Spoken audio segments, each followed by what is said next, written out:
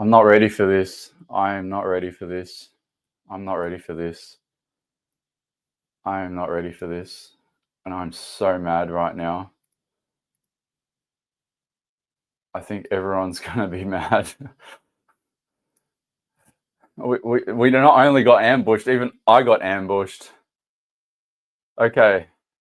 Everyone needs to share this quickly. Like, I'm not, like, I haven't had a sip of water yet today. All right. I just put up a story and I just said that Alex Ante crossed the floor. I actually got this confirmed to me before it even happened. And then 1 second later, I turn on Sky News and I see this. So fingers crossed the audio works. Let me just make sure that the audio is working and then.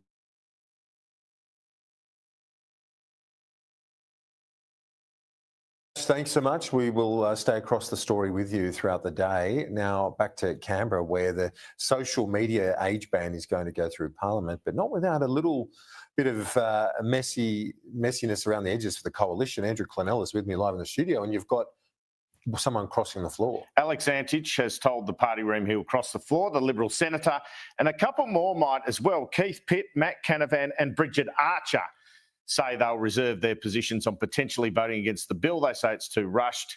The inquiry was too rushed. What's the hurry in effect? But Peter Dutton getting the majority of his party room to support this legislation going through this week. So it will go through the Senate, not without at least one Liberal or National crossing the floor in Alex Ante and perhaps more. And Alex Ante flagging this, I guess, with Chris Kenny yesterday afternoon, last night. I don't support it. I don't think the words ban and media should ever be in a sentence together. And look, I understand. I think this is genuinely coming from a good place. The reasons for the coalition backing these laws. But look, I'm concerned about a whole range of issues. So just repeating, Matt Canavan and Keith Pitt and Bridget Archer, they might all cross. And Alex Ante saying he definitely cross. So potentially 2 senators and 2 members in the House crossing the floor. But Peter Dutton supporting Anthony Albanese on this social media ban made it very clear to his party room he was in support, Kieran. Yes, indeed. I think politically probably the right call. Thanks, Andrew. Appreciate it. Now, US.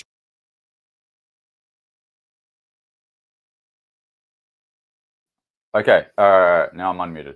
Now that's just the first part. The next part, it gets interesting. So in the House of Reps, this is happening basically as we speak. I just clocked onto it now. Let me just make sure the audio is working. Okay. I've got it on fast speed. Here we go. Okay. So the part that I've watched so far is that they're making 2 amendments to the bill. One of them that I remember off the top of my head is that they're going to make sure that it says explicitly in the bill that digital ID will not be used, which is interesting because that's a big part of the problem that we all have. But don't listen to me, listen to what Mr. Coleman has to say, the Shadow Communications Minister. And you say aye, against no. I think the ayes have it. Call the clerk. Government business. Order of the day number 5. Online Safety Amendment, Social Media Minimum Age Bill 2024. Resumption of debate on second reading. The question is that this bill be now read a second time, and I give the call to the honourable member for Banks. Well, thank you very much, Mr. Speaker. And the Coalition will be supporting this bill. Mr. Speaker, back in June, the opposition leader, Peter Dutton, stood up in Sydney and committed the Coalition to implementing an age limit of 16 for social media in Australia within 100 days of the election of a future coalition government. And he did that because he believes passionately in protecting Australian children from harm. He's done that all his career, Mr. Speaker, whether as a police officer, whether as the Minister for Home Affairs, and in so many other roles in this place. And when you think about it, Mr. Speaker, what is more important than protecting children from harm? It is one of our very highest responsibilities in this place. Now, I'll come to the specifics of the bill in a moment, Mr. Speaker. But first, I want to note at the outset that the Coalition has negotiated two significant improvements to this bill with the government.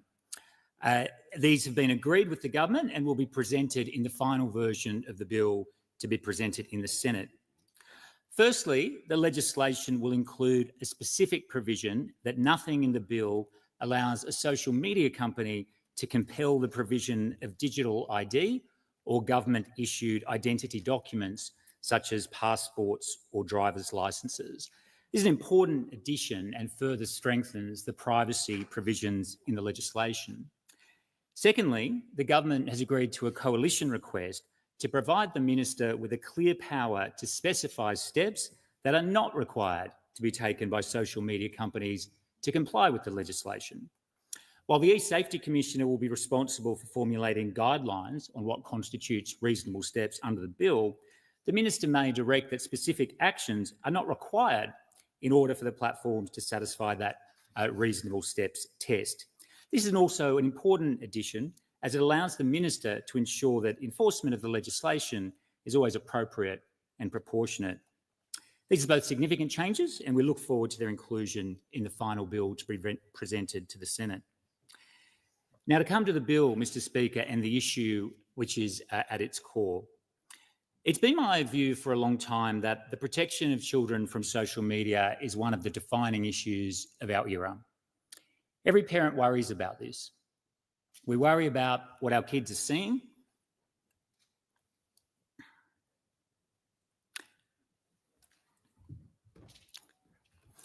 We worry about what they're exposed to on platforms like Snapchat, TikTok, Instagram. What the hell happened there? He just swallowed his tongue. Of our era. Every parent worries about this. We worry about what our kids are seeing.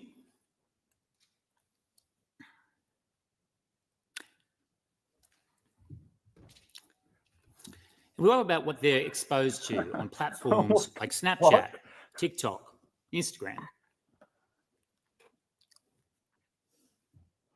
This guy's cooked. And Mr. Speaker, we're right to worry. Bro! He's cooked.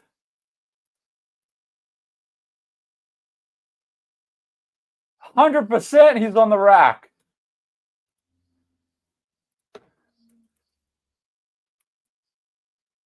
From social media is one of the defining issues of What's our era. happening? Every parent worries about this. We worry about what our kids are seeing.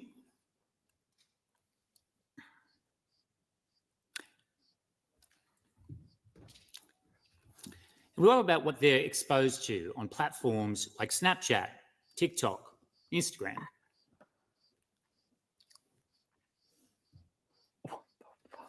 And Mr. Speaker, we're right to worry about it because the data is clear. What the fuck? What's going on? The mental health of Australian children, especially girls, has deteriorated badly in the past decade. He's cracked. What the fuck? For instance, self-harm hospitalisations by girls aged 10 to 14 have increased by more than 300% What's going on? over the past decade. Leading psychologist Dr. Simon Wilkes, a strong supporter of setting an age limit for 16 for social media, said a 200% increase in 10 to 14-year-olds experiencing an eating disorder over the last 12 years strongly overlaps with the rapid growth in social media use by children. And of course, we also recall that it was the US Surgeon General, Dr. Murphy, who made the important point. The mental health crisis among young people is an emergency, and social media has emerged as an important contributor. Look at him. He's still gone. And I want to come back in a moment to some of the families that have spoken out so passionately Rewind. on this issue. Rewind 2 seconds. Look at this guy in the back. Look at what he just did with his hand. Has emerged as an important contributor. And I want to come back in a moment to some of the families that have spoken out so passionately on this issue, Mr. Speaker. Now, some people say that the rise the precise correlation Bro, in the rise of the timing of the rise of social can't media believe and the this. rise of the mental health crisis What's amongst going on? Australians is just a coincidence. Now, that argument should be treated with the absolute contempt that it deserves. We would expect social media platforms to make that argument, and I'll come back to them. But in my view, it is shameful that some of the so-called experts, lobbyists, and other groups make that same argument too. They should have the courage to make that argument to some of the courageous parents that many of us have met. I can't believe this, man. People like Wayne Holdsworth. Look at him, he paused again. lost his What son, the Matt. fuck?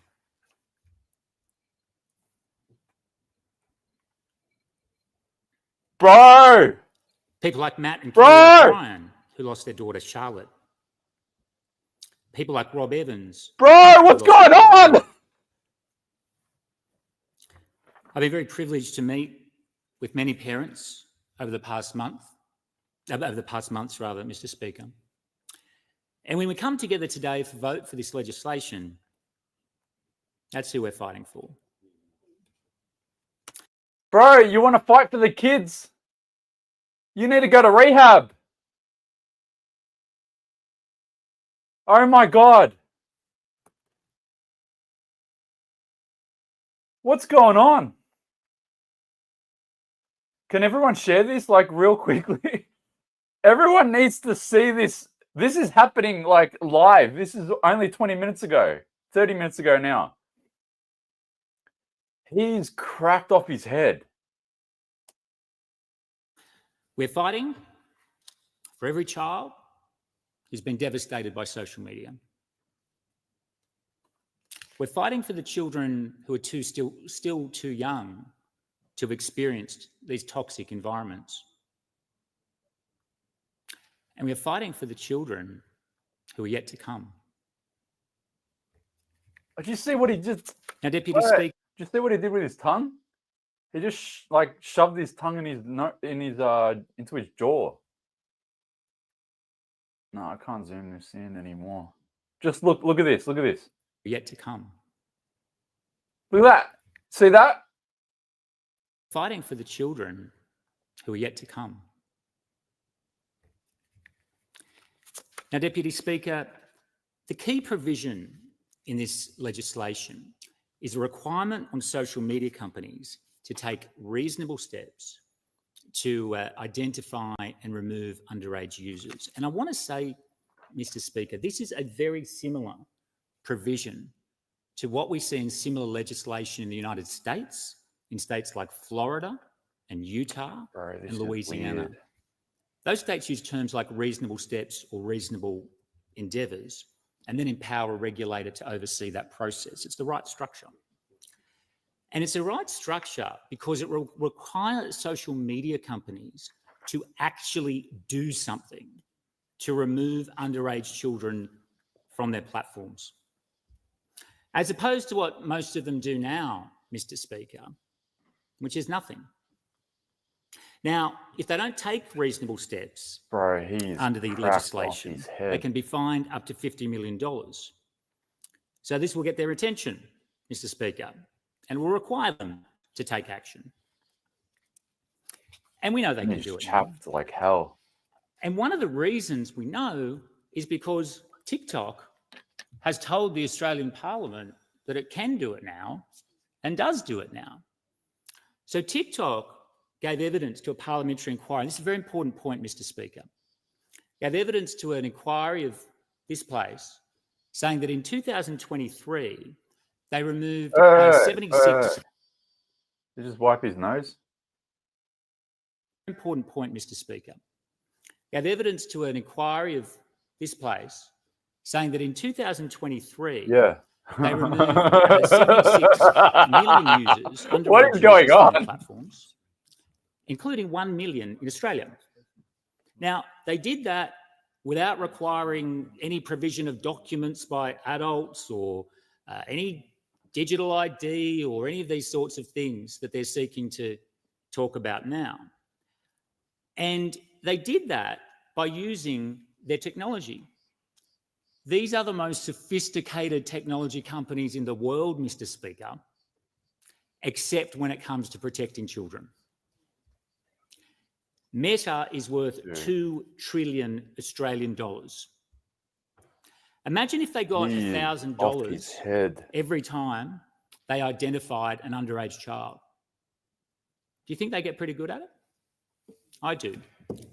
And we know from TikTok's own testimony that they can do it now, and they do it now. But the industry does not want to be placed under any obligation to do this. And we know why, Mr. Speaker. I don't even know what to say anymore. Because it's going to cost them a lot of money. And the reason it's going to cost them a lot of money is because there are a lot of underage kids who shouldn't be there on these platforms. Dude, you shouldn't be in Parliament. And the platforms be in a are able rehab to centre. monetize those underage kids by selling advertising to those accounts. Now, Deputy Speaker, it's somewhat ironic that I find myself having such a strong view on this issue. And who's this pursuing dude? this So issue he is the as we have Liberal for such a Party's long version of time. Michelle I spent Rowland. my He's whole the career in shadow technology. communications minister. Before I was elected to Parliament, I was head of digital for Nine Entertainment Co. And worked in many digital businesses over the years. Digital has been overwhelmingly a positive thing for our country. 99% of the digital revolution has been a good thing. But this 1% is an evil, dark part of the internet that we have to take on head on. And this legislation helps move in that direction. So the companies are going to say it's all very complicated and it's all very hard. And of course they would say that because they're trying to defend their position. But once this law is in place, Mr. Speaker, their incentive, of course, is to make this process as smooth as possible. And that's what they'll do. And that's what we've seen that TikTok has already been doing, Mr. Speaker. Now, to briefly go back to the amendment, Mr. Speaker, there's a lot of discussion about privacy. And on another bill, Mr. Speaker, the misinformation bill, you'd be aware that the coalition passionately opposed that bill. And I think I could fairly say that I led that fight on behalf of the coalition. You didn't. We were You very did not pleased lead when it. that bill was.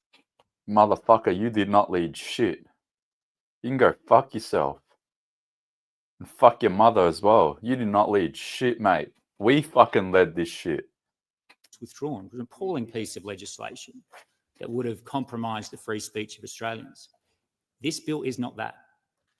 This bill is about saying we don't want young kids in unsafe environments.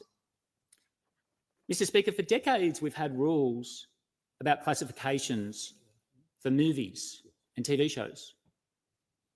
Now, presumably nobody is suggesting that we should allow children to attend X-rated movies. I don't see anyone putting their hand up and saying, you know, it's a terrible restraint on the rights of children that they can't, a 10-year-old can't attend an X-rated movie. And we're not saying that because it would be absurd and ridiculous. In my view, Mr. Speaker, it is equally absurd and ridiculous to say that these digital platforms should have no requirement to identify and remove underage children who should not be in those environments. And so that's what we've got to tackle with this legislation. Imagine if we went back 15 years, Mr. Speaker, and said, look, here's what we're going to do.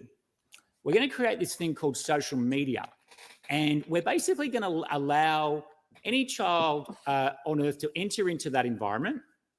We're going to have adults in there. It's going to be anonymous if you want it to be.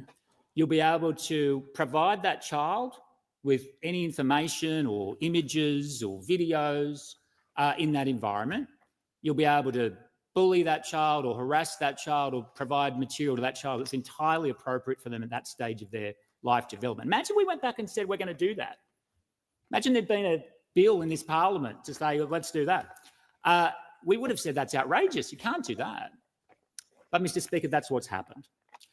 So what we need here is the intellectual clarity and strength to see through that and to act upon it. And this legislation is not perfect. Yeah, nothing in this space will be perfect. And people can talk about edge cases or could someone do this or could someone do that. 2000. Hey, everyone on Twitter. In this circumstance. Everyone on Twitter, please give this a retweet. This is getting passed now. This is not going to happen in 20 minutes from now or whatever. This is happening now. They're going to pass it now. They are literally going to ram this shit through right now. And at the exact same time, the Liberal communications minister has cracked off his head. Everyone, just give the stream a quick share. This is happening now. 57 shares. Come on, let's try to get this up. This is happening now. What the hell's going on, man? Those things will happen. Confused. But they happen with every rule or regulation we put in place. We have an alcohol rule for kids under 18. But we don't say, well, look, some kids are going to drink underage, so let's just not have a rule. We don't say some people are going to speed, so let's just have no speeding limits. I think it is an argument that just, frankly, doesn't make a lot of sense. But the tech platforms are very smart, very sophisticated, and they will continue to pursue that. I want to thank a few people. Until recently, I was just an occasional listener to Nova 96.9. I want to thank Michael Whipper-Whitfley and Rob Galuzzo and the whole 36 months campaign. They have acted with incredible integrity, passion and drive. They've made a significant influence on this national debate, and they can be very, very proud of what they've achieved. I want to thank Jane Rowan from Eating Disorders Australia, a courageous person speaking up for the rights of children in this space. And I also want to thank some courageous academics like Dr. Danielle Einstein of Macquarie University and Dr. Simon Wilkes of Flinders University, who has spoken with... If you're wondering, he's just thanking everyone that actually supported it, both externally in the mainstream media and then people that were in the Senate committee hearing the other day. So he's just thanking them for giving them the media / scrutiny supported that the bill needed, just to sort of, sprinkle their opinion on it, just to be the final finishing touch before they ram this through. He's not going to thank anyone that was up against it, like that chick from Project Rocket, which someone brought to my attention. Apparently they've got government contracts anyway, so I don't know. I'll take her word for it and say fuck to Project Rocket as well. Fuck all these dogs, man. You can't trust any of them. I think the only person that looks like we can trust at the moment is just Alex Antic. He's the only one that actually had the cojones to cross the floor. Every single other person, like even Matt Canavan, he's like, you know what? I'm a senator. I do have a position on this, but I'm not going to cross the floor because I care more about my standing in the party room. Alex Antic, he was like, nah, fuck all y'all. Malcolm Roberts, he doesn't have a say in he's One Nation, so he's going to vote against it. But they're all against it. It's the Liberal Party senators or coalition senators. So Matt Canavan is not crossing the floor. He's against it, but he's not crossing the floor. He doesn't have the courage like Alex Antic. And then Bridget Archer and Keith Pitt, they're lower house members of parliament, so they would vote in this chamber here in the House of Reps, but they're going to withhold their vote. That I kind of understand for them to withhold their vote because it doesn't make a difference anyway, because Labor has the majority, so it's inconsequential. But Canavan, you've got some explaining to do. I mean, what happened, bro?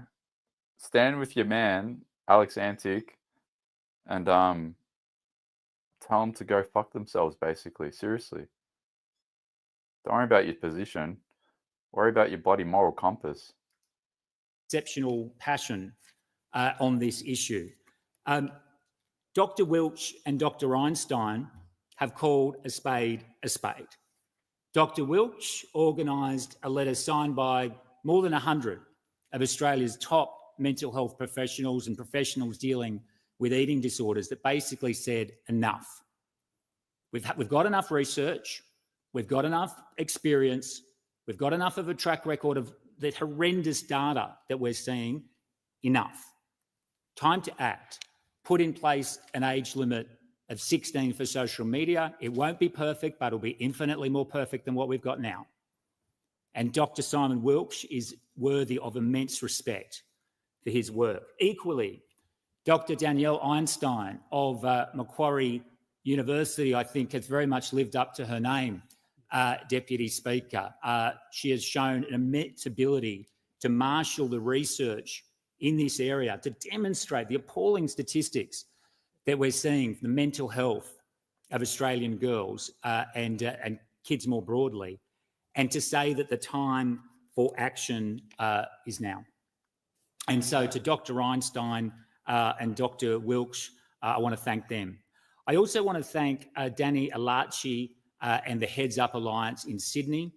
They have done a lot of work in this area, speaking up for parents and saying we need action. They did something very similar on the mobile phone ban in New South Wales, which has been very successful, and the Minns government deserves credit for that. And they've also spoken out very clearly on this issue as well. Now, they are concerned that this legislation doesn't go far enough, and I respect those concerns, but I deeply appreciate all of their work, and I believe that they should be honoured for the efforts that they have taken in putting in place and helping to put in place this national debate and to create this legislation. And I want to thank the government. We've obviously had a lot of discussions about this issue. I'm pleased that the Prime Minister has supported this move and this legislation has come forward. But most of all, I want to thank the Leader of the Opposition, Mr. Speaker. You might say, well, I would do that. He's my boss after all. But this is a leader with guts. This is a leader who says what he believes and takes action. And he knows, like I think almost all Australian parents know, that what's going on right now in social media is utterly unacceptable. And small measures, incremental steps are not enough. We need to take a stand, and we need to say we're going to impose age limits, knowing that there'd be immense opposition from the digital I platforms, can't believe this. knowing that not everyone would agree, and knowing that the digital platforms would seek to weaponise this debate. He did it anyway. And that is a mark of him as a leader, and it's very consistent with everything he's done throughout his career in standing up and fighting for children and protecting them. All right, guys. In about, I don't know, a minute from now, I'm going to post the clip where you'll be able to see the visuals of this man. And I'm going to leave it up to you guys to decide whether he's cracked off his head or not. And giving Australian families as much comfort as we can that this Parliament is on their side and is going to work very, very hard to protect them and do everything we can. And again, I thank the Prime Minister for his involvement in putting forward this legislation as well. In closing, Mr. Speaker, this is a significant piece of legislation. The Coalition has negotiated some very important protections on privacy. They strengthen privacy protections. They ensure that no platform can compel the provision of digital ID or driver's licenses or passports or anything like that. That's not what this is about. Yeah, it's not what it's about now. We're not worried about what it is now. It's what you guys turn it into. This is not about political communication in Australia. It's about protecting our kids. It's not about political communication restrictions. Okay, well, in that case, politically communicate and restrict this at David Coleman. Here, come at me for this, mate. He's cracked off his head. I'm just going to say that. That's the caption. David Coleman is cracked off his head. Go, prove me wrong. You are high as a bloody kite. You need to be drug tested, sir.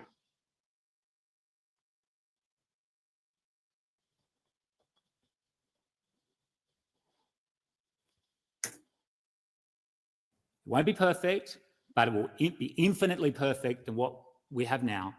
And when this legislation passes, I believe that we can all be very satisfied that we've done something meaningful, something real, and something that will help Australian families and shows us united and standing up against the tech platforms who for too long have shown no regard for the mental health of Australian children. And we need to stand up to that. And we need to put in place this legislation to help support that effort. Thank you. All right. The post is up. Everyone on Twitter, let's make this man go viral. I'm not going to stop. I'm not going to resume this until we get this to go super viral. I want it to be on 1,000 retweets. We've got, what, 3,500 people watching on Twitter. Everyone go get out of the live stream. Make this go viral. This guy is cracked off his head. In Sydney and committed the coalition. And I've zoomed in on his facials. Everyone get out of the stream for a second.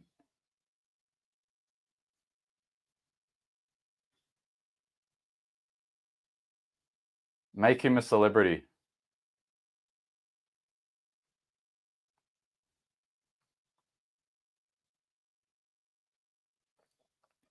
Come on. It's on what, 21? Let's go. Come on.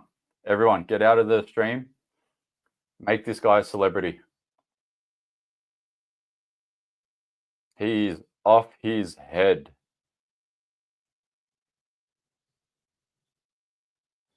This is your civil service. This is your duty. You have a duty right now. We have to make him a celebrity. Let's make him a national, if not international celebrity right now. He's cracked off his head trying to pass this through the House of Representatives right now. 36 retweets. Come on. We can do better than that. 1,000 retweets. Let's go.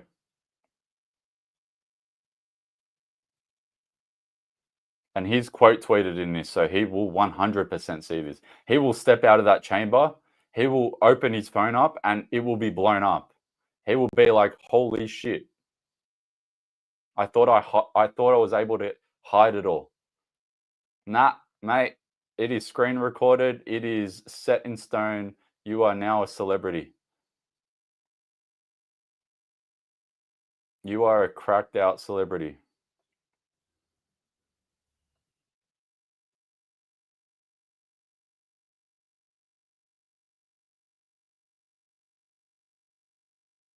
Everyone on Twitter, 3,400 people. Come on, get out of the stream. Go to the last post. Retweet it. Make this man a celebrity. You cracked out piece of shit.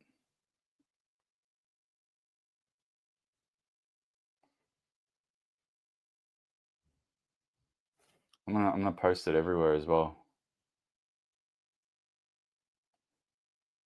I'm making this guy a bloody celebrity. He wants to do this? Go. Go. Let's put his official title here. Shadow Communications Minister David Coleman is cracked off his head.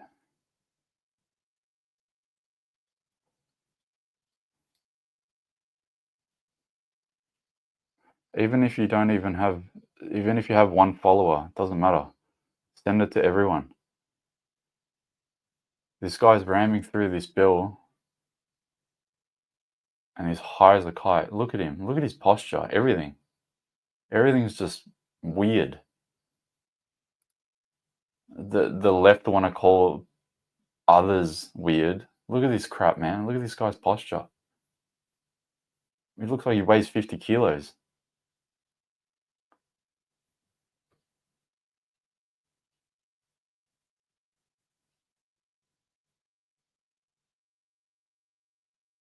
All right, I'm just uploading this to Telegram. If anyone's wondering, I've got a Telegram channel as well. There's like 15,000 people on it between the two.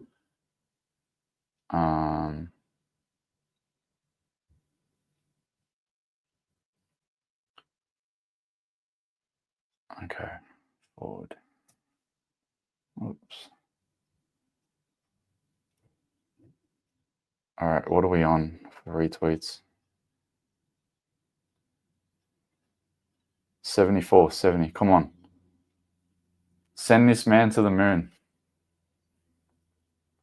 Everyone on Twitter, go to the last post and make him a celebrity.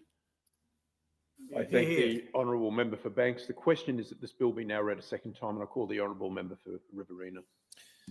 Twice I have been in the ABC studio being interviewed by Greg Jennett opposite the Assistant Minister for Trade, Senator Tim Ayres, when the topic. Thanks for that, man. I think I saw your message. Oh, the internet. Just FYI, everyone that's messaged me, I'm probably not going to be able to get back to you until like the end of this week. The South Australian Labor much Premier, parliamentary bullshit going on. Announced but yeah, that, I saw it he this was morning. going to put a bill similar to this in place in his state.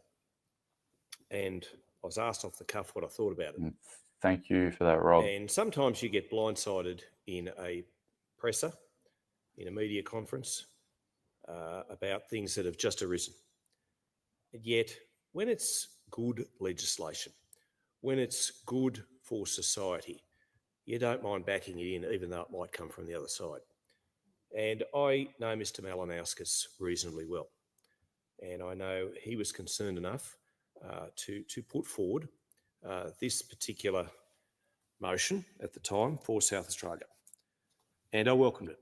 And I said, when it is good legislation, it should be supported, and I'm sure that the South Australian Liberals will give it the credit it deserves.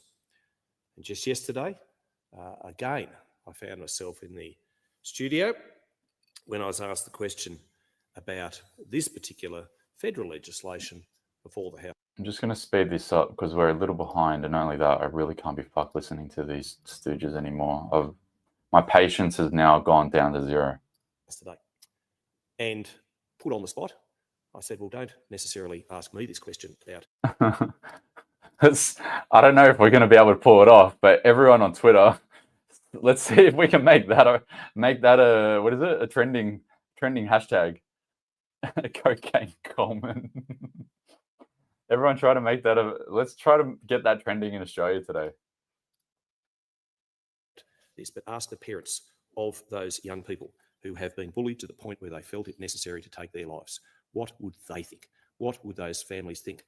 And to that end, I have to give credit to the Daily Telegraph and its editor, Ben English. They have been campaigning on this for some time.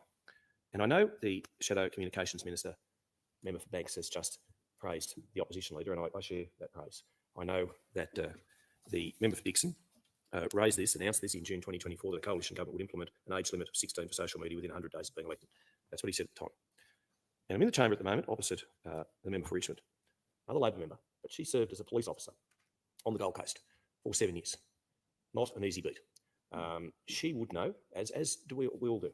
As I look around this chamber, every one of us is a parent. And the first order of being a parent is to look after your kids. The first order of a police officer is to protect your community. And this is what this legislation is about. Is it perfect? No. But sometimes you have to let the perfect go to achieve the good. And there is a lot of good in this legislation. But to be honest, I'm not being political. I'm a little surprised and disappointed that the speakers list is full of only coalition and crossbench speakers. I would have liked, expected, hoped that government members would have come in to speak about this, because this is too important not to get up on your. So that's an important thing that he just said. So this is a thing that happens quite a lot. Yeah. So Alana just said it. The room is empty. So what he just said, is basically what you just said as well. So Labor wants to put forth bills like this. They know that they have the majority. They don't have to be there for the debate. All they got to do is be there for the vote, and then it's done. They'll literally come in, they'll say yes, they'll dip out. That's what's going to happen, 100%. You know what? If I was in the Labor Party, I'd probably do the same thing. However, what he just said is kind of interesting, because he's like, well, you guys want to pass this bill, why don't you actually be here for the debate and talk about it? I don't know. It's like, on one hand, I understand why they're not there. They probably can't be fucked. They know that they've got bipartisans. The dunk home run, guaranteed. There's no real reason to be there. But it's like, what are we paying these stooges for, you know? Interesting that he said that, though. He's like, where are they? Whoops. Let me go back to that screen. Interesting that he even exposed that. Feet. This is full of family relation. But to be honest, I'm not being political. I'm a little surprised and disappointed that the speakers list is full of only coalition and crossbench speakers. I would have liked, expected, hoped that government members would have come in to speak about this, because this is too important not to get up on your feet and go to your microphone and talk about, not just for yourselves, not just for your own family, but for the communities you serve. It is important legislation. I mentioned before the campaign that the Daily Telegraph has been running. And in particular, they have been doing a documentary. They've been following a campaign called Charlotte's Wish. And if you watch the video, if you read what that poor little girl, Charlotte O'Brien, 12 years old, 12 years young, 12 years young, who asked that her story be told to stop bullying and save lives. And in a 2-month investigation, the Telegraph interviewed 8 families who've lost children to suicide in the face of bullying, and dozens of other people whose lives have been ripped apart by the devastating impact.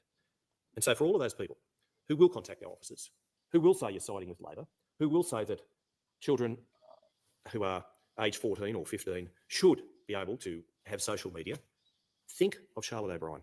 Think of those parents who, particularly this Christmas and every Christmas from now on, will have an empty chair at their table. They will never, ever be able to live their lives as they would have otherwise once done. They will always have that hole in their heart, that emptiness in their soul, because they have lost a child.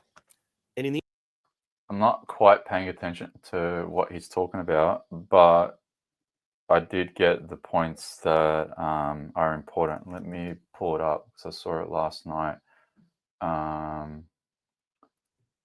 Media watch, social media ban. Let's see if I can find it. Yeah, it's a short clip.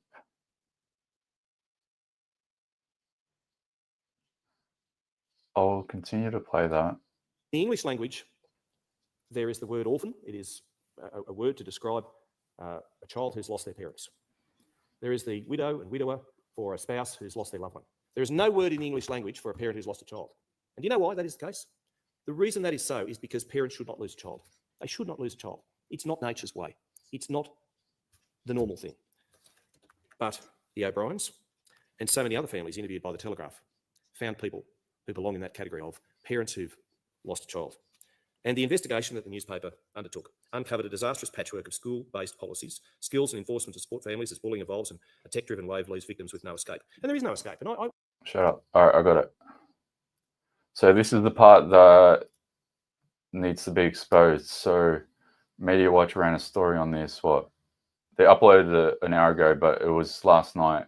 So this is the girl that died, but it was a whole whitewash. They tried to use this girl's death as a backstory from 6 months ago to say, oh, okay, let's get public sentiment on board to try to push this. So this is not something that's been happening just the last couple of weeks. This is like, this is they do a whole media run. They do a whole scandalous media run to be able to do things like this.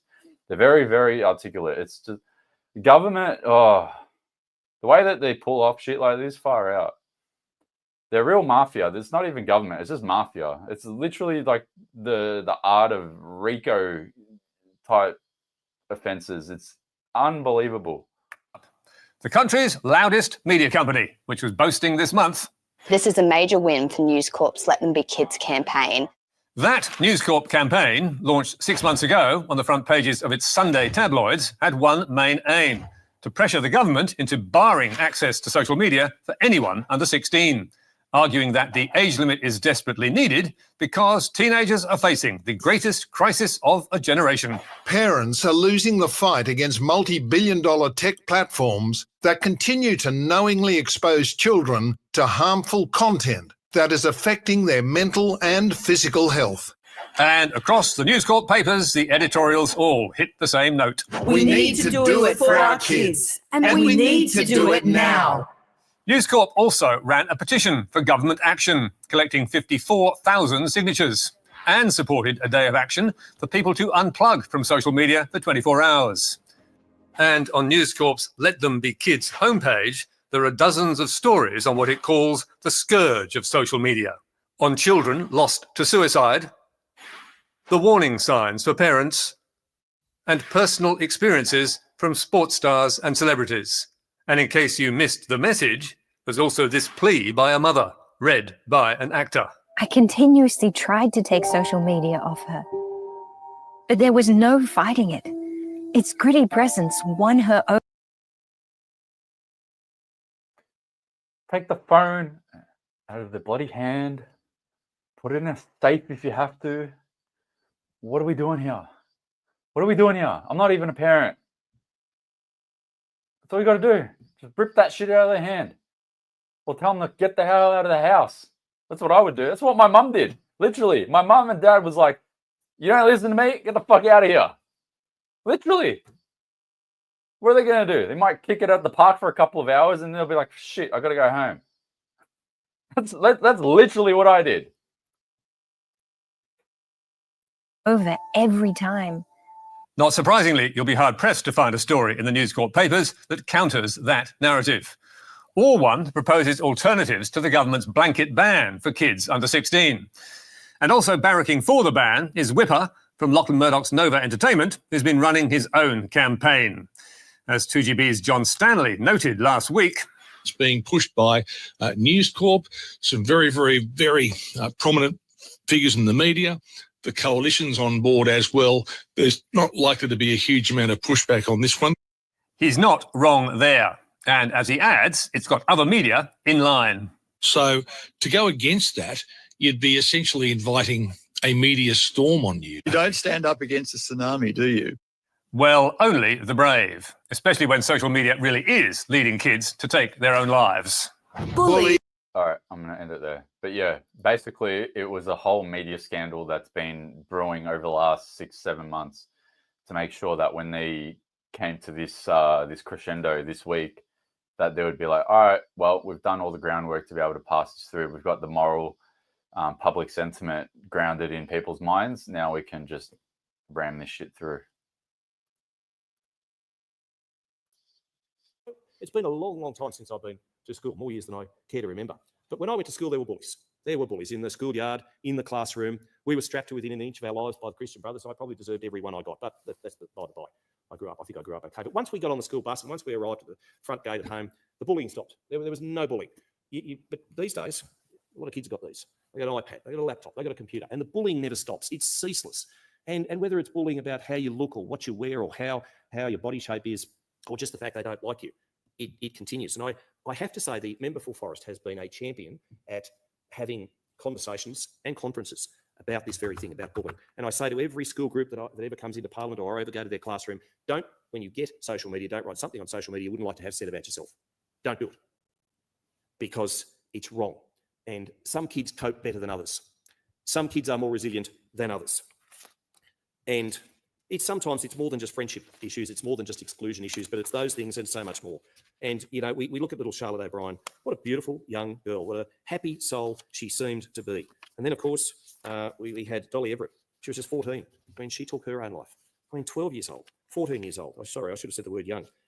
Tilly Rosewarne. She was just 15. Lauren Rafferty. She took her own life on Mother's Day in 2021, just 12. And the list goes on and on. And the Telegraph came across helpless girls and boys who were told by their tormentors they should kill themselves. They were told they were fat and ugly. They were called rats and monsters. And we sometimes are unkind to one another in this parliament. I think there's only ever been one, sad to say, parliamentarian who's taken their own life out of the more than 1,200 who've sat in the House of Representatives. But we're unkind to each other. We should be better. But this is a robust chamber of debate. The schoolyard is not. It is a place where kids should be nurtured and loved. There should be kids. I grew up reading Enid Blyton, for goodness sake, and playing with Matchbox cars and cowboys and Indians, and that's how I remember my child. I didn't go to uni, thanks very much, member for Fisher. But yes, it's probably true to say I played with them for longer than certainly kids would these days. But that was how I remember my life, and it was great. And I hope that I try to instill upon that upon my 3 kids and soon to be two grandchildren. I mean, that is what being a parent is about. And parents can't always these days, because of the fast-paced world in which we live, be able to monitor everything their kids are doing on their phones, on the internet. And you've got dreadful predators out there preying on these children. And 16 is, I think, an adequate cut-off point. Yes, kids are very mature, much more mature than I ever was at 14 or 15. But they at 16, I think, is a good starting point. Look, as I said, there is a bit about this legislation that can be improved and hopefully will be improved. And I appreciate that once passed, and it will be. Let's be honest, it may be modified in the Senate, but it will be passed. That it potentially could be updated as we go on. But rest assured, whatever we decide in the House of Representatives or later on in the Senate, it is calling these big tech companies to account. They make trillions of dollars on the back of our kids, of our young ones, of vulnerable people in society, and they should be answerable. They should be accountable. As the Shadow Communications Minister quite correctly pointed out, they'll say, oh, it's all too hard, it's all too difficult for identification and all these things. But I'll tell you what, they can do a whole lot of other things with their technology. And I think it's just the right and proper thing to do. And like I say, they'll make all sorts of excuses, but they're making a lot of money. And you know, going back to little Charlotte, I mean, she sent a photograph of herself crying to a friend, and she wrote, "I'm sorry." Her friend, who knew Charlotte was distressed and being bullied at school, was frantic. Sorry for what she messaged before calling her repeatedly. Answer, please. Are you all right? Please tell me you're all right. But Charlotte wasn't all right, and she ended her life that night. Now, as I say, you look at the photographs, and many of them have been published with her parents' consent, and you look at the photos of her, and you just wonder why has that life been extinguished? Kelly O'Brien said her daughter will be with us wherever we go. Her parents have set up an online fundraiser for Kids Helpline, and that is a very good charity. If you can donate to it, please do. Parents who launched a fundraiser for this, her parents said that they would never want us to be broken by her 12-year-old daughter's suicide in the wake of that. And at her funeral service, she was remembered as beautiful and kind, and of course she was. Every kid is. And even kids who are doing the tormenting, who are doing the bullying, just need to be put on the straight and narrow. They need love like anybody else, but they also don't need to be subjected to what the internet often offers, and that is predators. That is people who would seek to do harm to them. That is people who will groom them, and that is all sorts of nefarious websites and the like. And I know even on some of those gaming sites, there is a messaging service there. We need to look at all of these aspects of the legislation. Pleasing too that Snapchat will be included, as it should, because all of these social media platforms, be it Instagram, be it Facebook, be it X, formerly known as Twitter, whatever the case might be, in the wrong hands, it can lead to tragedy. We do not want to see the sorts of tragic circumstances that we have seen, that the Daily Telegraph has so profoundly and alarmingly published in recent weeks and months. So I say again, this is important legislation. Everybody will not agree with it. People say government shouldn't be parenting our kids, and in some aspects of that, I understand fully where those parents' concerns are at. But our first order of priority as parents is to look after our kids and to provide a safe and healthy environment in which they can grow up. First order of government is to protect Australian people per se, and to make sure that they have the best possible society in which to live. This legislation helps to provide both. Yeah. Order. I thank the honourable member for Riverina. The question is that this bill be now read a second time, and I call the honourable member for Fisher. Thanks, Mr Deputy Speaker. I rise to speak on this legislation with a mix of relief and some frustration. I'm relieved that this Labor government has finally legislated what the coalition, what the Leader of the Opposition, what myself, what the member for Flinders have been fighting over for a very long time. And I include also the member for Banks, the Shadow Opposition, the Shadow Communications Minister. I'm relieved on behalf of the desperate parents who have called for the government to step up on this issue. But I'm frustrated it's taken so long. I'm frustrated with the lack of conviction from this government, and I'm frustrated with the way that ill-informed proponents are seeking to conflate this legislation with other issues such as parents' rights and privacy, which are, of course, very important. Mr Deputy Speaker, the member for Flinders and I, among with others, have just concluded an historic inquiry into social media through the Joint Select Committee on Social Media and Australian Society. Over the course of almost a year, the committee heard testimony from over 200 families experts, some so Just want to make sure this is the right. I think it's like something Fletcher or like if Flinders, Minister for Flinders. Yeah, Fisher. Yeah. All right. So some background on this guy. I don't know too much, but there's one thing that I do know. He's a big proponent for censorship. Big proponent for censorship. So anyone that lives in the Fisher area, Queensland, what's that? Fisher, Queensland electorate. We're getting all you motherfuckers out of Parliament. We're getting all you motherfuckers out of Parliament. All of ya. All right. So the electorate of Fisher, it's Andrew Wallace, that stooge. Mr. loves his censorship. So anyone in Queensland that lives in any of these areas here, take a screenshot, hold it for 5 seconds, and then I'll go down. And then you've got more. But this electorate, I won't go through it all, but electorate of Fisher. Everyone that lives in Queensland, please, just know this. You live in that area, get rid of this stooge, okay? We're taking names and we're going to kick ass. We're taking all you motherfuckers out of Parliament. Sick of this fucking shit. We're going to get all you motherfuckers out of Parliament. We're going to replace you with people that actually like this country, actually like freedom. And then I'm going to pack my shit up and call it a day. But until then, we're getting rid of all you motherfuckers. And I will do my best to make sure of that occurring. So anyone lives in the electorate of Fisher, Mr. Censorship guy in Queensland, that's your member. Get rid of him. Communications Minister. I'm relieved on behalf of the desperate parents who have called for the government to step up on this issue. But I'm frustrated it's taken so long. I'm frustrated with the lack of conviction from this government, and I'm frustrated with the way that ill-informed proponents are seeking to conflate this legislation with other issues such as parents' rights and privacy, which are, of course, very important. Mr. Deputy Speaker, the member for Flinders and I, among with others, have just concluded an historic inquiry into social media through the Joint Select Committee on Social Media and Australian Society. Over the course of almost a year, the committee heard testimony from over 200 families, experts, some so-called experts, and victim survivors, the majority of whom support age assurance as one tool to help keep kids safe online. The fact is that children should not be required to keep themselves safe on platforms that are inherently dangerous and for which they lack the developmental capacity to navigate safely. We know that parents are the best judges of how their children should be raised. But what parents told us throughout the course of the inquiry is that they are at a loss as to what to do and how to navigate their parenting through this journey. And it is plain to see from the evidence provided to the committee that big tech cannot be trusted to self-regulate in the interests of Australian users, particularly Australian children. The E-Safety Commissioner said harder edge regulation is what's necessary. I don't know that there's anyone that can credibly say self-regulation has worked. Reset Tech Australia warned that harm happens as governments wait for self-regulation and co-regulation to fail. The simple fact of the matter is that what we've... Sorry to interrupt. Ralph Babette just put a post on Twitter, a couple of minutes ago. Labor and the Greens have just passed the Help to Buy Bill 2023. So it's official. The government can now own part of your home. So it's a shared equity scheme between the government and anyone that wants to buy a house. So basically, not only are the government now going to co-parent with anyone that has a child in Australia, they're going to own some of your property. They're going to own some of your family, and now they're going to own some of the housing. They're literally taking parts of the family unit basically, and they're putting the government title on it. How do you guys feel about that?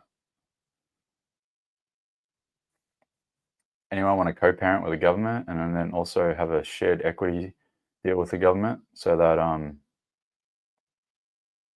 they can take away your parental rights and your house at the exact same time?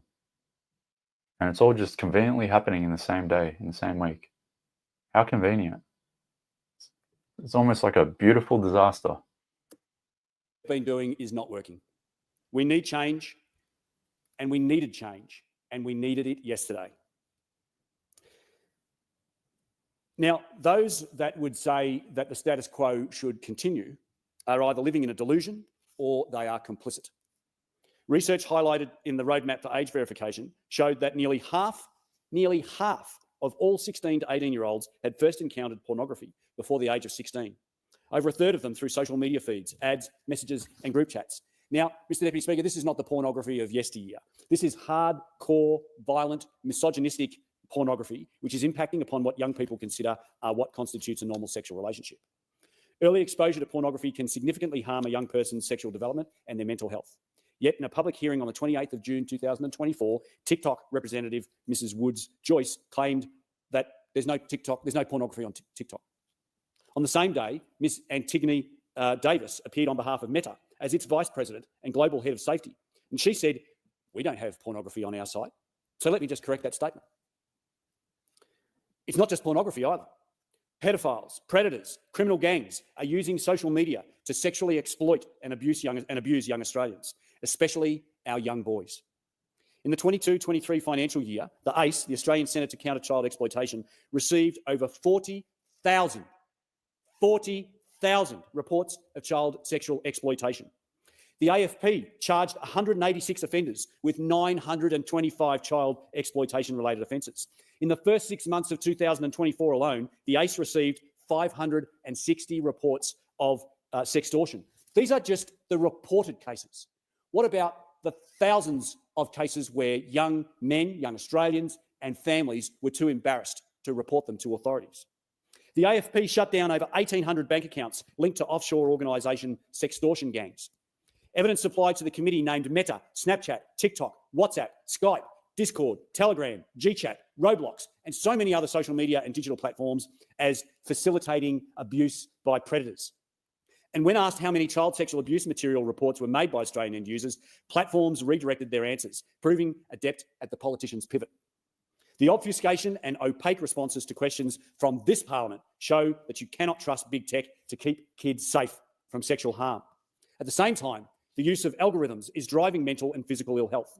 These social media companies advertise alcohol and vapes with targeted advertising. They exacerbate eating disorders and body image issues through Fitspo and fad diets. They market gambling products, promote radicalisation and extremism, and facilitate foreign interference and anti-Semitism. We heard from the parents of eating disorder survivors and victims. We heard from recovered alcoholics and the loved ones of those who simply drank themselves to death. And we heard from our intelligence agencies about the role of social media in amplifying and enabling foreign interference and social discord. And heartbreakingly, Mr Deputy Speaker, we heard from the loved ones of those young Australians who took their own lives as a result of cyberbullying. We heard from Ali Helkic, whose son Alem tragically took his life after relentless cyberbullying by an adult perpetrator. Mr Helkic felt that had he known more about the online danger his son was facing, he would have behaved differently in how he allowed his son access to a phone and to social media. We heard from the brave mum, Emma Mason, whose daughter, Tilly Rosewarne, took her own life at just 15 years of age, following a relentless campaign of bullying which catastrophically escalated on social media. I spoke about Tilly during the course of the inquiry into social media, highlighting her case as an example of avoidable harm. And we've all heard the story of Dolly Everett.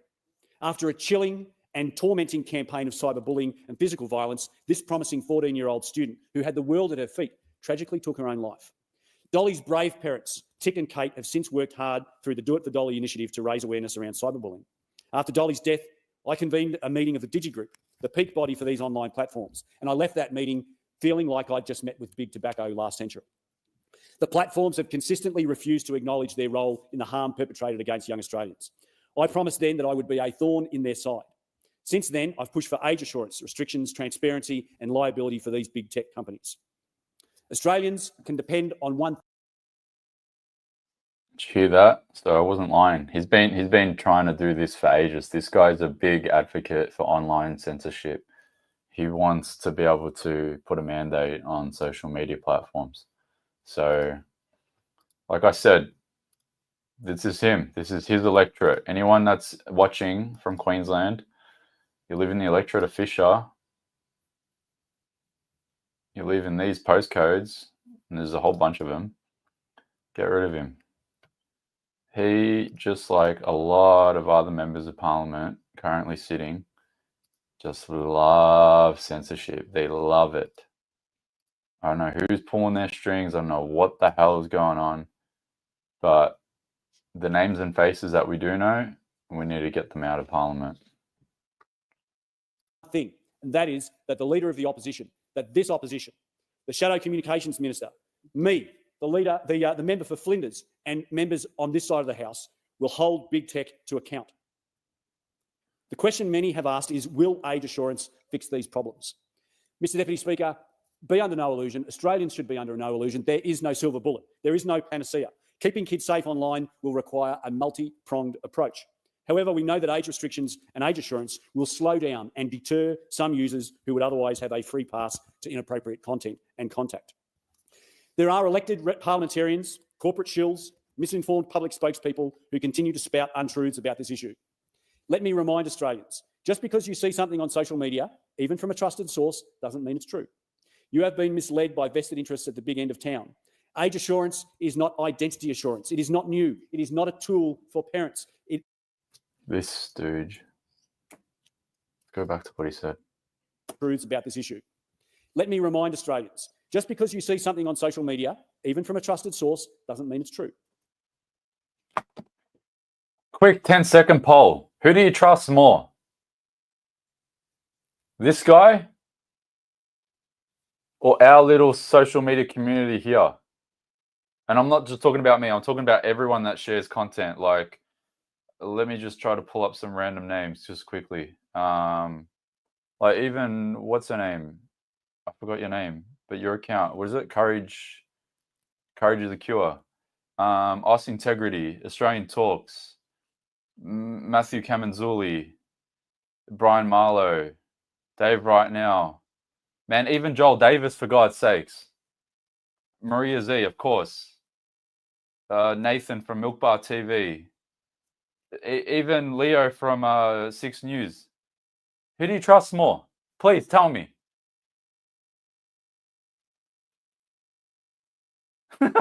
What's going on? Someone just sent me this. Wait, I don't know if this is going to work. No, it's too bright.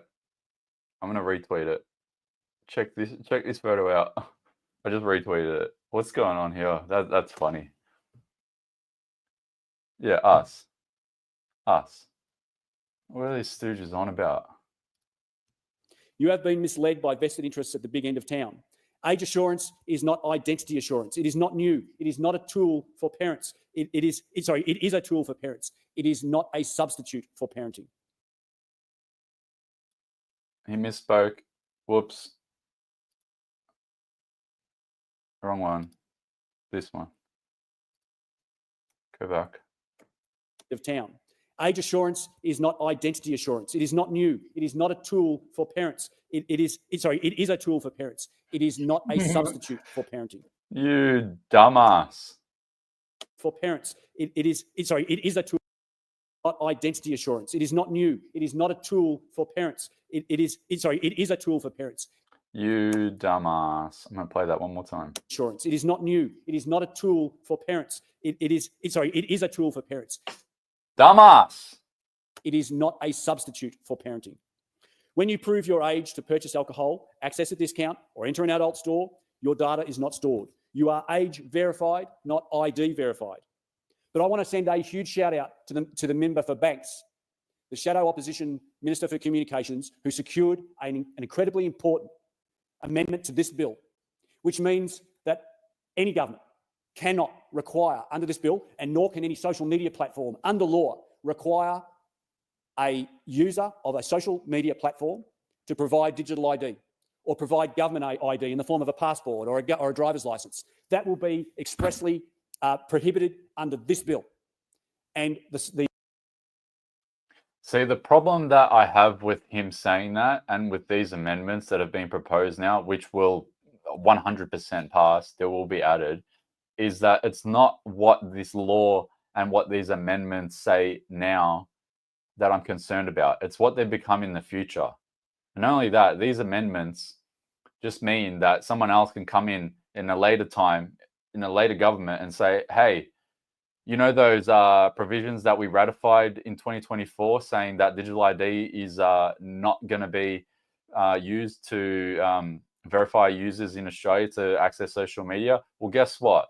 We're going to slip a new amendment and say that we're going to force that to happen. And that will happen. 100% it's going to happen. Wallah, it's going to happen. The member for Banks should receive a huge bouquet for securing that exemption or that amendment to this bill. In her statement to the US Congress, Facebook whistleblower Frances Haugen said that social media companies want you to believe that the problems we're talking about are unsolvable. They want you to believe in false choices. And another thing, I brought this up in conversation the other day. I don't know about you guys, let me know yes or no. I actually trust the social media companies, even Mark Zuckerberg, for all of his flaws, more than the government. Am I like wrong in saying that, or I don't know? Like, poll, trust government, trust social media platforms.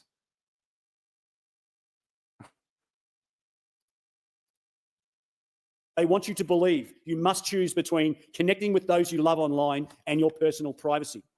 The age assurance trial should examine all options available to address privacy concerns and protect kids online. It is a balance which can be struck without Labor's dangerous digital ID proposals. And the member for Banks, who's just walked into the chamber, has done just that. He's secured that amendment, and he should be applauded. Despite the degree of self-interest from social media platforms that want us to think this is all too hard, from even mental health groups that have been totally self-interested, receiving financial money from social media platforms that came into the social media inquiry and saying, all too hard, nothing to see here. Unbelievable that mental health groups who purport to look after... Bro, calm down. Look at him. Look at him. Let's go back a sec. What's with these guys? They're all cracked off their heads today. Platforms that came into the social media inquiry and saying, all too hard, nothing to see here. Unbelievable. They are all off their heads today. Media inquiry and saying, all too hard, nothing to see here. Unbelievable. Media inquiry and saying, all too hard, nothing to see here. Unbelievable. Social media inquiry and saying, all too hard, nothing to see here. Unbelievable. Bro. One more time. Self-interested, receiving financial money from social media platforms that came into the social media inquiry and saying, all too hard, nothing to see here.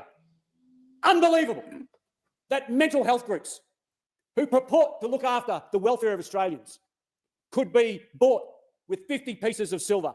Absolute disgrace. Shame on you. Frances Haugen also said, when we realised tobacco companies were hiding the harms it caused, the government took action. When we figured out cars were safer with seatbelts, the government took action. We know the harm caused by social media companies as a facility for foreign interference, a platform for predators, and as an amplifier for extremism and psychological distress. It is time for government to intervene because industry has proven to be complicit in perpetrating and perpetuating harm upon our most vulnerable. As Collective Shout put so well, we cannot allow large-scale reform to be scuttled by disagreements about the technical aspects. I congratulate the Shadow Minister, I congratulate the Leader of the Opposition for their leadership on this issue, and I commend the bill to the House. I thank the Honourable Member for Fisher. The question is that this bill be now read a second time. I call the Honourable Member for Flinders. Thank you, Deputy Speaker. When I got to my feet in this place and for the first time 2 years ago, I talked about the trauma my electorate, my community, and indeed my family had just come through. Okay, and for those that may not know, another person that just loves online censorship. So let me see if I can pull it up. What's her name? Zoe McKenzie. A bit easy on Instagram.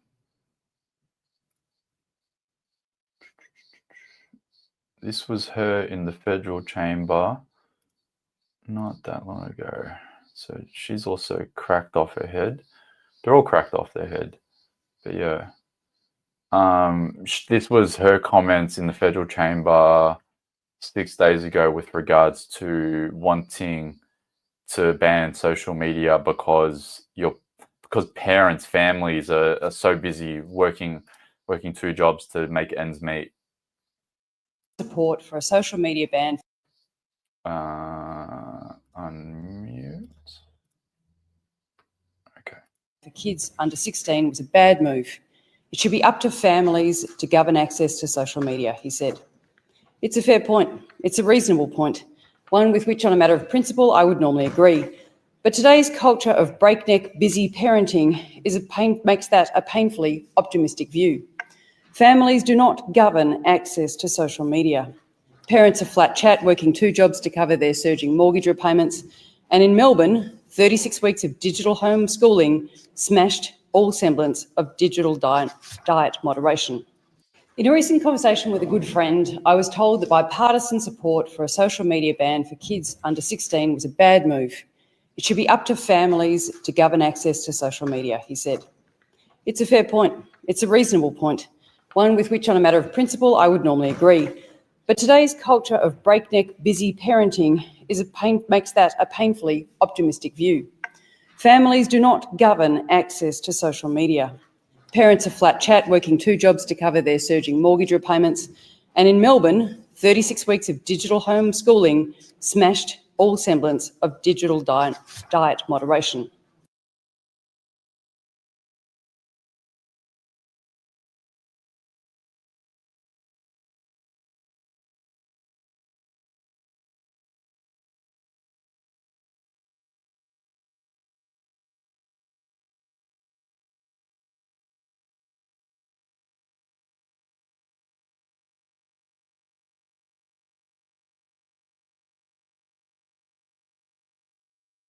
Between 2020 and 2022, Melbourne endured 262 days of lockdown and 36 weeks of homeschooling.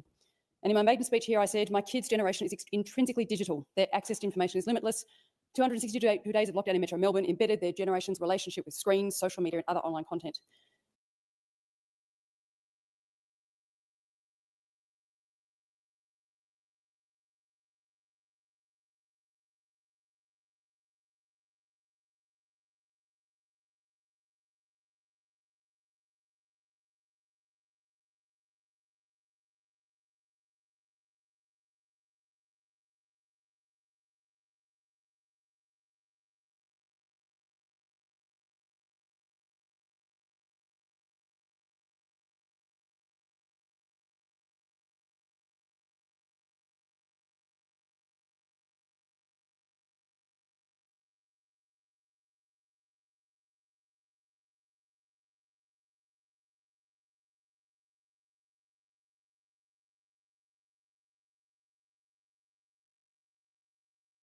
Whatever system our households had in place to balance online time with offline time in the form of study, sport, sleep, and social activity collapsed during the pandemic. And worse still, the school system became the dealer of the digital drug, putting laptops and tablets into every lounge and bedroom. I said at that time, increasingly data shows us that today's adolescents, 24/7 connected to devices, addled by algorithms and autoplay, is showing signs of stress and indeed, in some cases, distress. Self-control difficulties, impulsivity, family conflict, sleep disturbance, inactivity, concentration impairment, and poor language development are often observed among those whose technology use edges above the recommended few hours a day. Of highest concern is the well-documented epidemic of anxiety and depression in teenage girls, which we know correlates with high use of social media.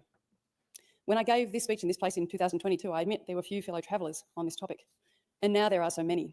The Leader of the Opposition, who has been so clear, so determined, and so persistent in relation to this issue, and my friend, the member for Fisher, who has carried his determination to see proper age verification for online gaming and pornography into age verification for social media.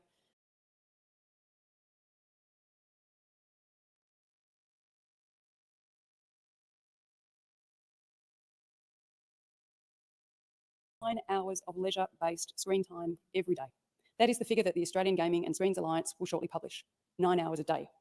Based on US studies, we estimate that half of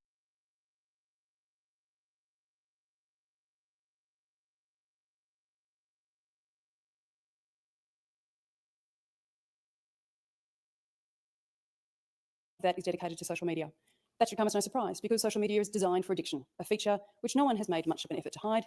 Indeed, Facebook's first president, Sean Parker, said in an interview with Axios in 2017, the thought process that went into building these applications, Facebook being the first of them, was all about how do we consume as much of your time and conscious attention as possible.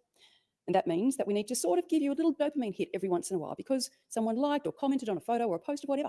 And that's going to get you to contribute more content, and that's going to get you more likes and more comments. It's a social validation feedback loop, exactly the kind of thing that a hacker like myself would come up with because you're exploiting a vulnerability in human psychology. Earlier in his interview, he said, God only knows what it's doing to our children's brains. University professors and researchers started studying the effects of social media on our children in the early 2010s, shortly after this dopamine loop was embedded into the platforms.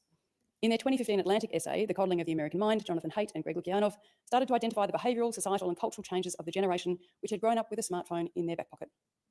Chief amongst them was an obsession with safetyism, that is, physical and emotional safety, which included safety from people who disagreed with you.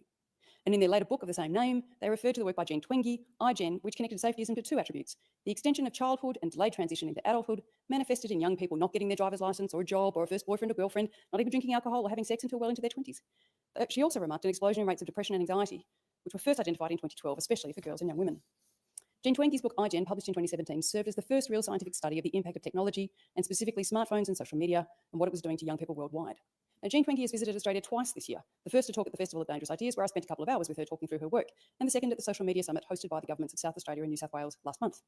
And at these events, she explained, psychological distress has more than doubled in young Australian women aged between...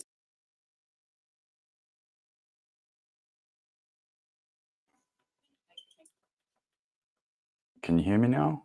Can I hear me? Can you hear me now? Yep, I can hear me. Yep. Okay, we're good. All right, we're good. I think we're good. We're good. All right, sweet.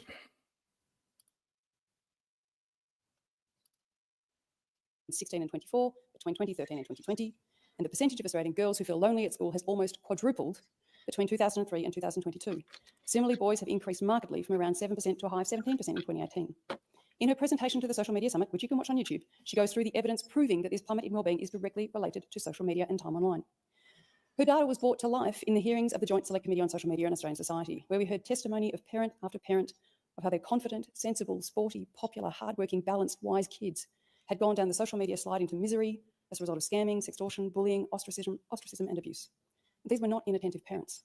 They had talked to their children about social media, tried to engage schools and other parents in addressing its worst effects, but no meaningful measures were taken to address it, and these parents and the hundreds and thousands of silent parents that stand behind them, they are begging us for a solution.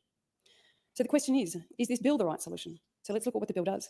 It refers to age-restricted social media platforms being one which facilitates social interactions online between two or more users, but with scope to reduce or expand the scope through legislative rules. At a minimum, it will capture TikTok, Facebook, Snapchat, Reddit, Instagram, and X, formerly known as Twitter. These services will now be obliged to take reasonable steps, not prescribed by government, to prevent persons under 16 years of age from creating or holding an account on the platform.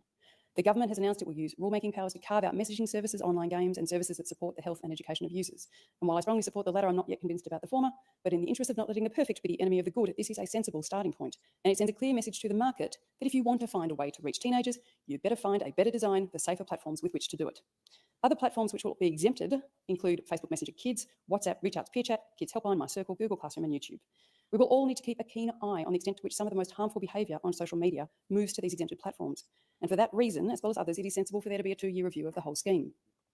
In the Coalition's additional comments to the Joint Select Committee report released on Monday, it recommended the establishment of a Joint Standing Committee on Online Safety, Artificial Intelligence and Technology, tasked with investigating the strengths and weaknesses in Australia's regulatory framework, legislative tools, industrial base and technological capabilities.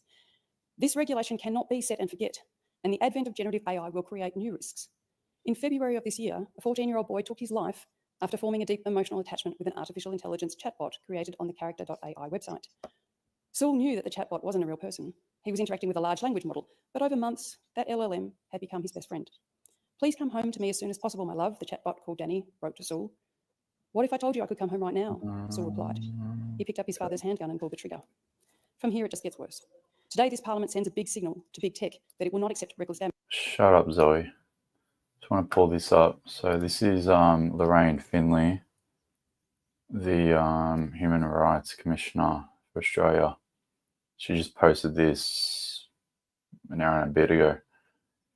It's the day after the Parliament's sole public hearing on the proposed social media ban for under 16s, and the Australian Human Rights Submission has just been published. You can read our submission here. And we do not support the ban.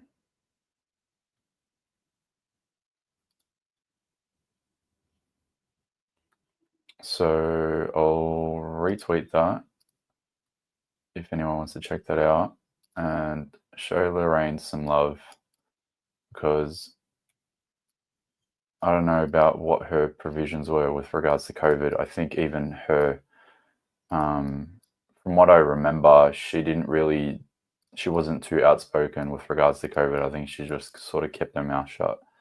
But at least she's become a little bit more outspoken on this. And trust me, I've got an axe to grind when it comes to people that kept their mouth shut during COVID. But we can only just deal with one issue at a time. I have a very big axe to grind. Damage being done to our young people. But could the bill be better? This is no doubt the case that the bill could be better. We on this side have been calling for this legislation for over 6 months, and at 5 minutes to midnight, 2 months or 3 months from an election, the government brings in a bill with great haste and expects us to improve it. But thanks to the deep industry knowledge and engagement of our Shadow Minister for Communications, we will indeed improve it, removing concerns that this is a backdoor for the ubiquitous use of digital ID, which the Coalition opposed when it came through the Parliament earlier this year. Wait, what? Slow that down a bit. But thanks to the deep industry knowledge and engagement of our Shadow Minister for Communications, we will indeed improve it, removing concerns that this is a backdoor for the ubiquitous use of digital ID, which the Coalition opposed when it came through the Parliament earlier this year.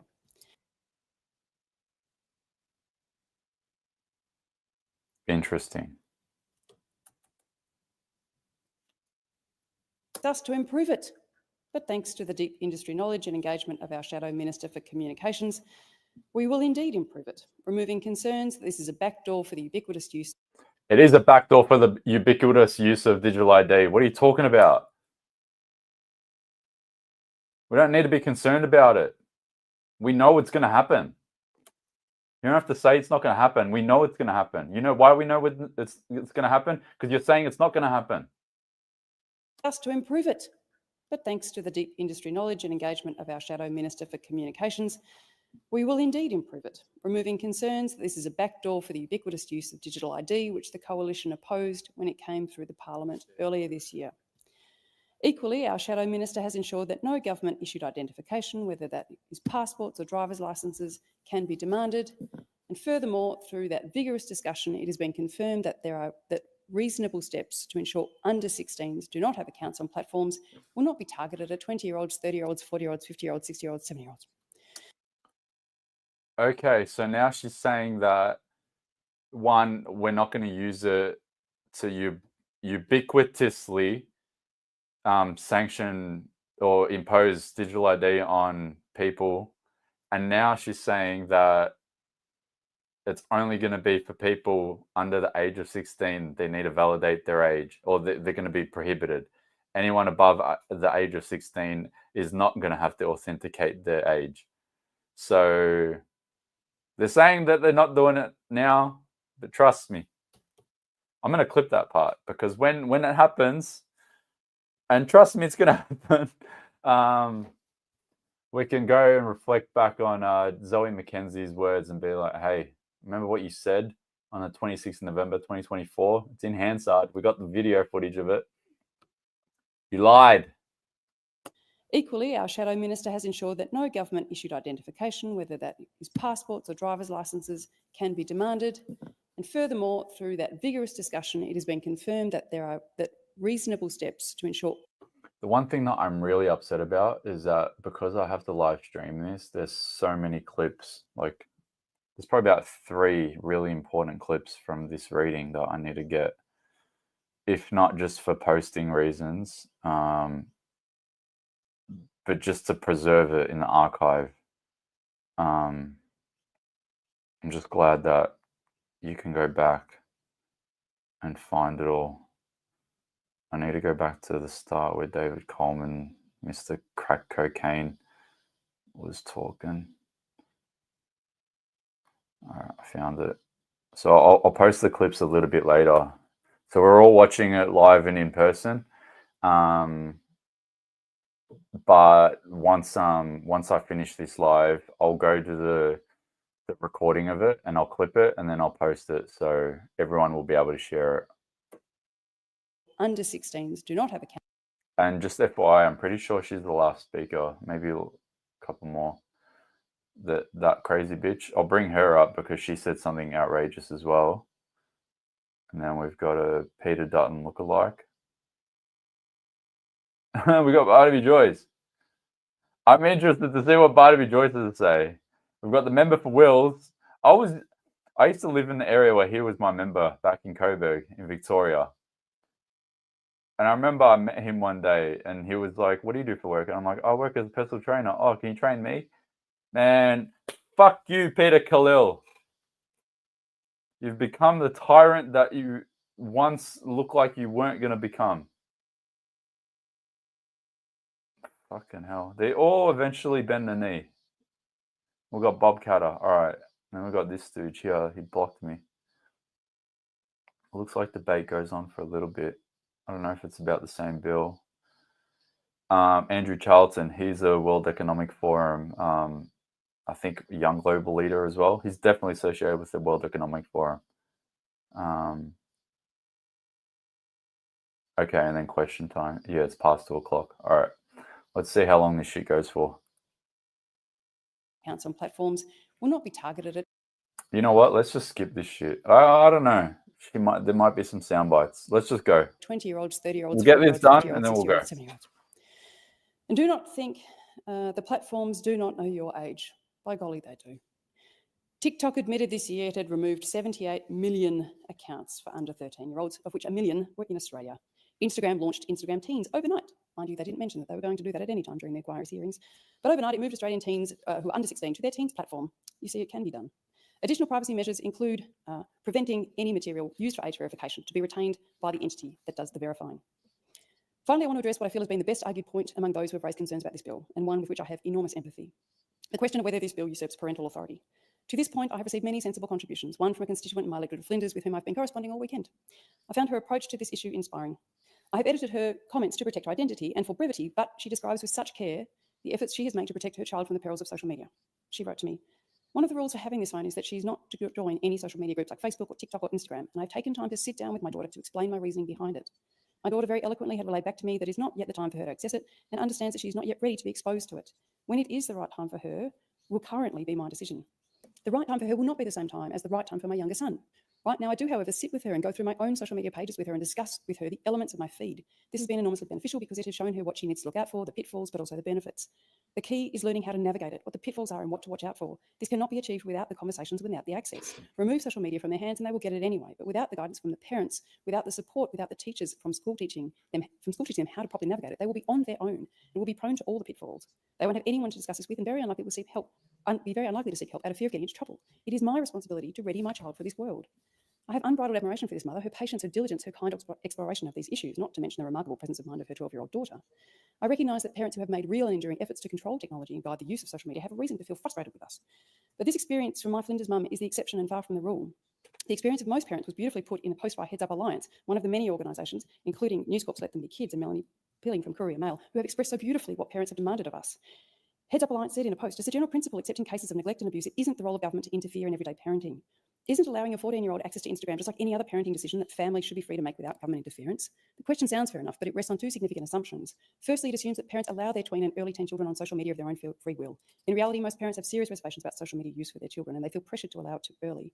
Case in point, a recent survey of 20,000 parents conducted by the New South Wales government revealed that parents believe social media should only be given to children at 16.2 years of age. And yet, how many parents are able to actually follow through with that? The law won't take away parental autonomy, it would strengthen it because it aligns with what most parents already feel is right but find almost impossible to enforce. They go on. Secondly, the question assumes that social media is a healthy or at least benign activity like playing piano or basketball. It isn't.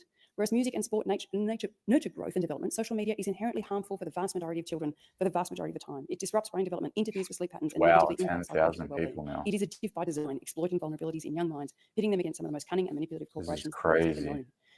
That survey surveyed 21,000 people. 87% supported implementing age restrictions for social media use, but that rose to 91% when you limited respondents to parents of children aged 5 to 17. This week, today, in this place, we give parents what they have. Hey, thanks to everyone that's joining. This is kind of crazy. 10,000 people. I literally was just about to go out and just like go about my day. I swear to God, I thought today was going to be a chill day. Every time I think a day is going to be a chill day, shit like this happens. But thank you. Thank you for joining me. have been asking for. Something, anything, to strengthen their arm around the dining room table, a judgment call, a line in the sand, a clear signal that at 15 and below, you do not have the mental wherewithal to resist the addictive qualities of the platforms, and that the impact of social media harms can be so great and so resistant to reversal or fix that on balance, a ban until age 16 is the most reasonable option to mitigate its detrimental effects and to help build peer and cohort support among the parent community to disconnect from social media at this most pivotal time for brain and social development. I commend this bill to the House. Order. I thank the honourable member for sending us. The question is that this bill be now read a second time, and I call the honourable member for North Sydney. Thank you, Deputy Speaker.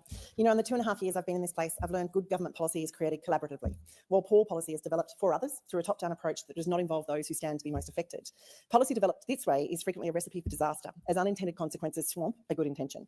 And I fear that's exactly what we see in this Online Safety Act, Social Media Minimum Age Bill 2024, a piece of legislation that may be well-intentioned, but ultimately fails to deliver on its promise. Rather than take my word for it, I want to share with you the words of one of my youth forum participants. He compared this ban to a mayor of a city who, in response to a high rate of car crashes, decides to simply ban cars, rather than fix the potholes, make seatbelt laws, or provide more driver education. In his exact words, he said, "While that probably sounds silly, to young people like me, the government's plan to ban media for under 16 applies the same logic, doesn't fix anything, and it fails to recognise the benefits of social media for my generation."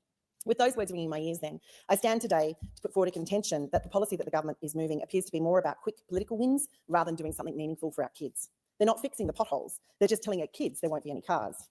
In pushing this legislation, the government has shown it's not prepared to listen to the voices of countless human rights groups and mental health experts who are concerned that a social media ban will not only be ineffective, but it'll be harmful to many young people.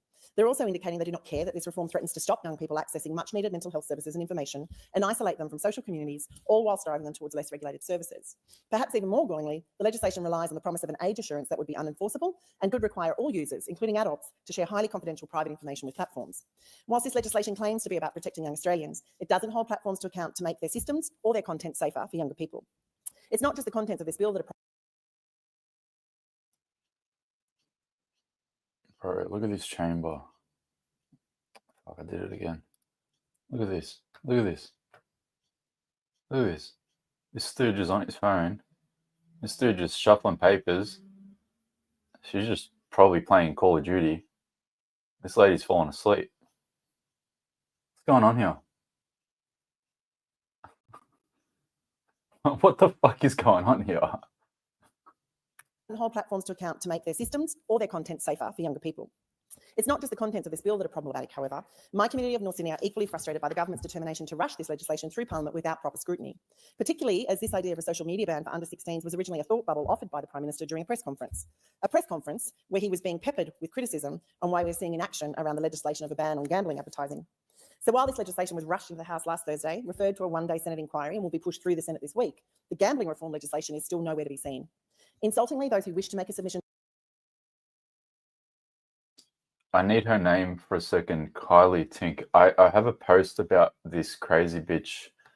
I'm just struggling to find it because she sounds like she's all, yeah, I'm against it. I think that they've just rushed it, blah, blah, blah, blah, blah. We have the clips. We have all the clips. I'm going to resume play and then I'll find it. Swamp, educational and mental health services and online gambling services. Yet the reasons these platforms are exempt are opaque. The bill establishes an obligation for providers to take reasonable steps to prevent under 16s from holding an account, with platforms expected to introduce systems and processes to meet that standard, while the E-Safety Commissioner will be given powers to obtain information about compliance, with penalties of up to $49.5 million for non-compliance.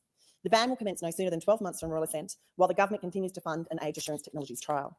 The bill aims to prohibit platforms from using information collected for age assurance from any other purpose, and finally, it'll be subject to an independent review within 2 years of the ban taking effect. Gotcha, bitch. I found it. While there have been valid concerns about the potential implications to the freedom of expression, I believe it's justifiable and proportionate. And in fact, this legislation actually protects a number of human rights. This was about the misinformation bill, but don't get it twisted. You think it for this bill, you think it for that bill, it's the same shit to me. While there have been valid concerns about potential implications to freedom of expression, I believe to the extent there is a restriction on that freedom of expression, it's justifiable and proportionate. And in fact, this legislation actually protects a number of human rights, including the right to participate in public affairs, the right to vote and be elected, the right to security of person, and the rights to protect against vilification and discrimination. Nah. If you think that the misinformation bill protects people's human rights, then you yapping on about the fact that you think this social media ban bill is any better? Nah, get out of here, woman. Get the fuck out of here. To consider necessary changes. As a mum of three young adults, Deputy Speaker, I'm very aware of the negative impacts of social media and the challenges of parenting in this digital world.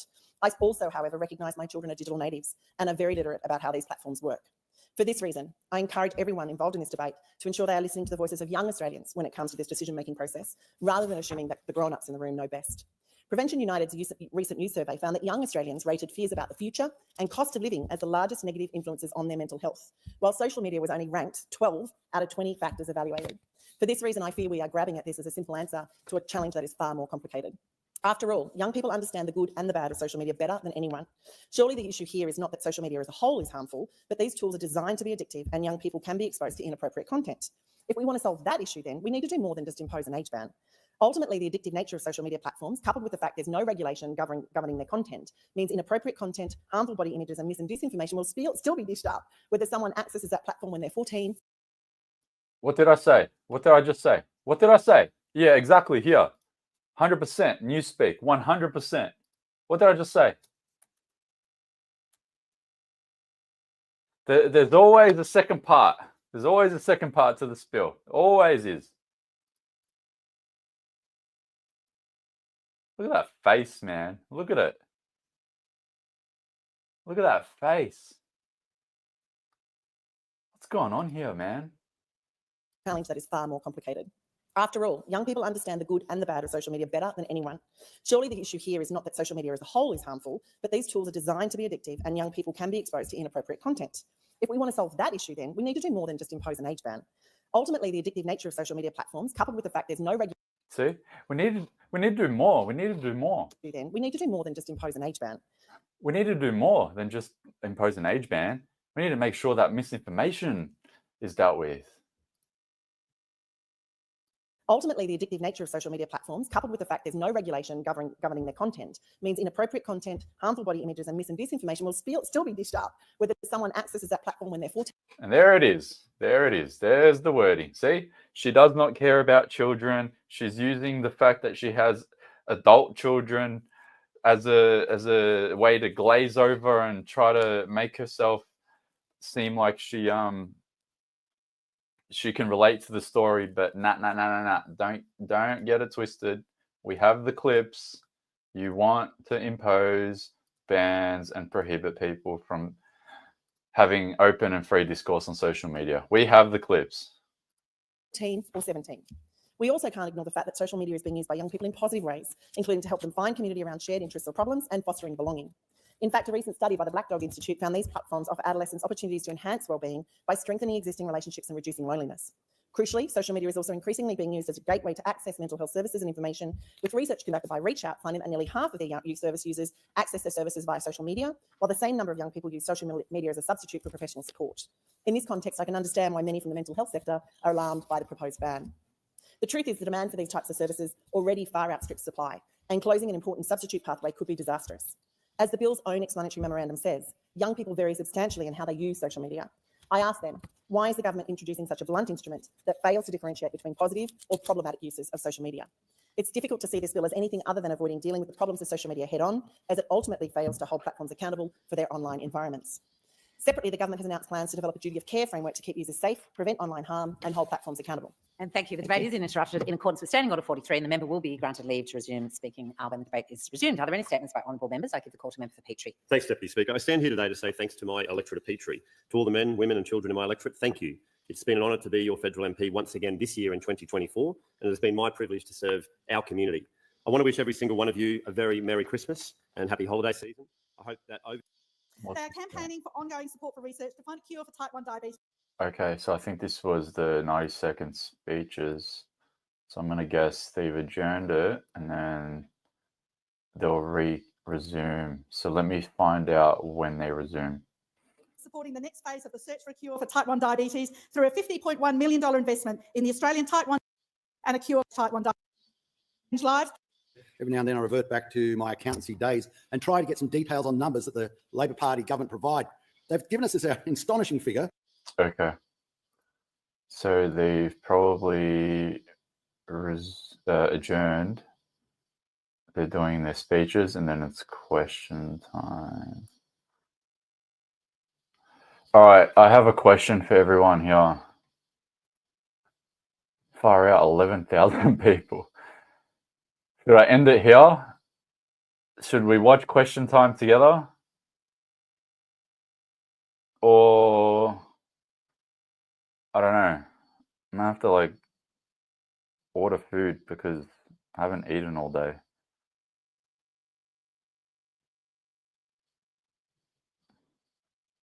Let me know in the comments. Watch together, watch. Let me know, because it's basically up to there.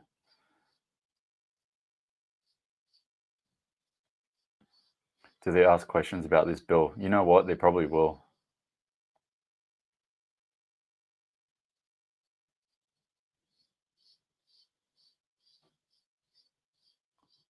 Watch.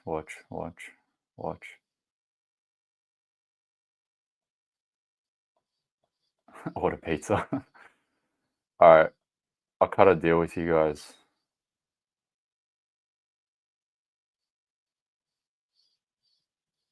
I'll cut a deal with everyone, and then I'll resume it because we're not that far behind anyway.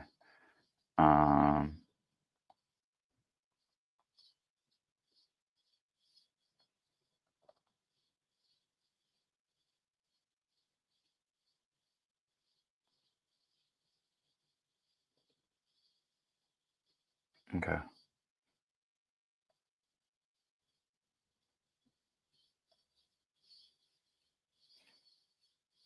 I just posted a link. If anyone wants to shout me a coffee, it's there. So I'll order some food. I'll grab a coffee, and then we can watch this together. Because right now I'm just living off water. As concluded, I'll just invite members to take their seats as quickly and as quietly as possible. We shall move to the condolence motion. I'll give the call to the Prime Minister. Thanks, Mr. Speaker, and I move that the House record its deep regret at the death on 14 November 2024 of the Honourable John Charles. He pursued what he described as a very noble profession. Immigrants in a league. Sick Margaret for Honourable John Charles. A considerable wages were going back. Was there a worldwide surge in inflation and energy prices? Inflation, when we came to office, had a 6 in front of it and was rising. Productivity was going backwards. Wages were going backwards in real wages. And that was a deliberate design, of course, from the former government. And, of course, interest rates began to rise on the former government's watch as well. When it came to energy prices, of course, as well, we know that the person who asked the question hid the fact that there was a considerable increase on the way. We had taken skills, we had housing shortages, we had aged care near breaking point, a crisis in aged care. We helped bulk billing degraded. Now, these are the challenges that we've had to face, the mess that we've worked to clean up. So now, instead of a 6 in front of it and rising inflation has a 2 in front of it and is falling. Now we have 1 million jobs have been created on our watch. The gender pay gap is now at a record low. We have back-to-back budget surpluses for the first time in nearly 2 decades. Instead of a $78 billion deficit that was projected by those opposite, we delivered a $22 billion surplus, followed by a $15 billion surplus as well, making sure that we made a difference in putting that downward pressure on inflation. And at the same time, we had cost of living relief, all of which was opposed by those opposite, whether it be energy bill relief, cheaper medicines, free TAFE, cheaper childcare, or a tax cut for every Australian taxpayer. They were all opposed by those opposite, all opposed. So certainly, things, if they had had their way, this reckless and arrogant opposition, things would have been worse. Things would have. People would have been in a much more difficult position if they didn't have their wages going up, their costs going down, and inflation coming back to where it should be. Member for Macarthur. We'll just have a quiet question time. The call to the member for Bennelong. Thank you, Speaker. My question is to the Minister for Housing and Homelessness. How is the Albanese Labor government working to get more Australians into housing, and what obstacles stand in the way? The call to the Minister for Housing and the Minister for Homelessness.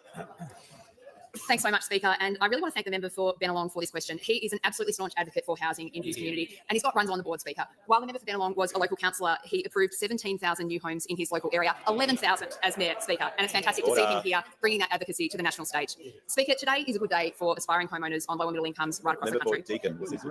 I'm really pleased to inform the House that our government's Help to Buy bill has just passed the Senate. And I want to acknowledge the work of my predecessor, Minister Collins, who developed up this policy and set the stage for its passage through the Parliament. Speaker, this is good policy in a proud Labor tradition. The Help to Buy legislation will help 40,000 low and middle income Australians get into home ownership. We're talking about cleaners, about childcare workers, about nurses, about disability workers, hard-working Australians who are right in the guts of our economy, who we in the Labor Party believe should get the keys to their own home. And that's what Help to Buy will do. Now, we appreciate the support of those who have voted in favour of this bill, including the Australian Greens. I've had a little bit of constructive criticism to offer the Greens in recent days, Speaker, but let's Hey, thank you to Anna and Epic Treasure, sorry. I now have money for a coffee. Thank you. all agree, Speaker. At least the Greens are showing a modicum of interest in this country. Because the people who have really tapped out of this debate, the people who have gone completely missing are those opposite. We see barely a flicker of interest from those opposite in housing policy. Now, this is not a new approach, Speaker, because I want the Parliament to remember that for the almost decade that those opposite were in power, for most of that time, they didn't even have a Commonwealth Housing Minister. Speaker, that's how much they have retreated from this discussion. Now, we have made a number of attempts to brief the Shadow Housing Minister on the policy offerings that we've brought before this Parliament. It's not that he can't find the time to come to the briefing, Speaker. He won't even respond to our requests for a discussion. Now, Speaker, those opposite... The Minister's going to pause. The member for Deakin, I thought was turning the corner, so we're just going to cease interjecting. Order. The Minister doesn't need to comment when I'm addressing the House. And that concludes now. Otherwise, I'll sit her down. So, Member for Deakin was interjecting on you, so I was trying to bring the House to order so that we can hear your answer. You have the call. Thank you, Speaker. Now, unfortunately, those opposite have blocked every initiative that we have brought forward to address the issues that Australians are experiencing with housing. But I'm particularly upset about what has happened with Help to Buy, Speaker, because the Coalition has said for a long time that they care about home ownership. But just an hour ago in the Senate, they came forward and voted against tens of thousands of cleaners, carers and nurses and teachers not being able to own their own home. Speaker, there's going to be a really clear choice at the next election on housing between a reckless, arrogant opposition of pessimism and a party of progress that's making a real difference to Australians' housing opportunities. The call to the member for Hume. Prime Minister, Deloitte Access Economics is forecasting the worst budget collapse in 50 years outside the pandemic. Last week, the Treasurer announced that Labor would raid the Future Fund to top up Labor's reckless spending. This weak Albanese Labor government is taking our country in the wrong direction. How can Australians possibly afford another 3 years of Labor? Call to the Prime Minister. I thank the Shadow Treasurer for his rhetoric and for his and for just being you. For his rhetoric. And as the Treasurer has indicated, for just being a delight for the Treasurer to have a shadow, because order. We do have a plan. Those opposite had a plan to take wages backwards. It was a key feature of their economic architecture. We have a plan for getting wages up. Increases, 3 of them, for people on the minimum wage. Remember back to the election campaign, Mr. Speaker, when I took out that $1 coin and argued that a $1 coin, a $1 increase per hour was something that we would support if the Fair Work Commission chose to do so. And those opposite said it would wreck the economy. The sky would fall in if that occurred. The reckless arrogance from those opposite, Mr. Speaker. And then, of course, what happens with workers isn't just their wages, but there's a range of ways in which we've put them up. Whether it be the 10% increase that early educators will get on December 1, not long away now, from next week. The increase in aged care workers to make sure that the system could continue to function. The lowest gender pay gap on record as a direct result of the fact that we have targeted feminised industries to give not just our thanks to those people who got us through the pandemic, but a proper decent wages and decent conditions.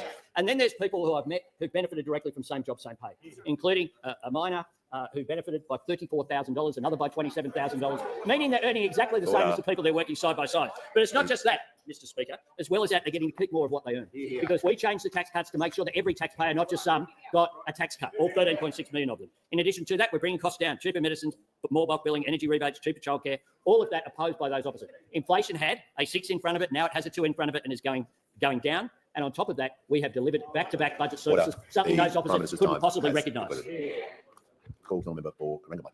Thank you, Speaker. My question is to the Prime Minister.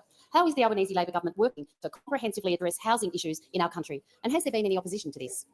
Call to the Prime Minister. I thank the member for Corangamite for her question. And indeed, we have a comprehensive plan, our Homes for Australia plan, $32 billion, about increased supply of social and affordable housing, about increased support for people who are renting with increased rental assistance on the last 2 budgets. But in addition to that, of course, we want more Australians to own their own home.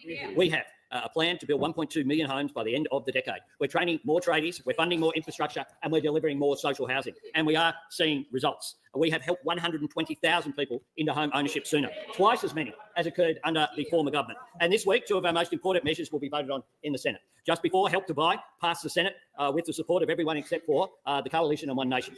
We think this will help 40,000 Australians on low incomes to buy their first home, getting more affordable rentals on the market. We would have helped those 40,000 Australians a year ago if those opposite weren't standing in the way. And now they have promised to get rid of it if they are elected to office. So first, they stood in the way. Now they say they'll take it away. That's their approach to increased home ownership. Now, Australians could have had been in those homes right now, but they just said no, no, no, like a broken record. The Labor government that I'm proud to lead is turning promises into progress, delivering for every generation and delivering for every Australian. Those opposite just want to get in the way. I'll give you the big tip for those interjecting. Being reckless builds nothing. Being arrogant gets you nowhere. My government is determined to get things done. Those opposite, on the very day that the Senate has passed Help to Buy, are promising to take it away. They not only don't want to progress if they ever occupy the Treasury benches, what they want to do is to actually take Australia backwards and undo progress which is made, even though we know that shared equity schemes have been successful in states, in other governments as well overseas, and it's based upon a program that has operated effectively in Western Australia for many, many decades. Before I call the member for Brisbane, the member for Deakin needs to cease interjecting because he's now on a warning. I want to make sure he stays for question time, so he can work with me on that to make sure he remains, or if he wants to interject, he won't remain. The call to the member for Brisbane. Thank you, Speaker. My question is to the Prime Minister. Prime Minister, why are climate emissions higher under your government than when Scott Morrison left office? Order. Members on my left. The member for Fairfax is warned. The member for Brisbane is entitled to ask his questions just like anyone else in the chamber, and he's going to be heard in silence. So no commentary for any questions when they're asked, no matter where you sit in the chamber. The Minister for Climate Change and Energy has the call. Well, thank you, Mr. Speaker. The answer to the honourable member's question is they're not, and there'll be further evidence of that this week, Mr. Speaker, when we release the latest forecasts and projections and the quarterly inventory, as well as the annual climate change statement, which is world's best practice when it comes to accountability on climate change, Mr. Speaker. Our Climate Change Act institutes procedures both for setting targets and for reporting progress on targets, and we'll see that later this week. And I'll tell you what does bring emissions down. It's governments implementing policies to see the right rollout of renewable energy, cheap and clean across our country, to bring emissions down in transport, as the Minister for Transport and I have done, with zero support from those opposite, but legislated through the Parliament, because transport, working with industry and electricity and agriculture, is how you get emissions down in a meaningful sense. A government actually setting a clear policy agenda from the beginning, set by the Climate Change Act, supported by the Safeguards Reform, supported by the New Vehicle Efficiency Standards, supported by our capacity investment scheme, all of which has been done by this government, all of which has been opposed by the opposition, who wants to stop all that while they wait for their nuclear fantasy to become a reality. I call the member for McNamara.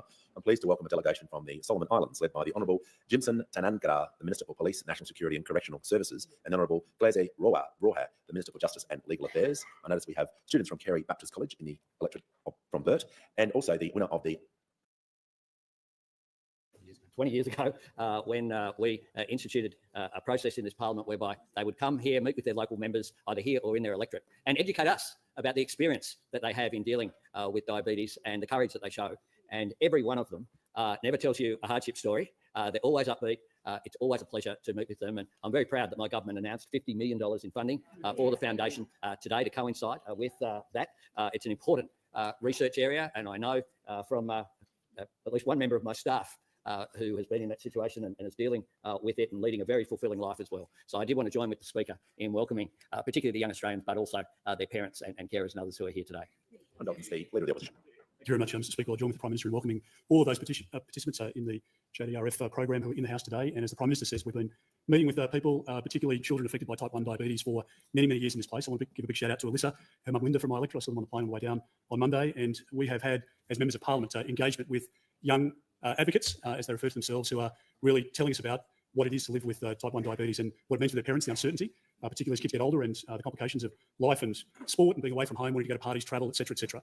And I just encourage all Australians to jump on the website to understand the differences between type 1 diabetes and type 2, and understand the real concern that every Australian should have with making sure that we can find a cure for type 1 diabetes. And I just say thank you very much to everyone.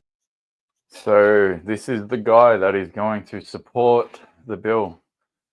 I can best believe that this guy, and Little Proud definitely as well, because he said yes, and then he said, "Oh, don't support the misinformation bill." These guys, and this stooge as well, what is it? Paul Fletcher, I think. They're all involved in making sure that they get the majority. Yeah, Paul Fletcher.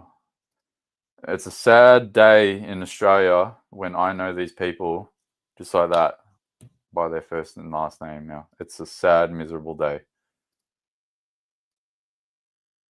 Everyone for being in the House today. We welcomed and supported and announced our commitment to the $50 million worth of funding as well. One of the greatest pleasures I had as Health Minister was to put a lot of money into medical research for type 1 diabetes, because we absolutely must work with all of the leading collaborators around the world, the best researchers, to make sure that we can find that cure to change the lives for those young people in the House today, in Australia and right across the world.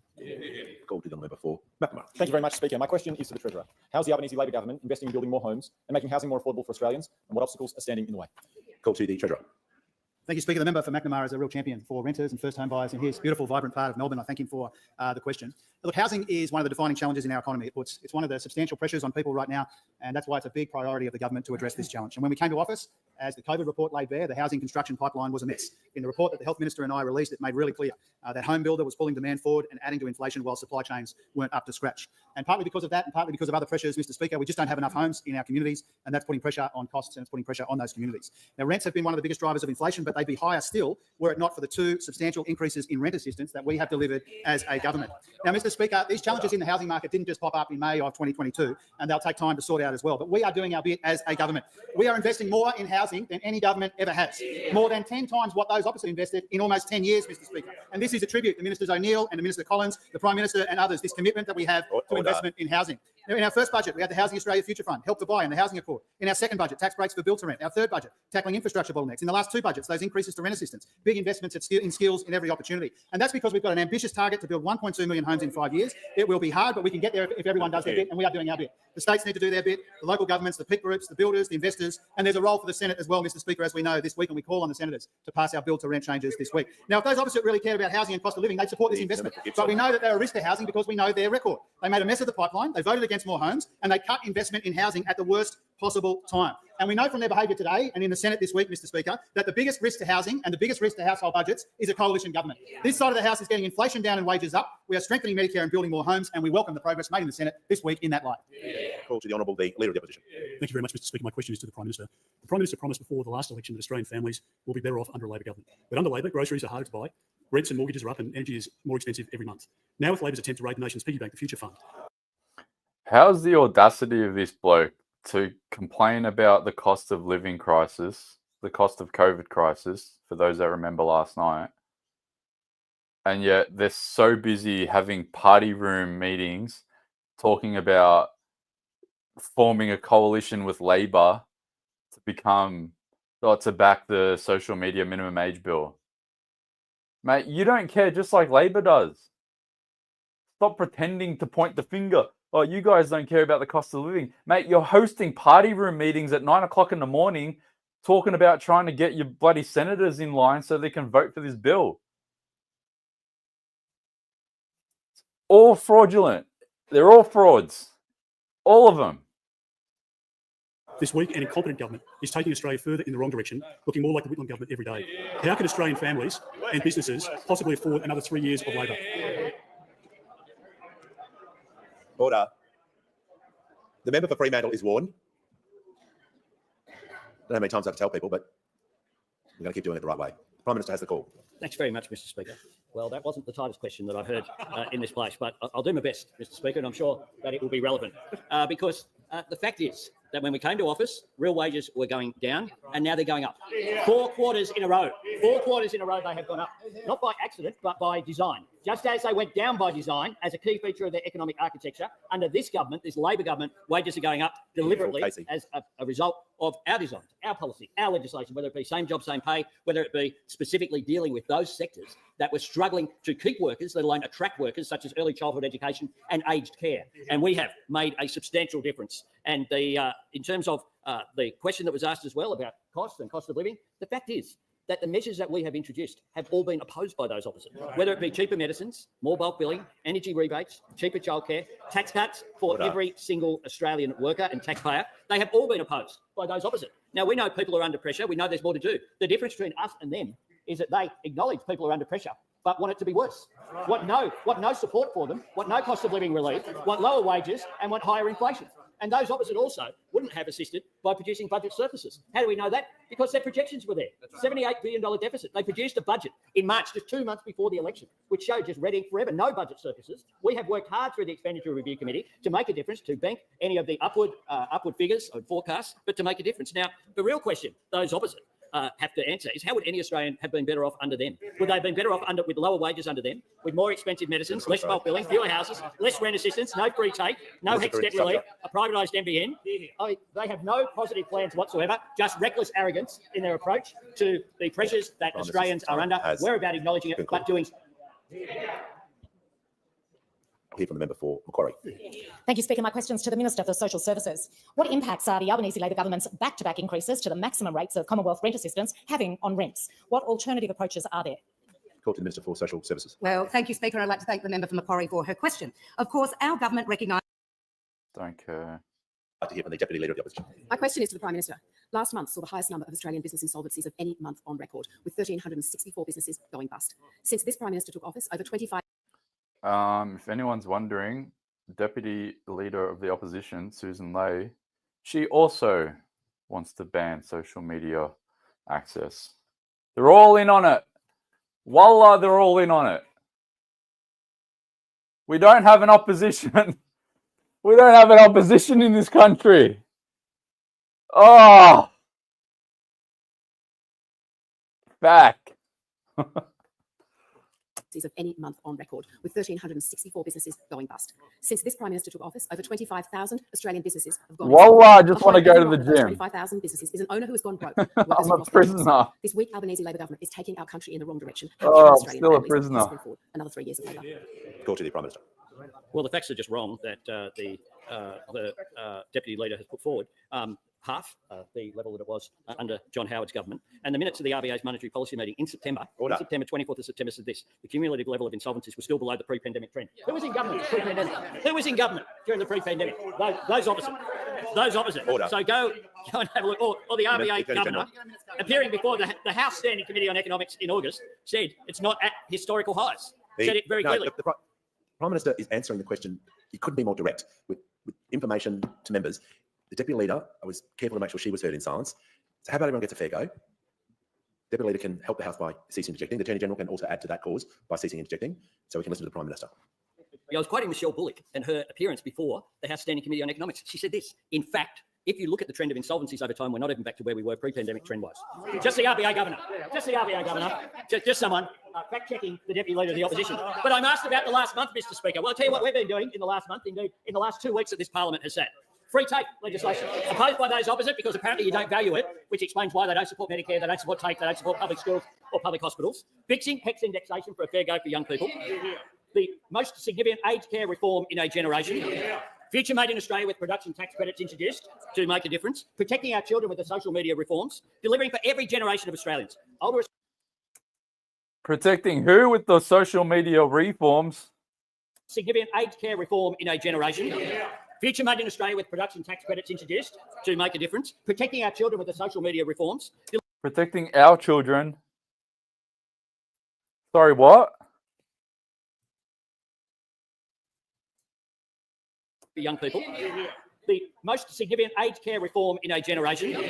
Future Made in Australia with production tax credits introduced to make a difference. Protecting our children with the social media reforms. Delivering for every generation of Australians. Older Australians by strengthening aged care. Families with more housing and more help to buy a home. Students with free tape and HECS debt relief. And our children protecting them from the harms of social media. That's what we've done in just this fortnight, Mr. Speaker. What did those opposite do?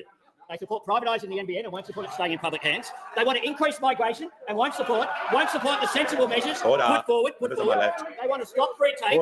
They want to protect dodgy private when they're not going to fundraisers for them. Breakfast has arrived. Thank you to everyone that's chipped in. Appreciate it. That's what next year Australians will have the opportunity to do. An optimistic government working for Australians to make life easier, or those opposite working every day to make things harder because they think that advantages them. Time has concluded. We'll hear from the member for Chisholm. Thank you so much, Speaker. My question is to the Minister for Education. How is the Albanese Labor government providing cost of living relief and building a better and fairer education system, and what's getting in the way? Call to the Minister for Education. Thanks, Mr. Speaker, and can I thank the champion member for Chisholm for her question. Mr. Speaker, tonight the Senate will vote on 3 important education bills. Bills that will make our education system better and fairer, and bills that will provide real cost of living relief for early educators, for students, and for 3 million Australians with a student debt. The first of those bills will deliver a 15% pay rise for some of the most important workers in this country and some of the most underpaid, our early educators. As the Prime Minister said, that will start rolling out from next week, just ahead of Christmas. And guess what the Liberal Party has said about a 15% pay rise for some of Australia's lowest paid workers? They call that dodgy. The second bill that will be voted on tonight increases funding for our public schools. That'll help to turn around the drop in the number of kids finishing high school by tying that funding to real and practical reforms, like phonics checks and catch-up tutoring. And guess what the Liberal Party says about extra funding for public schools and those reforms? They say that is the wrong priority. And Mr. Speaker, the third bill the Senate will debate tonight will provide real cost of living help for nursing students, for teaching students, for midwifery students and social work students by providing them with a bit of financial help while they do their prac. And that same bill will wipe $3 billion of student debt for more than 3 million Australians. And Mr. Speaker, if we win the next election, we will cut student debt even more, by 20% for every one of those 3 million Australians. And guess what the Liberal Party think about that? They say that's unfair. They say that would be a terrible thing to do. There's a bit of a pattern here, Mr. Speaker. The Liberal Party hate everything that's going to make our education system better and fairer. They attack every bit of help that we're giving Australians with the cost of living. The Liberal Party might not want to give early educators a pay rise, but we do. The Liberal Party may not want us to invest more money in our public schools, but we do. The Liberal Party may not think it's a good idea to provide financial help for teaching students and nursing students, midwifery students and social work students, but we do. And the Liberal Party may not want to reduce the student debt of 3 million Australians across this country, but we absolutely do.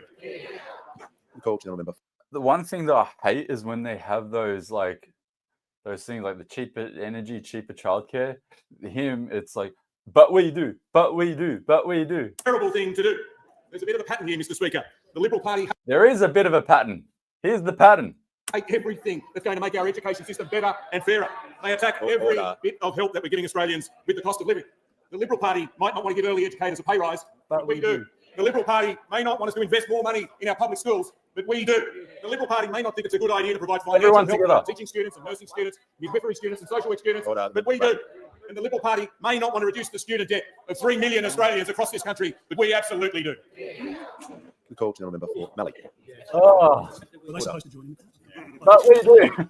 There it is. My question is to the Prime Minister. Food Bank's 2024 Hunger Report has found 2 million Australian households are experiencing severe food insecurity. This means they skipped meals or ate less because they could not afford enough food, and the situation has deteriorated compared to the 2022 results.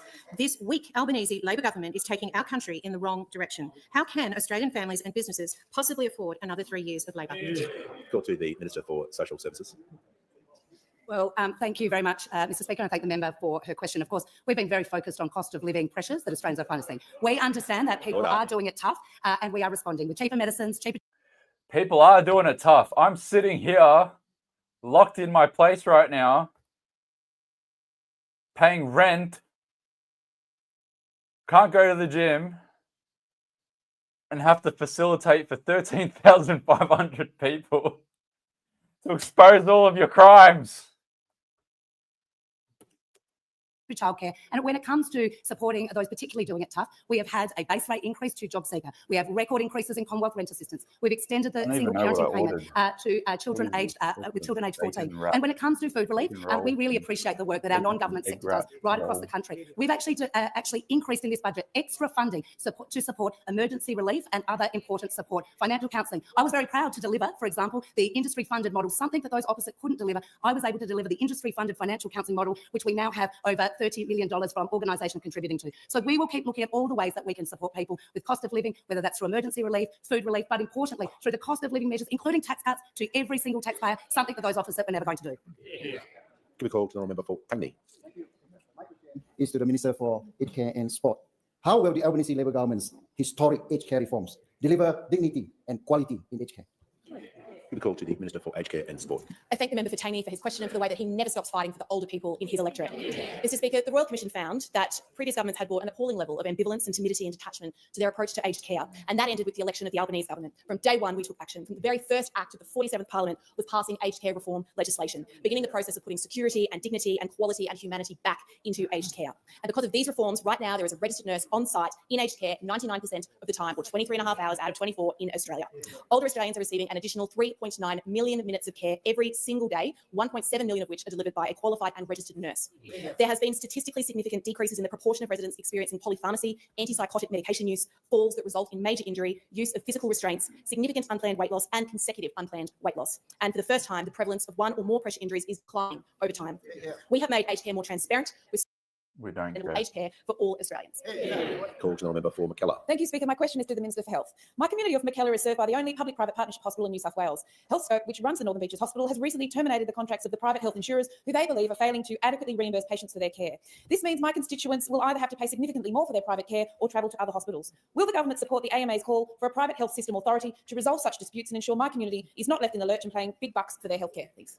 Call to the Minister for Health and Aged Care. Thank you, Speaker. Can I first of all add my welcome to the Blue Army, the kids in the house, particularly to Theo and his mum Julie from the western suburbs in Adelaide. Theo's a terrific soccer player. He plays midfield right. He played for the blue team this morning against the Parliamentarians. It pains me to say, Mr. Speaker, some of our parliamentary colleagues are particularly dirty players. But still, the kids won, Mr. Speaker. The kids won, and so they deserve to win. But the member asked a very important question, and I want to give a little bit of background to what is a situation I know is concerning a number of members of the insurance funds that she mentions. We have a mixed system here in Australia, as the member knows, where Medicare sits alongside a private system with private hospitals funded in large part by private health insurers. They conduct about 70% of surgery in this country and a range of other very important services. And that system essentially functions through contracts negotiated between the insurers and the hospitals on the other hand. And that commercial tension has for a long time delivered competition. And So we're not far behind now. We're like a minute behind now. So yeah, we'll be interested to see what comes up. I'm interested to see if any questions about the social media minimum age bill gets brought up. Look at Barnaby Joyce, man. Go to the gym, bro. Look at these slops. All slops. Look, we're going to ban social media, but all of them are on their friggin' phones. Phone. There's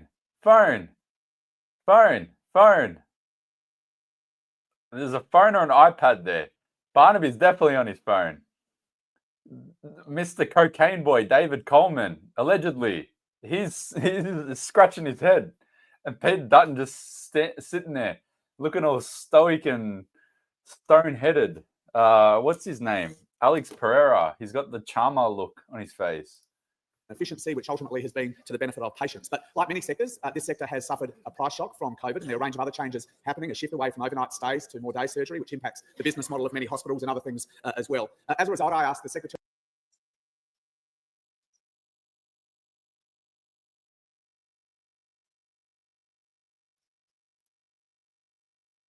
some short-term options for reform of this sector very soon, as well as some long-term ideas that include the AMA idea, which they've been touting really for some time now, a different regulatory system. In the meantime, though, can I say this, that both these two companies, Bupa and HealthScope, are large multinational companies that receive either directly or indirectly billions of dollars in taxpayer support through the insurance rebate and other means, as well as hard-earned money from fund members as well. Now, they've got their commercial interests, but I make the point again that given that level of support and the privilege of operating as part of Australia's healthcare system, I expect them to put patients first. Now, they've given 90 days notice, HealthScope, of an intention not to be part of Bupa's operations. They need to get back to the table. They need to fix this because the ultimate losers are going to be members of those funds who would be left having to pay vast out-of-pocket expenses. So I say again, get back to the table and fix this. Called on member for Swan. My question is to the Treasurer. How is the Albanese Labor government's responsible budget management helping in the fight against inflation and easing the cost of living? How does this compare to other approaches? Call to the Treasurer. Thanks very much, Speaker, and thanks to the member for Swan for her question, but also for a really quite remarkable representation she provides her community here in this place. Now, as the Prime Minister has pointed out a couple of times today, Mr. Speaker, when we came to office, Australians were going backwards due to a combination of higher and rising inflation and falling real wages, and we had inherited huge deficits and $1 trillion of Liberal debt, and we've been working hard to clean up the mess. Inflation has more than halved. Real wages are growing again. We've recorded 2 consecutive surpluses for the first time in almost 2 decades. The Governor of the Reserve Bank said that that's helping in the fight against inflation, and we've also shaved off $150 billion in Liberal debt. But we know that people are still under pressure, and we know that the pressure on the national budget is intensifying rather than easing, and these are the points made by the Deloitte report, which was released overnight, which talked about the impact of a slowing Chinese economy, for example, or a weakening in our labour market, and what that means for the budget, Mr. Speaker. But it remains the case. It remains the case, Mr. Speaker, that this government has overseen the biggest positive turnaround in the budget in a parliamentary term in Australian history, Mr. Speaker. We have turned 2 big Liberal deficits into 2 big Labor surpluses, and that is a powerful demonstration of our responsible economic management, Mr. Speaker. And that's why Deloitte made 2 points. The first point Deloitte made was they acknowledged our fiscal discipline and said we deserve credit for banking upward revisions to revenue. And they also said, Mr. Speaker, in their report, that the soft landing that we are seeking is looking likely in our economy. Those are 2 points that Deloitte made in their report, Mr. Speaker. Now, we have made it really clear that there are pressures on the budget that we are working in a responsible and methodical way to deal with. And I wanted to give those opposite who are chirping away an example of these pressures on the budget. When the mid-year budget update is released in December, Mr. Speaker, one of the biggest increases in spending will be for veterans. It'll be for veterans. And that's because of the work that we have done to make sure that veterans are getting their claims processed and getting the support that they need and deserve after a lifetime of service, Mr. Speaker. And so what you'll see in the money vote is a big increase in funding for veterans support. Now, those opposite describe looking after veterans as wasteful spending. They think it's wasteful spending. And this shows us once again what a risk they are to the household budgets of people right around this country. We are increasing support for veterans. That will be one of the reasons why there's a deterioration in the budget. Those opposite don't support it. And that shows again what a risk they are to the budget and to household budgets right around Australia. The member for Herbert was continually interjecting during that answer, and he'll leave the chamber under 94A. Yes. Someone got 94 aid. Simply just can't have non-stop interjections in an answer. It's ridiculous. Member Bowman has the call. Thank you, Mr. Speaker. My question is for the Prime Minister. Julie from Macleay Island in my electorate has told me, quote, I can't get past the expense of food and just how quickly the price of 2 bags of groceries has risen. I didn't feel so poor a few years ago, and I could save for items I needed for the house. Not now. This week, Albanese Labor government is taking our country in the wrong direction. How can Australian families and businesses possibly afford another 3 years of Labor? Order. The Treasurer has warned. It's the same rules for everyone about interjecting before someone starts. Prime Minister has the call. Thanks very much, Mr. Speaker. I thank the member for his question. I'm asked about two things, what we're doing this week, in the last week, but also about cost of living pressures, which we understand. Julie, along with a lot of Australians, are under financial pressure. We understand that. That's why we're acting. But what I hope you said to Julie when she raised it with you was that you voted against her getting, if she's from Queensland, from $1,000 between the federal government and the state government of Stephen Miles in energy bill support. I hope you said that you voted against it. I hope you explained to Julie if she's a worker on a low income that you opposed to her getting a tax cut. You opposed it. Not only did you oppose it, you then said you'd reverse it, and then your leader said there should be an election on the basis of it. That's how hostile you were to tax cuts for Julie if she's a worker. If she's not a worker and she's on a payment, as the Minister for Social Services just outlined, we have supported increases that those opposite have also said are wasteful. I hope you have said, sorry, that my side of politics thinks there is $315 billion of waste that we wouldn't have undertaken. I hope that you've explained to Julie, if she buys any medicines, that you wanted medicines to be more expensive rather than cheaper, because Julie might be one of the people who have benefited by $1 billion, And I hope as well that the member has said that he's been opposed to and has voted against affordable housing. He voted against, I don't know if Julie has kids, then you voted against childcare being cheaper. Those opposite have also voted against a pay rise for childcare workers, a pay rise for aged care workers, and you voted against, of course, free TAFE. And your deputy leader explained why you were opposed to free TAFE, because if things are free, apparently, according to the Liberal Party philosophy, they're not valued, which explains why you don't support Medicare and never have, why you don't support public schools, and why you continue to just say what you're against and not put anything forward constructively that will help. The Prime Minister and all members to direct their remarks through the chair. I didn't want to interrupt the Prime Minister during his answer. Okay, so we're up to date. Then now. for McEwen has my question is so on now we're live. Communications. Why is it so important? Oh, and not only that, not only are we live, Minister for Communications. Perfect timing. Here we go. Then for McEwen has my question is the Minister for Communications. Why is it so important the Albanese Labor government's proposal to establish a minimum age for social media passes the Parliament this week? Give the call to the Minister for Communications.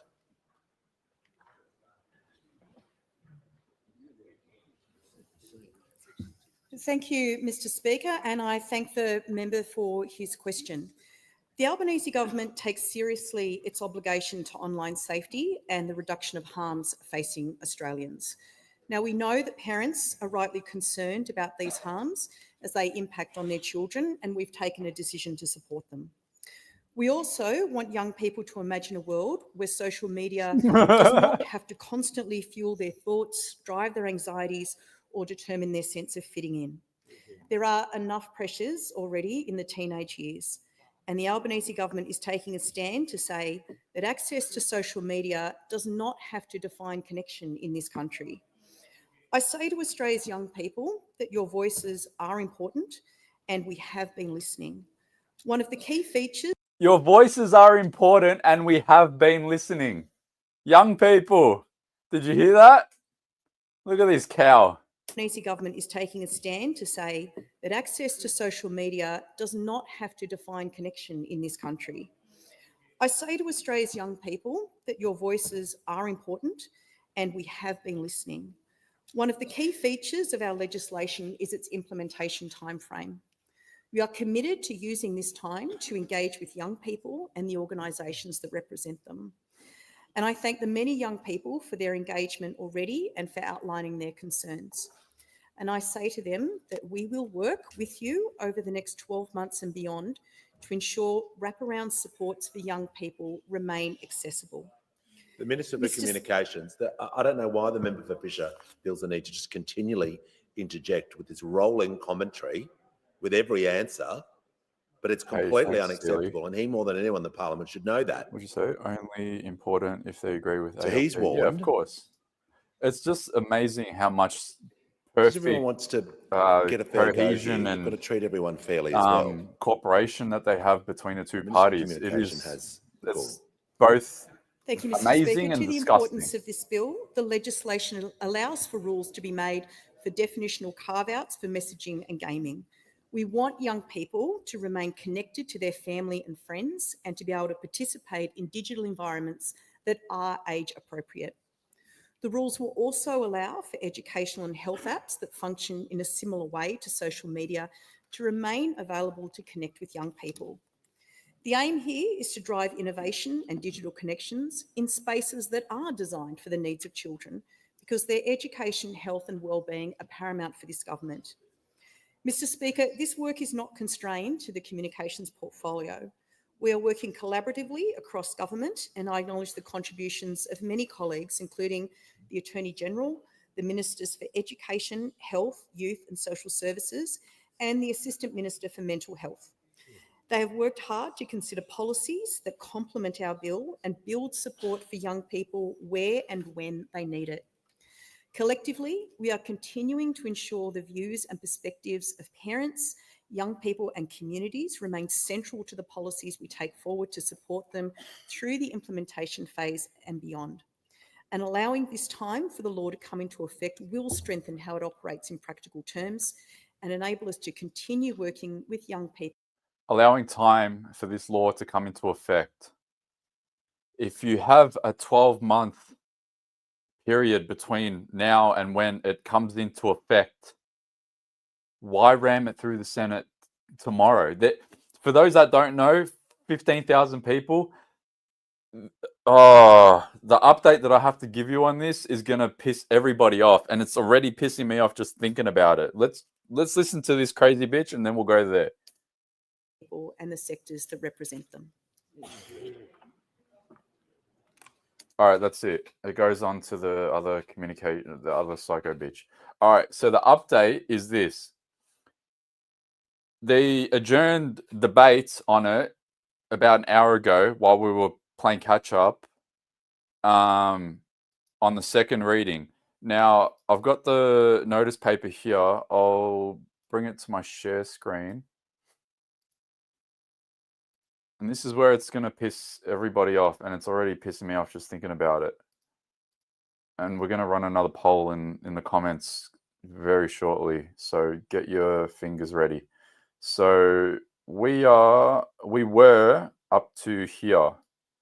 So debate had been adjourned, but when we were watching Mr. Cocaine Coleman and then all the other ministers talk about it, we were up to here, and then debate had been adjourned. And the reason why debate is adjourned is because at 2 p.m. every day during this House sitting day is when they have question time, which is what we're watching now. Now, if you scroll down just a little bit and you get to here, you see the bill returns. It returns to resume reading on the second reading. And then they're considering in detail, which is the amendments, which is the Zoe Daniels amendments, which will be interesting to see if they actually vote on it or not. And the reason why it's interesting is because I made a post about it earlier this morning where the detail of it was explained by none other than her herself. So I'll just bring it up here. Sorry for everyone that needs to see that. And this is the provisions of her amendments that she's going to present to the Parliament today. So this was an update before the next update before the next update. So her amendments will include laws around transparency of risk mitigation, which doesn't sound too bad. Penalties of up to 10% of the global revenue, which I think is more than the original penalties. I think it was up to 5%, which is just outrageous. Civil penalties of the onshore executives, so the onshore executive of the platform, because they're not onshore in Australia, obviously. The onshore executive of the platform. And it's obvious they're going to try to go for Elon Musk. 100% they're going to go for Elon Musk. And users get control over the algorithm. You don't have to be a tech genius to know that that's never going to happen. But I just thought I'd add that there. Default privacy settings upon account setup, which I think most platforms already do have a default setting. I mean, like when you create a Facebook account or Instagram account, it prompts you through the steps. Like you choose your username, it's available. You choose your profile picture, you upload it. You put your description in your bio as you want. You put the links in your bio as you want. It already does that. So I think that is useless because it's already default settings anyway. I mean, transparency, I think the eSafety Commissioner probably already has the ability to request or subpoena things from the companies. This is just outrageous. They're bumping it up from 5% to 10%. They are doing civil penalties for the onshore executives only because they want to try to get Elon Musk for sure. And I don't think Elon Musk gives a shit because now he's got a table at the White House. So good luck with that, Zoe Daniels. And then this is just never going to happen. What you need to actually make that work is the companies to assess the risks, mitigate the risks, be transparent about how they're doing that. The bill also builds in penalties. So if the companies did not comply, they could be fined up to 10% of global revenue. Also, their onshore executives could be held accountable for that, just as they would under corporate law in other sectors. And the bill also has a provision to enable users to have control over the algorithm as exists overseas, particularly in the EU. So enabling users to either reset or turn off their algorithm if they wish. And the final provision is that when you enter a social media platform for the first time, your default privacy position is defaulted to the strongest possible settings. So that's basically the context of the legislation, much broader than just an age assurance ban, which the government is now trying to put through the Parliament. Independent MP Zoe Daniel on the changes she would like to see to the legislation for the social media ban for people under the age of 16. Gemma, that will be returning to the Senate tomorrow. So significant concerns being raised from the crossbench, Kieran and Jackie Lambie, but as you saw, Matt Canavan as well. There's likely to have been a bit of back and forth on this in the coalition party room meeting this morning, but ultimately if the leadership holds the line as we expect they do, this will be able to pass the Senate, even if we are likely to see potentially a few defections. And then fast forward to like an hour later, I get a message saying, hey, this is what happened at the meeting. And then those defections occurred. Where are they?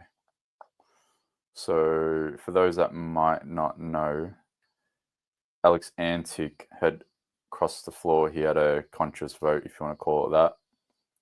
And he had said, nah, I'm not supporting this. So he was the only brave man in the Liberal Party to vote against it. And then, you know, this is, I think there's pretty consistent an opinion of this. I'll show you the comments from people. Matt Canavan, Keith Pitt, and Bridget Archer are reserving, so they're abstaining from voting. So they're opposed to the bill, but they're not brave enough to cross the floor and say, "Nah, screw you guys." As Alex Antic. Alex Antic was the only senator, the only member of the Liberal Party to say, "Nah, screw you guys." So I put a post here. So I got asked here, what is it meant by reserve their position on voting against the bill? So I go, Matt Canavan is withholding his vote in the Senate because he's a senator instead of crossing the floor. And then Keith Pitt and Bridget Archer they are withholding their vote, so they're not going to vote on it in the House of Representatives later tonight. And then there's a few comments. So people are saying that it's piss weak, it's disappointing and cowardly, weak. Matt Canavan, what are you doing? Cowards. Yeah. So I know. What do you guys think? Coward? Is he coward? He was great. He was great in the committee hearing the other day. But what do you think about Matt Canavan today from abstaining with his vote? And his vote is important. As much as we know that it won't make a big difference, it is still important because it will show on the division's notice paper, it'll show on Hansard that he voted against it. He's not even doing that anymore.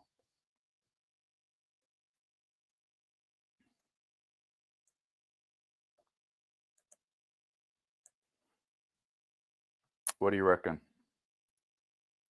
Because he was great. He was great for about 24 hours. These guys can't really, I don't know, these guys don't have stamina to be able to stick with their word in their moral compass for longer than 24-hour windows. Let's just see if we've got anything else to see in the House of Reps.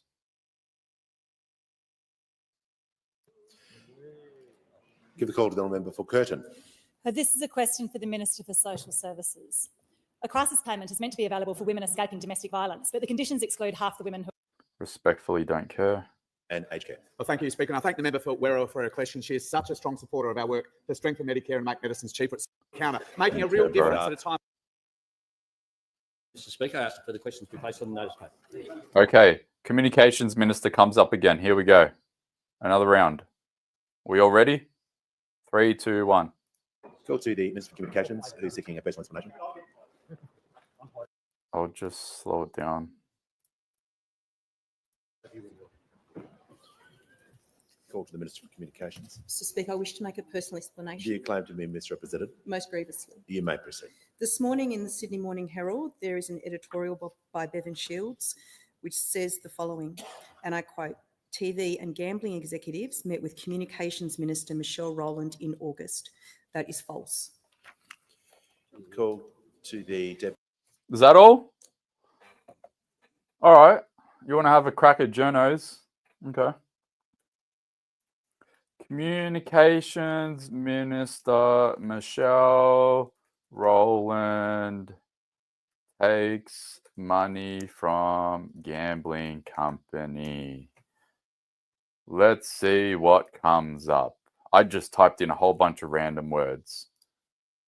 Communications Minister Michelle Rowland urged to quit over reportedly accepting sports bet donations. Thursday, the 9th of February, 2023. Ba-bow. Michelle Rowland reportedly took donations from Sportsbet ahead of the election. She holds the portfolio responsible for regulating online gambling. Donations from the 2021-2022 did not need to be disclosed to the AEC if they were below $14,500. How much did she accept? $8,960 for a dinner. Bro,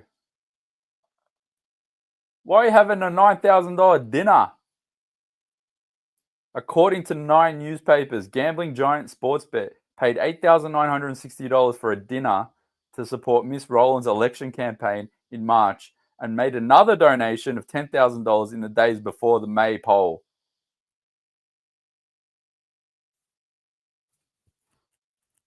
What are we doing here?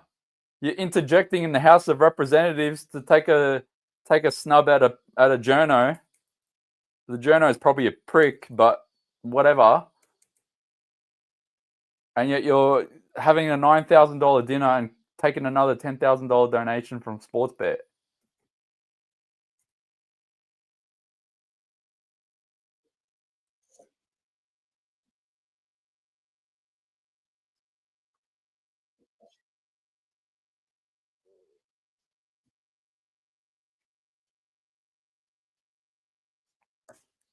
Was it Bevan Shields? Let's see if I can find it. Sydney Morning Herald. Was it Bevan Shields? And it was what? Michelle Rowland. 10 hours ago. Okay, found it. I'll just play the rest of it and then I'll pull it up. Oh yeah. Where's the house? Sorry, there we go.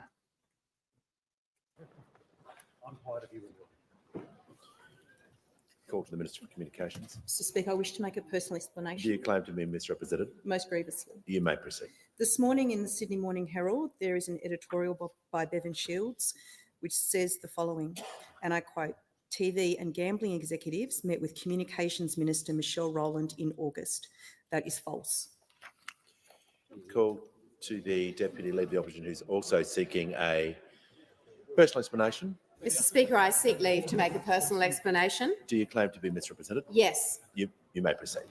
In question time today, I asked the Prime Minister about the more than 25,000 businesses in Australia that have gone insolvent since he became Prime Minister, with 1,364 going bust in the last month alone. In response, the Prime Minister said, and I quote, Hey, Matt Canavan, I know you're watching. This is what people think about you. This is not me. This is what people think about you.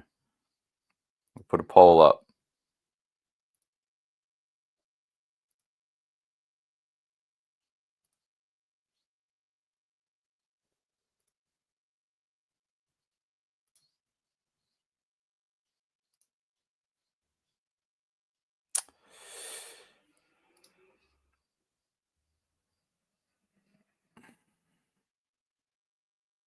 They don't like what you did, mate. They don't like what you did. the facts are just wrong that the Deputy Leader has put forward, end quote. Speaker, the data I was quoting from is ASIC data. It is not my word or the Prime Minister's word. It is not Labor's word or the Liberals' word. It is ASIC data. It is not wrong. It is correct. The Prime Minister should now update the House at the first available opportunity to correct the mistake as standing orders prescribe. And to help the Prime Minister, I seek leave to table the ASIC data, which spells out the numbers for every quarter on record. It's available on the internet if it is what you said. We shall move to papers and give the call to the Leader of the House. Speaker, I present the status of government responses in the House of Representatives to Parliamentary Committee reports as at the 30th of September this year. All right, I'm just going to take a quick look at the live minutes. So they're just doing the government's economic mismanagement resulting in the longest household recession on record. Okay, so we're not missing anything. We're not missing anything anymore. All right. So let me bring up the notice paper again. Here we go. Yep. Let me just go to StreamYard so I can see. Okay. All right, so this is today's notice paper. So we are now up to here. So now they're going through the matters of public importance. Now we are up to, what is it? Aged care consequential transitional provisions. Is that on here just yet? No. Order of the day continued aged care. Okay. All right. I have a question. For 16,000 people. Do I log off and come back later, not knowing exactly what time they're going to do this? Because they're going to vote on the social media minimum wage bill soon. We're here. Like if you want to know where we are right now, we are somewhere in between here. They've got only two bills. They've only got two things to talk about before we go into the social minimum wage bill. So I'm going to guess, what is it now? 3:30, 4:30, 5:30, probably in the next hour and a bit. And then they'll vote on it. They'll resume debate and then they'll vote on it. Yeah, they are voting on it. They're voting on it tonight. Not even tonight, like probably in the next hour. But yeah, I don't know. It's up to you guys, really. I've sort of like got a bit of a moral dilemma. I'm just like, man, we know it's going to happen, but do we want to be witnesses together at least? I'm gonna guess it's probably in about an hour because they'll ram through this stuff really quickly. Because this one's it's already in its second reading, so there might be like 3 or 4 ministers that will talk about it, and then it'll be adjourned. This one, what is it? Unresolved question on the second reading. So again, they'll go through the second reading, they'll resolve that question from the second reading, and then it'll be adjourned, and then they'll go to the online safety amendment bill, which 100% they will vote on tonight. The reason why it's 100% is because they are going to vote on it in the Senate tomorrow. The only way that they can vote on the Senate tomorrow is if they pass it through the House tonight. Let me just see if I can pull up that part of the schedule. I'll show you what it looks like. The week ahead. Okay, so this is this week's schedule. Let me just zoom in a bit. So this is this week's schedule. So the misinformation bill was on Monday. It got withdrawn from government agenda, so that's all good. We are Tuesday, so we're here. They've passed that bill in the Senate. I don't know the status of all these other bills. But this bill here, so this is the Senate. This is the Senate week ahead. So tomorrow, online safety amendment, social media minimum age bill is going to be voted on in the Senate. But the only way that we get to hear on Wednesday is if they vote on it here tonight. It's the only way. Unless they want to do it tomorrow, like first thing in the morning. But it looks like it's scheduled for today. So unless some really strange things come up out of nowhere, which isn't beyond us because it happened last night, they'll vote on it today. Let me just try to think what I was going to look up. The Parliament calendar. I'll just show this to you. Else. Daily program.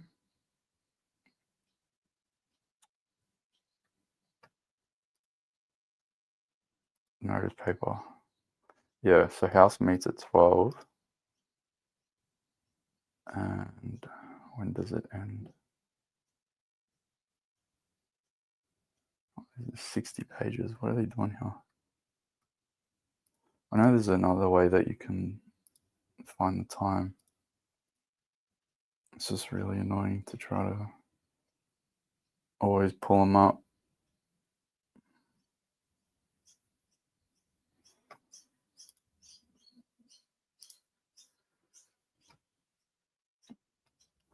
While I try to find it, I'll pull up the Senate.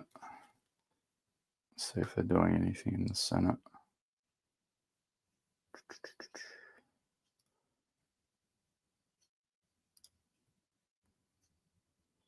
Senate. Hey, it's everyone's favorite. I'll put some sound. And in state parliaments across the country, I call on you to sense this global. A follow-up visit to check on. Former Senator Rex Patrick and I visited the steelworks in Whyalla. A follow-up visit to check on progress. We came away deeply concerned. You see, in 2016, the steelworks in Whyalla went through a crisis when the previous owner, REM, went into administration with $4 billion in debts. The British billionaire Sanjay Gupta's GFG Alliance came in with plans of new investment in renewable energy projects to reduce operating costs, a 200 megawatt solar farm, pumped hydro and a large capacity lithium-ion battery. The Whyalla plant would progressively transform into a 10 million tonne per year green steel mega plant. Intoxicating words that offered hope and grand vision for the future. Then in 2020, Green Steel Capital, GFG's financier collapsed and the steelworks started sliding back into strife. Then in March this year, a 2-day scheduled stoppage resulted in the Whyalla's plant's blast furnace cooling down far more than planned, and it's been offline ever since, making the situation even worse. GFG Alliance recently announced it had secured a $150 million loan, which it will use to pay suppliers and fund efforts to fix the blast furnace. Before GFG's latest financial lifeline, the federal and the South Australian governments were talking about possible financial intervention. Understandably, they were nervous about just handing over money in case it went missing elsewhere in the GFG empire. Commercial businesses may make decisions in their commercial interests, not Australia's strategic or sovereign interests. They aim to make profit, not build a nation. I want to make Australia make again.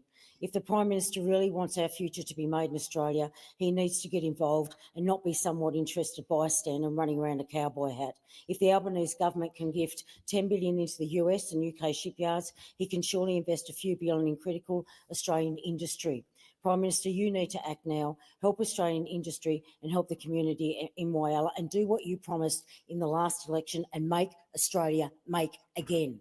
Further question. Those questions say aye, against, no, the ayes have it. Thought she was going to say make Australia great again for a second. I rise to take note of Labor government's response to my questions. This Friday, November 29th, marks the International Day of Solidarity with the Palestinian people. This year is a significant commemoration. It is not a moment of despair, nor a moment to bow our heads in defeat in the face of endless slaughter. Instead, I can't wait to see we the mark comments a seismic talking shift about in the Faruqi. global narrative on Palestine. Today, the Palestinian flag flies in all corners of the world. Millions have marched all year, have agitated, have organized boycotts, have chanted for Palestinian freedom. The movement for a free Palestine is growing. In attempting to erase the indigenous people of Palestine, all Israel and the United States have achieved through their genocide is the permanence of Palestinian existence. Despite decades of Palestinians being maligned and dehumanized by racist politicians and media, including in this country, the world is rising with the Palestinian people. Justice and truth go hand in hand. People in this country and around the world see the truth of Israel. They see it for the genocidal apartheid state that it is. They see it as a settler colonial project built on violent racial supremacy. That is why more and more people are protesting and boycotting and chanting. That is why all the malicious attempts in this parliament and legacy media to distract and deflect are not working. None of your tactics to cover up for a genocide, to cover up for Israel's crimes are working. The ICC arrest warrants are proof of that. The ICC has flushed out everyone in here who has spoken and worked to undermine every effort to hold Israel to account for this genocide. To those in this parliament and in state parliaments across the country, I call on you to sense this global shift. Understand that you can't stop it. Understand that attempts to shut down criticism of Israel won't stop justice from prevailing. Understand that you are on the side of savagery. Justice will prevail and Palestine will be free. Order, Senator Thorpe. I put the question. Those for the question say aye, against no.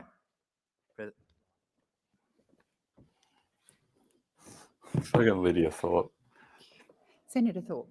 Dragged in here to withdraw something I said in the chamber yesterday, so I withdraw. Thanks.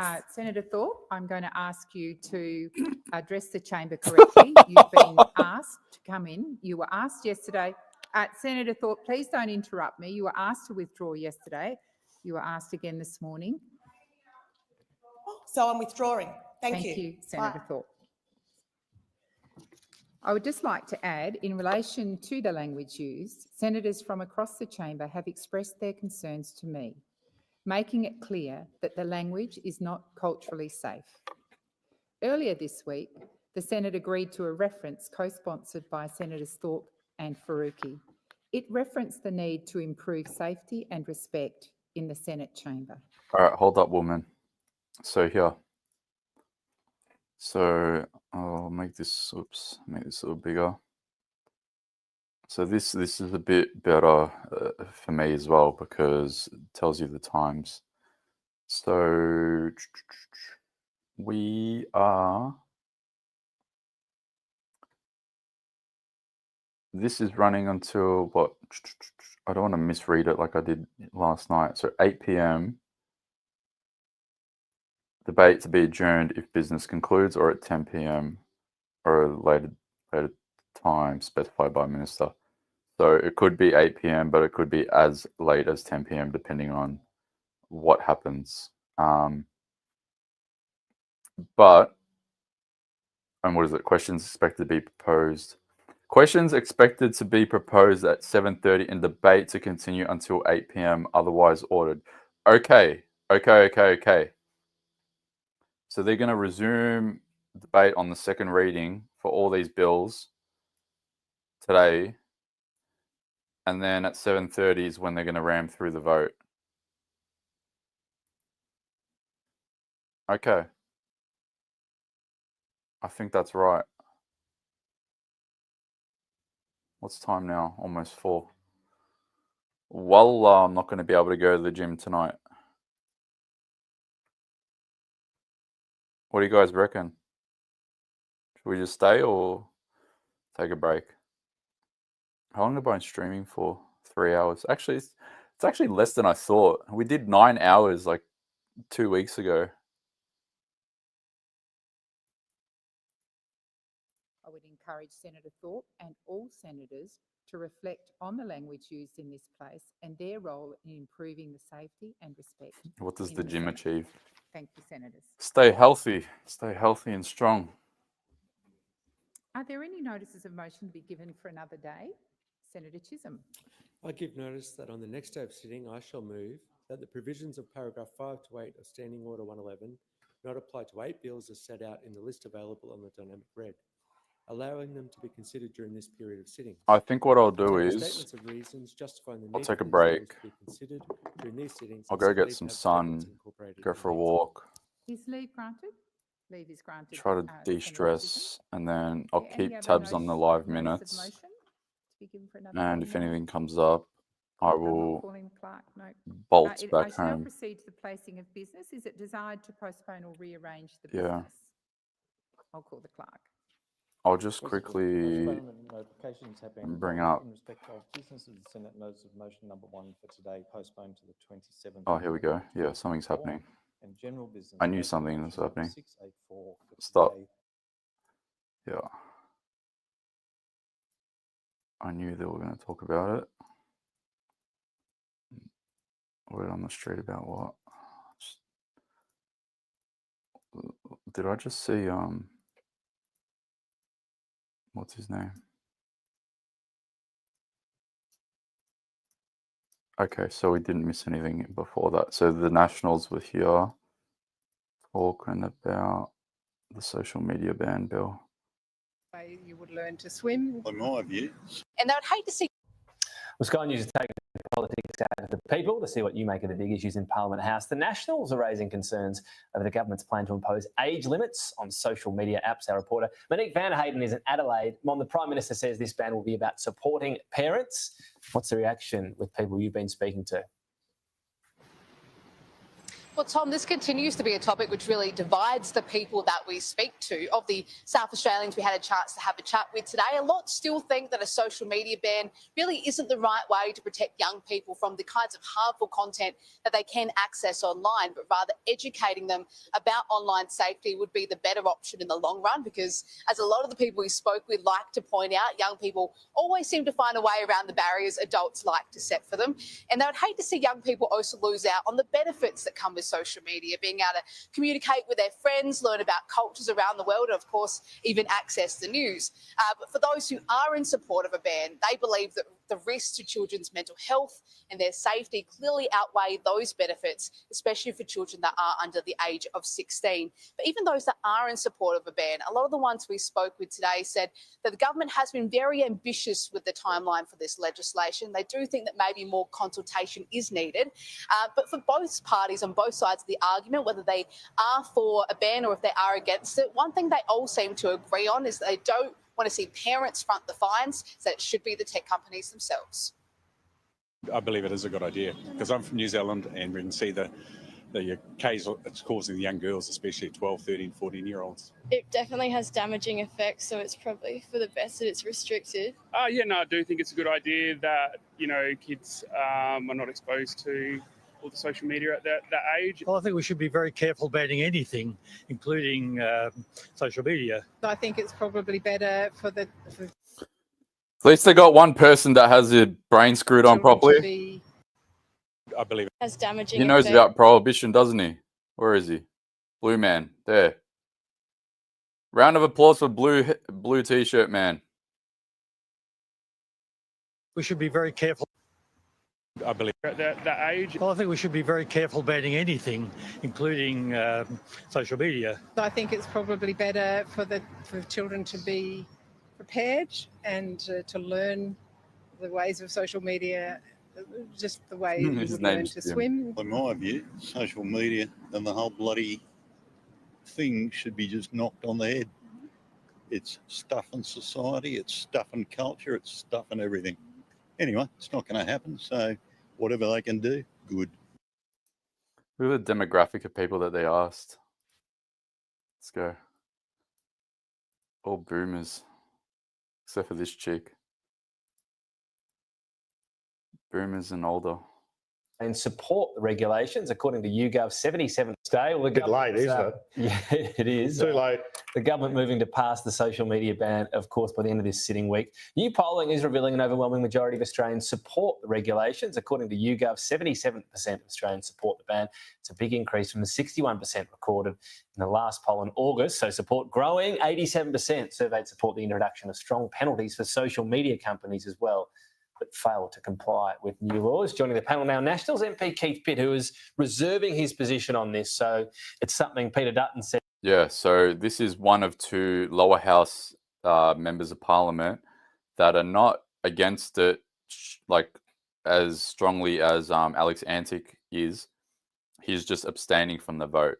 And as I was explaining earlier, the House of Representatives vote is inconsequential because Labor already has the majority, but it just shows that these guys are cowards because they're not willing to at least walk into a fucking chamber room and be like, no, I don't want to vote for it, and then, well, I want to vote against it, and then you can go home and leave.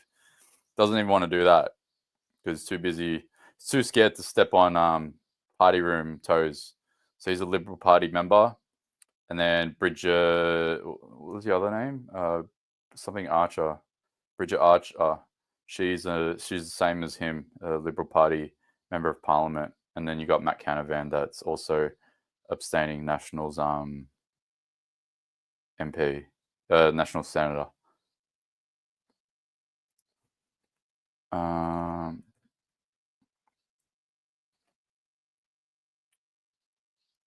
Play that. Said was sort of his idea, and then Labor followed him. Why are you taking issue with potentially taking issue with what's being voted on here? These coalition any piece of legislation that comes before the Parliament, I apply the same lens, which is, will it work? And at the moment, my answer is, well, I actually don't know. And the second part is around the process. So my understanding is that this was made public last Thursday. There's been an inquiry of 3 hours. I've got 15,000 submissions. They were limited to being less than 2 pages. So clearly, firstly, there's a lot of interest. Secondly, there's a lot of concern, and I am completely on board with actually taking action. Okay. But what is the urgency? So it's the difference between now. Well, a and lot of February. urgency parents would say because, you know, there have been kids who have suicided over this. So that's the urgency. On the sort of process, I've seen plenty of times in this place where the two major parties agree and then 6 months later they don't. So does it make sense to get something legislated so that one side can't change their mind. And if there are bits to change in the future, you can still do that. There's still going to be a trial. There's a phase-in period where it's voluntary as well. What's wrong with all of that? But that's the question. And for me, that's the point of balance. So which way does it tip? Does it tip towards do something which may have other consequences, or wait, a month, 2 months, do a proper inquiry, get more input, make it even better, then implement it? And that is the tipping point. Maybe the revolution happens within the Nationals, Peter Dutton doesn't have support, and then nothing gets passed. Well, there's all of those risks. But right now, this is what's before us. And I'm happy, and I'll speak this afternoon or tonight, whatever time it comes around. And I've reserved my position because... This afternoon or tonight. Here we go. Thanks for the hint. I just don't know. Other consequences, or wait, a month, 2 months, do a proper inquiry, get more input, make it even better, then implement it. And that is the tipping point. Maybe the revolution happens within the Nationals, Peter Dutton doesn't have support, and then nothing gets passed. Well, there's all of those risks. But right now, this is what's before us. And I'm happy, and I'll speak this afternoon or tonight, whatever time it comes around. And I've reserved my position because I just don't know. Now, I absolutely accept that this is a problem that has to be fixed, right? Completely. Are you wary, though, of undermining Peter Dutton this close to an election, or at least the appearance of that? Well, I've got to tell you, if all that I'm asked for here is obedience, you got the wrong guy. So might you cross? I'm here to get outcomes. Might you cross the floor? Well, I've never done it before. I want to see action on something that will make a difference. We had a tragic circumstance at my daughter's school in recent weeks, and I don't want to get into the details of that, but the local principal, Dan McMahon, went on the record with another media organisation. His concerns were around Snapchat. I've seen what's happened with my own children who are older now. And on this stuff, I take my wife's advice because she's raised our kids single-handedly. I'm just not there. So she's dealt with the bullying and harassment, the things that you would get from being an MP's job, right? That's what happens. It happened more on social media as a result. Instagram, Snapchat. So targeting your kids because you're an MP through social media happened a lot. Absolutely, no doubt, without question. So my youngest has now graduated from high school. She'll be moving on to something else. And for many of my colleagues, this is deeply personal. They've had tragic circumstances their own. I get it. But my question is this the right approach, and will it work? And you pointed out to us off air, doesn't come into effect until 2026. So the enforcement provisions are 2026. So if you can't actually fine anyone for not taking action, then what difference will it make to take a few weeks to look at this in detail? It's one of the rare occasions, I agree with my colleagues in the Senate, where this is something that should be looked at more. But when does the ban come into effect? I mean, when should parents say... It's not enforceable, isn't it, from next year? So it will be in, just not... So it'll be legislated. So there are no penalties. So it's some kind of honour system, is it? Whereas parents, we're supposed to say, oh, look, they passed this legislation, there's no penalty, but get off the Instagram. Well, some of that happens anyway, right? Yeah. You know what this just proves? No one knows how this shit's going to work. And no one knows what the fuck is going on anymore. Even they're just like, what is it? Is it going to be? Do we have to wait? Do we have to wait a year? The parents have to tell them now? Can they wait until next year, 2026, 2025? Do we tell them after tomorrow when it's voted on? What the fuck is going on with these idiots? You're all morons. I'm doing a better job than all of you.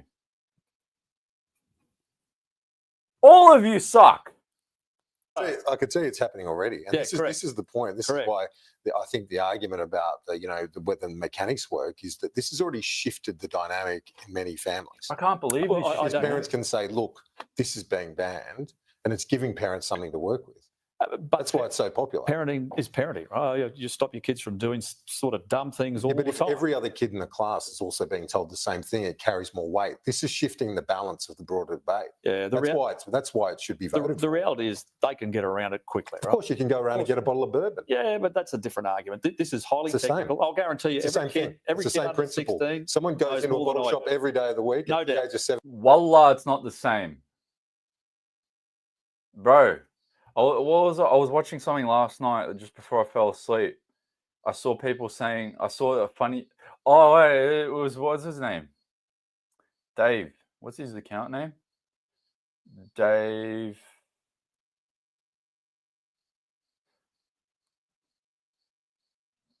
Dave something now. Dave here now or something?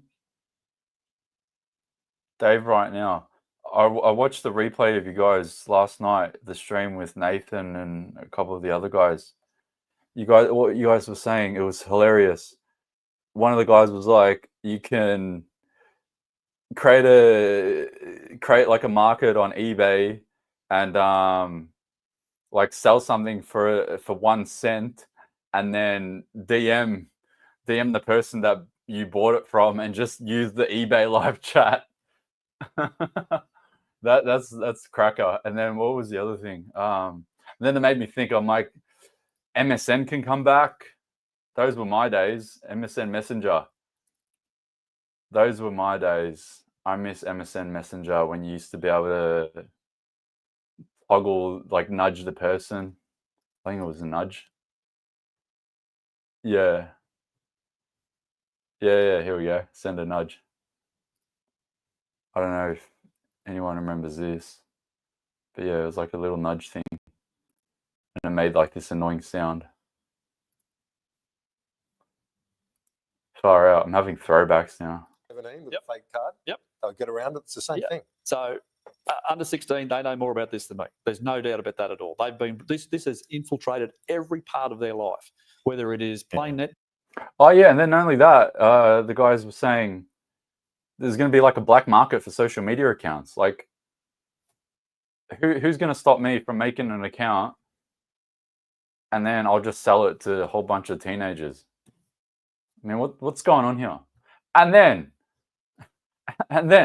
one more thing. I just need to bring this up. Where is it?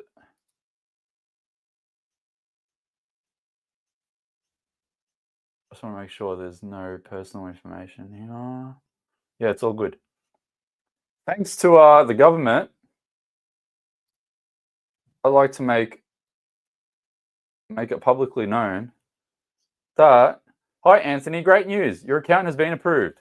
Your dedicated account manager will shortly be in touch with more information. So keep an eye out on your inbox. Warm regards, NordVPN. See? Thanks for creating a market for me, mate. So if anyone wants a NordVPN discount code, I now have one. Thanks to the government. You guys are stooges, man. We're all taking you for a ride. You think that you're taking us for a ride? Where is it? Let me find it. NordVPN. Yeah, here. Let me just go to the YouTube live chat and I'll just post it here as well. I don't know if this is going to work. So I got an affiliate link, and I'm going back and forth with the VPN manager, so I can get a code as well to make it easier. But the point that I'm trying to make is that these people don't understand that there are several ways to get around this. Pornhub is not included. Yeah, that was the only interesting, funny thing that Matt Canavan achieved yesterday with regards to the bill. But yeah, thanks for the stimulus package, the Australian government. I got a link to NordVPN. So if anyone wants a discount, it's currently $3.95. Use my code. Not use my code. Use my link. I'll get a code soon. You guys suck. You think you're one step in front? Ball on the weekend, whether it's cricket, whether it's a message from the coach, whether it's don't forget to bring the oranges. It all happens. But it's actually a bit like changing the alcohol age from 18 to 21. That's what they're looking to do here when you think about it. And that would not be easy. And that's what they're actually doing. No one's saying this is easy, but in terms of the timing and the process, I've got a lot of very experienced Senate colleagues who are concerned about it because it's just so fast. And what is wrong with taking a few weeks? There's a 12-month review. You've got to review. This place is all about review. Why not get something done? Because the impact is so large. But then you can review it. If there's a problem, fix it. Yep. This fucking stooge, what's his name? Bloody Kieran Gilbert. What are you doing, Kieran? You're supposed to be an unbiased journalist. Look at this stooge. Let's go back. He knows. He knows. Keith Pitt. Good on you, Keith Pitt. I hate that you're abstaining. You should grow some balls, but you make an excellent point. What's the point of doing this so rushed in the next 2 days, including today now, the rest of today and the next 2 days, when we could just take our time, wait until next year? I actually think that there's Senate committees that you can actually hold after the parliamentary sitting year is finished. You can just have a committee next week. I might be wrong with that, but I'm pretty sure there's still scheduled committees at the moment that go past the House and Senate days. You can run another committee. It doesn't need to be a rushed one from yesterday. You can run another committee this week and next week. You can stretch this out. This bastard here is like, why don't you rush it? Why can't we do it now? But then we'll review it later. This fucking cunt. What do you think's motivated easy? And that's what they're actually doing. No one's saying Focus this is on easy, Kieran. But in terms of the timing and the process, I've got a lot of very experienced Senate colleagues who are concerned about it because it's just so fast. And what is wrong with taking a few weeks? But it's a 12-month review. You've got to review. This place is all about review. Why not get something done? Because the impact is so large. But then you can review it. If there's a But you can review it. problem, fix it. Yep. What do you think's motivating the rush? To have the legislation without the scheme? I mean, Yeah. That's a good question. Well done, Clonell. Here we go.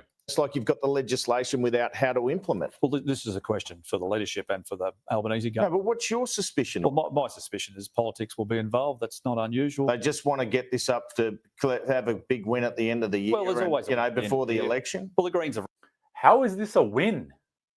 That's what I want to know. This is the biggest L. rolled over on a heap of things. They've got plenty of wins to talk about. But for my job as a backbencher is to make sure that what we're doing is right. It's not simply to trundle along and agree with everything that's put before me. It is to look at it in detail. Why is the delay? Why can't they get it in place earlier than 2026? Well, that's what's in the legislation. I'm sure they could change it if they wish. Someone could put up an amendment. But we've got what we've got. I will look at it. And I'm literally torn. I don't know what to do here. And as I said to you off air, I talked to my wife about these things and she doesn't like it. She thinks it's a silly idea. But why is that? What on to your wife? Well, because the kids will get around it. And they use it so much for so many things, whether it's education, whether it's school. It's a bit like how we...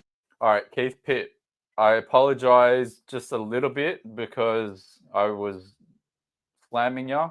I still hate the fact that you're going to abstain from voting, but at least you have some fucking common sense. Thank God for that. Used to call our friends on the phone. Imagine That's how that. they communicate. Yeah, when you used to hang on the wall, right? And had a dial on the front. But the world has shifted. And it's they're not very shutting different. down the whole internet, mate. You still can communicate on via WhatsApp and other things. They're shutting down Snapchat, the thing you spoke about. They're shutting down Instagram. They're damaging social media elements. But a few weeks ago, they weren't. No, but now the legislation does not include WhatsApp. It doesn't include these other communication facilities. But that's the point. It's not shutting down the internet. It didn't They can include- learn on there as well. It didn't include Snapchat not that long ago. Okay. Right? So there are things that you can always improve. So I am legitimately torn about what to do. Well, it's not like you can't contact someone. I mean, and when I grew up, you had to call a landline and speak to Mrs. parents. Jones before you'd speak to Mr. someone Pitt. else. Yeah, that's Pretty- Pretty easy to get in contact these days, and you'll have WhatsApp and other. Yeah, and in terms of bullying, it's because your bully never goes away. It's 24/7. Look, I spoke about this in my maiden. That can happen on WhatsApp. 13, correct. All right, got to leave More it there. likely to even. We had other topics, but it's a passionate one. Keith, Imagine thank that. you. Great to be there. Well, Libby Metham has stared down her detractors in a party. Okay. See if there's anything else. Pull up. Hey, it's the stooge Kylie Tink, member for North Sydney. Let's see if she gets asked about it. Here we go. Teals yesterday getting up to put forward a separate proposal. I have treated that entity in the same way I've treated anybody who donated. I'm just going to play that, and then while that plays, I'm just going to take a little quick break. I'll be right back, everybody. But she gets asked about it. I can just see it there. To me, which is I'm grateful for the support and I believe in the importance of a robust democracy, but they don't pull my strings in any way, shape or fashion. I've never had a discussion with them about policy or a legislative position. The Teals have called for more scrutiny around the proposed social media ban. We've even heard some coalition members today saying that they'd be willing to cross the floor on this issue. Now, you were part of the Teals yesterday getting up to put forward a separate proposal around cracking down on the algorithm. Can you explain to me a little bit how that would work and why that's a better alternative to what's currently on the table? Yeah, look, to be really clear, I think we all recognise we need to do something to support our children in this brave new digital era. But the truth of the matter is that these kids are digital natives. They know far more about this environment than we will ever know. And I likened what we're seeing from the government at the moment. It's a bit like just saying we're just slamming a ban on without actually fixing the underlying problem. So I am one of the voices who are saying this legislation is not good enough. And we should do better. The member for Goldstein introduced another bill yesterday in the House. It's well researched. She developed it over 18 months. It gets into the skin of what the problem is, and that's the bill we should be debating. Kylie Tink, gotta leave it there. Thank you. China's ambassador to Australia has delivered a rare public address in Canberra. It follows a third in-person meeting between the Prime Minister and the President at the G20 last week and comes in the shadow of Donald Trump's thumping election win. Our political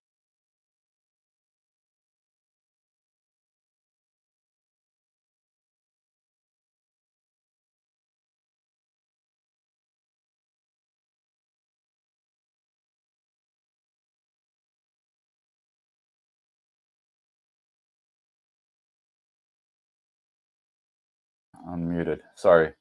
All I just said just then, while I was muted, was kudos to Keith Pitt for what he said.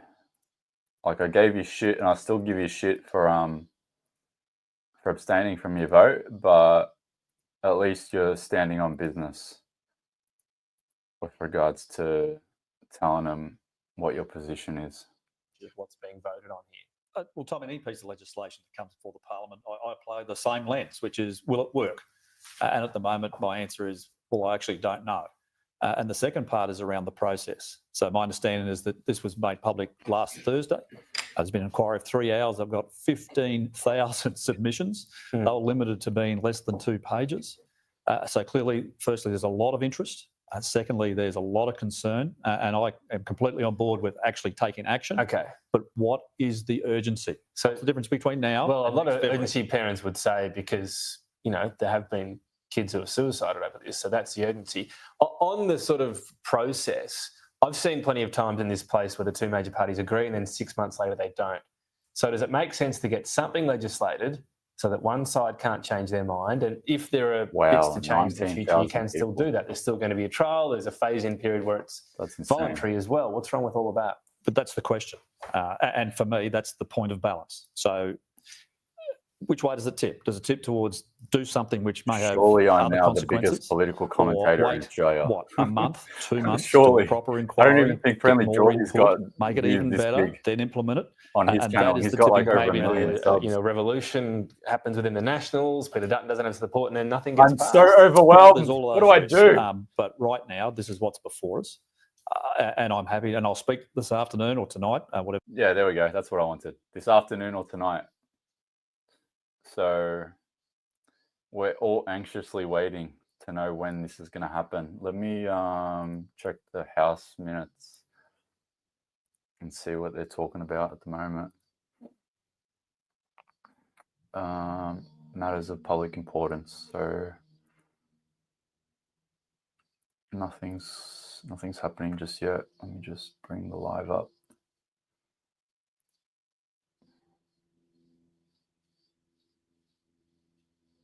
Andrew Charlton, what's he talking about?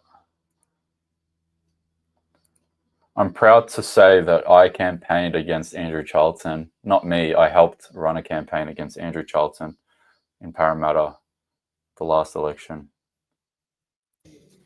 I call the member for Parramatta. Thank you very much, Deputy Speaker. Well, the Shadow Treasurer is so desperate to talk down the Australian economy, he is even making up things that don't exist. And friends, his favourite imaginary calamity at the moment is something that he calls a household recession. Now, there is such a thing as a recession, but there's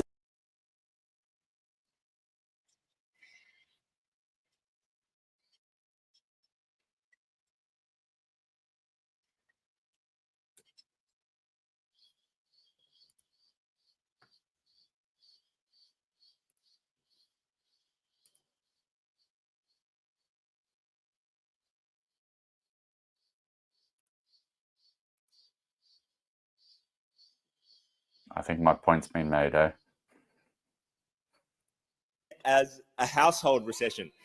And friends, the thing here is you can't just take anything that's been declining over time and put the word recession in front of it to make up a new term. When migration falls for 2 quarters, we don't call it a population recession. When it's been raining for 2 weeks, we don't call it a sunshine recession. When we go 2 days without his colleagues backgrounding against him, we don't call it an Angus recession. Friends, you can't just make up any kind of recession you feel like. Although I do quite like the idea of an Angus recession, to be honest. I like it.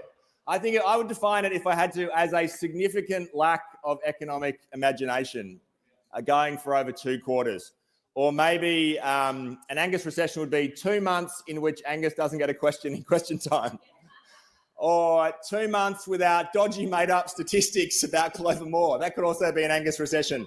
The more I think about it, the more I think we should be creating this. So, friends, when the Shadow Treasurer says that we're in a household recession, I say, great work, Angus. Great creativity, A+ for making up something, but unfortunately, it doesn't exist. Now, this is relevant, Deputy Speaker, for the following reason. Because even though a household recession is not a defined concept, I'll tell you what is a defined concept: a recession.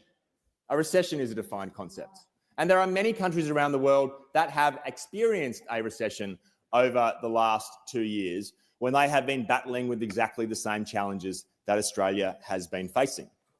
Think about Britain, think about Japan, think about New Zealand, Finland, Ireland. All of these countries have faced rising global inflation, the challenge to get that inflation down, and every single one of those countries went into recession as part of that battle. Now, I don't know if those countries have been in a household recession or not, because once again, as I said before, it's not a thing. And unless they've got an imaginary shadow treasurer in those countries making that concept up, we'll never know. But they have been in an actual recession. And friends, that is what distinguishes them from us.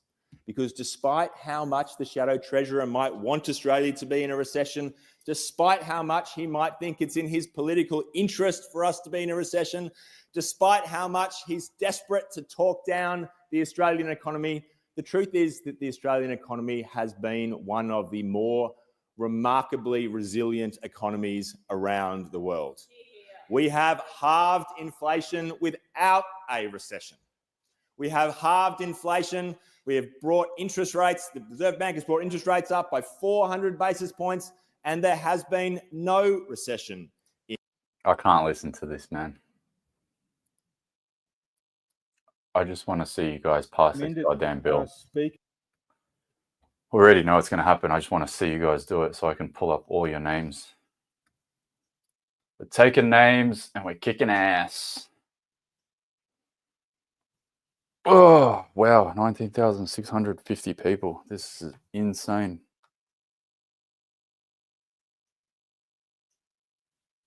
Well, I don't think I'm going to get a chance to move. Let me have a look at the minutes. House minutes. Yeah, still nothing. Let's see what they're doing in the Senate. I'm so glad that there's only 2 more days of this. General business, Senator Bragg, National Housing Accord.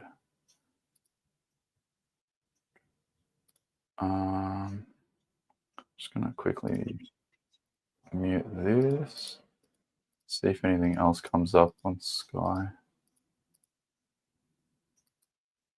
Susan Lay's talking about something. Here we go. Susan Lay's talking about the bill. I'll just pull it up. Let me stop that House one. Okay, Susan Lay, she's the opposition deputy leader. She gets asked about it just now. It's not live, but it's about like a minute ago. and they will be better. Taxes are always lower under a coalition government than they are under Labor, and we point to the $315 billion of spending that is pushing up costs, including interest income rates. taxes. Let's wait until we release our tax policy. I'm not going to do that now on afternoon briefing, much as I'd like to. Well, it's I'm sure you'd politics like now. to. You can do it on politics now. Don't worry Politics about now, sorry. briefing. Yeah, okay, good one. I think it's really important, though, that Australians just tune in to what's happening in Parliament this week, because we just see question time after. Great point. I hope Australians tune in to, what is it? Question time with a let's wait until we release our tax policy. I'm not going to do that now on afternoon briefing, much as I'd like to. Well, it's I'm sure you'd politics like now. to. You can do it on politics now. Don't worry Politics about now, sorry. briefing. Yeah, okay, good one. I think it's really important, though, that Australians just tune in to what's happening in Parliament this week. Yeah, people are tuning in. I have 20,000 people tuning in right now, Susan Lay. Do you understand that?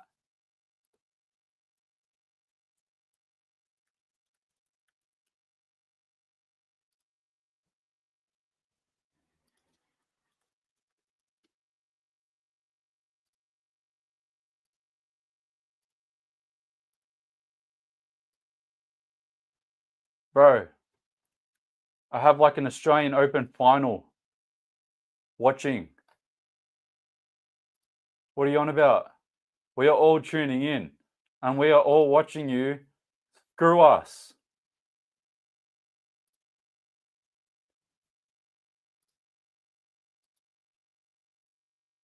Time after question time with the Treasurer just telling us all that it's all okay, and we're giving example after example.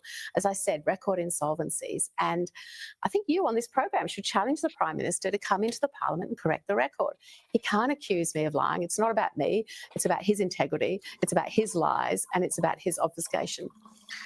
Peter Dutton's been calling for some months now for a social media ban for teenagers. The coalition's indicated that they'll support this legislation, but we do know as well that there was fierce debate today in party room that ran for about 90 minutes or so. Are you concerned by the fact that some coalition MPs have indicated that they'd be willing to cross the floor on this issue? They're particularly concerned around the speed or the time in which this is going to be basically going through Parliament.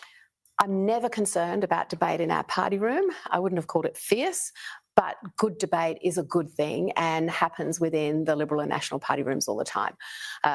The legislation has been tabled. David Coleman, our shadow spokesperson, is doing an excellent job. He's working through some of the details and some of the questions that were raised today, including about the process and the assurances that when this happens, it works well, people's privacy is protected, digital identity is not something that you have to hand over as if you're handing over your life to a social media company. By the way, they've got all this information anyway.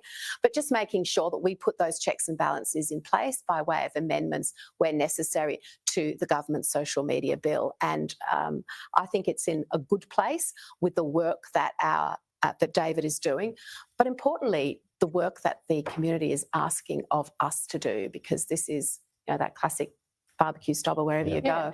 And it's the mums who come up to me and they'd tell me the stories, and they would have told you the stories and you would have seen them about what's happening to individuals who are bullied on social media and some of the, you know, the dreadful occurrences. So the vast majority of the party room are on board with it? The majority of it, yeah, absolutely. Given Mr. Dutton and David Coleman, sort of, they were the ones leaning into it. Yes. They led the charge. So absolutely. And that is a reflection of what we're all hearing.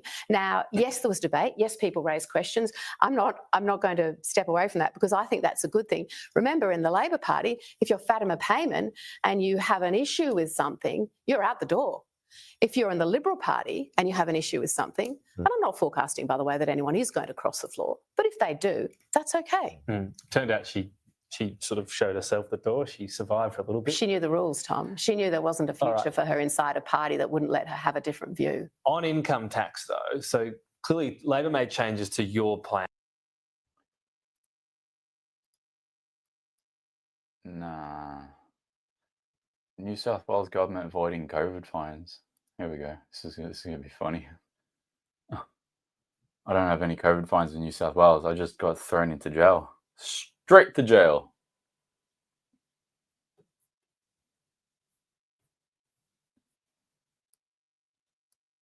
You break COVID rules, straight to jail. You incite protest, straight to jail. You have explicit content of underage children like a BBC newsreader, not straight to jail. The New South Wales government is cancelling the remaining 25,000 COVID fines and refunding $5.5 million to people who paid them. The New South Wales Fines Administration Commissioner received updated legal advice and opted to void all 60,000 notices issued for breaching public health orders during the pandemic. The decision won't cover fines, which have been finalised by the court. 36,000 fines cancelled in 2022 after the New South Wales Supreme Court ruled it did not provide enough information on the offences it was punishing. Those police cars in parks, that gives me flashbacks. Well, the most significant aged care reforms in 30 years. Get the heck out of here. Aged care minister. All right. I'm just going to pause it and leave it on that retarded face of hers, and we'll see if she gets asked anything about the bill.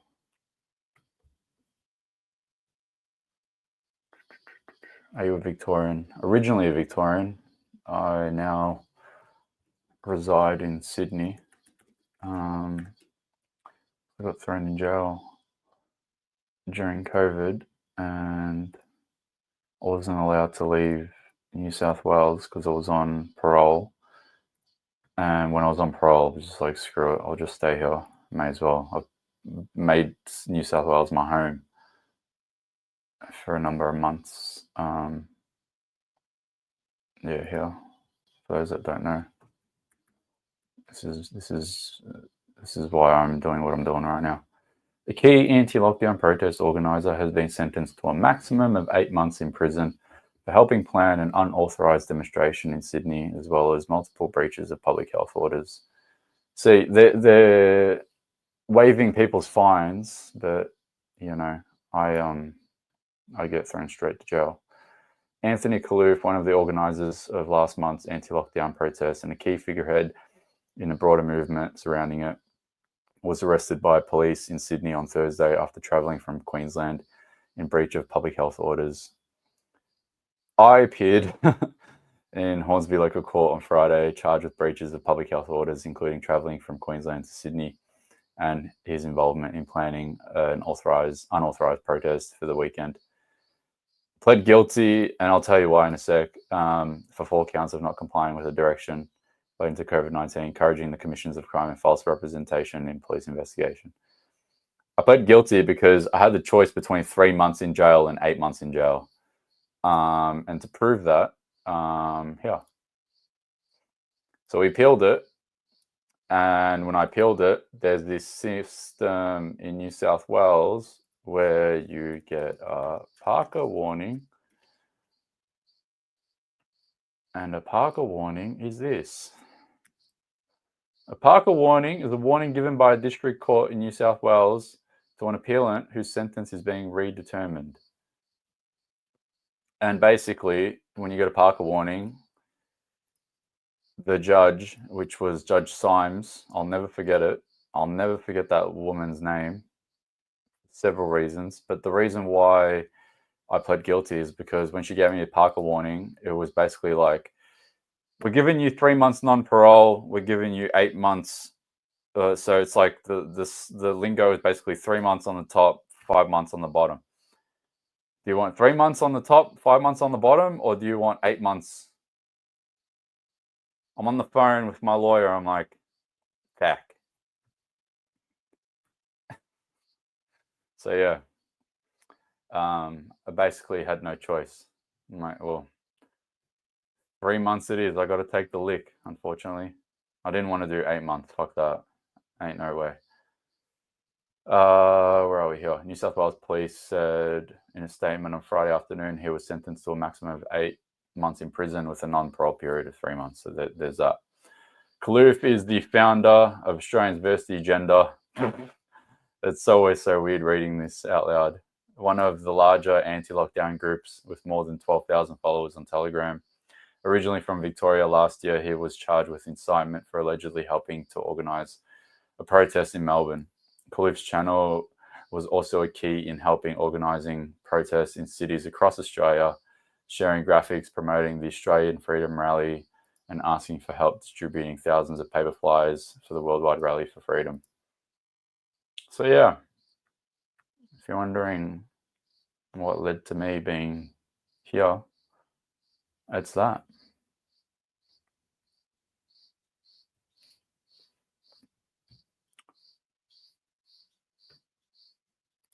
Unemployed personal trainer, Lowell was up. Yeah, lockdowns, yeah. Of course I was unemployed. Everyone was unemployed.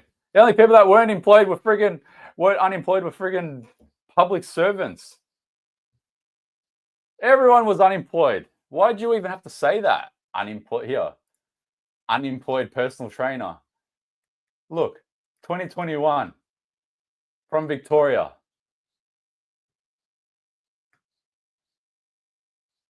What are we doing here? Everyone was unemployed. Why'd you have to do that?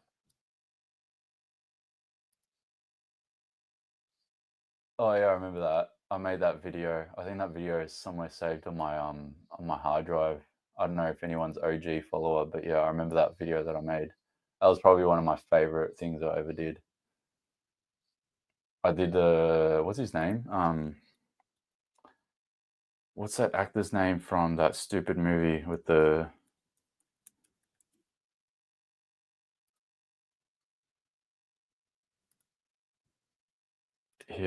what's his name? Castaway actor. Why do I not know his name? Tom Hanks. So Chet Hanks, that's it. So Chet Hanks video COVID. And he was like, he said something like psych. It was like a prank. And then I made a video spinning off that. Yeah, here we go. I don't know if anyone remembers this. I suggest to all my followers, you guys set an appointment and get the vaccine first thing. Psych! Chet Hanks. Yeah, so when he did that, I made a video where I was like, hey guys, I'm going to cancel the protest on Saturday.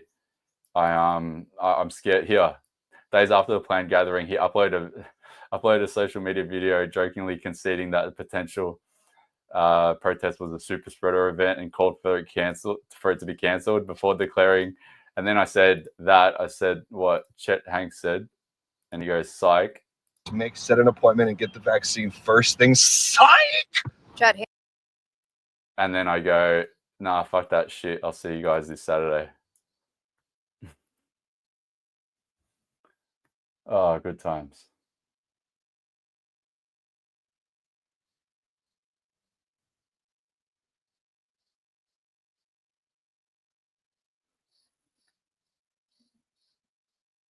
What was jail like? Jail was, I mean, I got thrown into Goulburn. The one thing that's shit about Goulburn is there's no windows.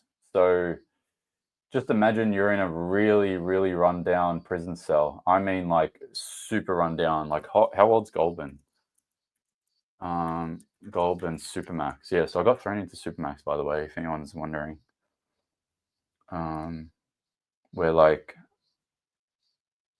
terrorists and drug kingpins are. It opened in September 2001. But it's putrid. Like it's not even that old, but it's putrid. And yeah, there's no windows. So when you're in, so I was in there during winter, and you're in your shitty old prison cell, and because there's no windows, it's literally just like it's still barred off, so you can't sneak out, obviously, but you can't like close it, you can't seal it off, so just cold wind would run through, and yeah, not pleasant.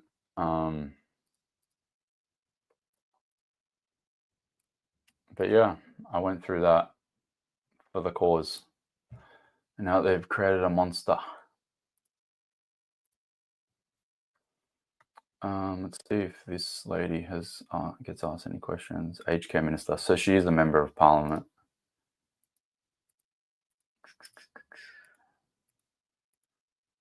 I don't think she's going to have an opinion on it. Nah. Aged care.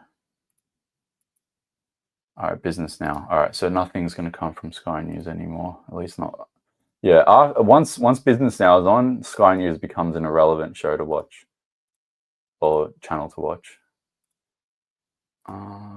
Let's quickly go back to the House and see if anything's happening.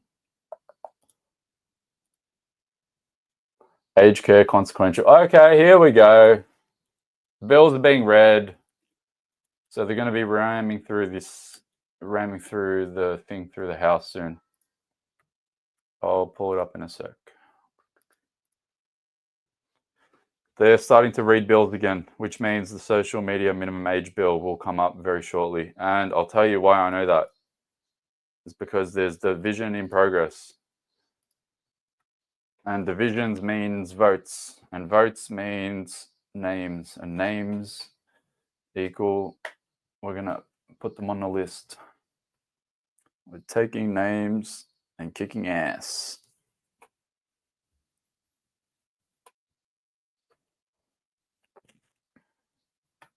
I'll put some audio on, but I'll just put it on lightly. Because it's just like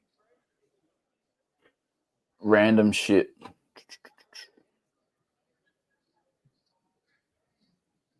I went bush and I'm still here. Good on ya. Woolworths and Coles warehouses were literally super spreaders the whole time. Shifts a day, 3 shifts a day. Markets still had food. That's a known bad jail. Jail for free speech. Yep. Almost like gas chamber talk. Yeah, it's pretty ugly.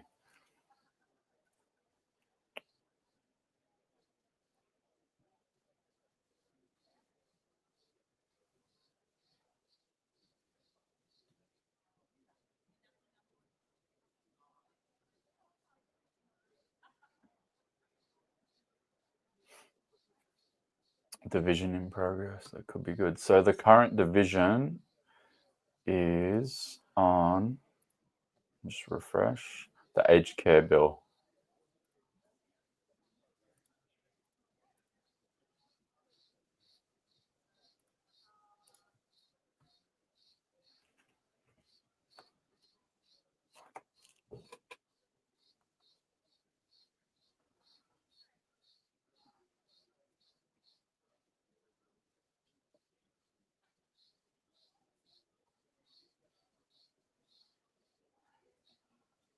Who's this?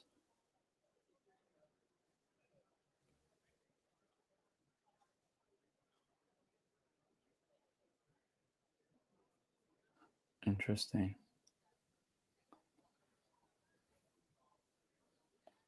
So it looks like I'm not going to be able to leave all day. I'm still a prisoner even to this day.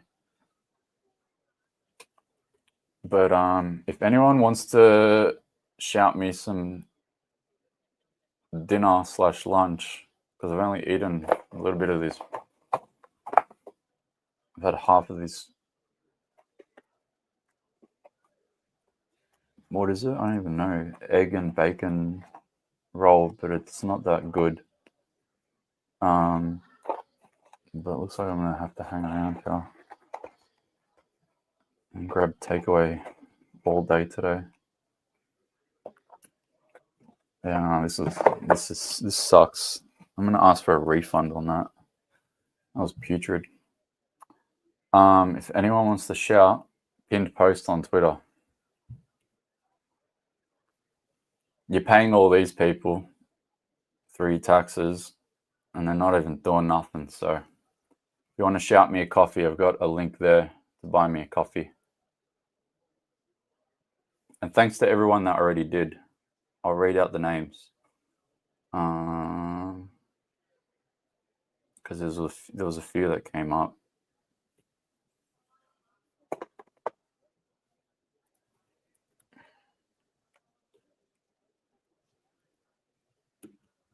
Yeah. Oh, they left messages as well. Sick. Deb, thank you, Deb. Thanks from a silent ex-user who appreciates everything you're trying to do to keep this a free country. Thank you, Deb. Philip M. Thank you, Philip. Canberra Protest 2022. Love your work. Thank you. Thank you, Canberra Protest. Kate, doing a great job. Thank you. Please get some lunch. Thank you, Kate. Jag, Paul, E, and Total Freedom. Wow, what is this? We're getting rid of all these motherfuckers and repeat. Love it. Yes, it's got to be done. Get rid of these motherfuckers. These pretend government are insane on fucking crack. Anna, thank you for what you're doing. It's important. It's more important than what you could possibly think it to be. And then yeah, that's it. Thanks for the shout.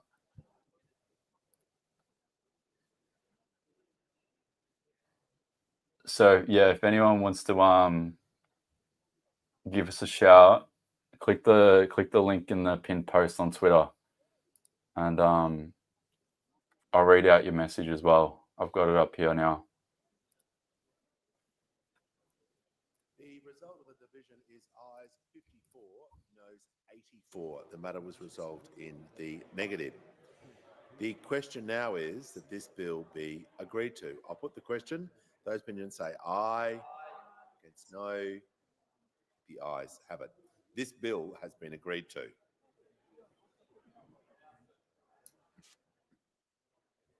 Okay, so that was okay. Calm down. Members can leave the chamber or return to their It's regarding the aged care bill. quickly and as quietly as possible. The call to the Minister for Aged Care and Sport. Super sticker. Thank you, J-Hop. I'll just get the minister to ask leave of the House to move. The link is on Twitter feed, so it's on my profile. It's just a pinned post. Thank the minister and the member for Cowper. Leave is granted. Leave has been granted, and now I'll give the call to the Minister for Aged Care and Sport. Thank you, Mr. Speaker. I move that this bill be now read a third time. I'll put the question. Those opinions say aye, against no. I think the ayes have it, and I call the clerk. Third reading, a bill for an act to deal with consequential and transitional matters arising from the enactment of the Aged Care Act 2024 and for related purposes.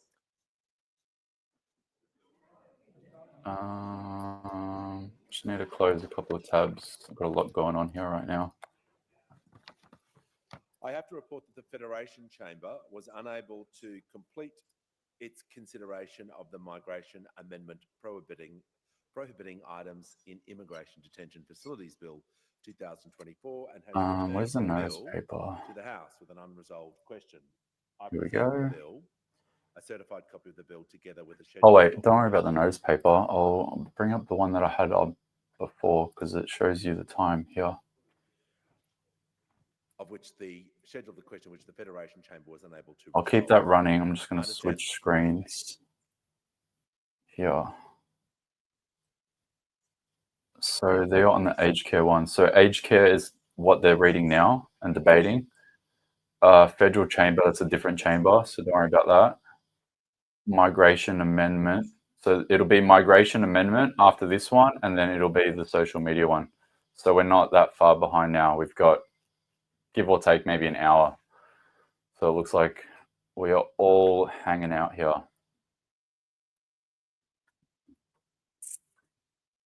Go through some chats. Aussie Anzac. Thank you, Aussie Anzac. Fuck yeah. Appreciate it, man.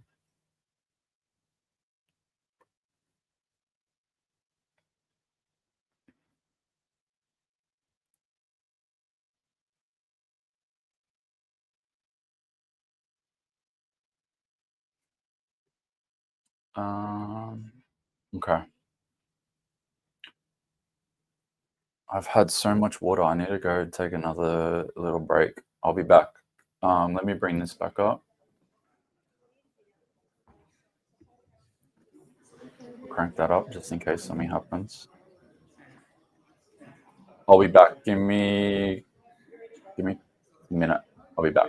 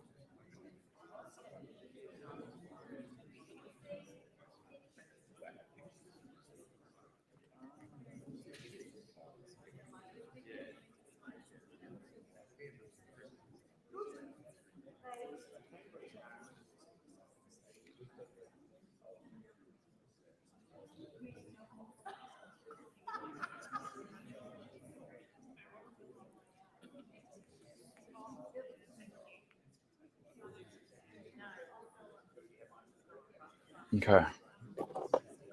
Doesn't look like we've missed anything just yet. Let me see if I can zoom this out. Oh. I need another lens on this camera. This is not even my camera.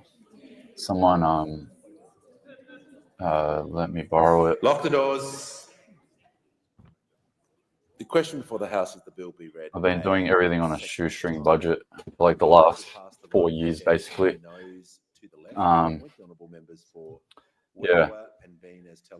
Everyone's struggling, including me. I can't even get a camera. I've got to borrow one.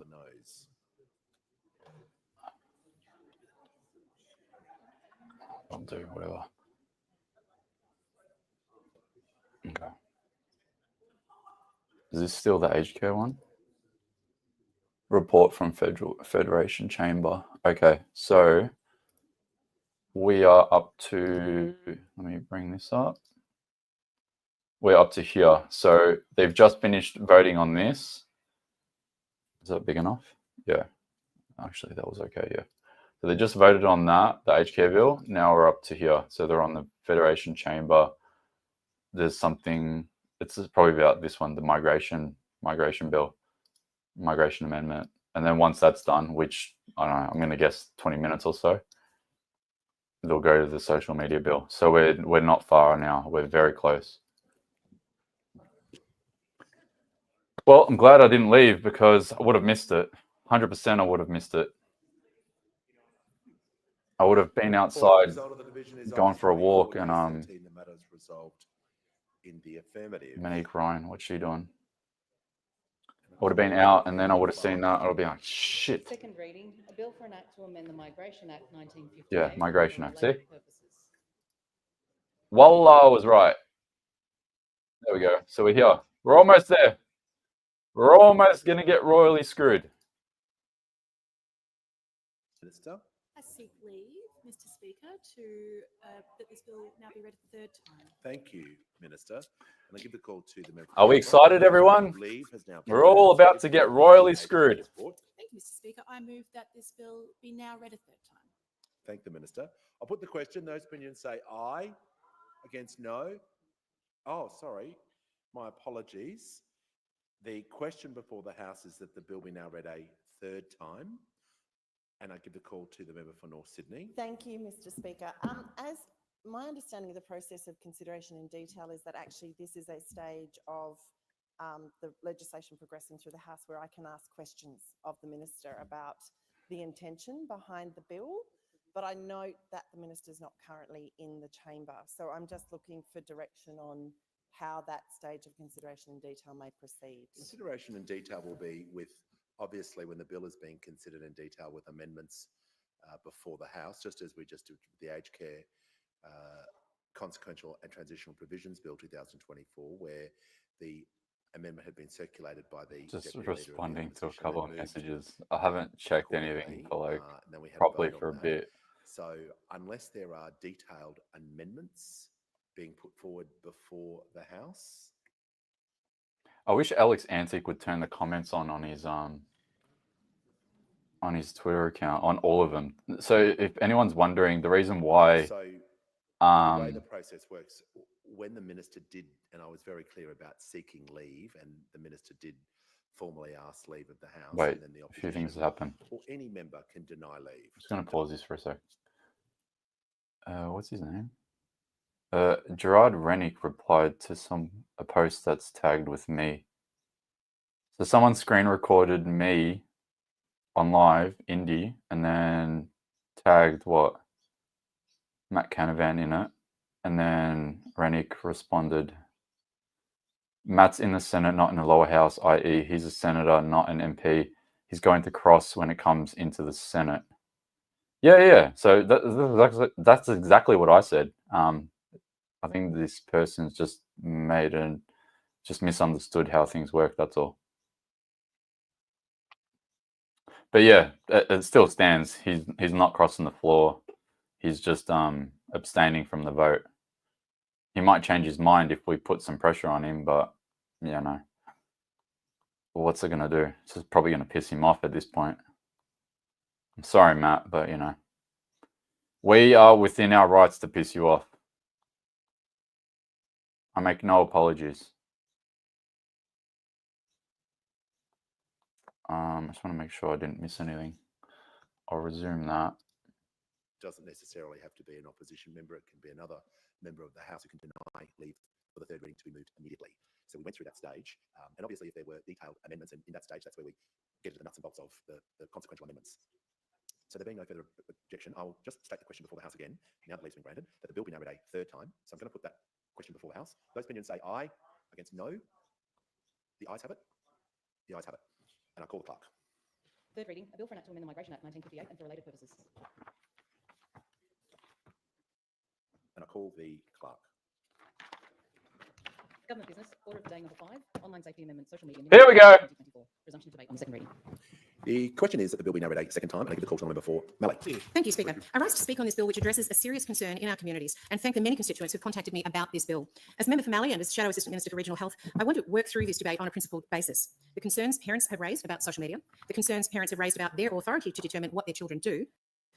I was out for one of my daughter's birthdays this year and saw a woman with her young children and her own mother, with both children's eyes glued to 2 large iPads. Just metres away, other children played on large indoor playground equipment.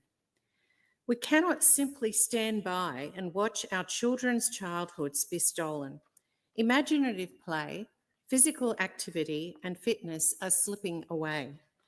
As I said at a consumer health forum this morning, regional Australians have poorer health indicators relative to the rest of our population when it comes to their weight and exercise. Children are coping with boredom by using a digital device. We in the older generation must take responsibility for what our own device behaviour models around our children and grandchildren, and give those children the love, time and attention they crave and deserve.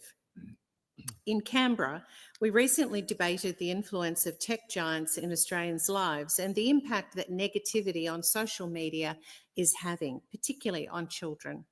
The cyberbullying, body image messaging and lurid pictures are bad enough, let alone the psychological disorders that the tech platforms fail to address or even promote through their algorithms. For centuries in Australia, our children's values have been formed by mum and dad and grandparents, the extended family and the community. Now, in the parenting hierarchy, some governments want to control what people believe and think and are positioning themselves at the top of that ladder. And whether we intended it or not, tech giants like Meta, Facebook, Instagram, Google, YouTube, Snapchat, and Apple are fast pushing family and community values into oblivion. If government and tech giants are the new gatekeeper of values, we have a volatile and destructive mix.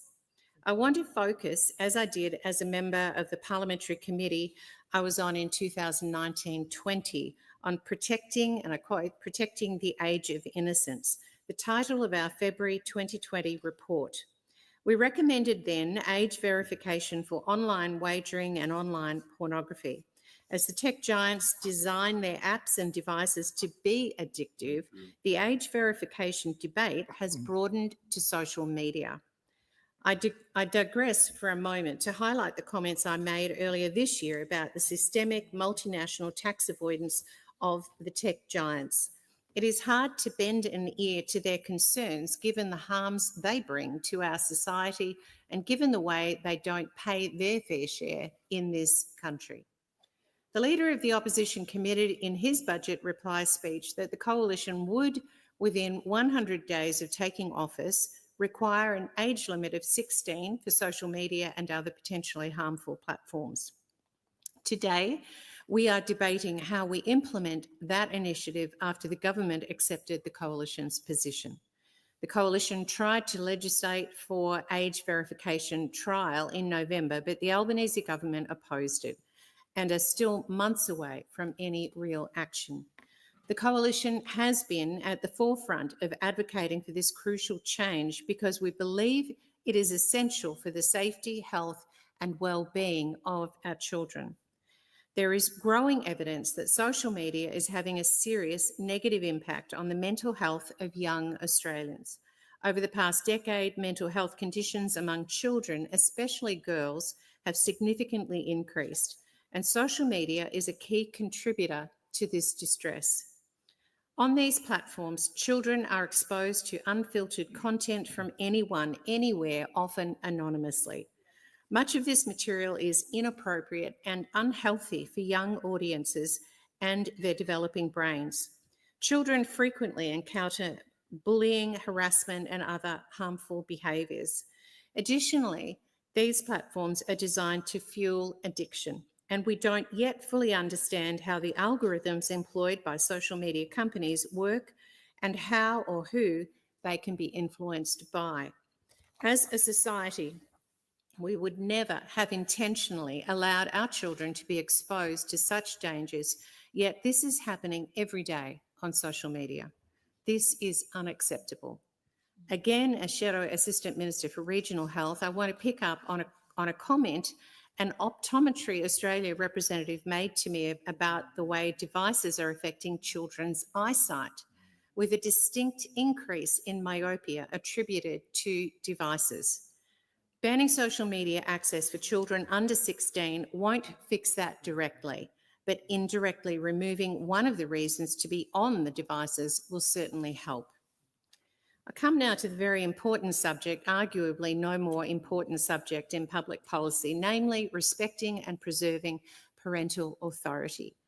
Where we need to draw a distinction is between permanently undermining parental rights and giving effect to the collective will of parents through this Parliament to help protect our children. For the comment that just said, speed it up, this is live. This is happening right now. There's no speed up. It's live. So important.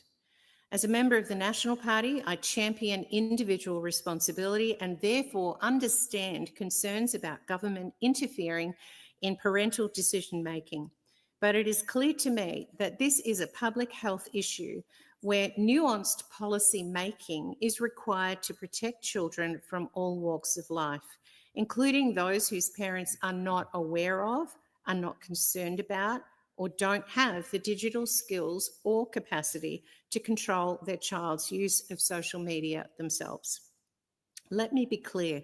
I respect and support parents' wishes to have primacy as determining what they allow their children to do. I also respect the democratic view of parents represented in this place to show the Parliament has their back. A good example is where state governments have helped parents of teenagers in another way, restricting their rights for a limited and vulnerable time in the driver's seat.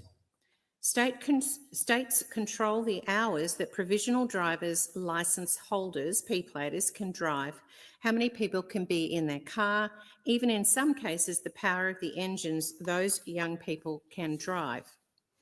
Too many parents have lost a child. Too many communities, many of them regional communities, have endured the heartache of a tragedy from young people not ready to drive responsibly.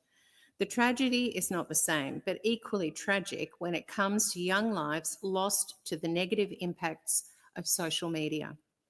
Just as P-plater restrictions save lives, this reform will save lives as well.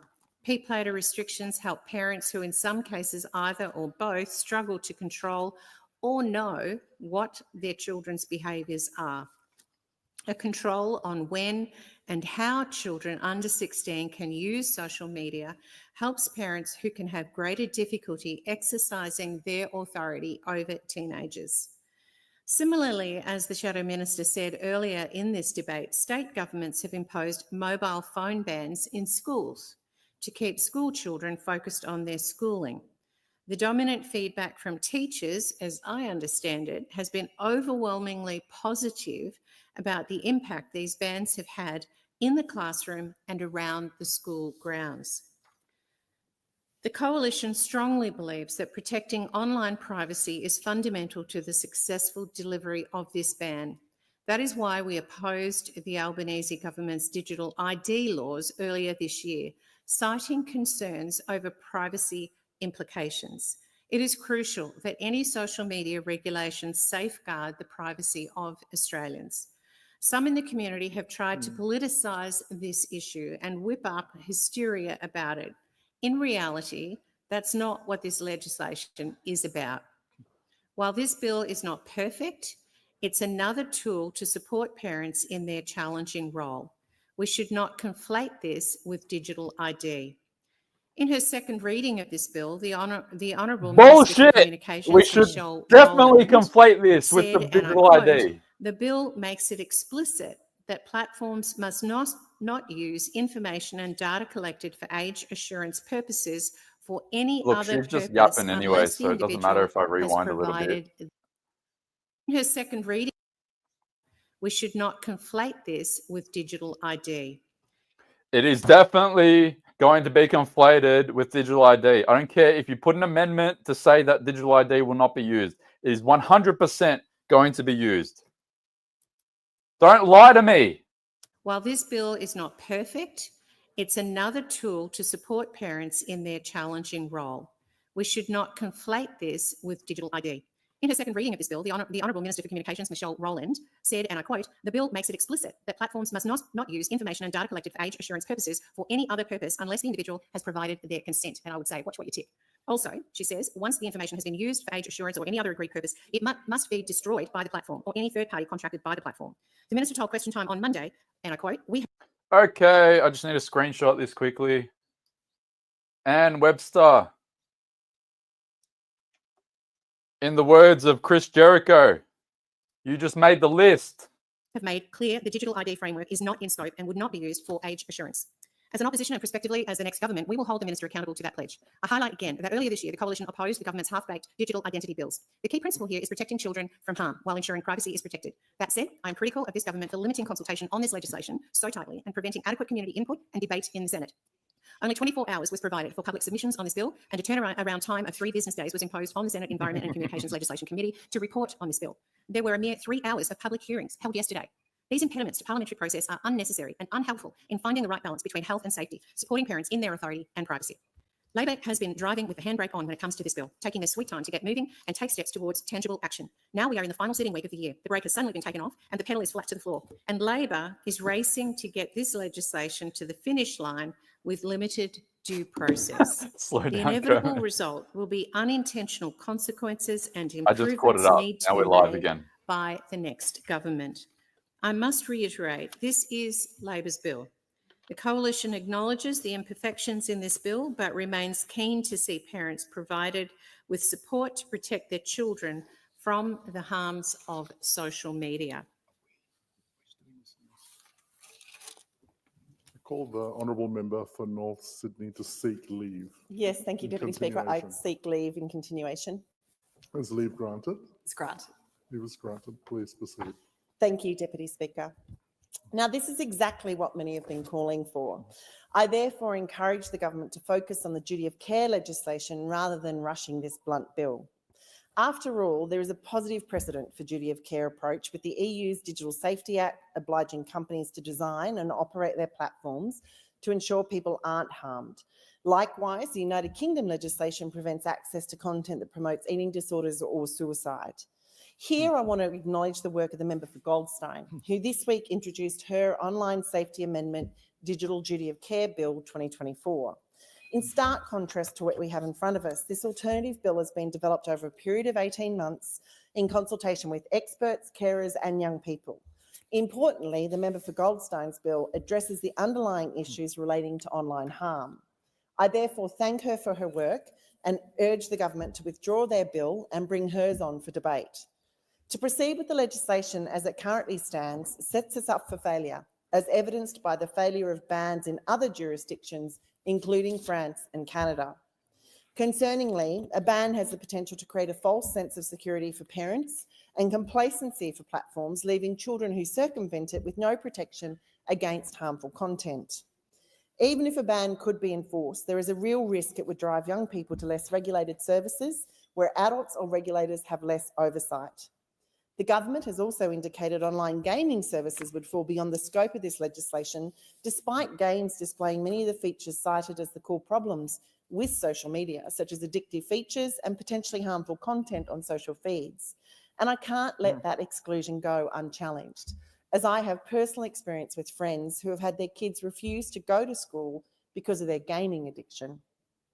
Beyond concerns around the potential impact of an age ban on access to useful information, some of my community have also raised concerns with the bill's implications for privacy.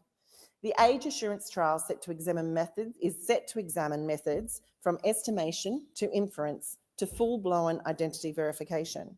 With the former, we risk false positives as systems approximate a potential user's age. With the latter, users may be required to upload personal ID documents that many will rightly feel uncomfortable sharing. Ultimately, the more rigorous the test, the greater the risk that the right to privacy will be infringed, and this is something my community of North Sydney cares deeply about. More than a decade ago, the then Attorney General, who also happens to be the current Attorney General, instructed the Law Reform Commission to conduct an inquiry into serious invasions of privacy in the digital era. Since then, academics and independent bodies like the Law Council have continued to call for action, arguing there is an urgent need for reform to strengthen protections for citizens and align Australian law with European law and parts of North America. This government then conducted another Privacy Act review with a report offering 116 recommendations tabled in February last year. The government response agreed fully to 38 proposals, in principle to 68, and no to 10. And according to the Attorney General's website, the government is committed to introducing legislation to protect the personal information of Australians in 2024. Yet we have not even seen a draft of the new legislation, and instead we have this bill, which does nothing to offer any greater protection to anyone, including our children. Rather, this bill will likely require personal identification or biometric data for all Australians to be gathered by the platforms. And so, like many in my community, I'm confused by the government's priorities. Other concerns related to this bill include the sharing of data with third-party verification services, the creation of databases linking real identities to online accounts, requirements for platforms to track Australian user location, and the creation of infrastructure for content monitoring, not to mention the potential for commercial surveillance of Australians. With all of that said, I also think Wow, it's what's unacceptable commercial that the government is surveillance? using its concern for Like the potential industrial harms of scale online surveillance? content Like to ban social media for credit under scores? 16s, but won't ban online gambling advertising, despite the overwhelming evidence of the good an advertising ban would do. Rather than pursue the bill in front of us then, I urge the government to focus on empowering young people to curate their feed and ensuring parents feel comfortable having conversations with their children about the use of these tools in their day-to-day lives. I also encourage them to force the platforms to give users the ability to reset their algorithm and ensure they are held to account for providing broader education on what is possible, because we can already restrict the time a young person spends on their devices, we can restrict the type of content someone sees, and we can already implement strategies that provide a trusted source with an oversight on how a young person is engaging online. As a 12-year-old told me confidently just last week, it's all in the settings, silly. Ultimately, while I agree we need to ensure our kids are safe, this bill simply doesn't do that. Rather, this bill offers a blunt instrument that fails to meaningfully address the real problems of social media or hold platforms accountable for making their services safe for young people. And for this reason, I move the second reading amendment as circulated in my name. Thank you.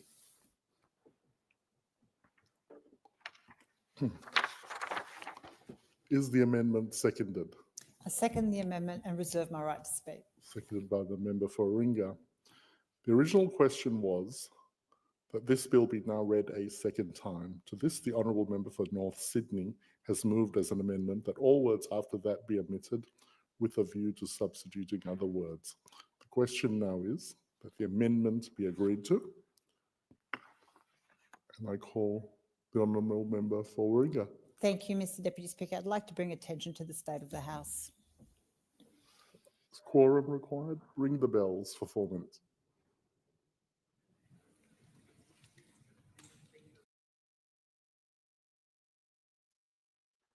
Look at that. Look at that.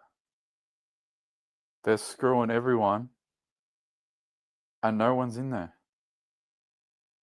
You got one staffer, you got the Speaker of the House, you got another staffer, you got this dude here that's probably fallen asleep. You got another two staffers, another staffer there. You got this guy on his phone, probably on social media. And then you got the member for North Sydney. She's on social media. And Zoe Daniels, she's just yapping. Quorum required. I actually don't know what that means. Quorum. House of Reps. What's quorum?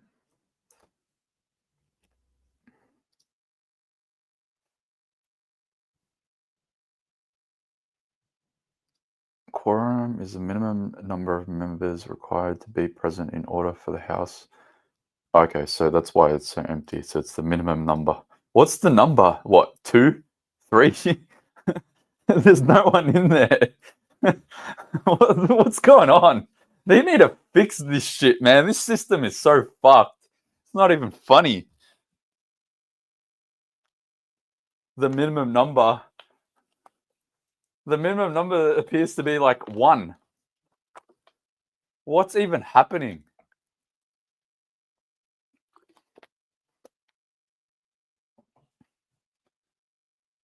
Yeah, it means the minimum number and amount.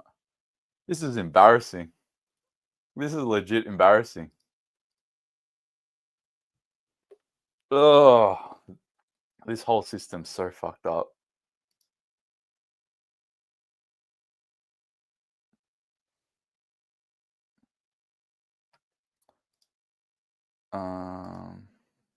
Yeah, so it's 4 minutes, and it looks like people are starting to stroll in. Yep, they're strolling in. They're getting ready to vote on this. They're all slowly coming in. Here we go. Get ready, everyone. Get ready, Australia. We're all getting screwed. But for those that may not have seen this post from earlier this morning, these are Zoe Daniels' proposed amendments. Let me just make this a bit bigger. So her proposed amendments are transparency around risk mitigation on social media, penalties of up to 10% of global revenue. They're currently at up to 5%. Civil penalties for the executives of the social media platforms, user controls over the algorithm, and to have the platform's default privacy settings to be for them to be at default privacy settings when you set up your account. So those are the proposed amendments that are happening right now.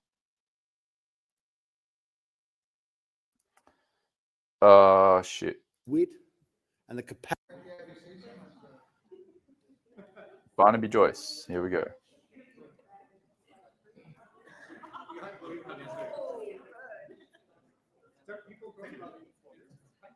Quorum present. The question is that the amendments be agreed to. And I call the honourable member for New England. Well, thank you very much, Mr. Deputy Speaker. Mr. Deputy Speaker, in the time of, as we move towards nanobots, with recursive self-improvement, capacity of AI to take a whole new dimension in how we do the analysis of what happens, then I believe, well, I always hoped there'd be the wit and the capacity for multi-billion-dollar companies, multi-billionaires, to incorporate that technology in how people speak to one another. This is not so much this is not person to person, this is person to phantom. The evil, insidious nature of what happens online. Mr. Deputy Speaker, I know this is a contentious issue for many, but I have incredibly strong views about why we should have protections in there for the vulnerable who, in this environment of getting online as they come home from school, I'll be honest, 14-year-old girls around about that time, we haven't properly developed a sense of proper agency in what's happening around you. A person has the capacity to come into your life, not a person, an evil thing, phantom, and to completely turn that person's life upside down. To play with their personality, to play with their ego, like a cat plays with a ball of string. To destroy that person. And they really can. For many parents, they have lived through this incredibly evil and destructive experience where a person who's happy, who's fun-loving, is taken to the edge of death with issues such as anorexia, where we stand back and say, well, what can we do? I mean, would you allow them, just because it was free, to play with firearms, to play with dynamite? I really mean it. It's as dangerous as that. Not for everybody, but for the vulnerable, for the person, and for the person who starts competing with his unknown entity, starts competing, starts to get, tries to justify their position, tries to get a form of self-worth against we don't know what. Another person, either named or unnamed. We've seen the tragedy already of the young lady near Strathfield, I think it's Santa Sabina, committed suicide the other day. We've seen other young girls who've taken their own life. And we have a responsibility to do something about it. It might not be perfect, but we've got to do something. You can't just sit back and say, oh, this is too hard. Mr. Deputy Speaker, I have been on this case for years. This is, people say, oh, you need more time. I've been pursuing this for So he years. supports it. Barnaby Joyce just let 24,000 people down. To see Senator Ted Cruz, and also on one side, and the Democrat senator from Barnaby the state Joyce. of Washington on the other. You just made the list. Mr. Deputy Speaker, they're a lot more forward-leaning than we are. I can't I don't believe it. think you'd find They're that all they're letting sort us of, down. All of some them are sort of letting us socialist down. cabal. They are a lot more forward-leaning. I've watched them actually with a sense of real sort of encouragement and with a real sense of purpose as they absolutely eviscerated people. I'm just going to mute this for a sec.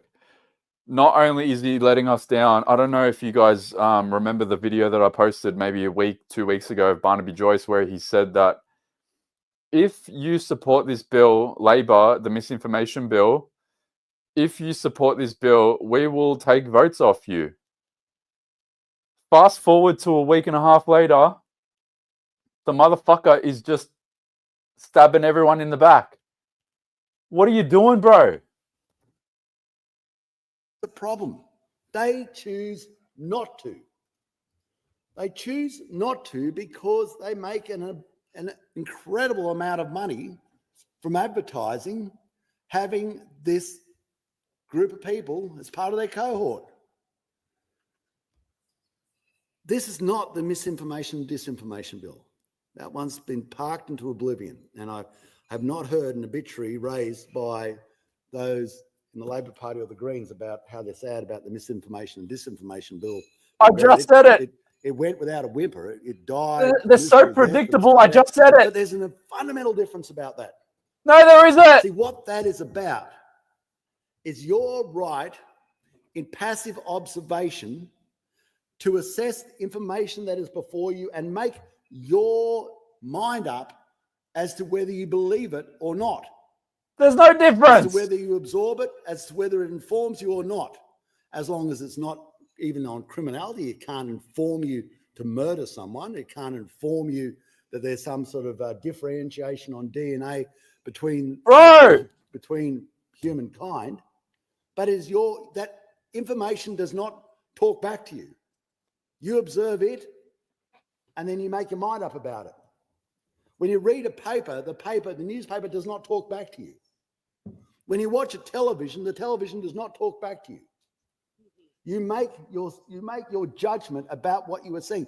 But this is entirely different. It talks back. It talks back.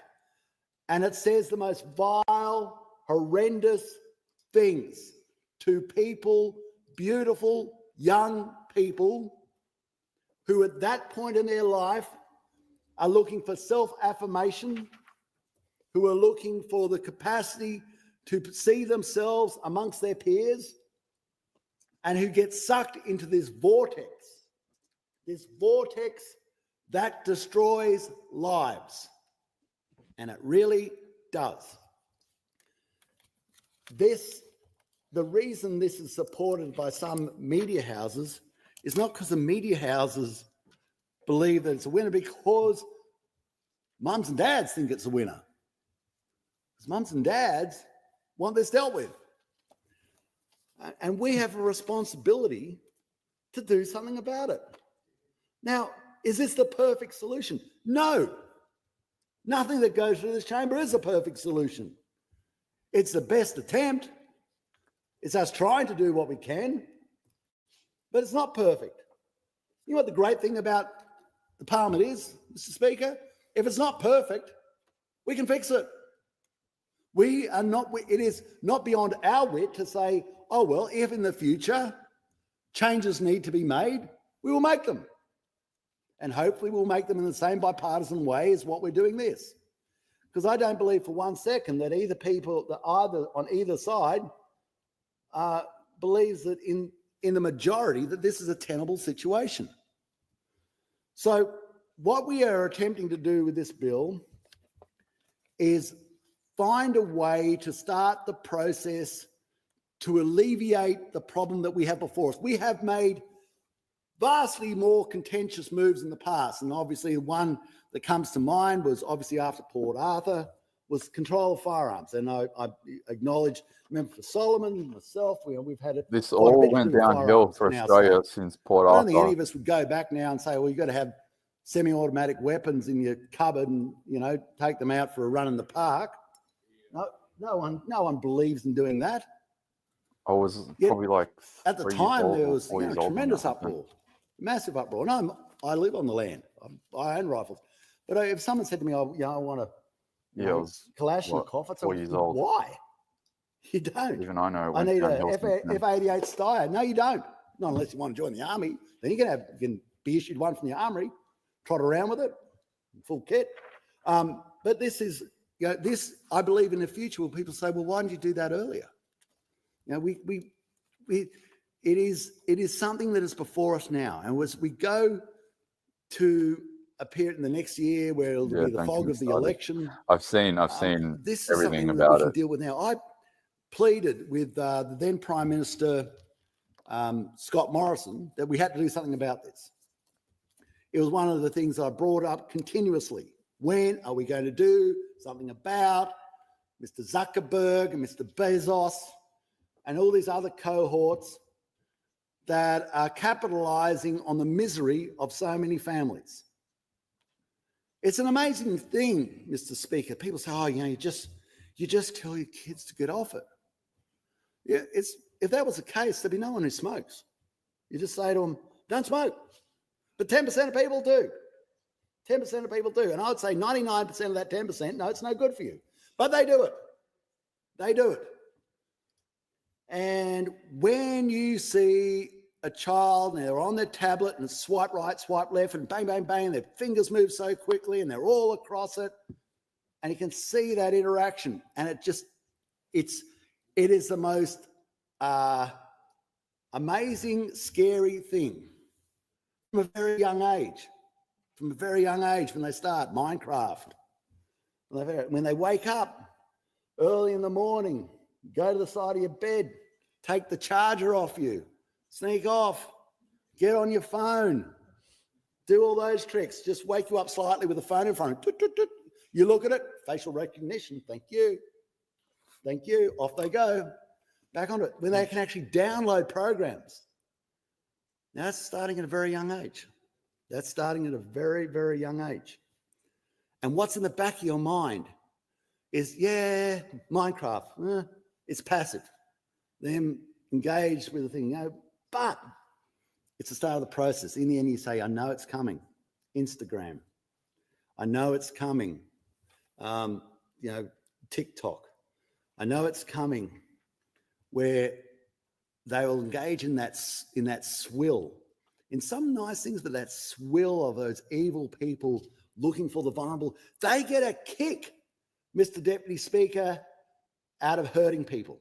They get an endorphin kick. It makes them feel good. They don't care. In fact, some of this total and utter filth holds it as a prize if they kill you. It's a win. It is the crime you can get away with. As Rooster 123, as you're out there as Rooster 123, or Prince Charming, engaged. I'll be back. With Jane Smith, as 13 years old. Too much at the water. local high school. I've only had water. Right. Water and a tiny Jane, bit of a sandwich. You're fat. Jane, you should lose some more weight.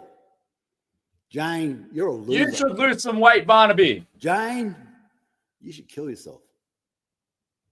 You're nothing but rubbish. And is that mythical? Is that overstating it? No, it's not. That's how it works. The terrifying outcome that so many families have, and they finally find out what's going on. And then having to engage the psychologists, the psychiatrists, to try and deprogram this insidious program that's happened, to get to that point in your life where you say to another person, what are you doing to yourself? Where you get that point where they have no control over their life anymore. That it has been rewired by this engagement in a multi-billionaire's money-making machine. In this multi-billionaire's money-making machine that makes them the richest person in the world. And whilst they acquire that massive wealth and sit there in their T-shirt and parade like some sort of quasi-god on the stage in front of the adoring fans, they don't have the capacity to quietly stand back and say and contextualize all the mechanisms and all the attributes of how they made that money. And say to themselves in that quieter moment, under my principles, under the rules I live in my life, under the things that guide me in my compass is what I am doing right. Is this good? Is this right? Is this just? Have I created harm? Am I responsible for hurting someone? And the answer to that question is yes, you are. Yes, you are. But they don't do anything about it. So we have to do what is second best. We have to make our best attempt. We have to try and do what is right. And this bill is our best attempt to do what is right. The question is that the amendment be agreed to, and I call the honourable member for McKellar. Thank you, Deputy Speaker. Deputy Speaker, I rise to speak on the Online Safety Amendment Social Media Minimum Age Bill 2024.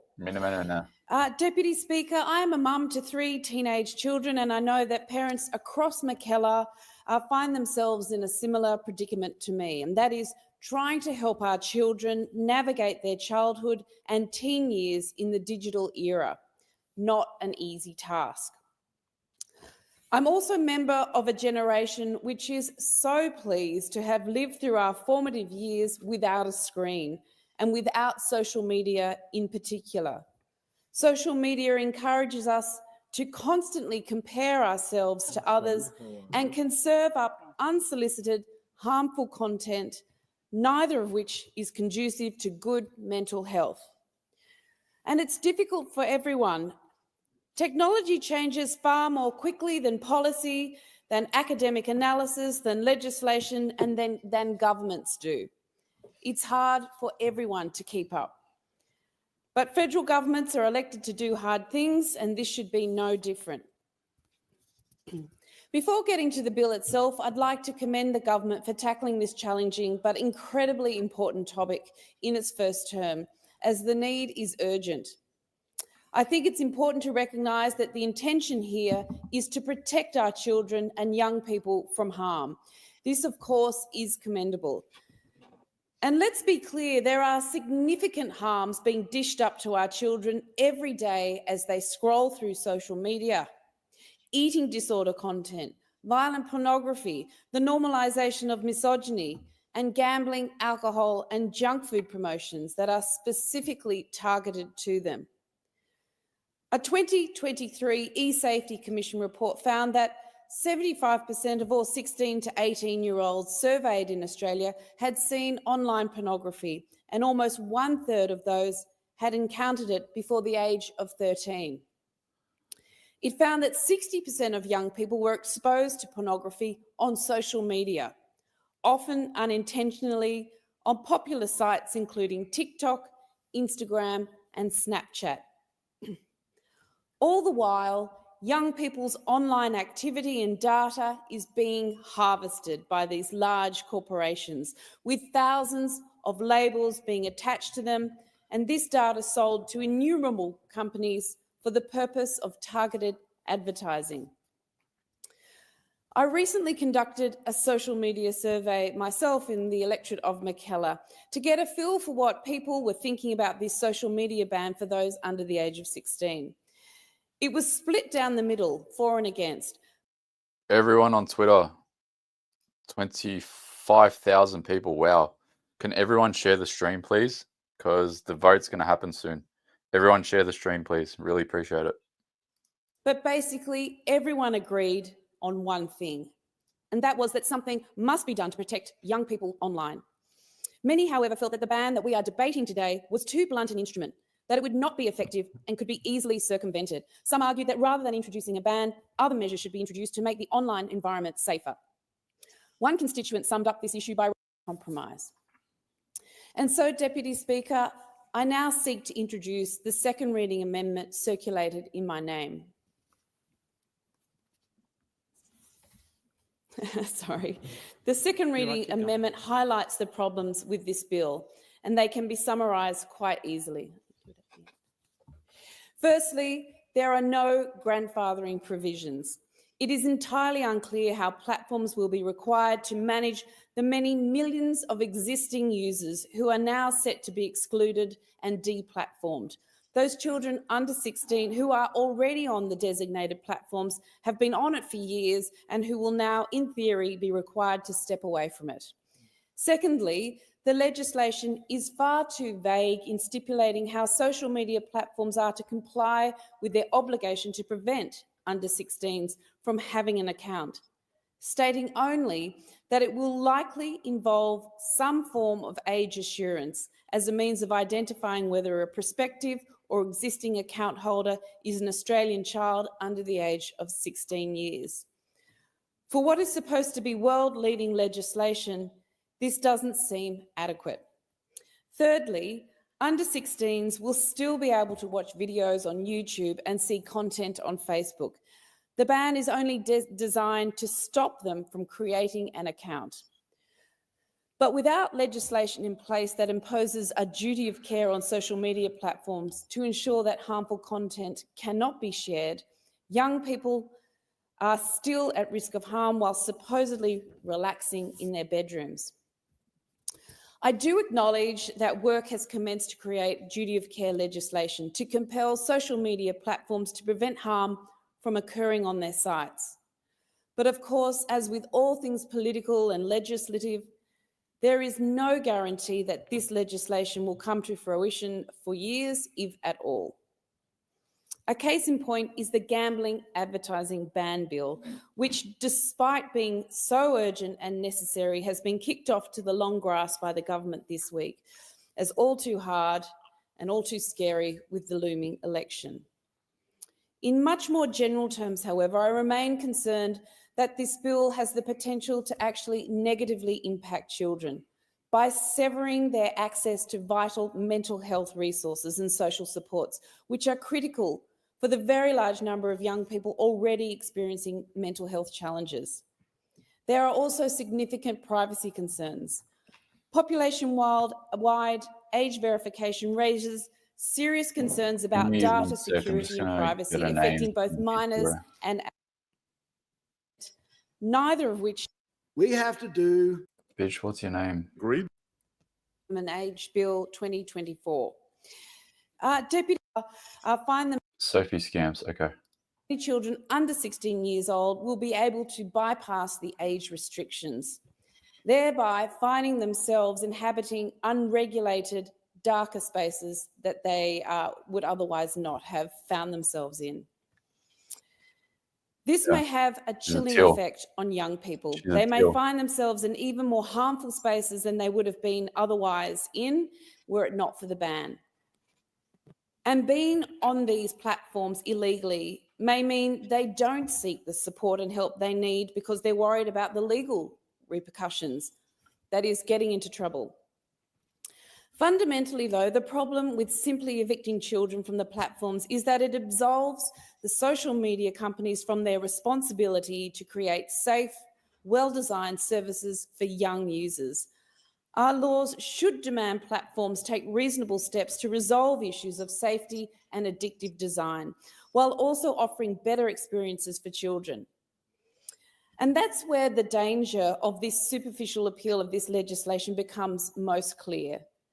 Basically, this legislation, which simply bans those from under 16 from using social media, means that social media companies won't be compelled to address and solve the actual causes of harm on their platforms, both the algorithms that serve up harmful content to teenagers and the design principles which ensure addiction. According to Daniel Angus, a professor of digital communication and director of the Queensland University of Technology's Digital Media Research Centre, there are several things that the government should be doing to better avert harms that I've listed. First of all is to impose a duty of care on digital platforms. The government has announced that they're looking into this, which is welcome news. My crossbench colleague, member for Goldstein, has also introduced a private member's bill just this week, which would establish a digital duty of care, and I commend her for doing this. The member for Goldstein's contention, which many digital experts agree with, is that rather than age gating, we need safety by design. What that means is that instead of simply shutting kids out, we need to address and prevent the harm being caused in the first place. This is especially important when the government is far from clear how age gating will work. Which leads to the second recommendation from Daniel Angus, which is to enact regulations which will require platforms to give people more control over what content they see. Users should be able to change, reset, or turn off their personal algorithm. And third is to create a children's online privacy code to better protect children's information online. This could be administered by the Children's Commissioner or the E-Safety Commissioner, or both. These issues were comprehensively canvassed by a group of over 140 Australian and international experts who wrote an open letter to the Prime Minister last month. The view of that group is that an age-based ban on accessing social media is too blunt an instrument to address the risks effectively. I understand that this bill has been referred to the Senate Environment and Communications Legislation Committee. In my short time here, I've always found Senate inquiries which provide the opportunity for further expert scrutiny inevitably result in improved legislation and outcomes.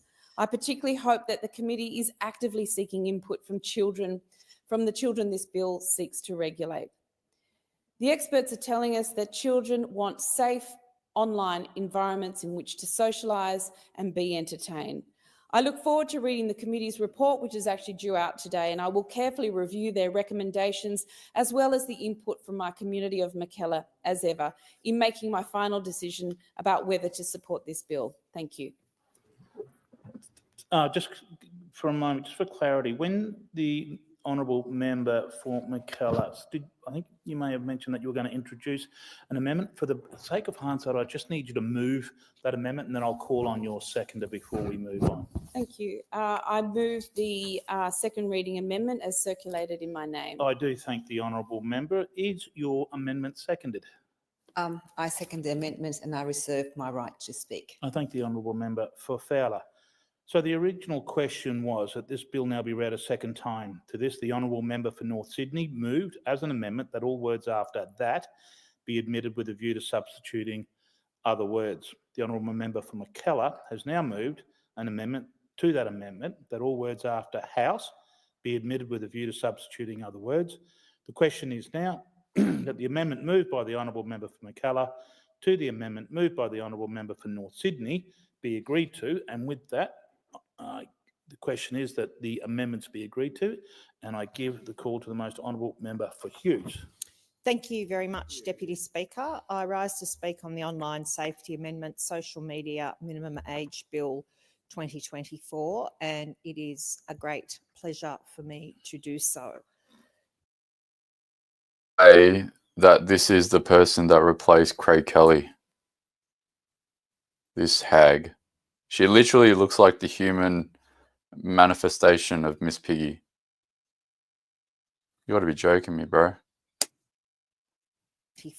And it is a great pleasure for me to do so. Just at the outset, Deputy Speaker, I think it's important to start with how we have landed here. Member for Hughes. And we have landed here Unbelievable. because we have had social media now in some form for around about 20 years. And we have given social media platforms the opportunity, and this has been successive governments, to self-regulate. They have failed to do so. And Deputy Speaker, I heard the honourable member for New England. He drew the comparison with the gun legislation that was rightfully brought in by the Howard government and really led by former Prime Minister Howard, have proven to be completely recalcitrant in this. 4 decades ago, when we didn't have seatbelts in cars, the legislators of those days had a similar problem with car manufacturers who said, oh, it'll be too expensive to put seatbelts into cars. it is not really that much of an issue. People are dying from other injuries, not just from not wearing seatbelts. It's too hard to regulate. It's going to make cars too expensive. Well, Deputy Speaker, thankfully, the parliaments of those times had the courage to stand up to the car manufacturers and say no, because in the national interest, we must prevent people from dying from chest injuries or being rendered permanently paraplegic or quadriplegic through those injuries in car accidents. Oh, I can't And believe they Deputy replaced Speaker, Craig Kelly with we this fucking regulated it. bitch. The sky didn't fall down, the sky didn't fall in, and now our cars are safer than they've ever been. And indeed, cars are now sold on the basis of safety features. So, Deputy Speaker, this is legislation that is completely necessary for us to change the course for our young people. This legislation broadly aims to set a minimum age of 16 for Australians to hold social media accounts. It requires age-restricted social media companies to take reasonable steps to prevent age-restricted users from having an account with the social media platform. And the entire objective of this legislation is to reduce the harm that social media is causing to young people. Deputy Speaker, when we hear You guys are cracker. I love these comments. of 11 and 12-year-olds taking their own lives because of bullying or because of some of the material that they are being subject to on social media, it is time that we said, we as the adults in this place, we as the legislators, as federal legislators, we must say no. We must cannot allow what has been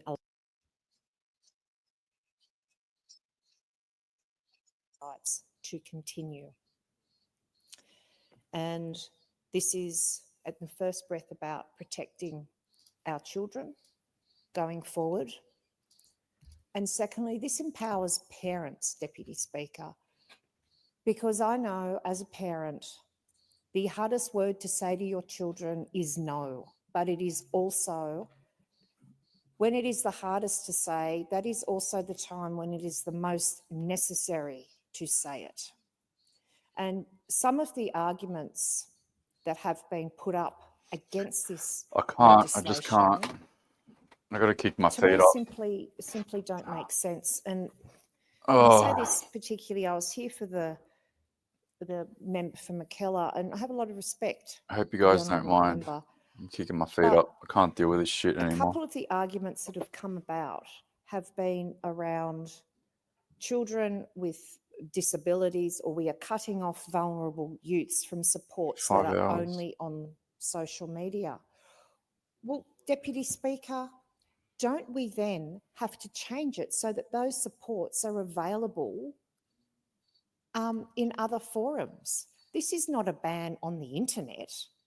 This is a ban on social media platforms for children under the age of 16 because they are children. And we have various other laws for our children.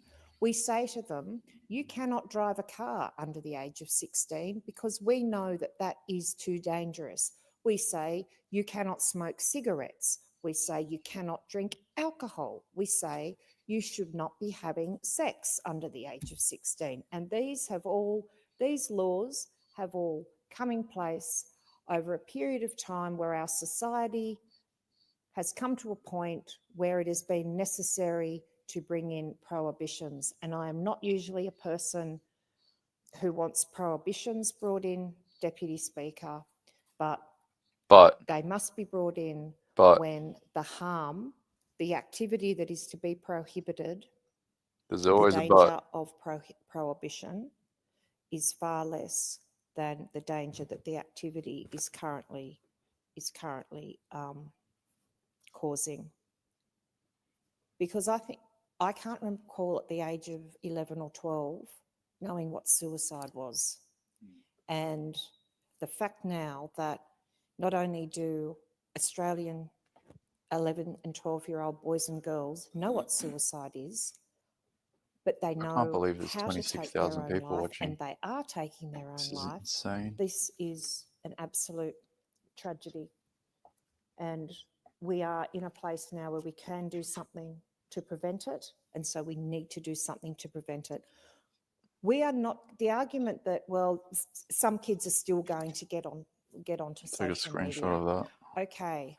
I can't believe But it. why are we 26,000, making the that's good bonkers. the enemy of the perfect in this? It's not even good. How can you make it? How can you under the say age of that? It's not 16 even still good. No drive one knows how cars. it's Some kids working. under the age of 18. You guys are all some kids under gaslighting the age of everyone. 18 still drink alcohol. They still smoke cigarettes. They still do things that we do not want them to do. Don't make But perfect the enemy it of the good. gives It's not good. parents, this legislation gives parents back control. They can say, no, you cannot be on this. You can't be on Instagram. You can't be on Snapchat because it is against the law.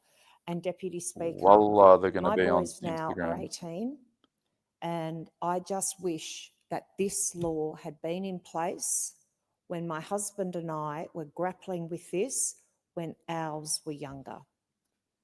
We tried everything to keep them off social media, but parents these days, parents are working, kids come home, they're on their phones, and parents cannot be sitting there with their children 24 hours a day looking at what they are watching, and indeed they shouldn't be. So this gives parents the ability to say no. And I think the other argument that... Wait, did she just say that parents shouldn't be monitoring their children 24 hours? Man, look, I don't have a kid, so I can't really know what I would do or what I am doing. But if I was a parent, I swear to God, if I had a son or a daughter, even more so, man, I was actually on a leash as a kid. My mum would actually have me on a fucking leash. No shit, I swear to God, I am monitoring that person, that child, that kid, everywhere. More than 24 hours.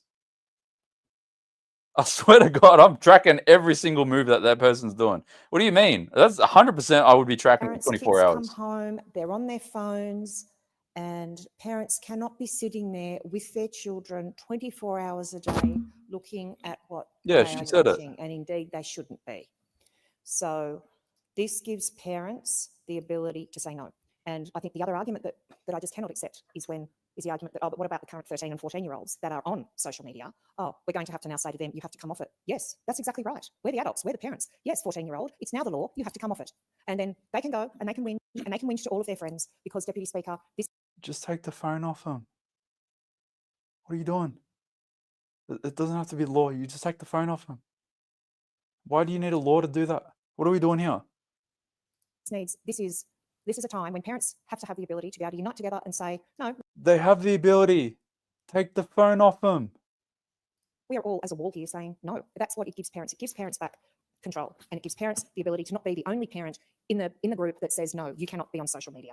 That's what this is important. I note that there have been, if we just go back to how we got to this place, I want to commend the member for Banks, the Shadow Minister for Communications on this. He introduced, Deputy Speaker, a private member's bill back in November of last year.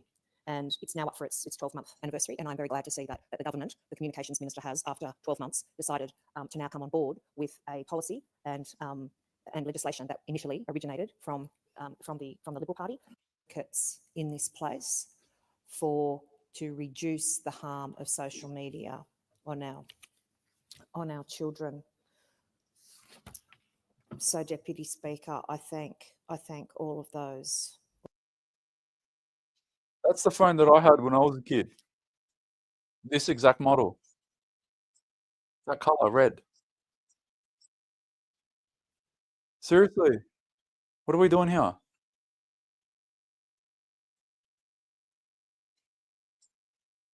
To when you haven't gone with your instinct.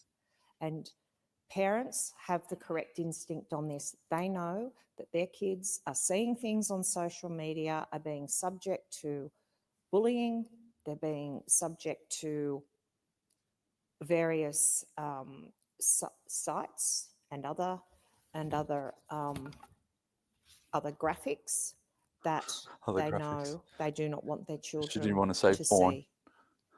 And in the normal course, for example, back before social media, before the internet, very few children under the age of 18 were viewing pornography. Oh, there you There go. were a few, there always are, but it is very different to what is now available these days. I mean, I hate to think what my kids have seen on social media. I really I'll show you do, something Deputy funny, Speaker. since that we're throwbacking. And that is not good because This it is a bad it is concept, bad for but both it is what it is. young boys.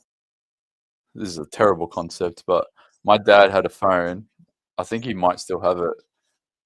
It was like black antenna phone. It was huge. It was like the size of like a size 10 shoe, like legit, like the length and size of my shoe. Back in the day, like it's not Is that being complicated, man. circulated through social media.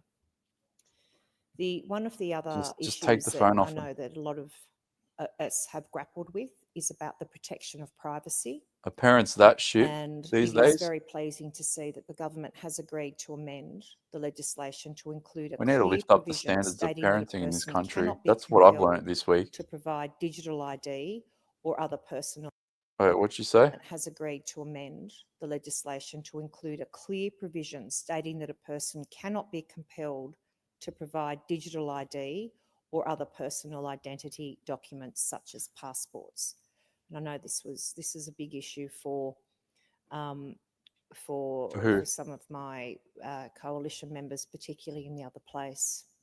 It In also the other prohibits place. platforms from using information collected for age assurance purposes for any other purpose unless explicitly agreed to by the individual. So what this So this doesn't make sense. How can you say, oh, we're going to make everyone not be overly concerned about the digital ID part of it, so we're going to put it in writing. However, if you consent to it, then we'll biometrically scan your face. What are we doing here? means, Deputy Speaker, is that once information has been used for age assurance, it must be destroyed unless the It's not going to be destroyed. And here's the unless. individual agrees to it being retained. Unless the individual agrees for it to be retained. And guess what? That box is going to be automatically ticked. I guarantee you it will. So, Deputy Speaker, I am quite comfortable with those privacy amendments, that this does provide adequate privacy and does address the concerns that have been raised by some of my colleagues here and also in the other place. So, to conclude, Deputy Speaker, this is good legislation. Speaker, this bill seeks to provide protection for children under 16 years of age from the harms associated with social media. It does this by requiring social media platforms to take reasonable steps to prevent children just from made under the list, 16 from Rebecca. opening and maintaining social media accounts. In principle, I do support this bill. The ubiquitous use of social media apps Rebecca, among teenagers and shut up. children has created an environment that no other generation has had to encounter. We know, and now, and I mean, this is really every living person, we now live through our Centre phones, Alliance don't we? Party And our member. tablets, So it's and like the news that they a provide, the envious review of dependent. friends' photos from an overseas trip, or a quick text chat with a friend or an acquaintance. Sadly, this easy access has also robbed us of more personal and meaningful communication, stuff we once enjoyed. In the One other only has place. to look So around in a restaurant whenever to see someone couples says of in the all other ages. place, shut up, Rebecca. Whenever someone says in the other place, they're talking about the Senate. So she's a House of Reps member. So green equals House of Reps, red equals Senate. And they usually refer to the other chamber that they are not in as the other place. As a society, we're losing the ability to communicate. As for the young, many are missing out on the opportunity to develop the very communication skills that are so necessary for social and physical and mental well-being. It is ironic that social media, the very tools that enable us to communicate more easily with others and other technological advancement before it has, in many respects, I think, had the opposite effect. Not too long ago, those aged 64 years and older had the highest reported rate of loneliness and feeling of isolation. Social media opened the world for older people to communicate directly with friends and family at their whim. However, now the loneliest cohort are the 16 to 24s, a complete inverse of historical loneliness records. The Household Income and Labour Dynamics Survey, HILDA, which collects data on personal wellbeing, labour market dynamics and family life, provides an important insight into the lives of 17,000 Australians all over the course of their lifetime. The HILDA survey found that between 2011 and 2021, the rate of psychological stress among 15 to 25-year-olds increased by 120%. The Australian Psychological Society advised the psychologists report teenagers are determining their self-worth on the number of likes they receive, left feeling rejected if they don't receive instant approvals for their posts. In a recent media statement, the Society stated more than 4 in 10 Australian teens now suffer mental health distress, with experts drawing a link in the rise of cases with the use of social media. The rate of hospitalisation for intentional self-harm has also surged to 70% in young women aged 15 to 19 between 2008-9 and 2021-2022. Social psychologist Jonathan Haidt argued digital platforms were not toxic in their original formulation, but everything changed at the beginning of 2009 when Facebook added the like button and later the share button. The adoption of social media and the introduction of engagement tools such as like and share functions demonstrates a disturbing correlation, a correlation which appears to specifically affect the younger generation. But as I said in my speech on the misinformation bill, this is legislation always the best form of action? And if we are going to legislate, I think it's really important that we don't rush it. And while acknowledging the negative aspects of social media and its indiscriminate effect on the young, there are many positive aspects. Social media provides opportunities for young people to digitally socialise, finding people with shared interests, and importantly has become a useful communication tool among peers and parents alike. I think she might be against it. There is a concern that removing under 16s from social media may have the adverse effect of further isolating a generation, or worse, it may drive children to unregulated web channels and social media services. This was raised in several submissions to the bill. Unregulated platforms offer minimal or no safeguards and pose greater risks from bad actors. If we think children won't find a workaround, I do believe we are kidding ourselves. They are, after all, digital natives. And really, none of us in this room could argue that we are digital natives.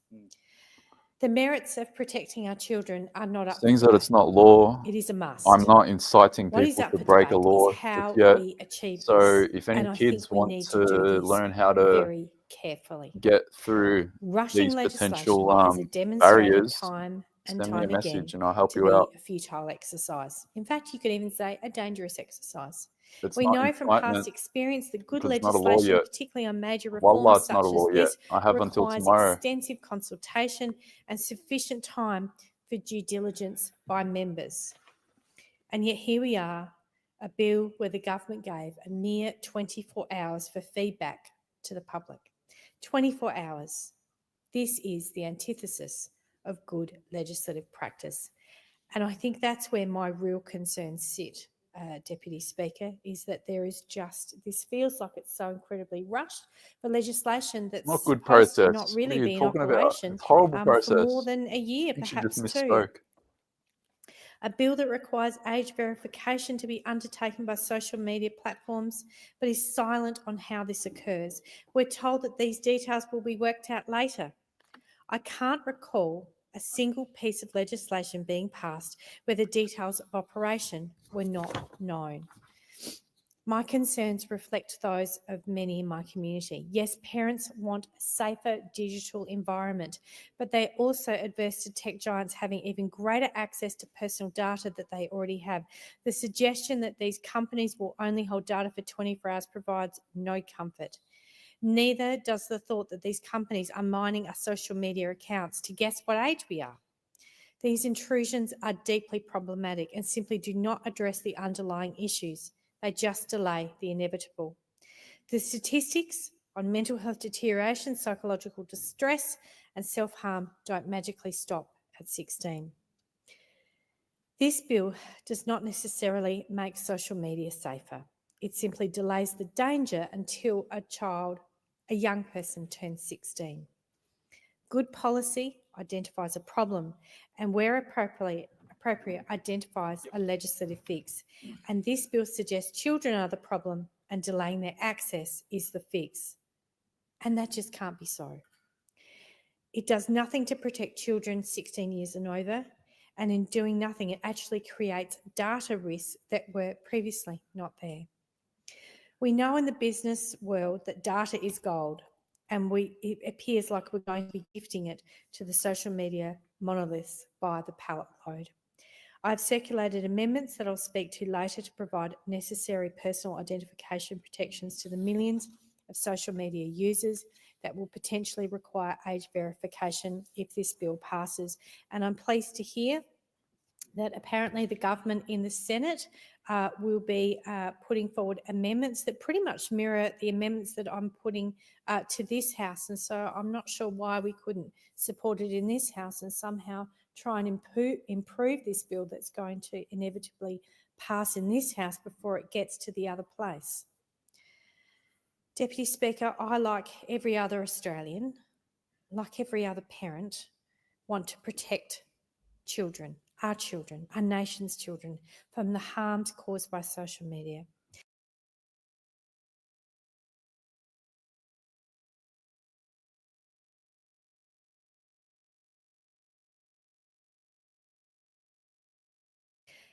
However, I am very much concerned from the privacy aspect, but also that this legislation is very rushed. Fuck, I'm muted. I just said that she made the list. I thought that she was against it, but she's so for it. Oh, they're all for it. This is a fucking train wreck. I can't believe it.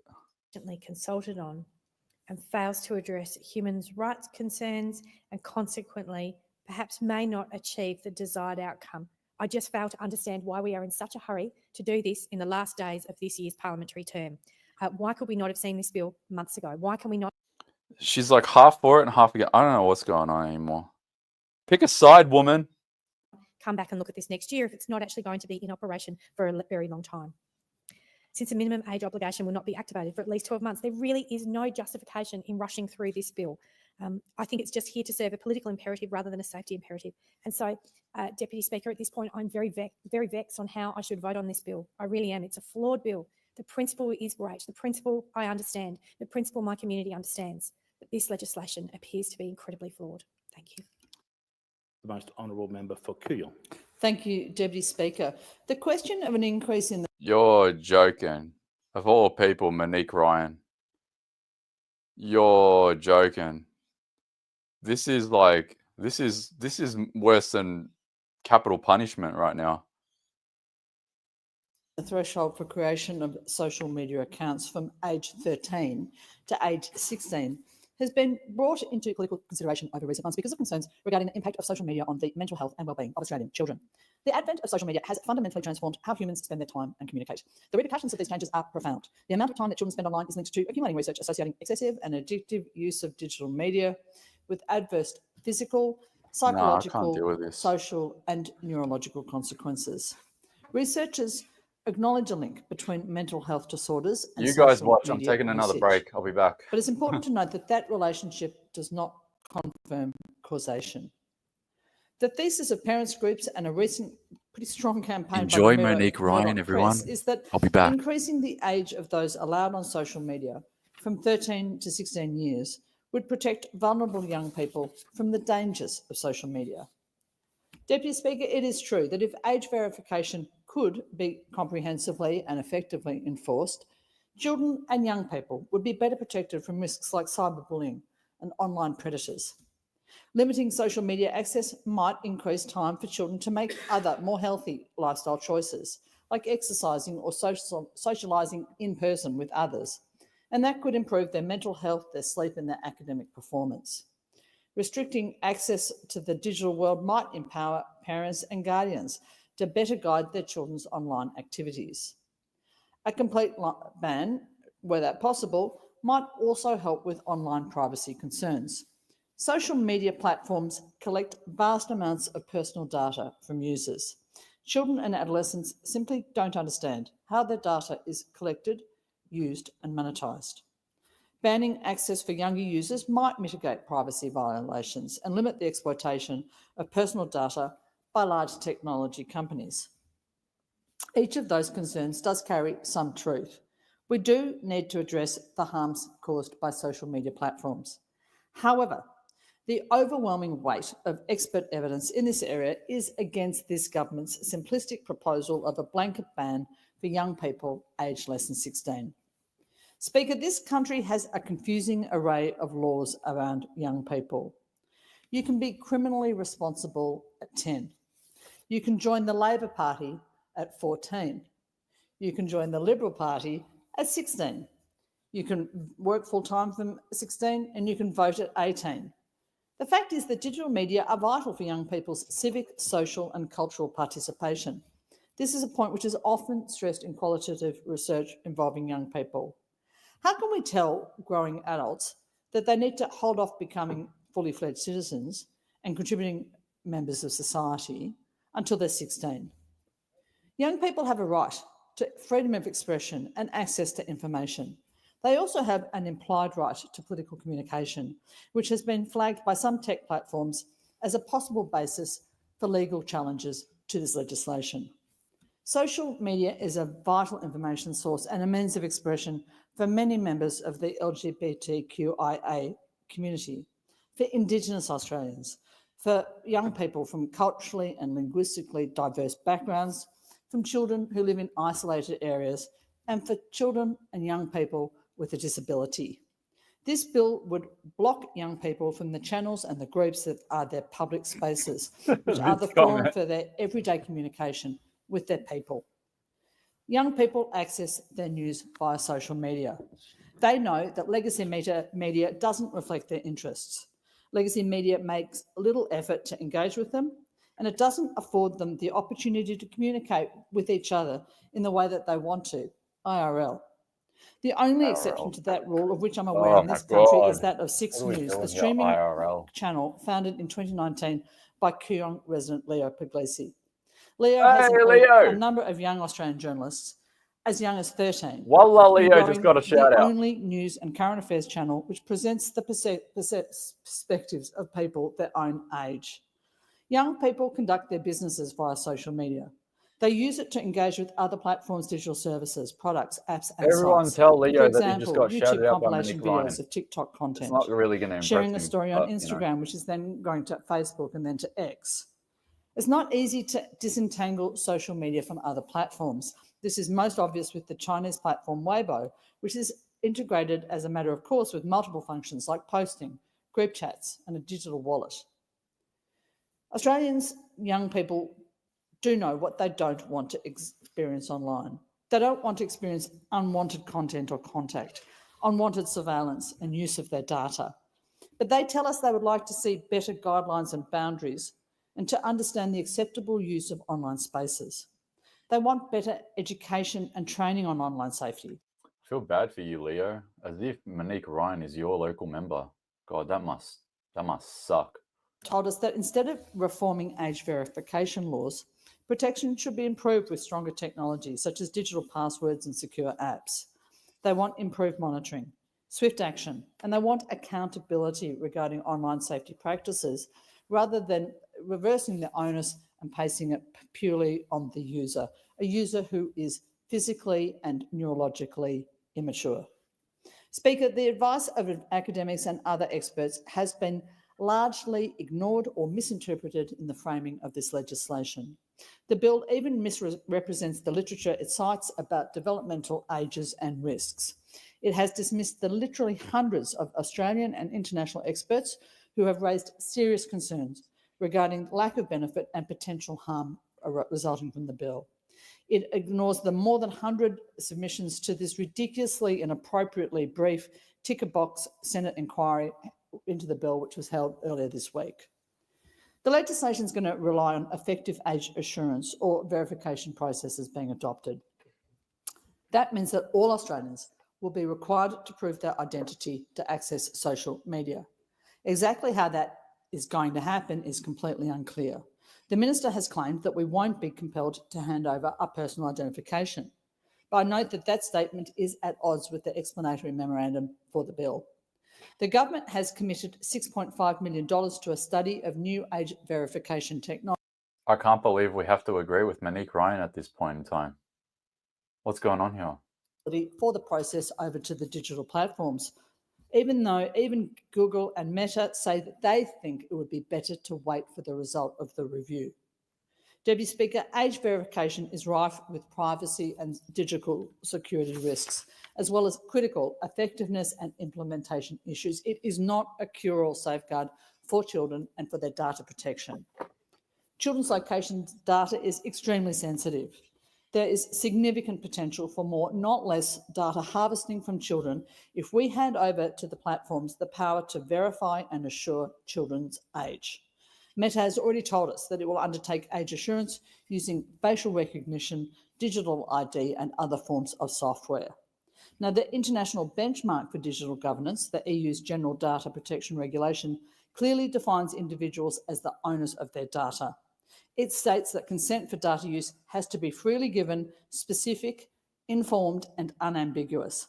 In Australia, the lack of transparency of international digital platforms regarding how they collect, they share, and use data leaves individuals exposed to algorithms which are based on their online habits. Protections for children are dependent on different rules on different platforms. There is a perception that regulating the collection and use of data collected by digital platforms is complex, but this is not the case. Digital platforms are predicated on rules and processes, and they can be amended accordingly. Mind you, those rules can be evaded by those children who lie about their age online and are then targeted with content for older age groups. Experience overseas and previous experience in this country suggests that a blanket ban will last about 5 minutes. Ask Stephen Conroy. Technological workarounds such as VPNs and false age declarations will inevitably undermine the effectiveness of this ban. The government has admitted that already. As the Tech Council of Australia has said, this bill will only add to the existing perceptions internationally that the Australian technology sector operates in an uncertain regulatory environment which can be subjected. I can't speed it up because it's live. I know, it's sad. It's disappointing, trust me. I know. Like I said earlier, this is worse than capital punishment. Regardless of how it's done, a ban is not going to address the root causes of online risks. And it's not going to make platforms safer for everyone. Age gating will not make unsafe products safe. Bans could well create more risk for those children who still use those platforms because they will remove the incentives to ensure that robust child safety features for young users. Wait, I don't want to pause it. I just want to mute it.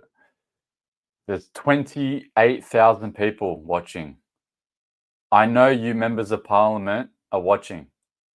If any of you are watching and want to join the stream, you have a huge audience right now. Send me a message on Twitter and I'll ping you a link and you can join and we can have a chat. Any members of Parliament that are watching right now, and I know there are people that are watching, if you want to join and if you want to talk about your position, I don't even care if it's a bad one or a good one. If you want to express it, let me know. Hit me up in the message. Concerns linked to the digital environment pragmatically rather than prohibitively. To that end, yesterday I supported the member for Goldstein's private member's bill for a digital duty of care. Her proposal to amend the Online Safety Act to impose an overarching standard of care for large providers would mandate risk assessments and risk mitigation plans. mandatory transparency reporting, and stringent enforcement mechanisms. It would require the platforms to take reasonable steps to make their products safe for children and young people. It would improve online safety for everybody. Other measures to improve online safety could include regulating to limit notifications, autoplay, low default privacy settings, weak age gating for adult products, and the infinite scroll feature, which is designed to promote user engagement.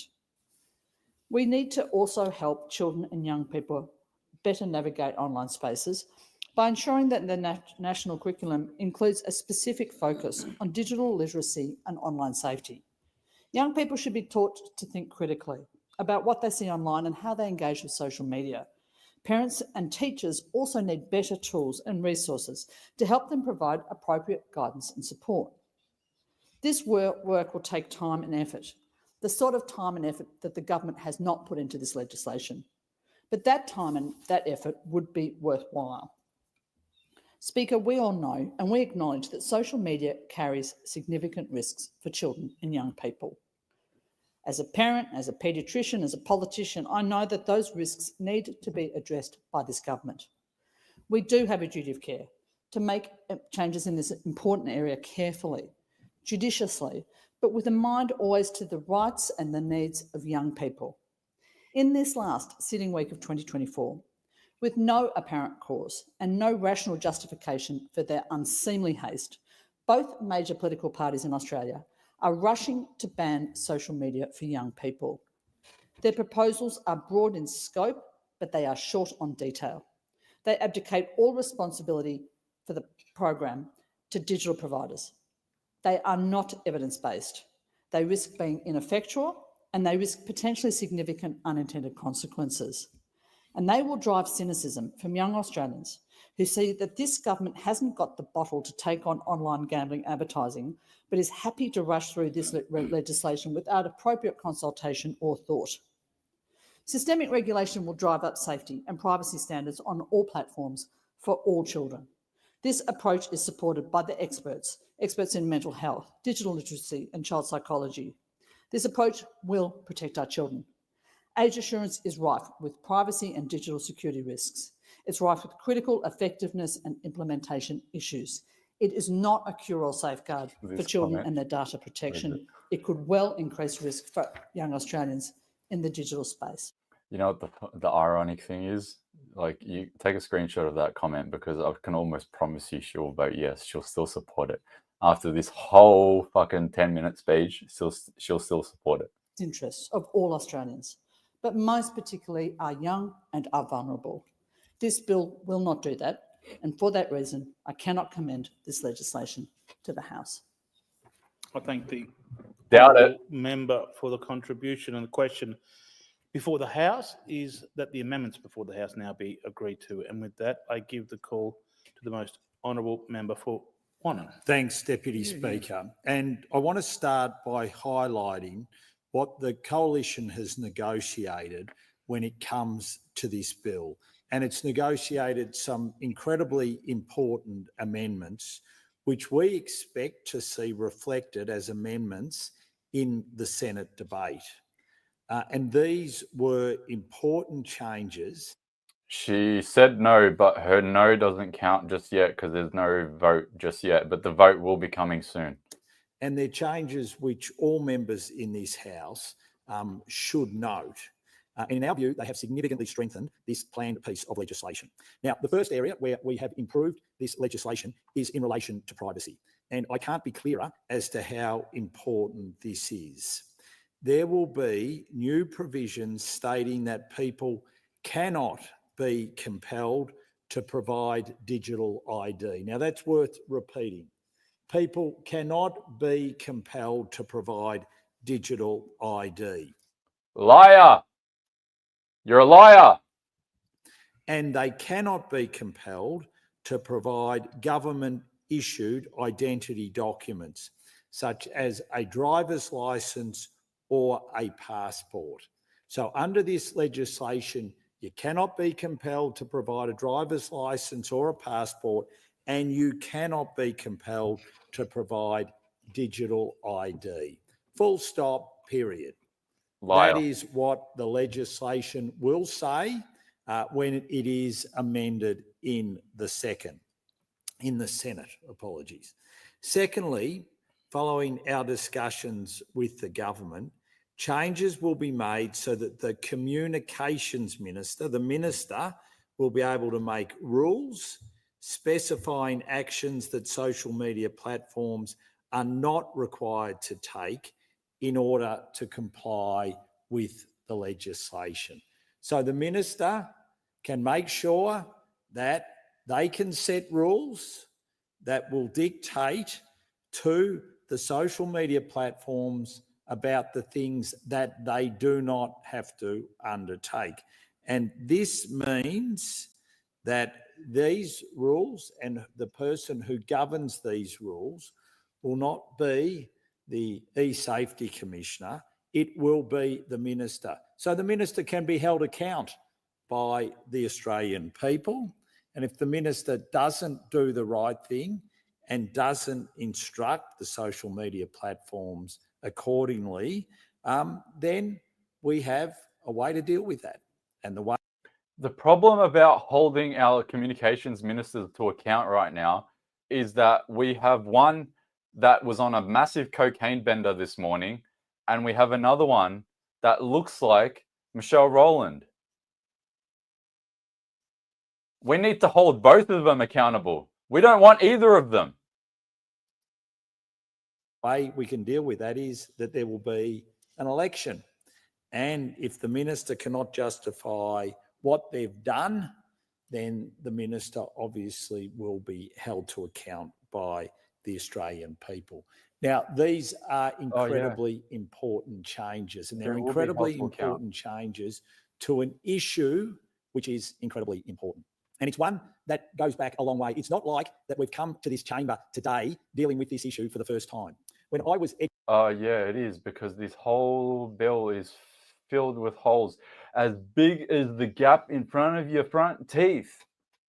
Education minister, now some 6 or 7 years ago, Jonathan Haidt from the US, a well-known and regarded professor, came to this country detailing the issues that he was already starting to see that social media was having on young people's minds. And the statistics then were staggering. And they were so staggering, it led me to push at an Education Council ministers' meeting with all the state and territories for them to ban phones at schools. Now, sadly, it took many years after that for that to occur. But even then, the data was so compelling that it became obvious that we had to start taking action to protect children. Now, the fact that we've got here where we are today is because of the evidence base that has been presented about the harm that is being caused.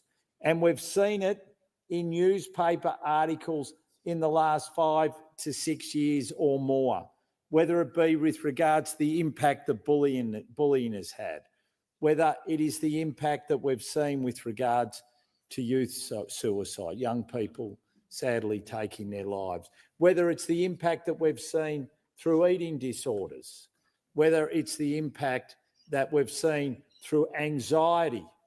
Through all these things, we've seen that there is harm being caused.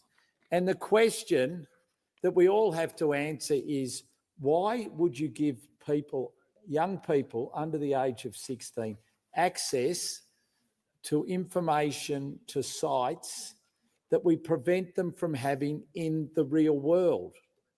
Why would we allow them a mechanism where they can see pornography, child pornography, at an age of 16 or below when you can't see that in the real world, when it's banned?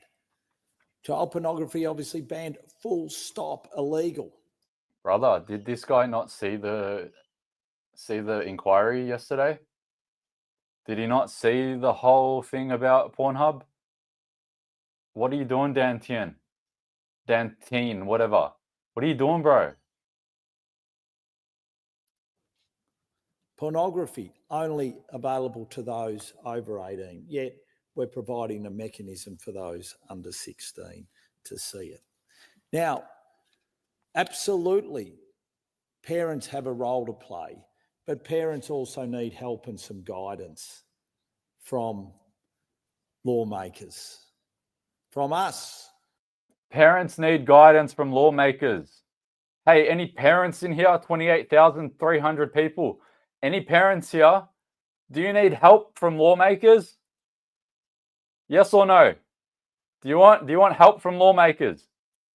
Parents have a role to play, but parents also need help and some guidance from lawmakers, from us, a lot of us who are parents. We have to play our role to support parents. Parenting is critical in this. Parenting has the primary role, but we help parents by saying, well, the law backs you in saying that your child, if they're under 16, shouldn't get access to social media. And let's not fool ourselves. The big social media companies can take the mechanisms, can put in place the mechanisms to be able to deal with this and deal with it in a way that doesn't mean that you need to provide digital ID or government sanctioned ID. We have the tools to be able to deal with this. And like any law, what we need to do also is to be able to assess its impact over time, modify and change it over time, like we do with all laws. And that is what this will enable us to do as well. We will be able to have committees look at it. We'll be able to have further advice given to us as legislators, and we'll be able to continue to take steps to keep children safe, to make sure that we're doing everything we can to stop the bullying, to stop the eating disorders, to basically make sure that young kids aren't getting access to gambling, to pornography, that they shouldn't be getting access to. Now, will it be perfect? No. But is any law perfect? No, it's not. But if it helps, even if it helps in just the smallest of ways, it will make a huge difference to people's lives. And it will make a huge difference to the lives of families, to parents in how their And even if it does in the smallest way, are you joking me? Even if it helps in just the smallest of ways. Bro, this is going to be an imposition on everybody in the smallest of ways. This is going to impact everybody in this country. What are you yapping on about? Will make a huge difference to people's lives. And it will make a huge difference to the lives of families. Bro, making a difference to people's lives sometimes is not a good thing. If I killed someone's daughter, that's a bad change in that person's life. What do you want about, bro? Parents in how they're parenting their children, because if they're able to say, well, the law is on our side, it will help them to be able to enforce the guidance that they want to be able to give their children. Now, Deputy Speaker, while we're on the subject of the large social media platforms, I want to be able to talk about the impact that it's having more broadly on society, and more broadly on society in particular when it comes to how news is generated in this country. Last week, we had the very, very sad news that the Hamilton Spectator, Portland Observer and Cassidy News will be closing down. Now, to give you a sense of the history that we are losing in Western Victoria as a result of this, the Hamilton Spectator was first published in 1859. I think it is, or is definitely one of the longest running newspapers in this country. Now, there are many reasons why it is closing, and my hope is that someone might still come along and purchase it. But I just wanted to take this opportunity. Tell me the reason. I really want to know why. To thank the Bexes, Richard and Nola, for everything they've done to make sure that the newspapers, since their first time, this way or that, 1980, here we go, taking over the Hamilton Spectator, which was in 1985, have been the distinguished newspapers that they are. Now, as we all know in this place, newspapers sometimes give us as MPs a good positive run. At other times, they'll ask us serious questions about why we voted this way or that way. But I have always found the Hamilton Spectator, the Cassidy News and the Portland Observer to have absolute integrity in the way they've gone about their journalism, to do the best they possibly could to make sure they advocated on behalf of the local communities and to ensure that the community had a voice. And I want to thank the Bexes, and can I take this opportunity in a long period of time? You know, I was in Cassidy recently. They were hit by a huge... He's just talking about the history of this thing. I'll tell you why that he's upset and he's passing on his condolences to to the former newspaper. It's because a stooge like me can carry 28,500 people on a live stream right now and make sure that the actual narrative is being broadcasted rather than your propaganda from your best mates in the newspaper industry. That's why.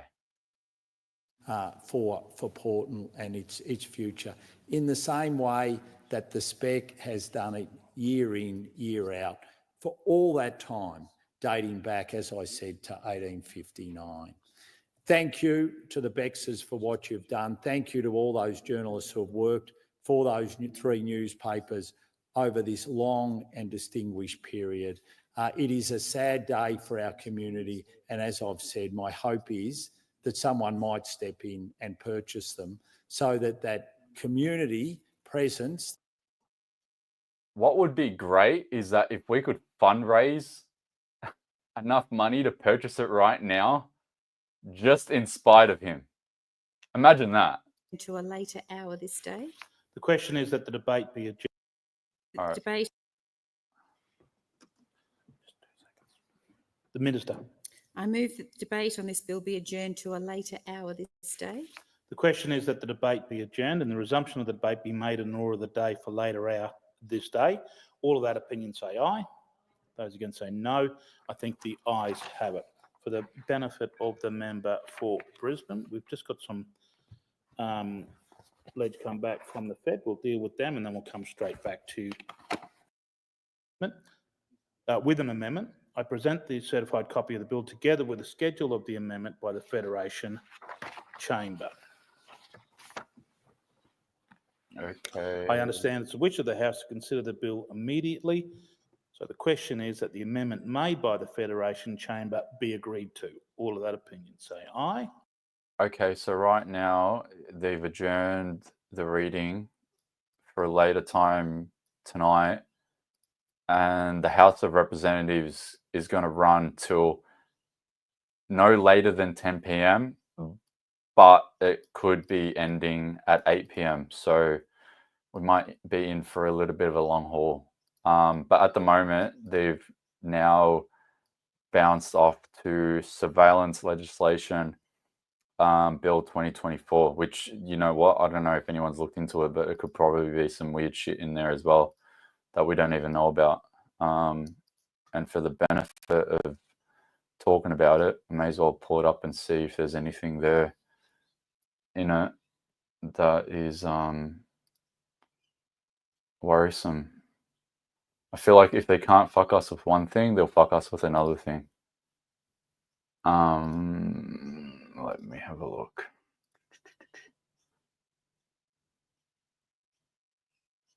Would clarify that information or a record obtained under specified warrants issued by AFP was not, I don't know, something to do with AFP and surveillance. I'm just going to put this into Grok X. Where's Grok? Yeah. Give me a 1-paragraph explanation of this bill. Thank God for AI. It focuses on addressing the legal status of surveillance activities conducted during Operation Ironside, a significant investigation targeting organized crime. This bill seeks to retroactively legitimize specific surveillance actions that were undertaken without prior legal authorization. Okay, so it's got to do with organized crime. I mean, what I'm doing right now on stream will probably become organized crime in the future. It is what it is, though.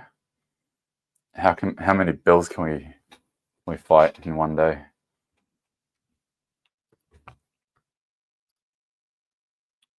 Okay. Let me just make sure that they're not doing anything. The Minister. I ask leave of the House to move the third reading immediately. Is leave granted? Is granted. Move that this bill be now read a third time. I'll put that question. All of that opinion say aye. Those against say no. I think that ayes have it. The clerk. Third reading, a bill for an act to impose a tax relating to payment surcharges and for related purposes. Yeah, it's nothing. So it's Commonwealth entities, payment surcharges, tax imposition bill. All right, so let me bring up the, what's it called? The notice paper. And we'll see where we are with regards to the order. I don't know if it's going to be on here. What was the one called? It was something about tax imposition. Let me have a look. Imposition. Yeah, here. Okay, so wait. They're just finishing the readings and then they're going to go straight back into it. Wait. That was from earlier today. 6:30 p.m. What's time now? Yeah, here we go. Okay, so this grievance debate, this bill here, Commonwealth entities. So the next one will be Commonwealth entities, which will happen any minute now, in accordance with the resolution. The House no later than 9:30. Is this federal or? This should still be, yeah, this is still the House, okay. Okay. He said to a later day today, so it'll be today.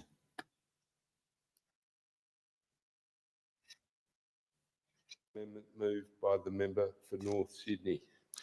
Thank the clerk. Wait. Reading, and on the amendment 2024 line safety. Yeah, back into it. We're back into it. Business order of the day number 5, online safety amendment, social media minimum age bill 2024, resumption of debate on the second reading. Oh, that was quick. And on the amendment moved by the member for Goldstein, to the amendment moved by the member for McKellar, to the amendment moved by the member for North Sydney. Thank the clerk. As we had adjourned, that we had to reintroduce that bit of ledge back to the House, and the call now is given to the honourable member from Brisbane that the amendments be agreed to. I hope this speech is worth the wait. Well done. Thank you for your consideration. Okay. Prohibition doesn't work.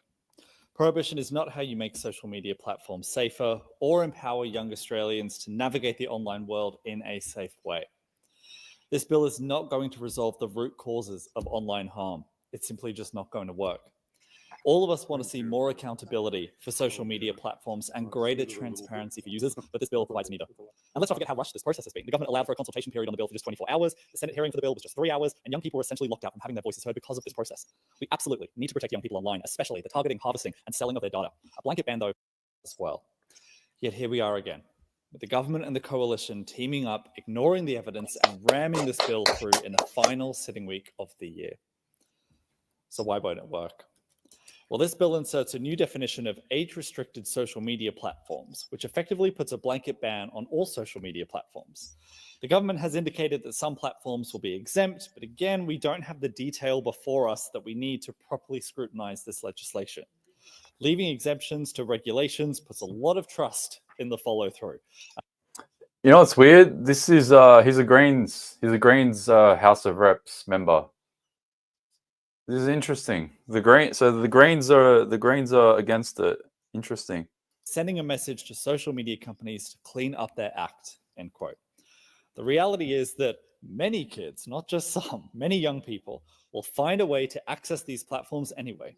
And social media companies don't actually have to change anything about how they apply their algorithms as a result of this bill. Now, the bill also doesn't prescribe how platforms will monitor and enforce an age ban. We expect this will require some sort of age assurance, not just for young people, but for everyone. The government already announced funding for an age assurance trial in the budget, but has only just awarded the tender. So essentially, the trial on a fundamental aspect of this bill has not even started yet. The idea of sharing important data with these platforms, whose profit model is built on selling data profiles to advertisers, is a very popular idea among not just young people, but across my entire community. And let's not pretend young people aren't going to find a way to access these platforms. They are smart, they will figure it out. I actually think of a time when I was 13 and I would come home from school and spend too much time playing on my computer and I wouldn't finish my homework. And my dad installed a timing program on my computer that it would switch off after an hour so I couldn't play The Sims for too long. It took me 10 minutes to figure out how to get around that. The answer there was working with me to do my homework, not just banning the game that I was using. So a blanket ban on social media also runs the risk of driving young people into even less safe online spaces. When that happens, it becomes impossible to know what is going on and how to help those who need help when something goes wrong. And many young people can have positive online experiences as well. Young people get a lot of good information and valuable social networks and support from social media, especially isolated young people or young people from marginalized backgrounds who may rely on it for their social contact. Why punish young people for the inaction of publishers and tech companies? This ban will create an Australia that says young people can go to prison at the age of 10, but can't go on Instagram until they are 16. So what should we be doing? Now, experts are actively calling for alternative solutions to address the root causes of the problems of online safety, regulating the platforms themselves. The government has committed to legislating a duty of care, but that is not a part of this legislation. If the government can rush these laws through, why can't they implement the duty of care they promised, or take measures that actually make platforms safer for everyone, like banning platforms from collecting, selling, and exploiting young people's data? Now, the EU has a Digital Services Act, which has a number of protections for young people, including banning the use of profiling for ads on children and implementing obligations for children's safety that providers must abide by. There are practical solutions here that we should be looking at.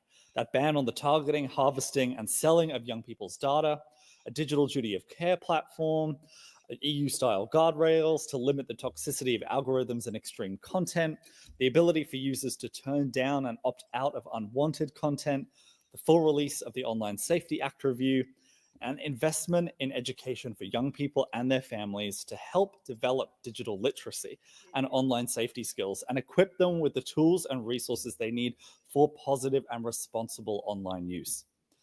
These actions would help tackle the root issues of social media. This is what we should be doing, not legislating a ban on access with the seemingly expectation that everything is magically okay online the second you turn 16. An age ban alone will not make the platform safer or age appropriate, nor will it change the culture that informs unsafe behaviors that people are targeted with on these platforms. Instead of banning young people altogether, we need to tackle the predatory business models of the tech giants. That includes the algorithms that fuel extremism and mental health issues. The government's own online safety expert, the eSafety Commissioner, has recommended a multi-pronged approach that encourages platforms to be safe by design. Australia's Human Rights Commissioner has voiced concerns about these restrictions in the legislation and the rush timeframe of this legislation as well. If the government wants to protect the safety of young people, they should be looking to stop platforms harvesting young people's data and targeting them with algorithms and advertising to make massive profits. All users should have the ability to switch off, reset, or turn down the algorithms that push unwanted content into their feed. Privacy reforms are also long overdue. The protection of all users' data is vital to keeping people safer on and offline. There is growing concern about the unabated use of users' data by tech companies to train their AIs without consent, knowledge, or compensation. In the EU, the likes of Meta have been forced to provide an opt-out option for users at a minimum. Australia must force companies to do the same here, because prohibition doesn't work. It hasn't before, and it won't now or into the future. If we are serious about addressing the issues that have arisen because of social media, then we must tackle them at the source. Guardrails, digital duties of care, stopping the targeting and harvesting of young people's data, all of these are far better approaches than a blanket ban. Young people will find ways around a ban, and then what? We may create a situation where young people are driven into even worse online spaces, and that is something that nobody wants. As the youngest person in this chamber and one of very, very few people in this place who grew up with this technology and with social media, I can say that change is needed, but this bill is not it. Actually, that's interesting. He's actually younger than me. He's 32 years old, same as me, but his birthday was just 3 days ago, 23rd of November. Interesting. It shows a fundamental misunderstanding of how the internet works and how young people engage with the internet. So my message to the government is this: bin this bill, talk to young people and come back. Young people are painfully aware of how algorithms work and how they impact themselves and their social circles. Listen to young people, listen to the experts. You would come back with a much better bill. The question is that the amendments be agreed to, and I call the honourable member for Ryan. Thank you, Deputy Speaker. I know we all worry about what kids are exposed to on the internet. Extreme content is everywhere, online bullying is worsening, and kids can gamble with the click of a button. I get it. I'm a grandparent. I want to protect my grandchildren too, and I understand why so many people would think a social media ban would be a good idea. We all want to protect... Wait, sorry, I just need the names of all these people. Elizabeth Watson Brown. I want to protect my grandchildren too, and I understand why so many people would think a social media ban would be a good idea. We all want to protect our kids, to shield them from harm, to keep them safe from the dangers of the world for as long as we possibly can. It's natural. The internet is a wild and often unregulated place. We feel we have very little control about what our... It won't protect our kids. It likely won't even stop them from using these platforms or seeing the harmful content we so desperately want to shield them from. She's the Greens as well, just FYI everyone, Greens. Is create the illusion of action while not addressing the real dangers of the online world. I know many parents want something, anything to be done, but this bill is just not the solution. This bill shifts the blame. Instead of holding billion-dollar tech giants accountable for their harmful practices, it targets kids and families. It says to parents, you figure it out, while these corporations keep profiting off the harm that they do. Because banning young people from these platforms doesn't stop them from accessing harmful content. It doesn't stop tech giants from exploiting their data and pushing toxic algorithms, and it certainly doesn't fix the root problem. The government claims this legislation is world-leading. Yeah, but embarrassingly, what it is leading the world in is poorly thought through legislation. It is leading the world in legislation uninformed by evidence. It is leading the world in legislation so riddled with privacy and safety risks that it'll likely do more harm than good. The minister herself seemed underwhelmed by her own legislation when trying to defend it in a response to a question time this week. The Joint Committee inquiry into social media heard months of evidence from experts, from parents, from young people and organisations, and their overwhelming majority recommendation, not to impose an age ban. Other countries have tried similar measures and they've failed abysmally. South Korea, for instance, rolled back their shutdown law in 2021 because it simply did not work. The government's response?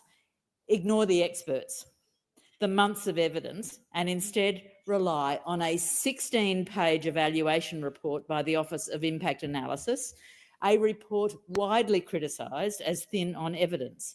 It even cites a study that doesn't support banning children under 16. In fact, the study's co-author has publicly stated that the government has misunderstood the findings.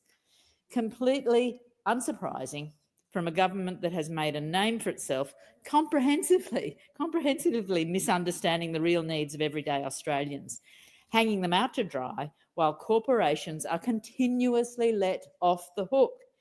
This proposed fix to online harms for young people is just more of the same. I've heard from many Ryan parents who, of course, want their kids to be safe online. We all do. But they know, as do the experts, that banning kids from social media is not the answer. Kids are smart. They're smarter than most of us in this place when it comes to navigating social media. Yeah, Grandma. They'll find ways around. Round of applause for Grandma. Let's go. I'm losing my goddamn mind now. While the legislation prohibits platforms from using data collected for age verification for other purposes, It doesn't change the fact that it requires young people and everyone else to share sensitive information with platforms that have a long history, a bad history of exploiting user data for their own profit. Really, who trusts social media companies with their data? Really? Few do, and for very good reason.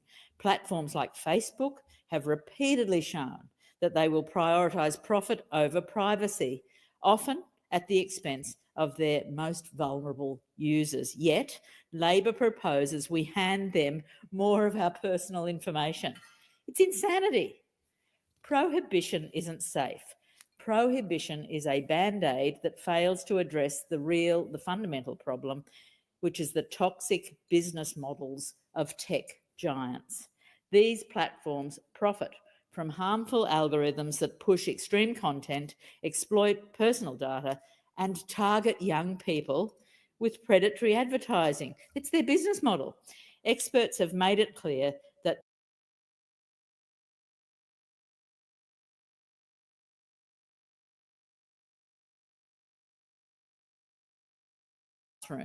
but these exemptions rely on future regulations. They're not even in this bill.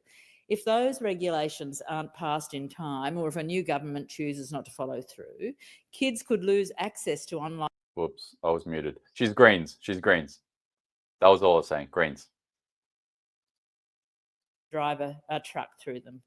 Kids will always find workarounds. The Prime Minister has already admitted as much. So what are we really achieving here? We're not protecting kids. We're driving them towards less regulated, more dangerous corners of the internet. And what about the unintended consequences for young people's mental health and well-being? Cutting them off from social media doesn't eliminate the challenges they face. It isolates them from their peers and their communities and vital support networks. Online spaces can be dangerous, but they can also be lifelines. Rather than banning young people from these platforms, we should be empowering them with the tools to navigate these spaces safely and confidently. We need education. The government should fund programs that teach digital literacy and online safety skills to young people and their families. Prohibition doesn't teach kids how to be safe online. It just sort of pushes the problem out of sight. Social media platforms have become breeding grounds for harmful content, predatory advertising, and unsafe practices. This flawed bill doesn't solve those problems. It's being rushed through, and its consequences will be far-reaching and deeply harmful, not just for young people, but for everyone who uses the internet. Thank you. The question is that the amendments be agreed to, and I call the honourable member for Warringah. Thank you, Mr Deputy Speaker. And I rise to speak on this government's online safety amendment, Oh, Social Media no. Minimum Age Bill 2024. Oh, and no. I accept that there is a goal of dealing with I can't deal with this woman.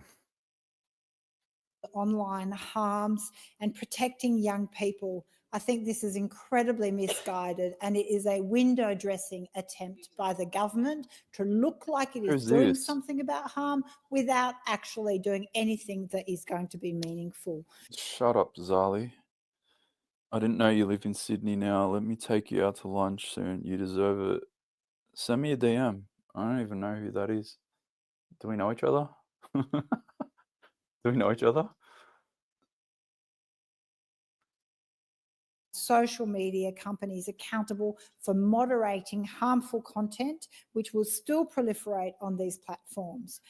The potential dangers of social media are undeniable. We're all concerned. I think we've all in this place been exposed to the dark and the black hole of negativity that can exist there. The anonymity of people dealing through social media, thinking that it's a platform on which they can say and behave in the most atrocious way. But that doesn't get solved by just banning young people under 16 from these platforms. That gets solved by imposing a duty of care on these platforms, making them responsible for harmful content. And that is where the government should be stepping up to the plate and actually do what is maybe hard, but necessary to be done if you want to be a government that is taken seriously on protecting young people and all users from harm. from harm.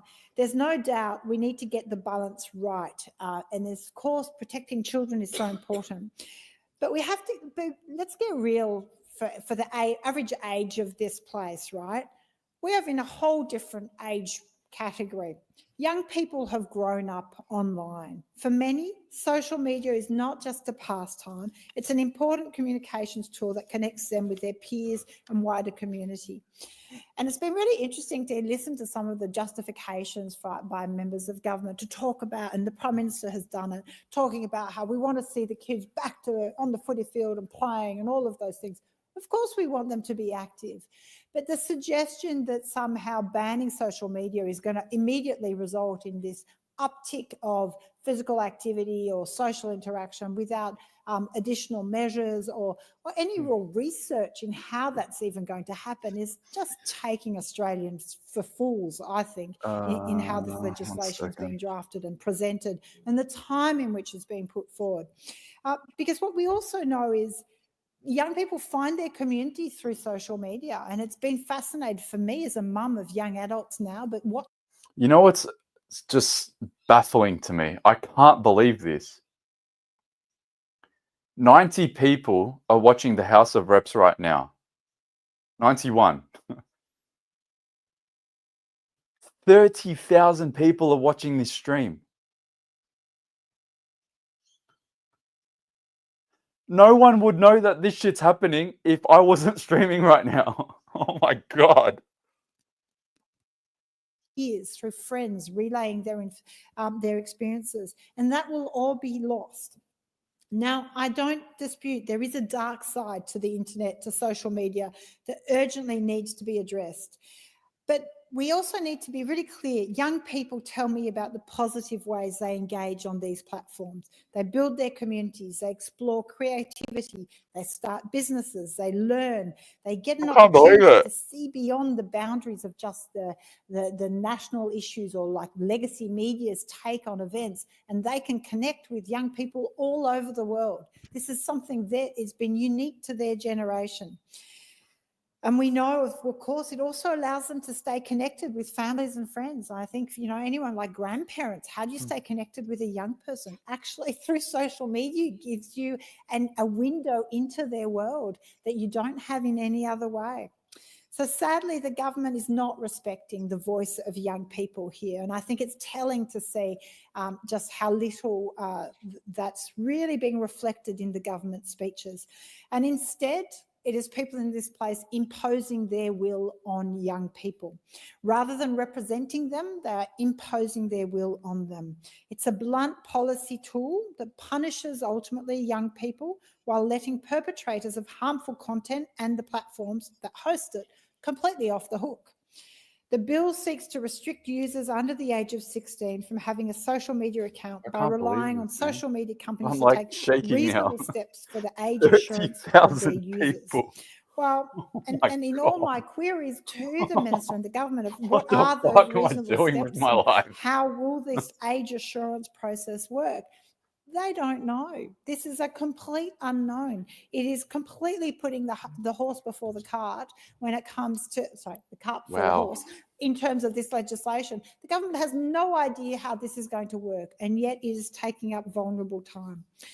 The bill's intention, well-meaning, as I say, it acknowledges very real harm of online platforms, and I have got concerns about that.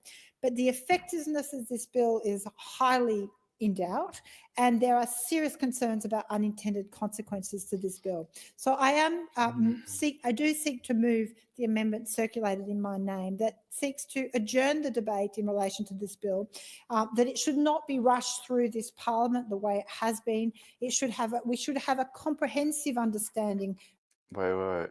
I do seek to move the amendment circulated in my name that seeks to adjourn the debate in relation. Okay. I support that 100%.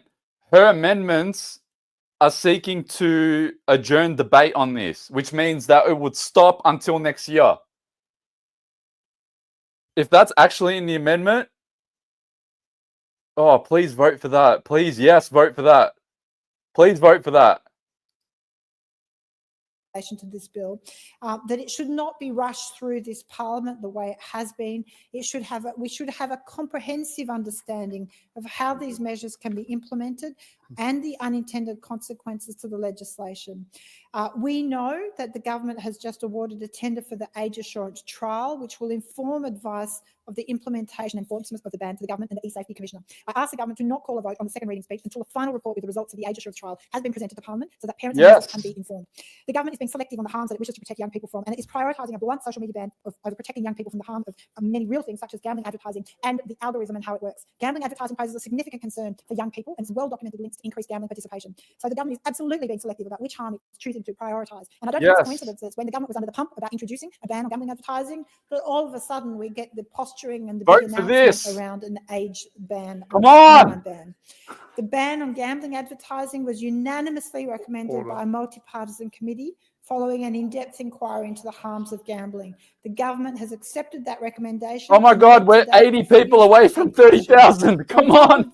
Everyone, let's go share it. Polling shows over 70% of Australians want a ban on gambling advertising. Come on. So if you want to win the favour of voters, act on banning gambling advertising. The message couldn't be any clearer. Do it. Instead, the government is focusing on a minimum age bill, which was originally drafted, as I said, just in September. It's a distraction to that promise to ban gambling advertising, and it ultimately won't be implemented until 2026. So why is this being rushed without proper scrutiny, with only a couple of days in this parliament? Oh my God, this do is it. bad government, Sorry for yelling. bad governance. I'm excited. When the bill was Plus, I'm introduced using a last lav week, mic. it was the first I need a better mic. even able to read and I'm understand on a the shoestring details budget of here, the guys. legislation. And now, in the last week of Parliament, the government's expediting this bill, limiting the availability of parliamentary scrutiny and oversight over its effect. We have serious concerns around privacy consequences, and ultimately this bill will impact all users. It's not just the under 16s that will be banned. All users of social media will, to some extent, have to be assessed by those platforms as to whether or not they fall foul of it. What we know is that this bill requires much more scrutiny. Last week, the bill was sent to Senate Committee on Environment and Communications, and the committee only accepted submissions for 24 hours. I mean, if that is not a joke when it comes to public consultation, I don't know what more could be said. In that time, the inquiry was inundated with over, but here we are debating and being asked to shortly vote on it. And this is all only 5 days after the bill was sent to committee. Now, the government has even acknowledged that this is a short-term approach to protect young people. 30,000! Longer-term solutions for protecting people from harms online.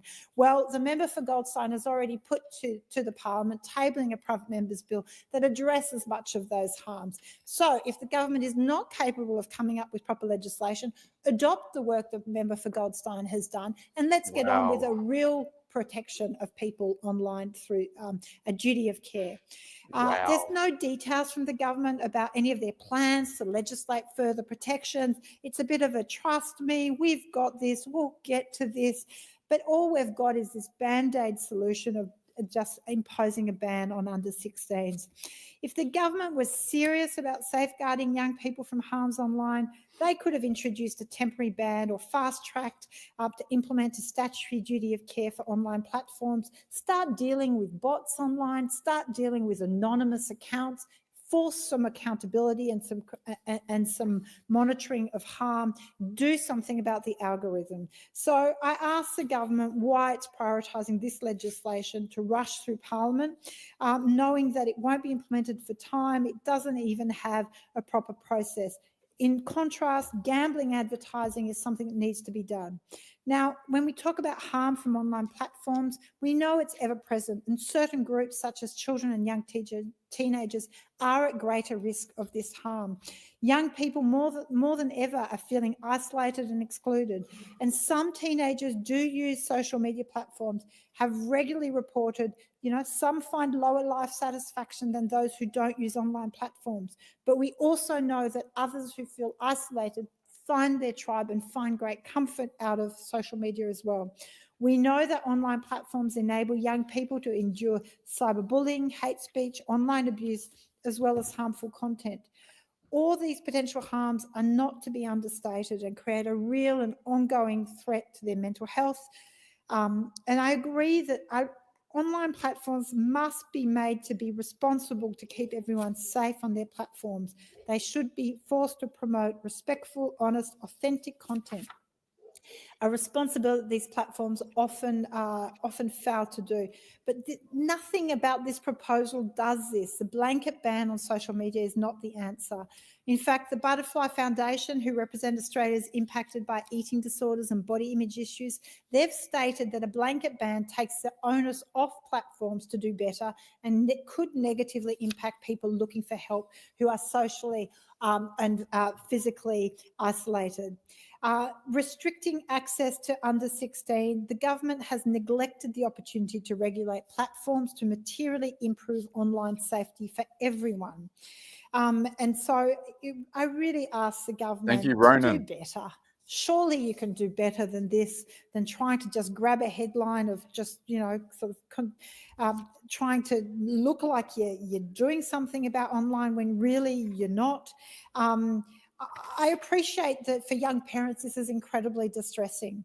And it's easy to think that banning it will be the solution. The reality is it's just going to push it underground. It's still going to happen. I've got a modern family of 5. They're all adults now, but I know how tech savvy they are, what they do. And for me, legislation that would allow them to reset their default settings to make sure the algorithms are much safer, that there is a responsibility and a duty of care. These are all things that would make a difference. Of course, we also need greater education. How young people and all users need to understand how to be safer and Does that more mean other people responsible can claim digital it? citizens.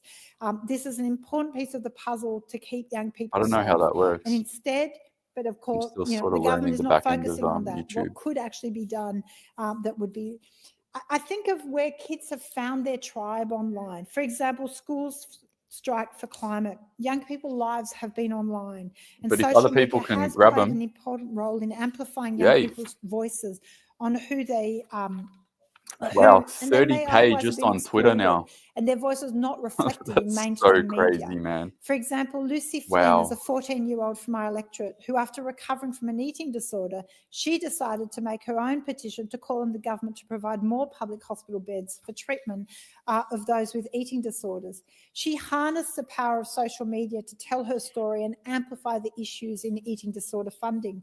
So online platforms can provide a platform to reach people outside their geographical communities, provide an avenue for youth leadership on issues that matter to them, and for the ability for young people to feel that they have control over their future. When I think that the government doesn't even want to be saddled with a duty of care to young people when it comes to the environment, and now they want to take away their capacity to randomly gifts mobilise people. and to have a voice when it comes to climate Enjoy issues. the 5 people that get School the strikes for thank you climate is a to classic Ronan. example where thousands of young people came together to march and require the environment to march on the Environmental Minister's office and demand real and substantive climate action. This provided an invaluable opportunity for young people to have a voice and heard The in a member's way. time has expired. Is the amendment seconded? Is the amendment seconded? Deputy Speaker, I second the member for Warringa's amendment. Good. And reserve my right to speak. Thank you. The original question was that this bill be now read a second time. To this, the Honourable Member for North Sydney moved as an amendment that all words after that be omitted with a view to substituting other words. The Honourable Member for Mackellar has moved as an amendment to that amendment that all words after house be omitted with a view to substituting other words. The Honourable Member for Ringa has now moved a further amendment, and the question now is that the amendment moved by the Honourable Member for Ringa be agreed to. And I call the Honourable Member for Goldstein. Thank you, Deputy Speaker. This legislation is a band-aid to fix a wicked problem. It's neither the systemic nor structural reform the Australian public. I can't believe that we are cheering on the Teals right now. Parents who've lost children attributed to social media harm, including those who testified bravely and powerfully to the Select Committee on Social Media and Australian Society, which I was a member of. I also acknowledge Rob Evans, father of Liv, who I've spoken of before in this chamber. Liv took her own life due to an eating disorder, and social media was a contributor. I convened a working group on eating disorders and social media, which in many Yeah, it ways is has been the strategic. genesis of my policy work in They this want space. me to cheer And them I on think has so I can also encourage captured you the guys to government's vote for attention them. in a positive way. Trust And I me. absolutely An acknowledge the endorsement out of connection me between various forms and ain't social coming media. ain't So I coming don't just as deny easy as that that. something needs to be done. The platforms have powerful underlying systems that actively and knowingly influence kids' social lives, play kingmaker in online public debates, and run a data free-for-all in the name of advertising. And it's self-evident that these platforms are motivated by profit, not community benefit or safety. However, my issue is that this legislation will make zero difference to the harms that are inherent to social media. It will not force the platforms to manage their algorithms. It will not force the platforms to identify and manage risk, nor force transparency. So what to do? Social media gives us many great rewards: connection, information, business opportunities, opens up the world. For young people, it's a social space. The 2020s equivalent of sitting on the landline phone on the hallway floor for hours, as I did in the 1980s. It's a source of mental health support for many. And University of Canberra research shows that it's where the vast majority of young people get their news and current affairs. But the sheer scale of the risk it concurrently poses to individuals and our society demands a regulatory response that is proportionate in urgency and in ambitious. This is particularly the case given the power of the social media proprietors who've operated and grown their platforms largely uncontrolled until now. Additionally, in Australia, they operate under a toothless self-regulation model and place the bulk of their profits and management offshore, out of reach of Australian tax and legal systems.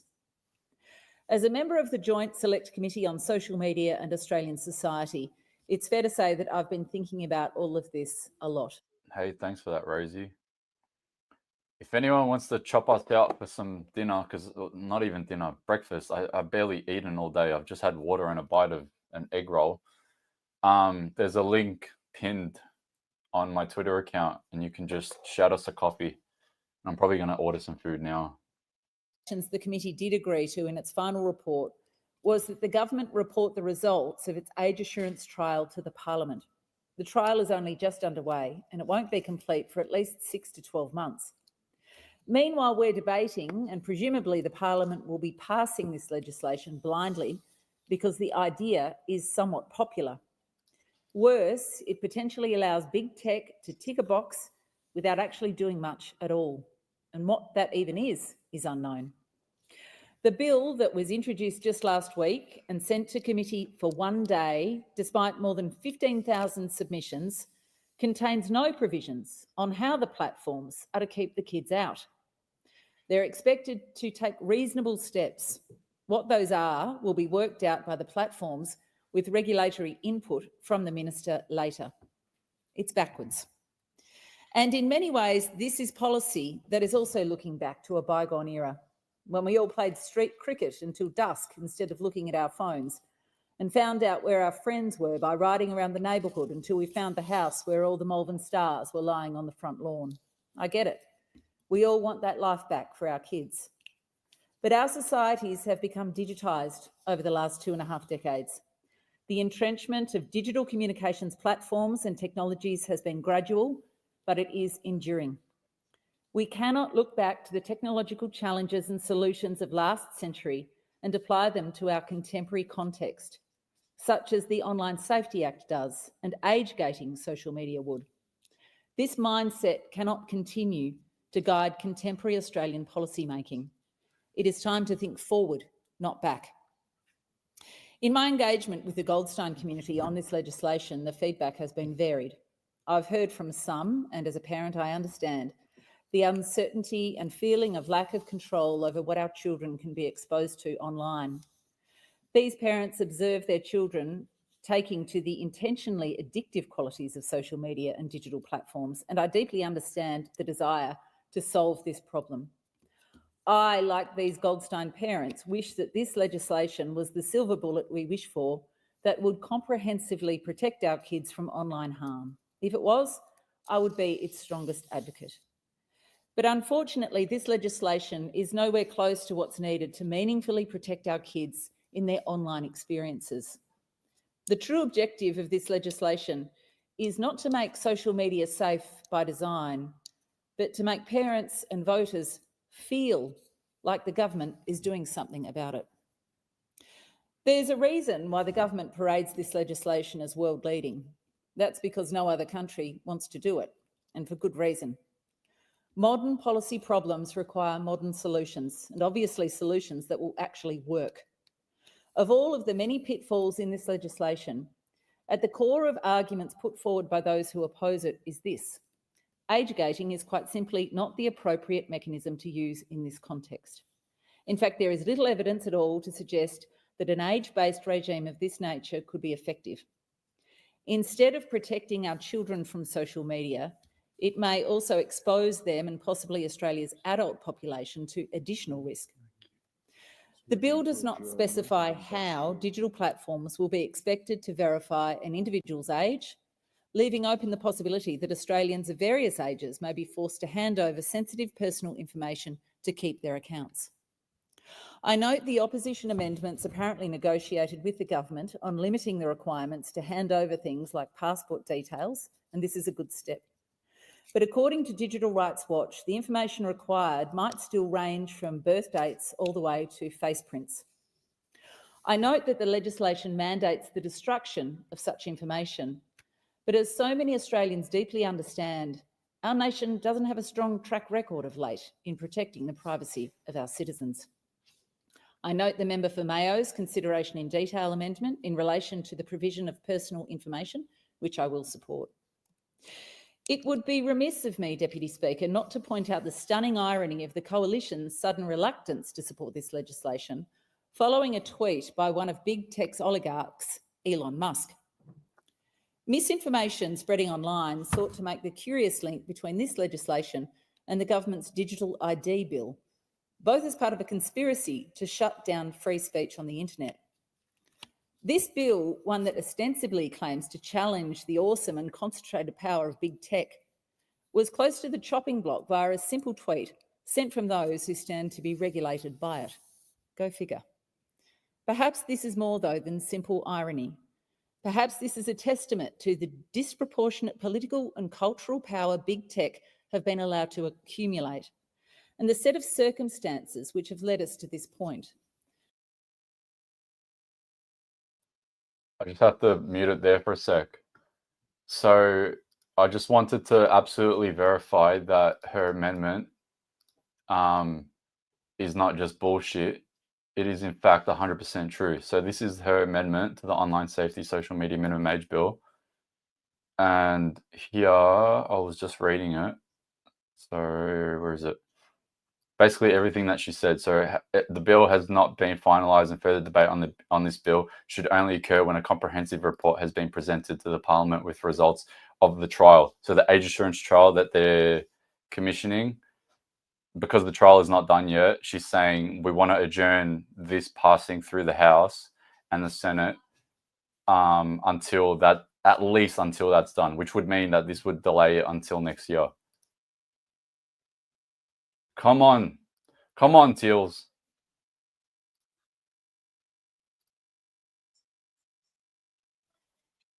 Organisations ranging from the Foundation for Social Health to the Foundation for Alcohol Research and Education to the Human Rights Law Centre to Reset Tech Australia, among others. A fully implemented digital duty of care is what will make social media safe for all Australian kids and adults. Rigorous age verification technology may one day be a supplementary component of such a duty of care. But the age gating model as proposed in this legislation alone will be starkly inadequate. This is why I move the second reading amendment circulated in my name.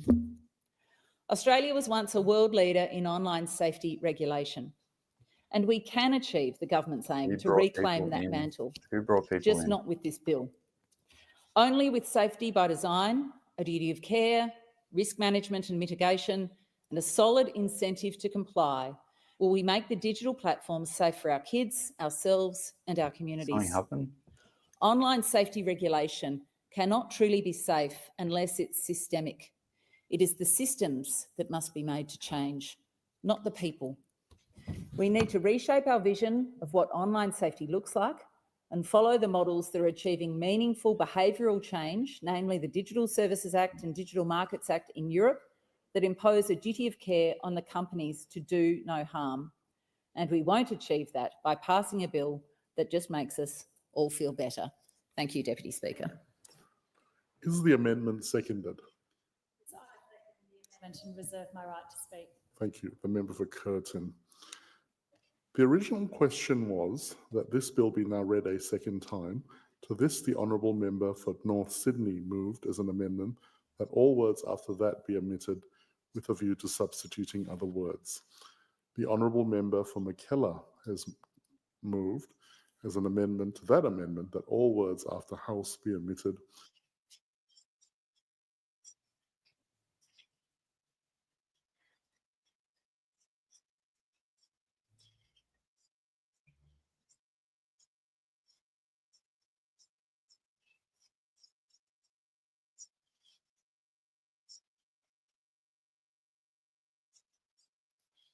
Amendment moved by the honourable member for North Sydney be agreed to.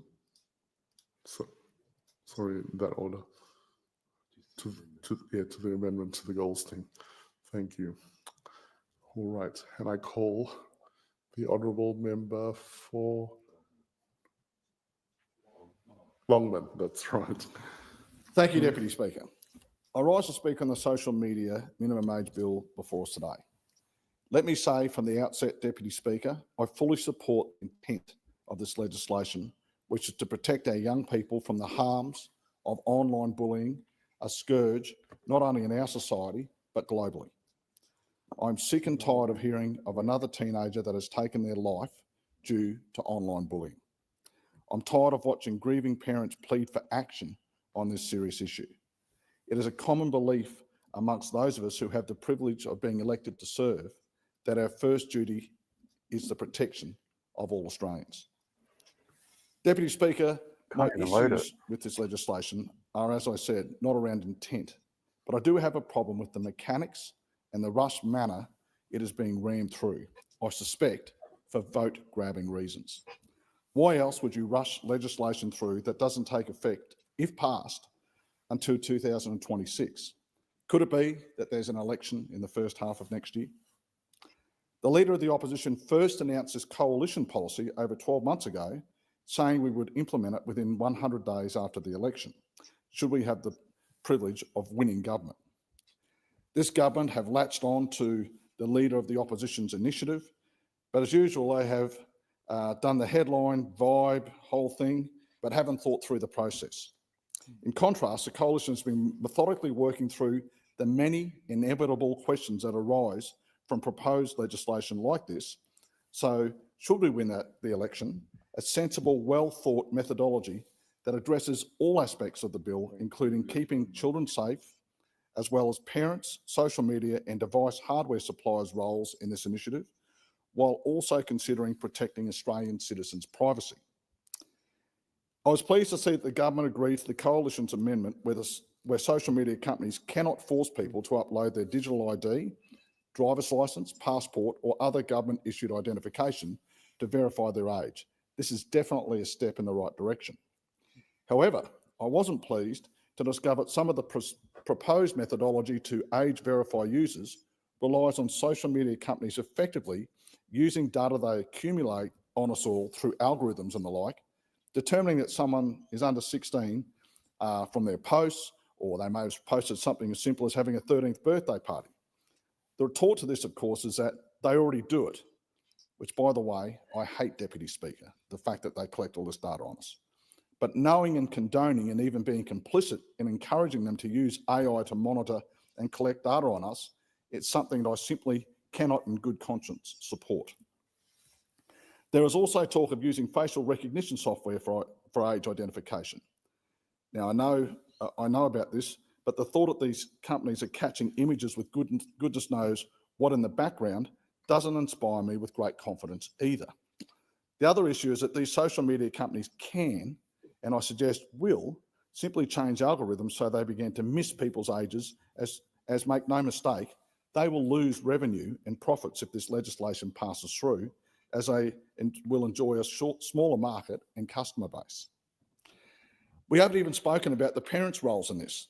Why can't we legislate that the manufacturers of devices, that anyone under 16 has to be tethered to their parent's device through their Apple ID, family sharing, iCloud or other forms, so that the parents have the final say in what apps their kids can use. This also removes the financial incentives for social media platforms who, from what I can see, don't currently make the hardware that people use. Deputy Speaker, no solution is a silver bullet, and people always find ways around laws if they really want to. But that's no reason why governments should not pass laws intended to protect people. Otherwise, we might as well have no age limit restrictions on alcohol, tobacco, gambling or movies. We have these laws as we know most Australians are law-abiding citizens and will comply with the laws of the day. By having a legislated age restriction, it also gives parents the added ammunition to say to their kids when they are inevitably asked, nagged or begged to have a social media account, sorry, it's against the law. Sure, there's those that would say, well, that's weak parenting.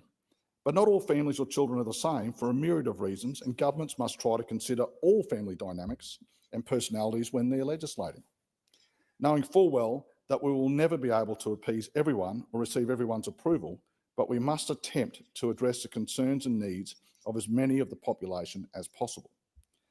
Deputy Speaker, as a father of 4 and a grandfather of 5, I've got some boys, some girls, some over 16, some under 16.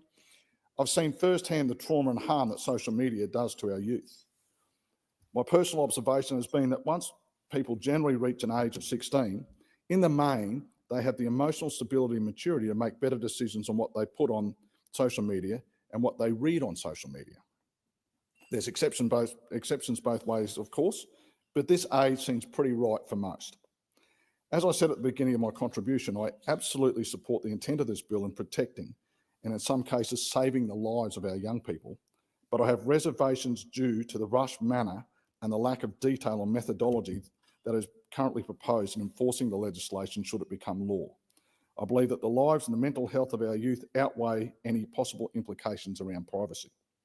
But I would much rather see this legislation be postponed until a full and proper process has been able to be completed where we can actually see the detail of how the ID process will be enforced. It is far too important to be ran through willy-nilly to try and win a few votes. The question is that the amendments be agreed to, and I call the honourable member for Hinkler. Well, thank you very much, Mr Deputy Speaker. Mr Deputy Speaker, this is a piece of legislation on which I find myself torn in terms of taking a position. And for those who know me, that is pretty unusual. I can usually form a view pretty quickly and come to that point and make a decision. And I want to give you an example of some of the correspondence and calls and emails that my office has been getting, Mr Deputy Speaker, and this is only a very small selection. Don't ban kids from the ocean, teach them to swim. What is the rush to get this done? Is this a backdoor into the digital ID bill? Will it stop the bullying?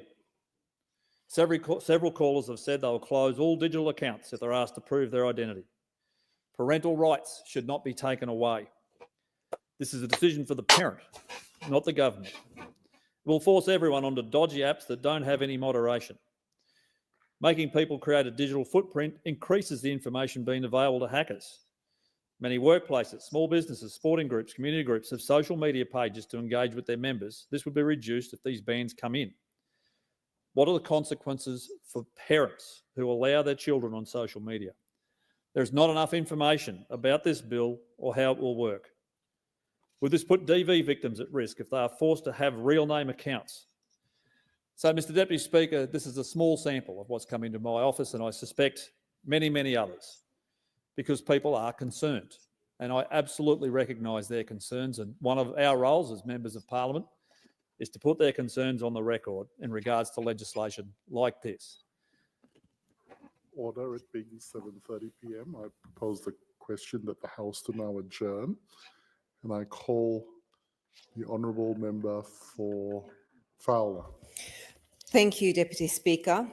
Bonerick High School Parents and Citizens Association wrote to me last week expressing their deep concern over the ongoing infrastructure crisis at their schools. Bonerick High is a wonderful pillar of my... Okay, I'm just going to turn the volume, not muted, but just down enough so I can hear it. But they've just adjourned the reading. Debate adjourned. Here, I'll show you guys so you know what I'm looking at. So yeah. So this is the live. Whoops, zooming in the wrong screen. So this is the live minutes where you can see what's going on. So debate's been adjourned, and now that member is talking about whatever she's talking about. Dali, yeah.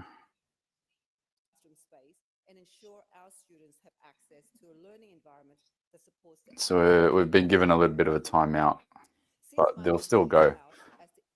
We've got another 2.5 hours to vote on it. They're really dragging this out. Wow.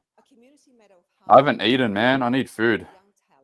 With entrepreneurial spirit, with resilience, with strength, with a rich tapestry of cultures, languages, and histories.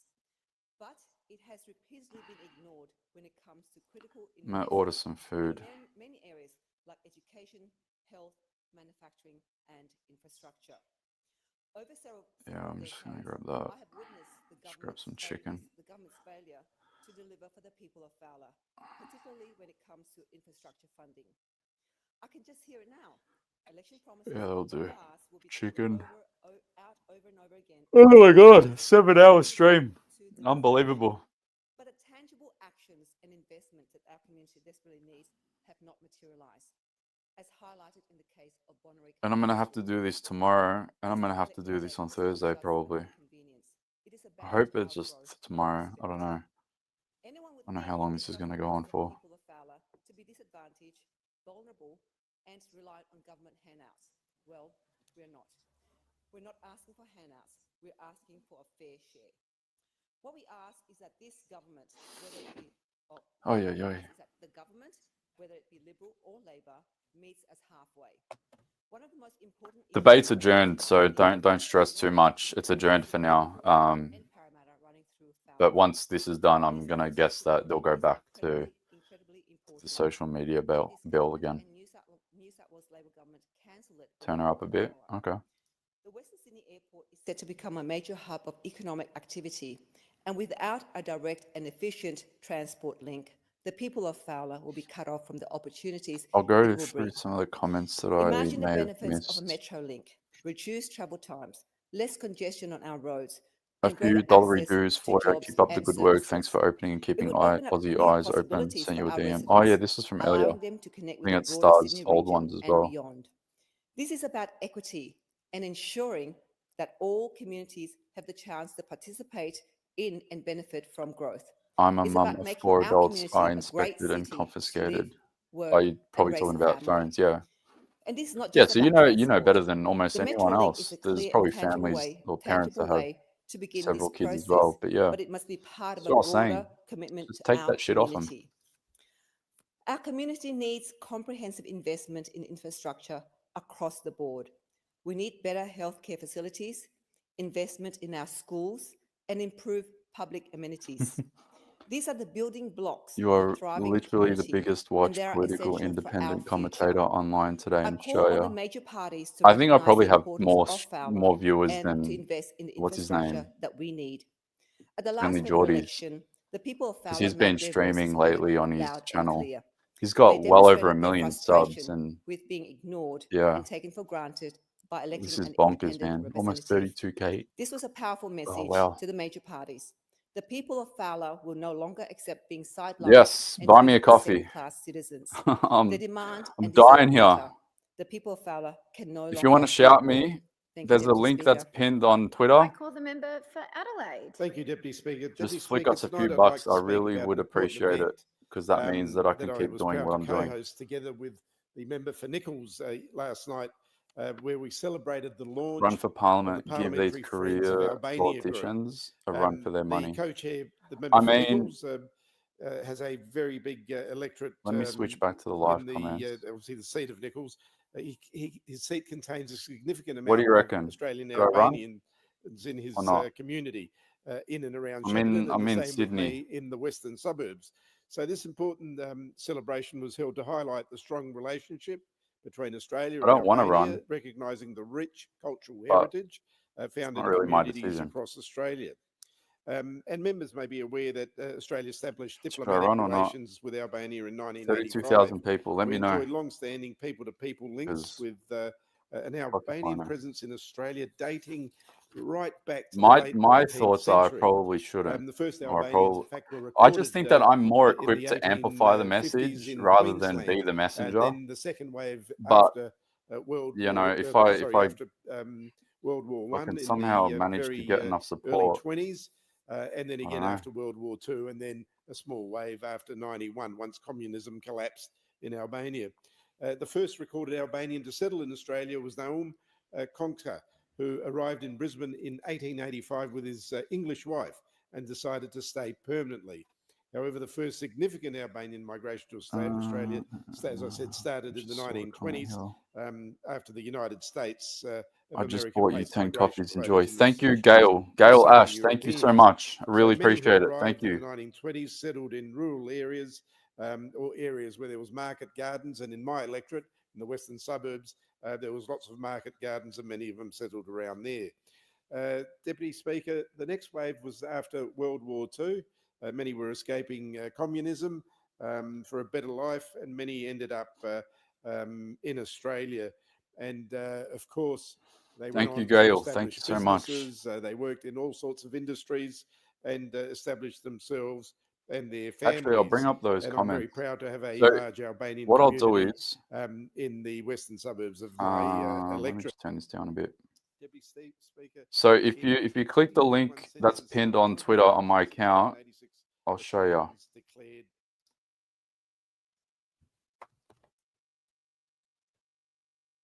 If you click that link here to shout me a copy, what it will do is it'll bring up messages that you can leave as well, and I'll read them out while we've got some time.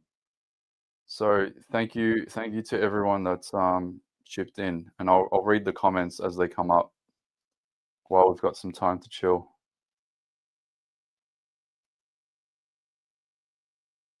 Sorry, I'm just getting a text.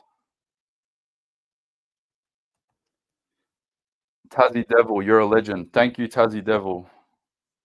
Penguala, thanks, and here's hoping at least a fraction of the 30K of us watching the live stream buy your coffee. Thanks, mate. Thank you, Pengola. Tally, thank you for the 5. Robin Harrison, thank you. Saying you were, thanks for getting the truth out there and fighting for the resistance. P.S. Not all boomers are bad. I have a strong bias against older people, but in saying that, my analytics tell me that my social media following demographics are all in between, say, like the 35 to 55 bracket. So yeah, I mean, and then it actually pushes quite old. I'll show you guys.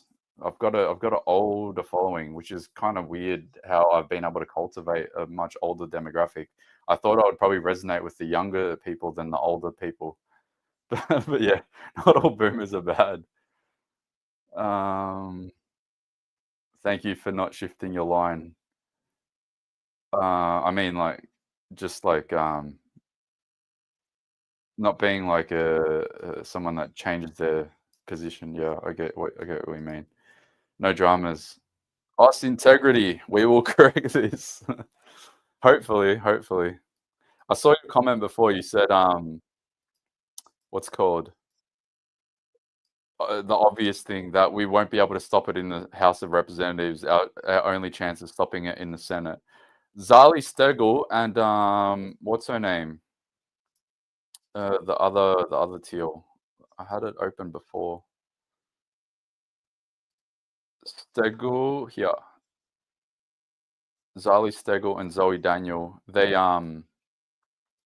they might be able to stop it if their amendments get voted on and their amendments are for the passage of the bill to be adjourned. So now we're banking on the teals. Thank you for your time and bringing awareness of the corrupt government. Thank you to someone. Danu Buskar, thanks for your efforts. Thank you.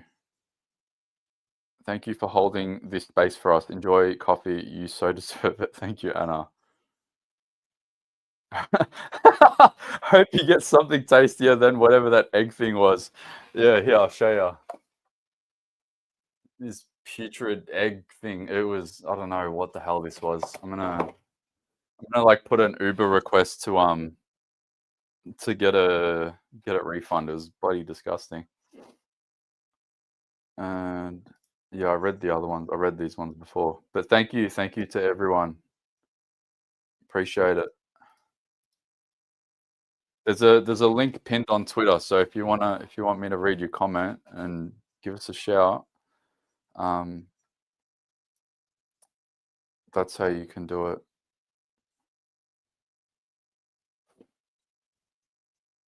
Is this Jammy something? Jamal Bitad, thank you. If all 32K people buy you one coffee each, your platform will truly be bigger and better.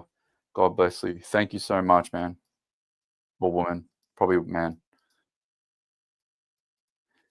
If all 32K people buy you one coffee. Come on, everyone.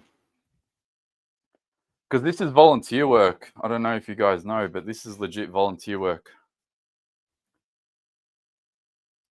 Not bankrolled by taxpayer funds like these people. But Rare Foods has and another I am not vest up its sleeve with access to freaking. world-renowned premium Margaret River wines. I don't even know what I'm saying anymore. How long have we been streaming? 7 hours.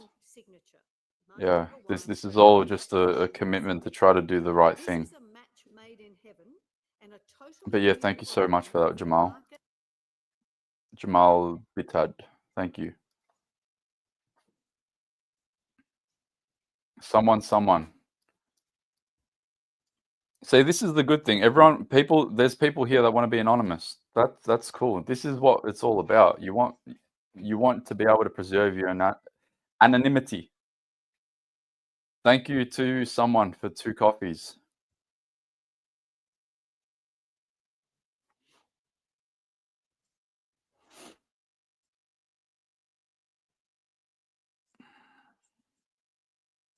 Oh yeah, I said before, should I run or not? Let me see if I can find what you guys were saying.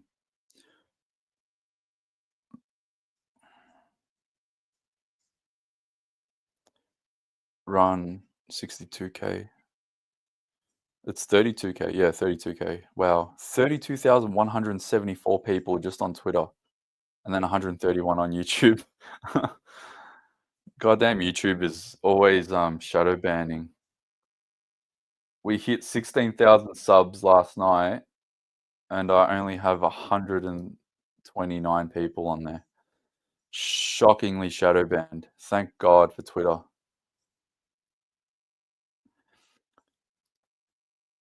Why not? You got your head screwed on right. Just don't get corrupted like them. I think that's the reason why I wouldn't be able to get in the first place. Like, I would need to have a big war chest or enough money to be able to run a really solid campaign. And the only if I do anything, I want to try to win it. I'm in it to win it. So what I would do is I would want to try to fundraise as much money as possible to run the most potent, ubiquitous campaign in that area as possible. And then, I would try to actually win it, and then predicated on a solid result on that. Don't you have my word, because I'll tell you what, if anything, I'd be streaming all the time anyway. I'm the one that does all the clipping of the other senators and the members of parliament when they say some dumb shit. I fully encourage everyone to do the same thing to me. Plus, I would be broadcasting it myself. I'd be holding myself accountable. But yeah, I mean, if I ever got the chance and if I had enough money and enough volunteers to help me out, fuck yeah, I would do it. But I would only do it if I knew that there was a very good probability to win it.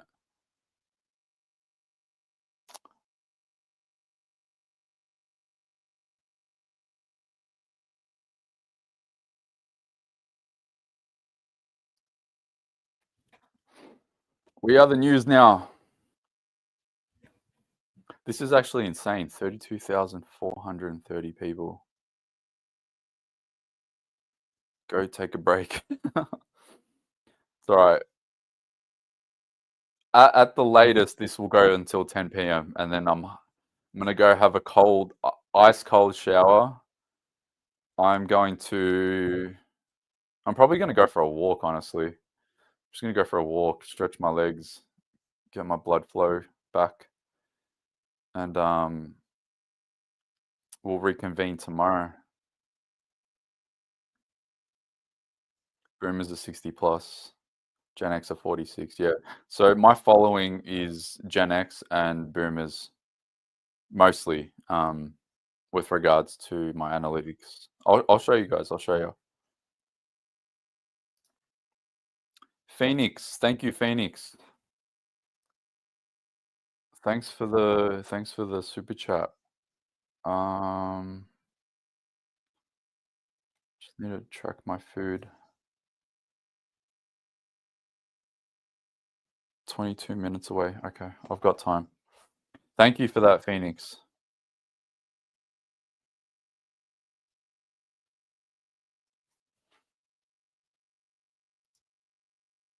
You're a champ, Gina.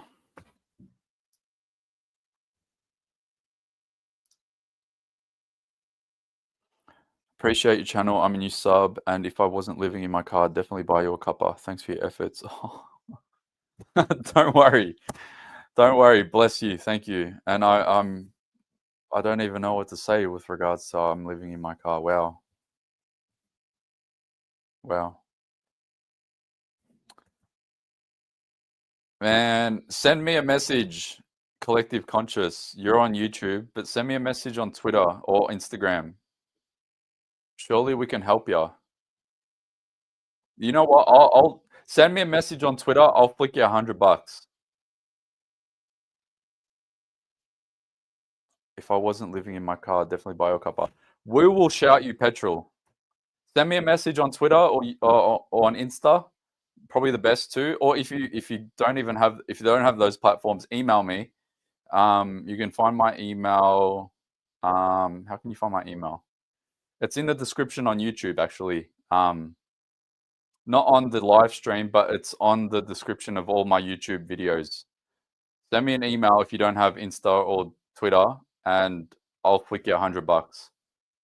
That sucks that you're living in your car. I can't believe that, man. I can't believe that Aussies are fucking literally having that as a living standard. That sucks. But yeah, send me a message. I'll flick you 100.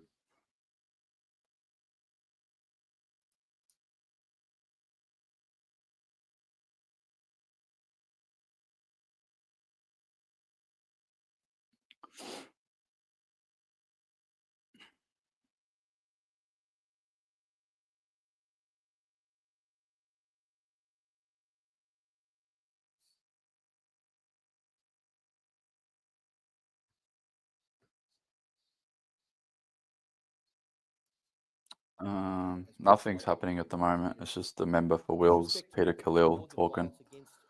Let me just go to live minutes. Debate on the motion that the House do now adjourn. Are they adjourning for the night? Is this it? Interesting. I don't trust them. Until something comes up,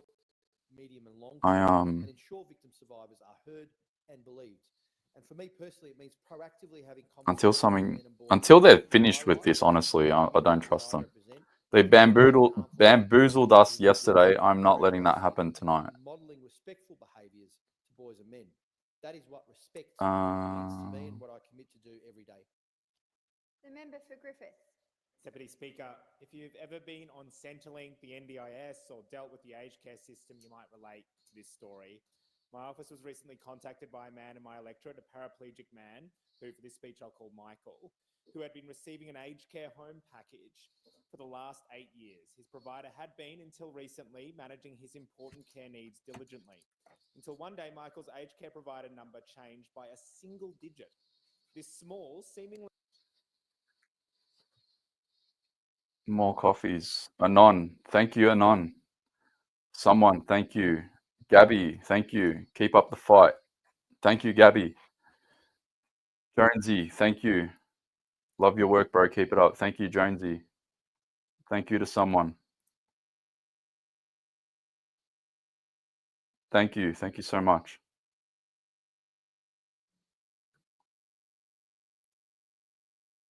Every time she called, she received different reasons as to why they could not help. There was no resolution, and no one seemed to be able to offer any concrete assistance. Been in a tent for Eventually, 6 Michael sought years. help God from my damn. office, and with a single phone call to Centrelink, the issue was resolved entirely. One call from our office. It should not have taken that. It should have taken Check one phone Canavan's from latest Michael. tweet. Years on from Robert debt, What did he tweet? Debt, this is still happening in our welfare system, a punitive system which we should be able to trust in Twitter. to make sure everybody has essential care and dignity that they need to live Here we a good go. life, but instead often treats welfare recipients Matt or recipients of Canavan. social care or social services as suspicious and punishes them for failures they 20 have minutes nothing ago. to do with. The Senate committee's report on the social media ban is now published, and the Senate could vote on the ban tomorrow. Yet just over 100 of the 15,000 submissions. I'll pull it up. I'll pull it up. What am I doing? They struggle to understand. Pull it up, Jamie. Months, sometimes years. Let me bookmark We deal with it. these issues almost every day. I'm sure a lot of members' offices Bookmarks. deal with similar issues. There But we why is go. it that the most vulnerable Full in our society are screen. often treated with... Share. Okay. The Senate committee's report on the social media ban is now published, and the Senate could vote on the ban tomorrow. Let me just mute this guy. Yet over 100 of the 15,000 submissions has been published on the committee's website. This is less than 1%. This is no fault of the hardworking committee staff. There is a process that has to be followed to publish submissions, and that is just humanly impossible, basically, with the time that's been given. Yeah, true. But we knew this. This happened with the misinformation bill. They got what, 30,000 submissions, and I think even to this day they've only uploaded maybe 150. Whereas due process, when I think that MPs take 2 weeks to answer a question in Parliament, how can any of them be comfortable voting when they have not even glanced at the submissions? They cannot, in good conscience, vote to approve this bill with this much that needs to be looked at, or are they going to ignore the public submissions and go ahead and pass this through? Yeah. I mean, it's obvious. What's this? This is actually a great meme. This is a really good meme. Liberal and Nationals, they started the e-safety office. They started the misinformation bill. They want to censor people on social media during COVID. Yes, Morrison government. I got banned. I'll show you something for the people that don't know. Supported digital ID, and they support the social media ban. For people that need a financial review, for people that might need an example, this happened to me February last year. Mark DeStefano, you stooge, I know you're watching right now. He reported me to Meta, and then my Facebook account got taken down. And this was when my Facebook account was massive. The ability for Anthony Kaloof to purchase ads using Facebook is too easy. They don't vet, blah, blah, blah, blah, blah. After the Australian Financial Review contacted Facebook about taking money from Anthony Kaloof and whether the ads breached the company's COVID misinformation policies, the accounts were suspended. So this happened multiple times, but it started to happen while Scott Morrison was in charge. So yeah. It's a good meme. Milk Bar TV. Nathan made it. Fucking Everyone follow Nathan.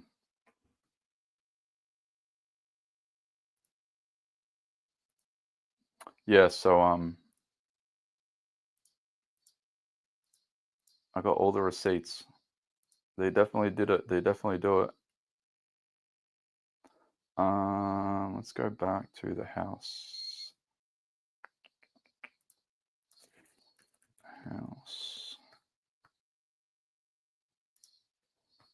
And hopefully I'm not missing anything.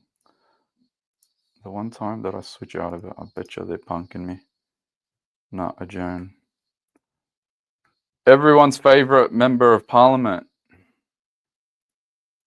Nancy Pelosi. In the places they should be safest, in their homes and in relationships. It breaks survivors and their families. In New South Wales, 1 in 4 women have experienced violence by a partner or another known person since they were 15. Yesterday, the government tabled the response to the missing, murdered First Nations women and children's inquiry.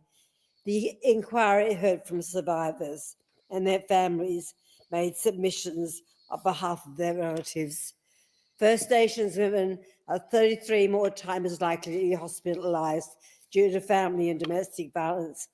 Aboriginal women in New South Wales are 8 times more likely to be recorded as a victim.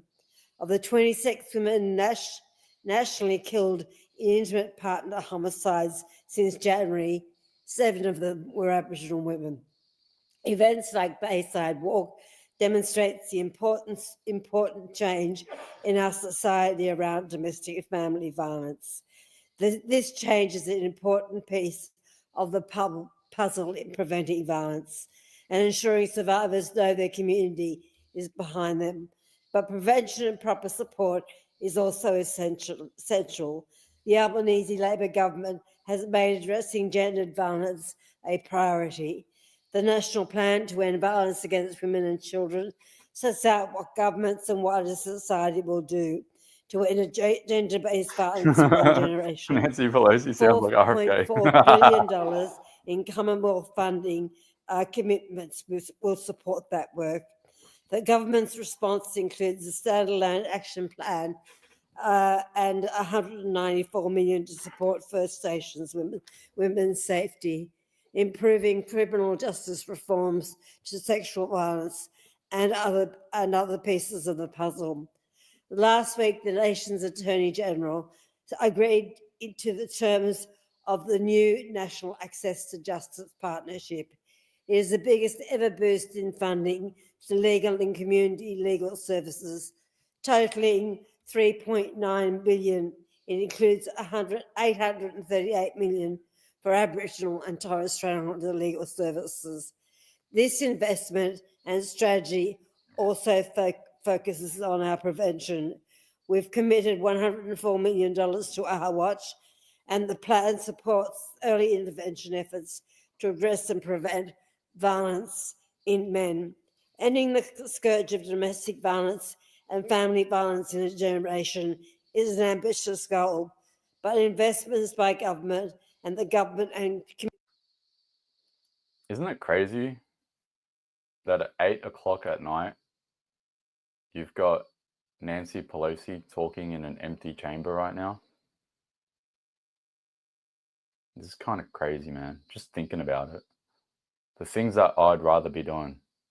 So remind ourselves that there are thousands and thousands and thousands of women who are maimed often for the rest of their life.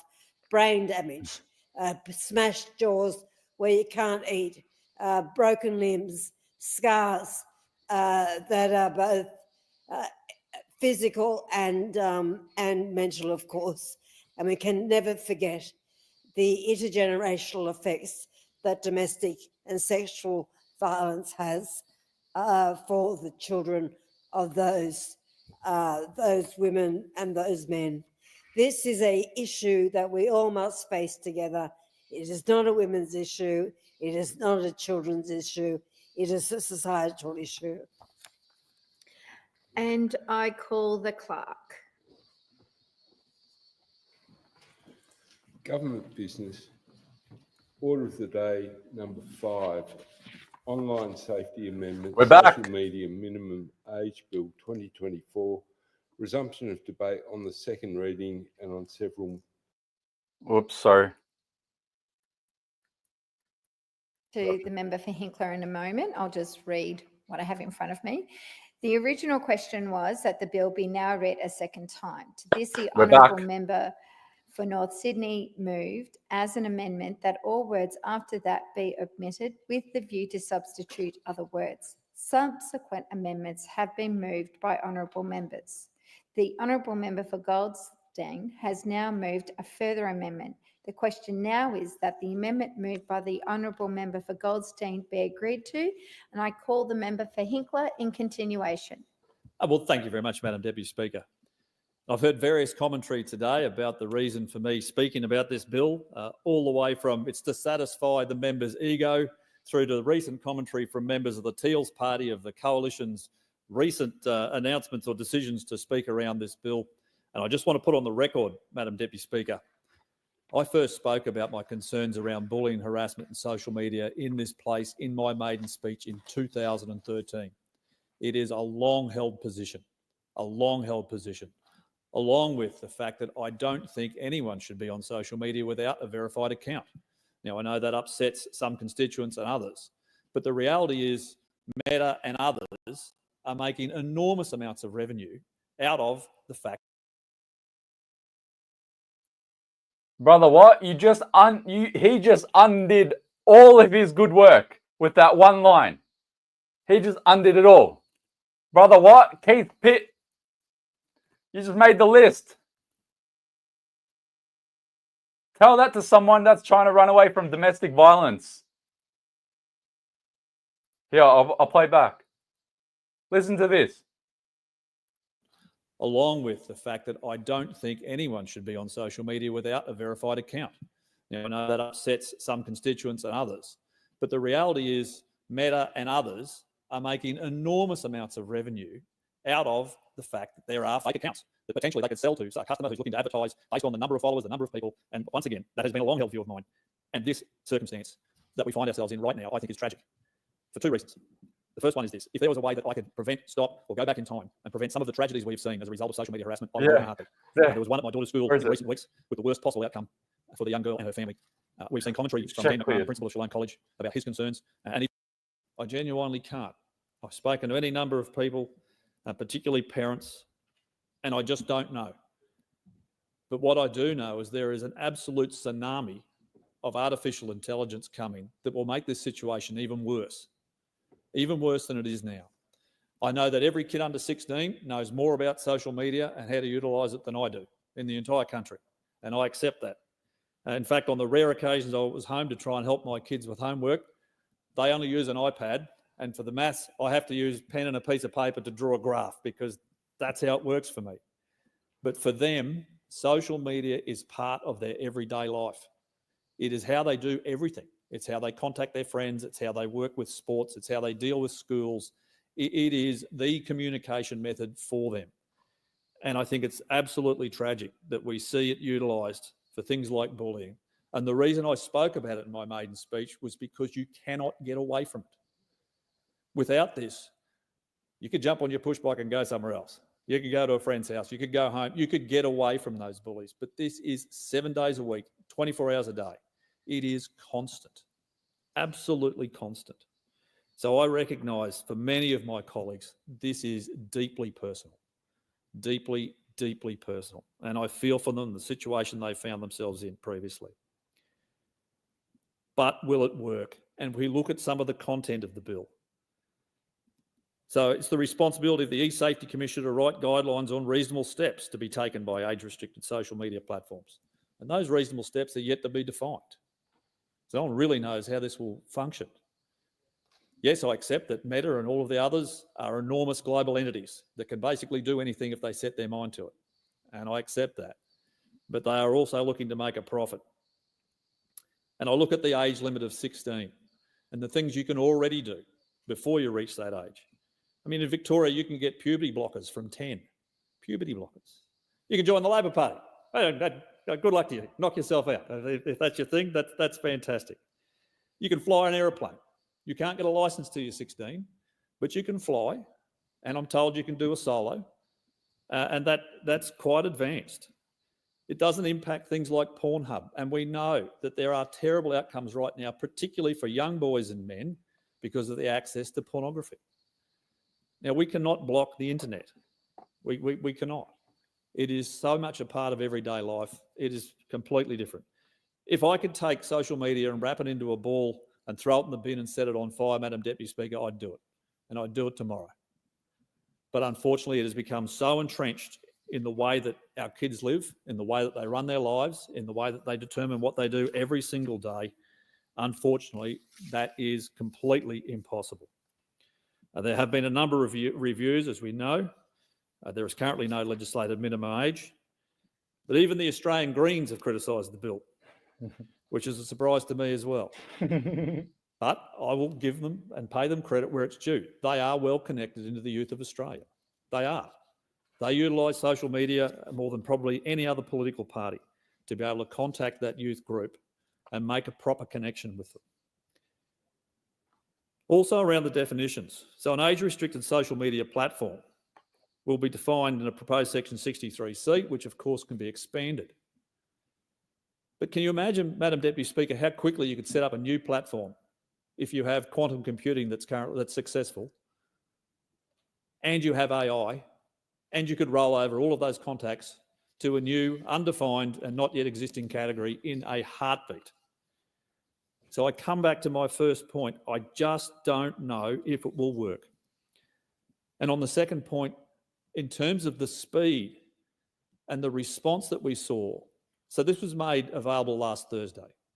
There was a 3-hour Senate committee inquiry which received 15,000 submissions, which had to be less than 2 pages. I think that should indicate to the government that there are significant concerns out in the community, and those concerns need to be addressed. And Madam Deputy Speaker, tell me, what is the difference between this week before December and potentially the first sitting in February, to at least give some weeks for the Senate to do their job, to look at this legislation in detail, to take further submissions and to make it better, and ensure that it will function. We know there is limited evidence to suggest a blanket ban to prohibit children from using social media is the most advantageous solution to addressing online harms. That's what's been stated in the digest, available on the APH website. So will it work? Will it actually provide the outcome that people are looking for? Well, I hope that it does. In 1 minute. I genuinely hope that it does. I'll keep it running though. And the other issue around the time frame is that the enforcement provisions, the penalties for this legislation, won't come into place until 12 months, until after the legislation has reached assent. So it's another year before anyone can actually enforce the provisions of this law. What real difference will a handful of weeks make? Well, in terms of making the bill work and getting a good outcome, I think considerable. Whilst I have my disagreements with colleagues in the Senate, they're the House of Review and they do their job and they do it well. On occasions, I hear the interjection from the Minister at the dispatch box. And even the E-Safety Commissioner has expressed concern for those who may bypass the age media restrictions, who use potentially social media in secrecy. And I think we all know those kids already, whose parents have said, no, you can't have a social media account, so they set it up and use it somewhere else. They do that right now. So I think they'll rapidly find a way around this legislation. And whilst that's disappointing, it's reality. Is there a better way? Well, let's give the Senate the opportunity to find out. Take the submissions, take the evidence, talk to the experts, and make it better. The government has bipartisan support. What difference will it make? A delay will not mean that it will not pass, but a delay could well mean that it functions far better than it currently looks like it might. Intent is wonderful. Reality is different. And I come back to all of those sporting groups, community groups, small groups, schools, right across our nation who utilise social media as their means of communications, particularly with our youth. And what do? How do they deal with it? How much work is being created? And will it actually work? So, Madam Deputy Speaker, I continue to have concerns with the bill.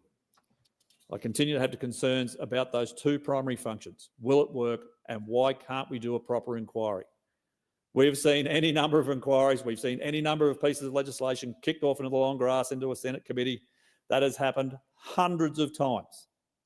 But I cannot for a moment understand why the urgency to pass this bill this week when it could so easily be different.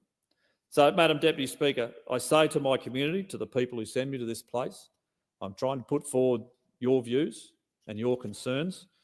I read a number of those out at the commencement of this speech. I'll continue to talk to them to hear what their views are and whether they think it will function. And I've got to say, I've got any number who tell me it simply won't. They think literally it's a joke. You have to be kidding. But I'll come back to where I started, Madam Deputy Speaker. I have a long-held view that we must do something. I just don't know if this is the answer. Thank you so much. And I call the member for Indi.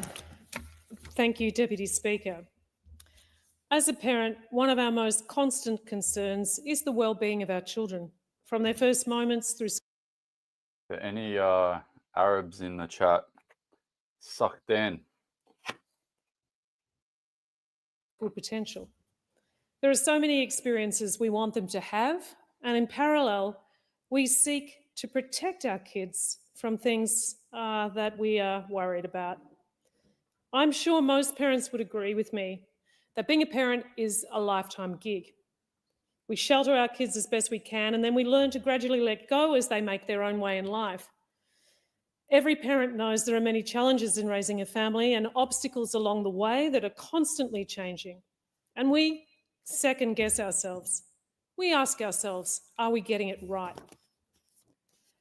Every generation has faced challenges, there's no doubt about that. But today we're navigating incredible challenges posed by social media and the online world. We face dangers as well as opportunities in that world. But these dangers and opportunities are ones that no generation before us has faced. And what's abundantly clear is that the online world is a world where the rules and mores of the cultures we've relied on for generations to guide us no longer apply. And as parents, we simply don't have the tools to keep our kids safe in this space. Yes, social media has been a part of our lives now for many years, but it's more omnipresent in our lives than ever, more addictive, more divisive, more harmful. The optimism of the noughties has made way for the harsh realities of the 2020s. I speak with parents who often tell me stories of children exposed to pornography through social media, primary school-aged children relentlessly bullied and tormented online, teenagers struggling with eating disorders being bombarded with dieting advice, spiralling declines in mental health, increases in suicide. And we're all now so familiar with these stories. One mother told me that her young family had travelled around Australia camping and engaging in nature. She and her husband worked hard to instill the love of the natural world in their kids, to know and love the real rather than the virtual. Years later, she's now in utter disbelief that her teenager is addicted to social media. Another parent wrote to me saying she was, and I quote, crying out for my support for this ban on social media. I've heard from parents imploring me to support this bill to ban social media full stop, because they're living with the consequence of these harms to their children and scared for the future of our broader society. And I don't blame them. But I've also heard from parents saying the absolute opposite. I've heard from people worried that the government is interfering where it shouldn't, and from others begging me for government intervention. There truly is mixed feelings about this. But the reality is right now, parents and teachers are shouldering all the burden. While a child's online lives might be out of sight, they're certainly not out of mind. I think it's reasonable to say we feel helpless because we're up against the full weight of social media and the big corporate tech. But can we put the genie back in the bottle? Should we just accept this as the new world and keep trying to guide our kids and ourselves? Should we try to educate more? Do we cave to the cult of inevitability, that this is just way out of control, that anything we try to do to curb and control social media will not work? And we've heard in this chamber about the difficulties of implementation, about the questions. Will it work? The member for Hinkler has just expressed those reservations. I get it. I ask those questions too. Alongside that, for young people today, this online world is the only one they've known. They grow up seeing every adult around them with a mobile phone. Young people communicate with their friends and find entertainment across the internet. They organise meetups, sports trainings. Kids with niche interests find their tribe. And let's be clear that there are really I hope you true guys don't perceived mind me benefits of social mukbanging media.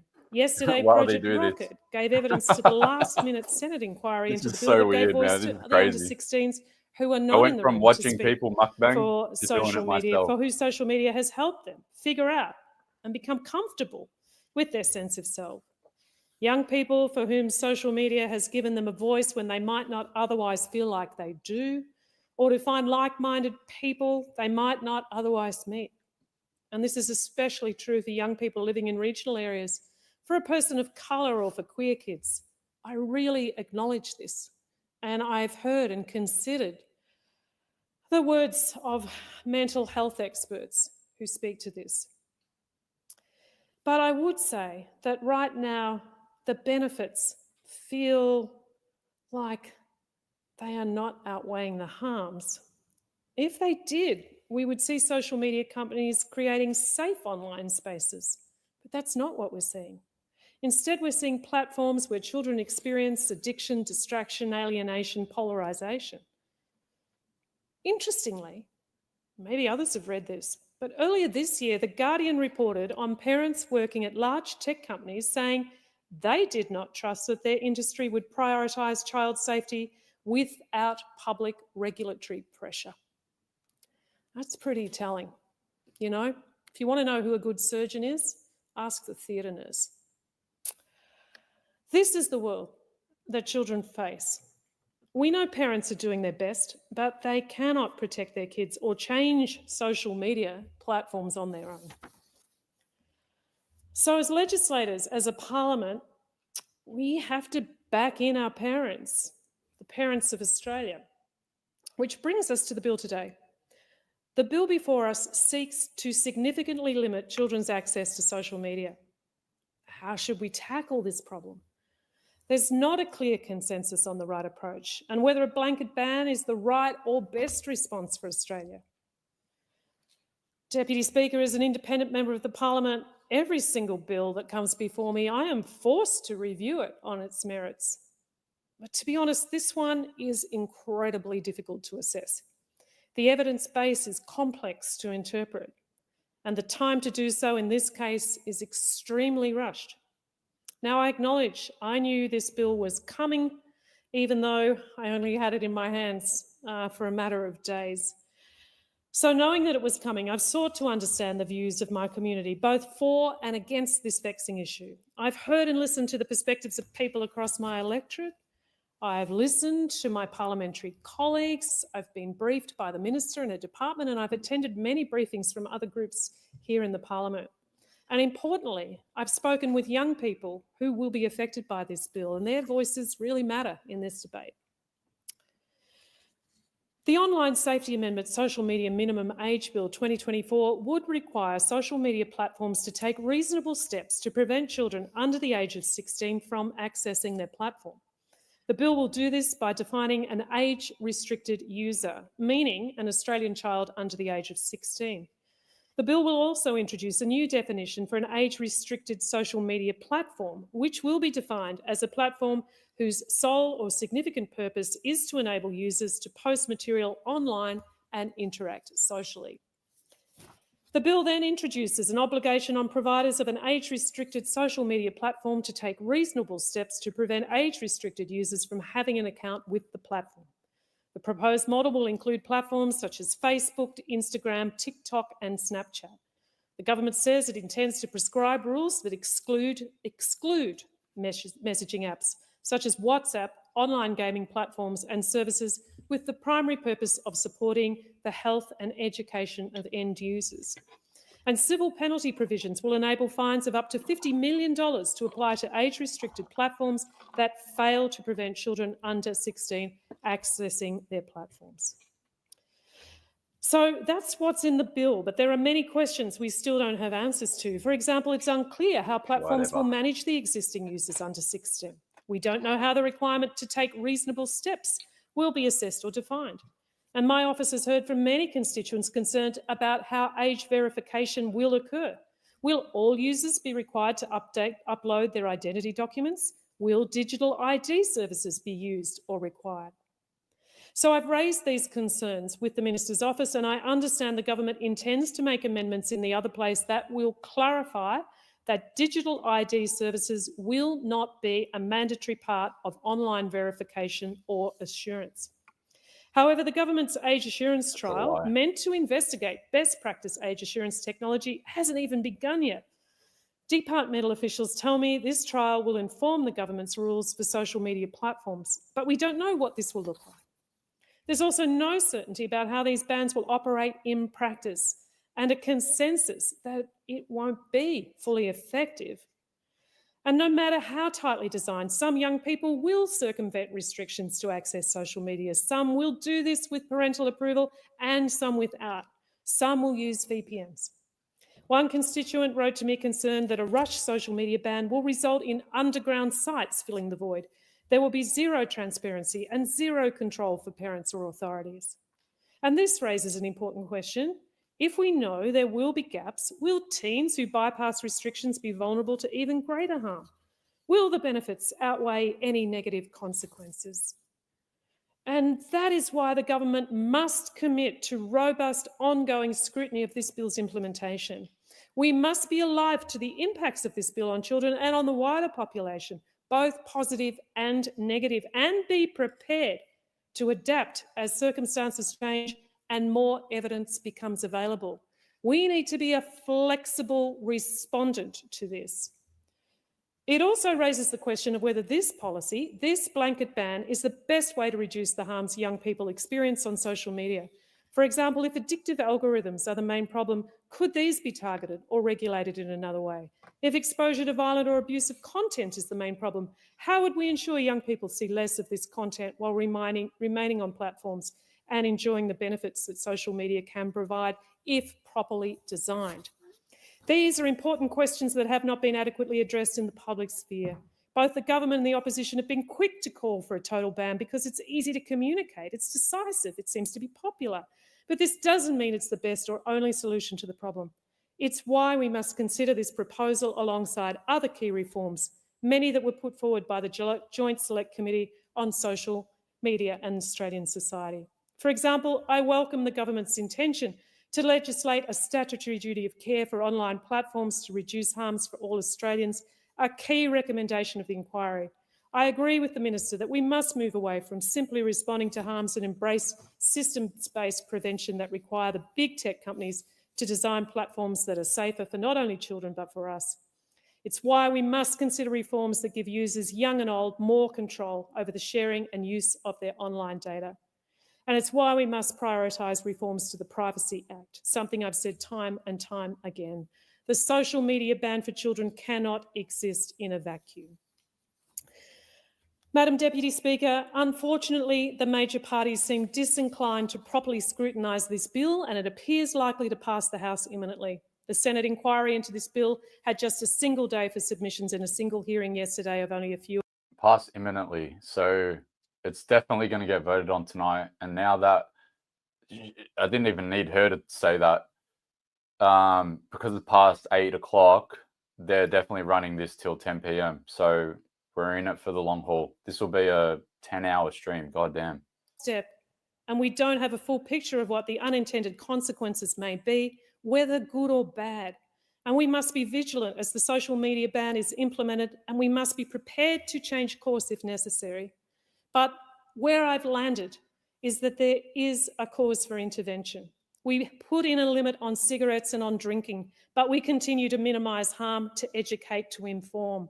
We know it hasn't fixed it completely in those cases, but it has reduced harm. We can protect children and continue to educate. I hope this bill will prompt more conversations at dinner tables and school gates across Australia. Conversations about online spaces, about finding our way in worlds physical and digital, about how we can make social media safer for all of us. Here in this place, we must continue to pursue reforms that require the social media companies to design better and safer platforms. And if we get that right, we will all benefit. Deputy Speaker, this has been one of the most difficult bills to make a decision on, and quite frankly, standing here right now, I could go either way, because there are strong arguments to be made for banning social media for under 16s through legislation, and there are strong arguments to be made for not doing that, for taking another course. But I go back to my fundamental public health training, where I have seen harm minimisation through legislative work of a government. And I think in this case, I know in this case, my decision is that I will support this bill reluctantly, because we must start to act as a parliament to protect our children in the online spaces. I wish it had more scrutiny, I truly do, but that's where I land. The question now is that the amendment moved by the Honourable Member for Goldsbane be agreed to, and I call the member for Curtin. Thank you, Deputy Speaker. I don't even know what to say. This bill requires social media platforms to take reasonable steps to exclude people under 16 from creating accounts. I am without words. While I have concerns about the process, the risk to privacy, the unintended consequences and the bluntness of this tool, I recognise that there is significant community concern about kids and social media. I've consulted widely with my electorate, and the majority of people who engaged wanted a social media ban for children, so I will be supporting this bill. This bill introduces a new definition of an age-restricted social media platform whose sole or significant purpose is to enable users to post material online and interact socially with other users. The bill will attempt to force owners of newly defined age-restricted social media platforms to take reasonable steps to prevent people under 16 from having a user account. So kids under 16 can't establish an account on any of these platforms, but can still view the platforms while they are logged out. The bill includes an exclusion framework that exempts messaging apps such as WhatsApp, online gaming platforms and services with the primary purpose of supporting the health and education of end users. The onus will be on the platform to restrict under 16s. Platforms could face fines of nearly $50 million if they don't take reasonable steps. Now, I have some serious concerns about a number of aspects of the bill. Firstly, about the process the bill has gone through, or lack thereof. In what's becoming a bad habit for this government, we're seeing this pretty significant change being rushed through. The government tells us that they've consulted widely in drafting this bill, but here we are again, rushing through legislation that has barely been scrutinised. We on the crossbench first saw this legislation last week. There was a 3-hour committee inquiry yesterday. Stakeholders were given 3 days to provide submissions, and even so, 15,000 people managed to get submissions in. The committee report just dropped a day after the only hearing. Quite frankly, that's ridiculous. When asked why the rush, the government effectively said that they'd agreed with the opposition to do this before Christmas. We have no idea how or when the government and the opposition stitched up this deal, or why, to be honest. The process is awful. This legislation is a world first. There's no well-trodden path here, but we are rushing it through. The Joint Committee on Social Media and Australian Society sat for 6 months to produce a report this month on how social media is used in Australia. One of the specific terms of reference was for the committee to inquire into the use of age verification to protect Australian children from social media. In the report, there were contrasting views on whether making it safer for children means preventing them from accessing social media until they reach a certain age. The committee did not recommend a ban on access. instead recommending a single and overarching statutory duty of care onto digital platforms for the well-being of their Australian users. But despite this recommendation, the government is proceeding with a ban, and proceeding now, today. Despite there being 12 months before the legislation comes into effect, despite there being limited public scrutiny, despite there being limited clarity on how the ban will be enforced, this is my biggest concern. This is no way to make laws. When it comes to the ban itself, one of the big risks, and one of the reasons we need a proper inquiry, is that we might throw the baby out with the bathwater. Social media is arguably now a crucial form of modern communication and socialisation. We can't turn the clock back to the wholesome childhood I had in the 1980s, climbing trees, riding my bike with friends and watching the goodies. The world has changed. In October, more than 140 experts wrote an open letter to the Prime Minister, Anthony Albanese, in which they said a ban is too blunt an instrument to address risks effectively. The Australian Human Rights Commission has now added its voice to the opposition to the ban. I hear mixed reports about the positive mental health impact of social media. I've heard it said that for young people in crisis, social media can often be both the cause of trauma, but also the channel they use to seek help. There's no doubt young people can connect with communities beyond their immediate geographic world using social media, and this can help make them feel less alone. It's very challenging to balance this benefit against the harm we hear so much about: the bullying, the comparison against an ideal, the harmful content, the porn, eating disorder material, extremist views and predators. But we must acknowledge that it's not all bad, and young people will have fewer connection opportunities than they have now without access to social media. Another big concern is enforcement. It's not clear how this will be enforced, and this raises a number of risks. Firstly, that it's just not enforced and it doesn't work. Then, at best, it's a tool for parents to use, saying it's against the law, but kids can get around it.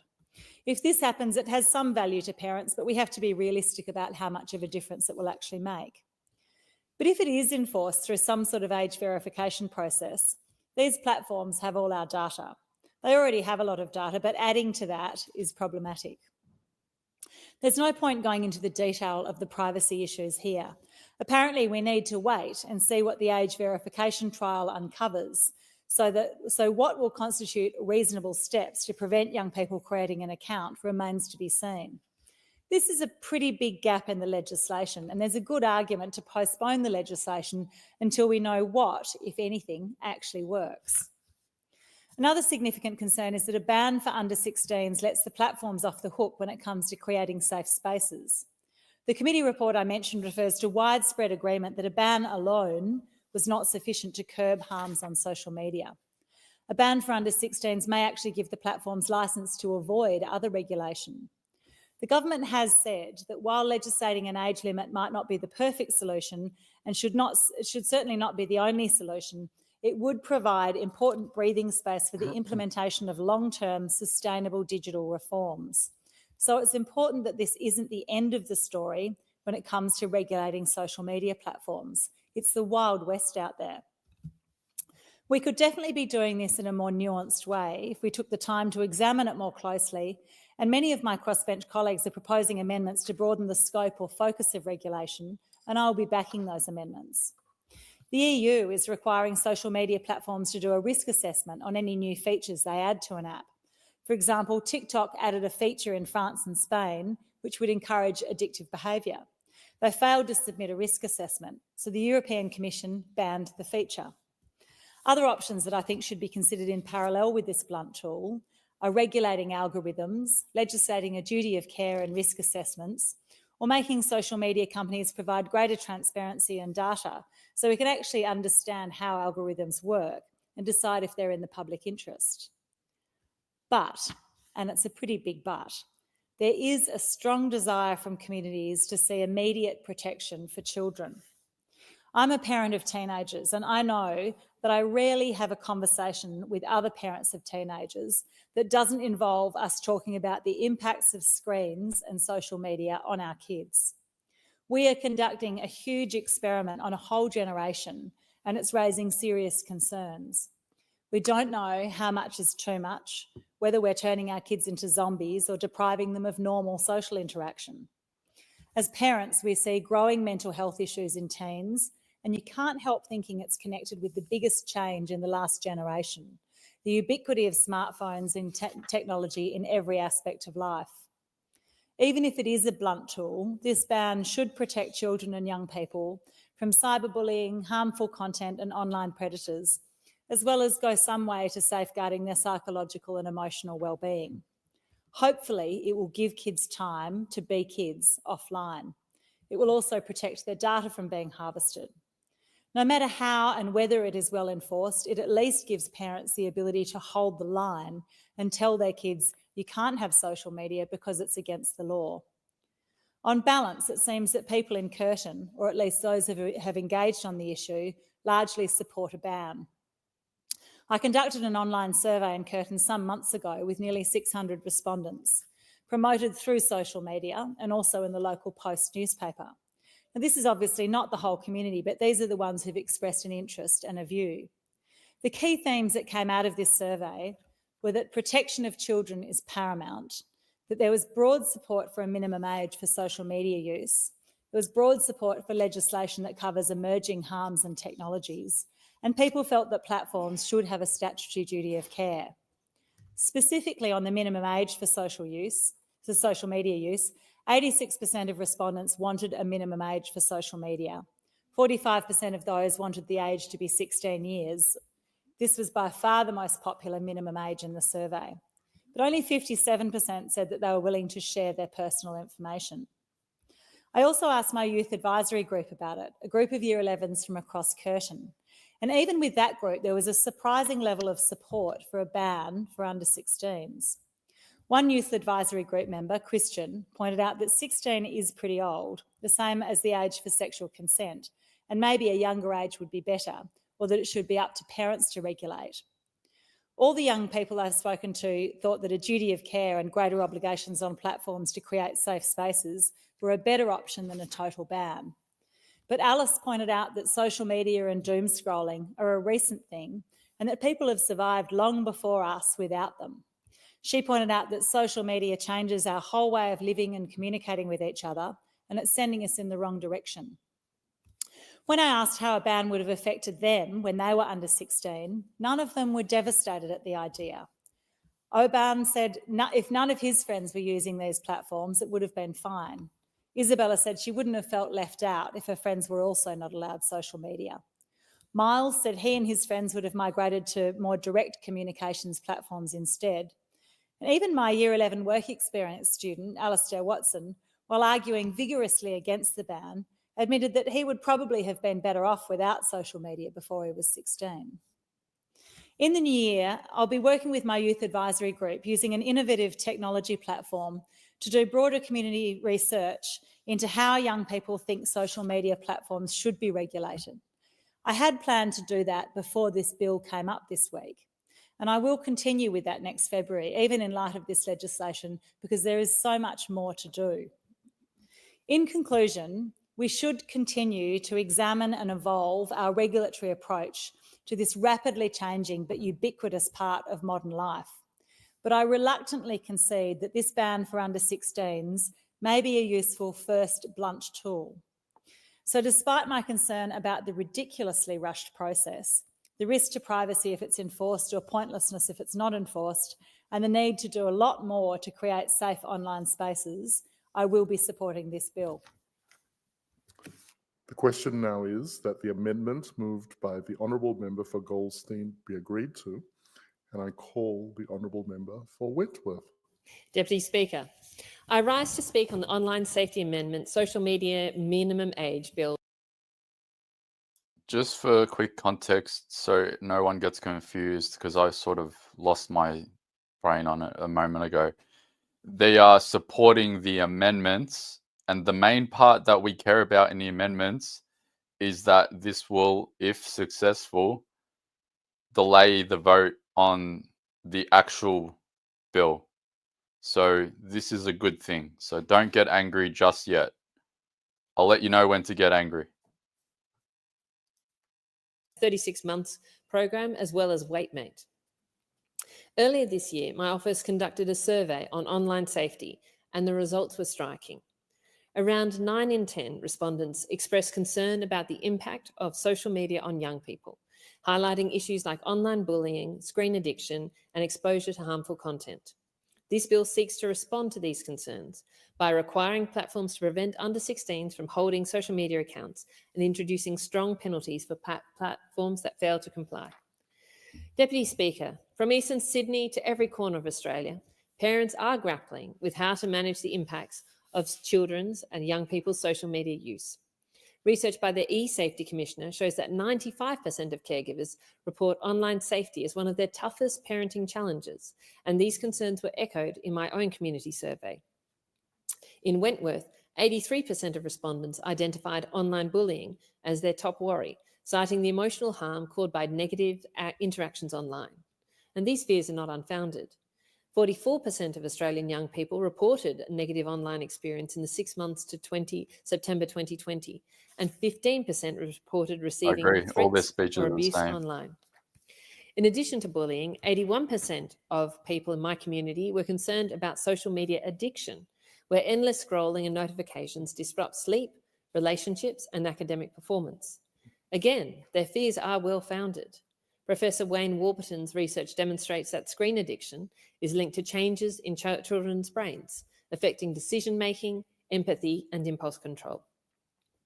A further 78% of people told me they were worried about exposure to pornography and its impact on perceptions of relationships and consent. And again, this was an issue raised with me by the faith leaders of Wentworth, who I brought together in a group, and they talked about this being one of the big issues that is raised in their faith communities. One parent shared their story. When my kids got given iPads at their tech public school, this is when a lot of problems started. My son was 8 years old when he was exposed to porn after a kid in the school group chat posted a word, and he looked it up at his grandparents' house who didn't have the right internet controls. Needless to say, this had a devastating effect on our family. There were many other concerns shared with me. 75% were worried about content contributing to body image issues and eating disorders. 3/4 flagged concerns about harmful content directed at women, and 73% raised issues around violent and extreme content. My community experienced the consequences of the latter firsthand, following the tragedy at Bondi Junction earlier this year. In the aftermath of the stabbings, shocking videos of the attack circulated widely online, and parents I spoke to were horrified to find that much of this footage had been seen by their children on social media. It's clear that social media is not safe for young people and that the government does need to act. Deputy Speaker, before turning to the substance, I want to put on record my concerns with the process surrounding this bill, and it's been shambolic. It was introduced last Thursday, and stakeholders were given 24 hours to submit to a Senate inquiry. This inquiry was due to report back in a few days, making it impossible for the committee to receive and consider sufficient evidence on this bill. As Digital Rights Watch said, never before have we witnessed such a shocking display of misusing the committee inquiry process as a sham consultation for the purpose of box-ticking community engagement. This is not how you make good laws. It is instead of a proper inquiry, the government intends to pass the bill in just a couple of days. It's completely inadequate to assess the consequences of such a wide-ranging piece of legislation that in many ways is actually world-leading. Is there sufficient evidence that banning social media for under 16s will work? Have privacy considerations been properly taken into account? Are there unintended consequences, like limiting young people's access to peer support networks, especially in areas like mental health? Maybe, maybe not. We certainly will not know by the time this bill has been rammed through the House, and that is hugely concerning. Unfortunately, we have seen this rushed approach before. Last week, changes to electoral laws that entrenched incumbency advantage of the major parties were rammed through this House without an inquiry, despite their far-reaching consequences. And while this has been rushed through for political expediency, bills which could have been brought to the Parliament and where we have a lot of community support and frankly more investigation have not been on the table, such as a ban on gambling advertising. Banning gambling ads is too complex, apparently, yet we're meant to also believe that an unprecedented overhaul of how young people access social media is straightforward and to pass in less than a week. The inconsistency is striking. Deputy Speaker, turning to the substance of the bill, there is no doubt that an age limit is a blunt instrument, but if well designed, it could be part of a solution to reducing social media harm.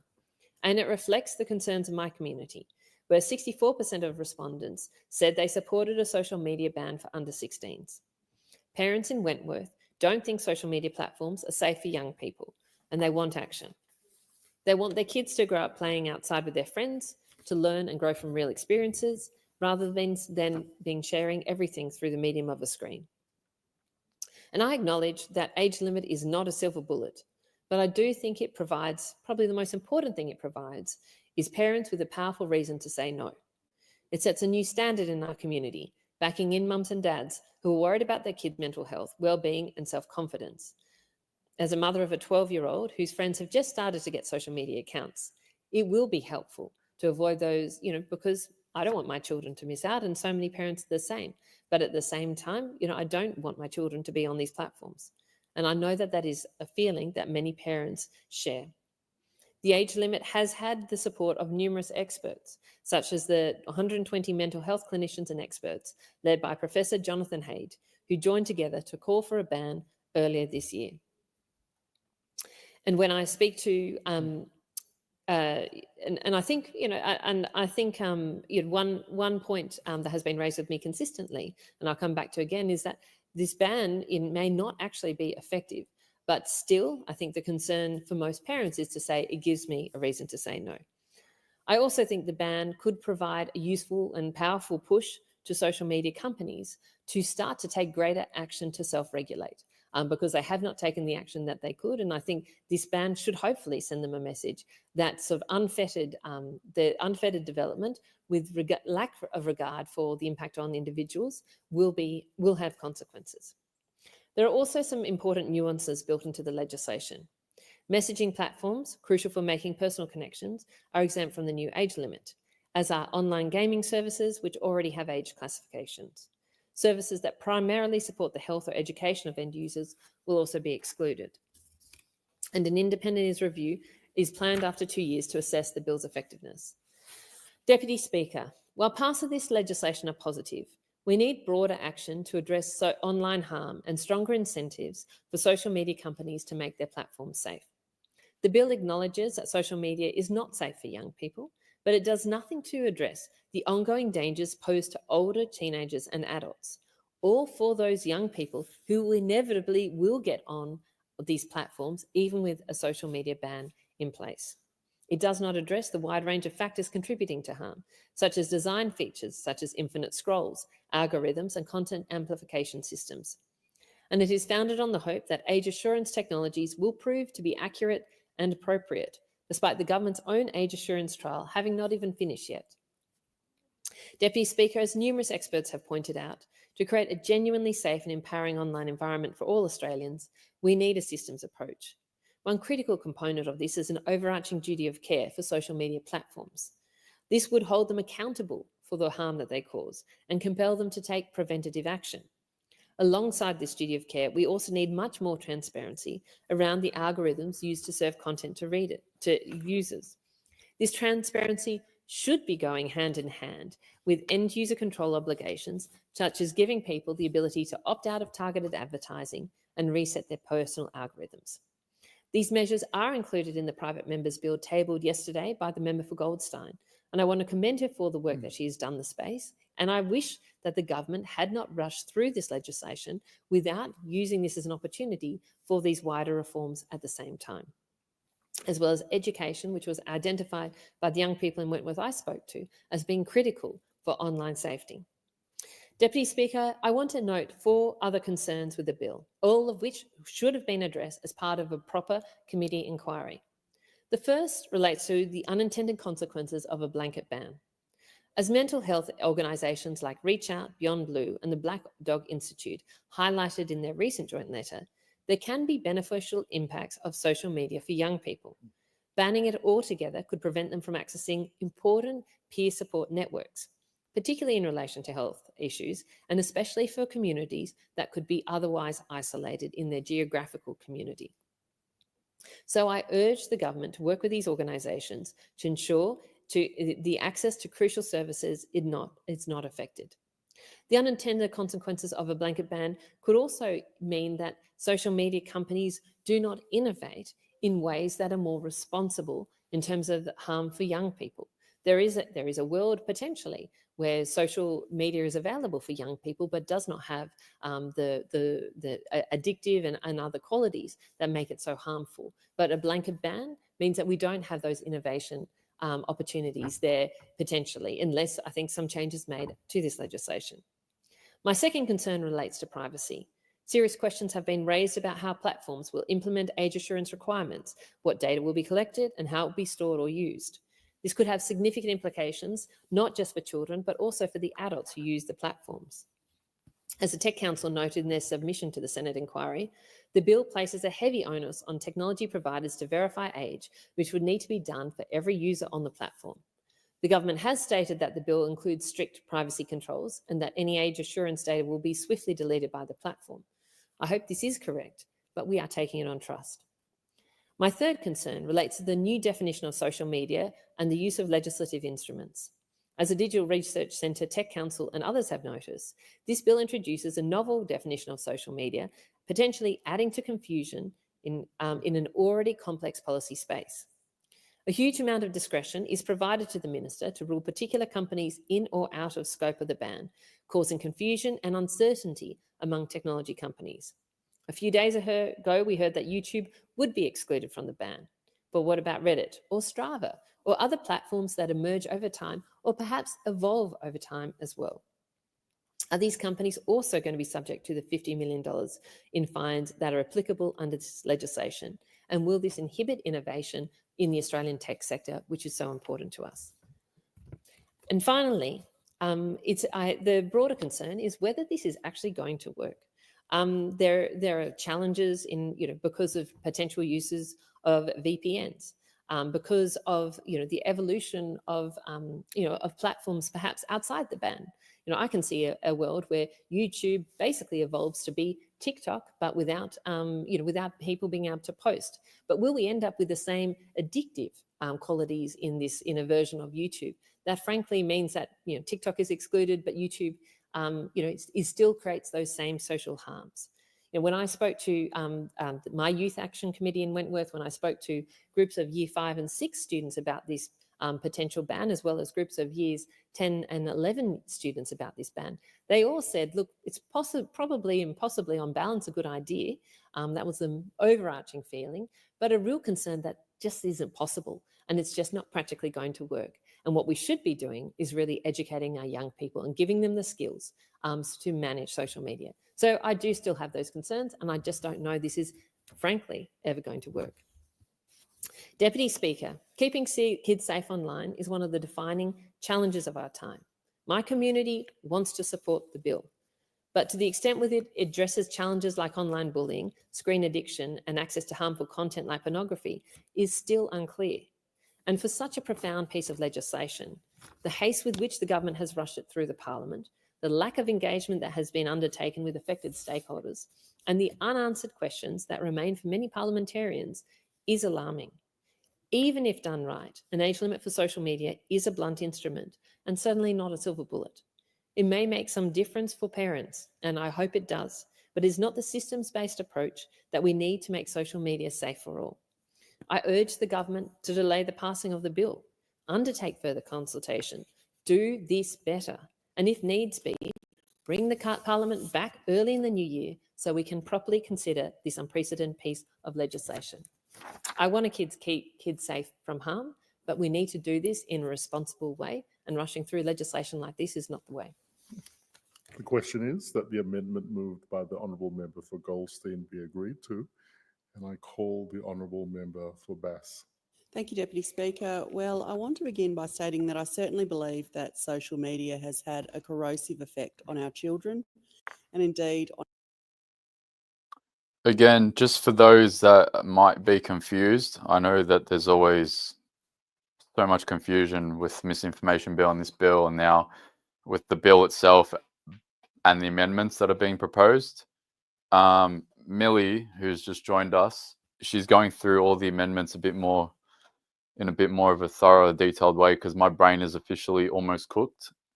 But just FYI, they're talking about the amendments. The amendments are quite shit, but the only part that I care about with regards to the amendments right now is the part where it says that this will be postponed until next year. So I'd rather the shit amendments be part of that than this gets rammed through tonight and tomorrow. Yeah, Because and also we want them to accidentally do something that's unenforceable in those amendments. So But like I was saying, the most important part is for this to be delayed until next year, because if that happens, then we have a whole 3-4 month window to be able to campaign against them. So we need this, fingers crossed, to go through. So up the tills. I'm concerned about the undermining of parental responsibility, and I don't want parents to see this bill as a solution to the problems we've heard about, because I don't believe it is. There is all manner of dark places online and many more that can be used for nefarious purposes that aren't captured in this bill. Gaming and messaging platforms are not safe spaces either. Like other aspects of parenting, you will still need to make choices and decisions about what your children do or don't do online. I don't want parents to have a false hope that this is the answer. I'm a parent of 5 children of varying ages, all of which have had various interactions in digital spaces. And like any parent, I'm aware of the challenges the digital world presents, in addition to some of the benefits. Like many parents, I utilise parental controls on devices to limit time and content, but this can be challenging, and I think more work can and should be done to educate and empower parents to use some of the tools that are already available. And as a parent, I'd value more education and information to help navigate it.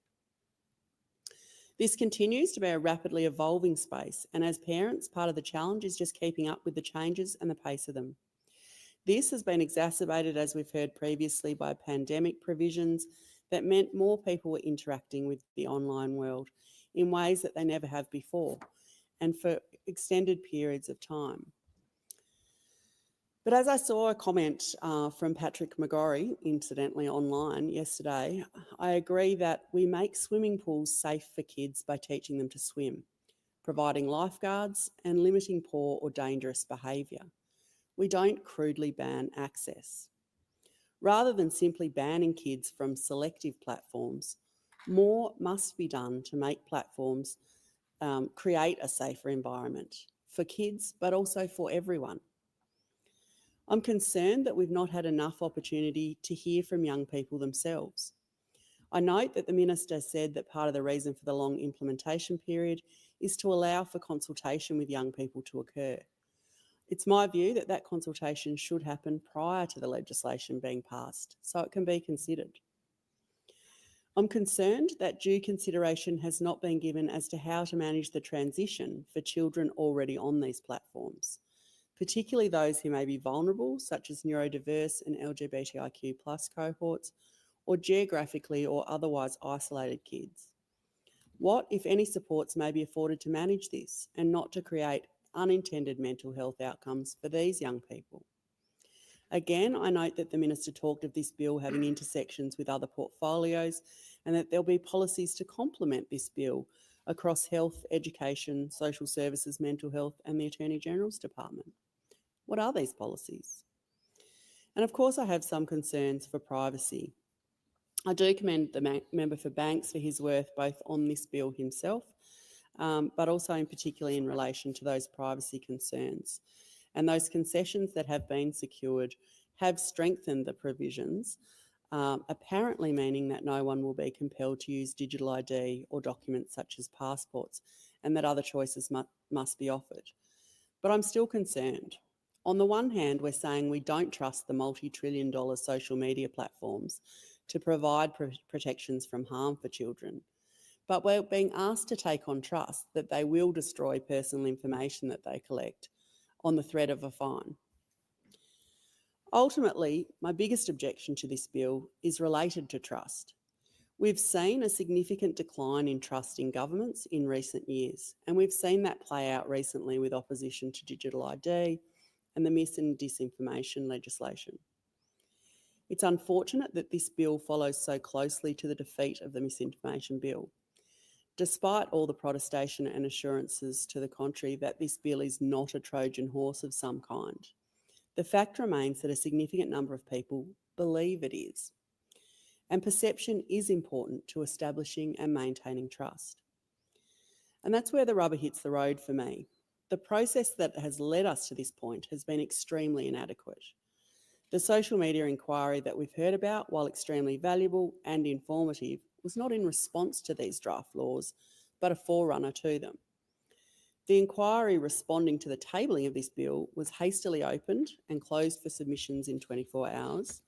Submissions were curtailed in length, and no genuine consideration or regard to them could possibly be completed in the couple of hours of inquiry. The bill came in here on Thursday. Our party rooms only considered them this morning, and yet the outcome was seemingly a fait accompli, with arrangements already in place to curtail debate in here and ram it through. No government speakers at all, and I had to fight to even deliver this speech. I reject the notion of urgency in pushing this through now. It doesn't come into effect for over a year, and by the government's own admission, there is a lot more work to do in that time. The Parliament matters. The work we do here matters because trust matters. Processes like this don't do anything to build trust and confidence in institutions and governments, and that matters. It matters because it directly compromises everything we might try to achieve with this bill and other bills.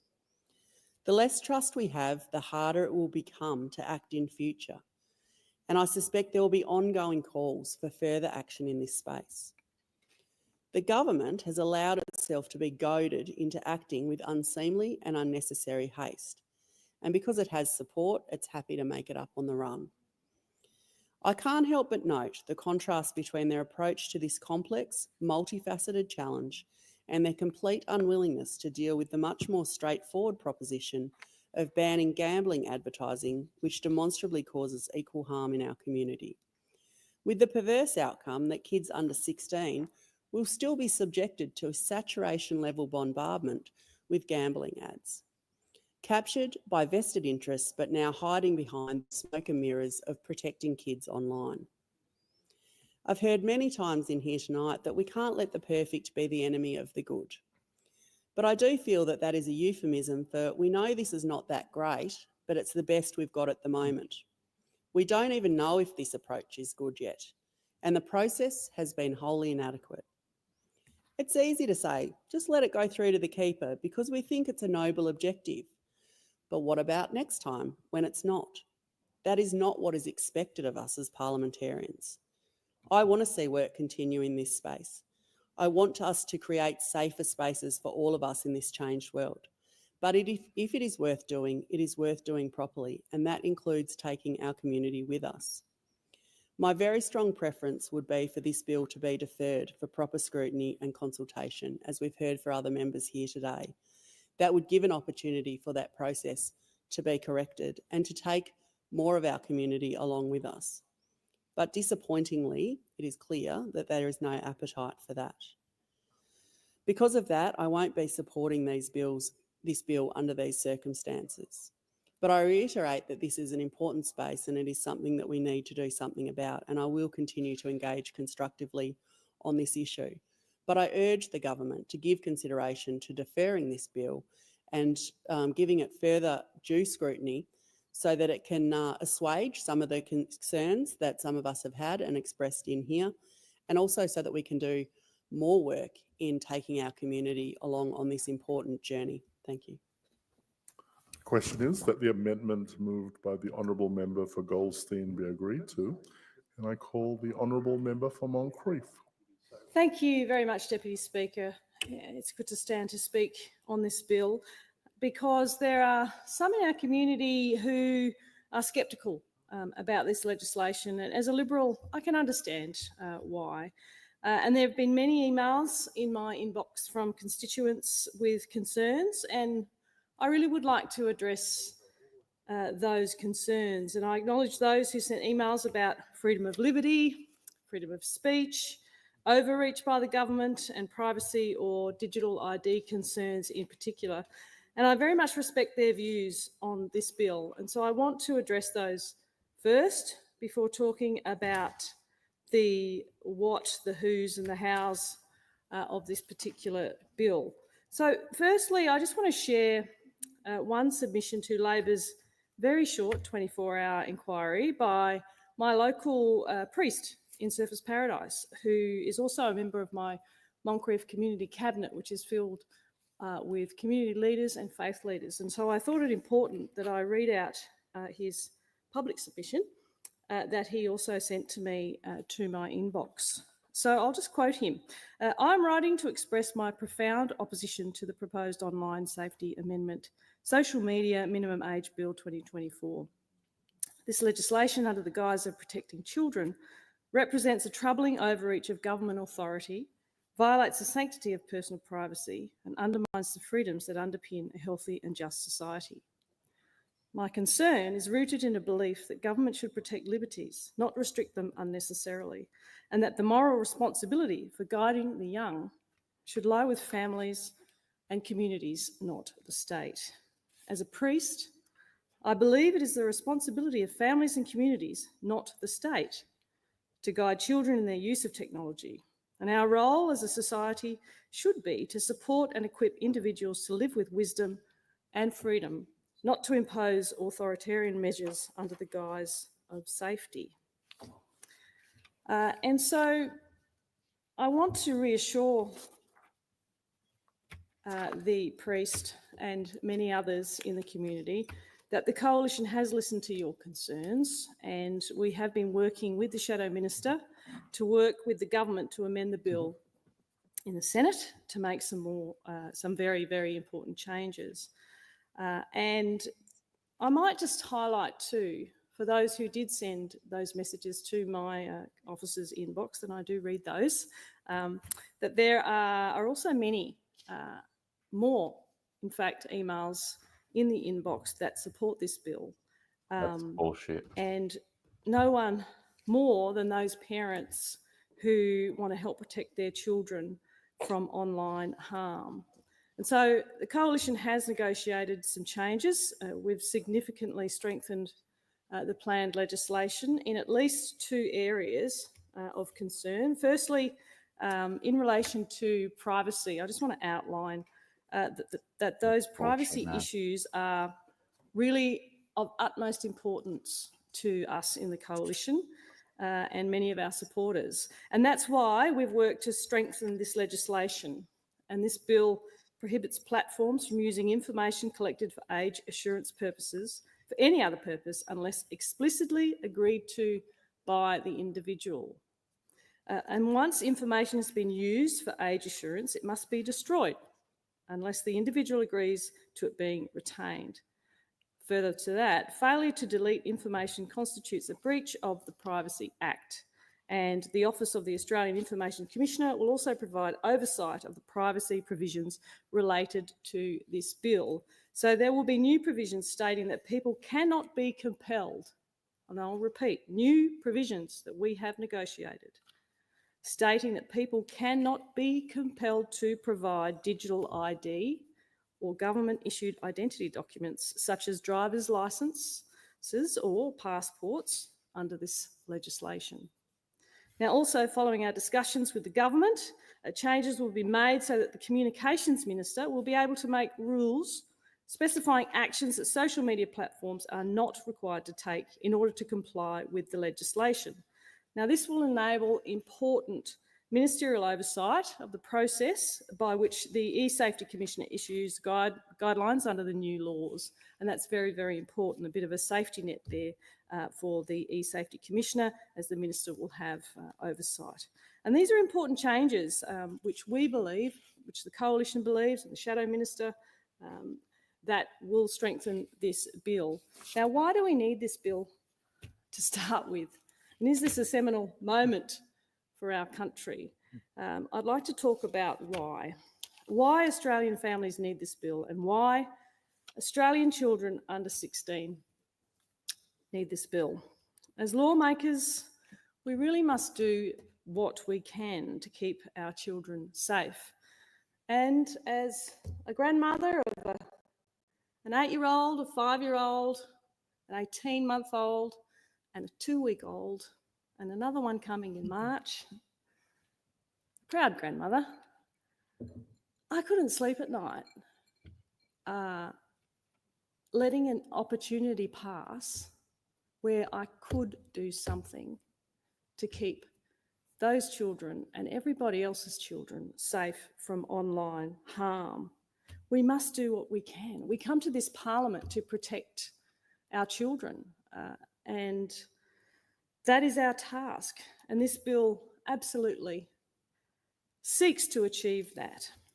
If we as adults don't do all we can to bring the online environment in line with the real world, then we're failing to keep our future generations safe from harm.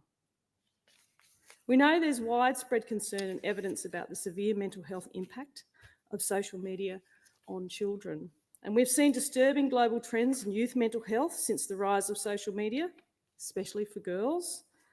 And I just want to outline a few things, some evidence. According to the Australian Institute of Health and Welfare, there has been more than a 3-fold increase in the rate of intentional self-harm, hospitalisations for girls under 14 from 2008-9 to 22-23. There's been large increases in the rate of mental health issues amongst children and young people.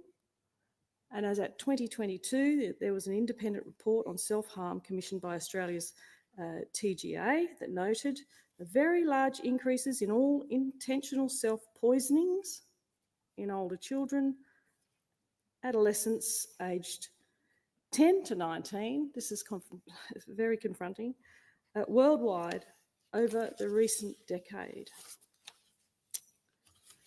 And just finally, clinical psychologist Dr. Danielle Einstein told the Senate inquiry into the bill that any benefits of social media to mental health are far outweighed by the disadvantages.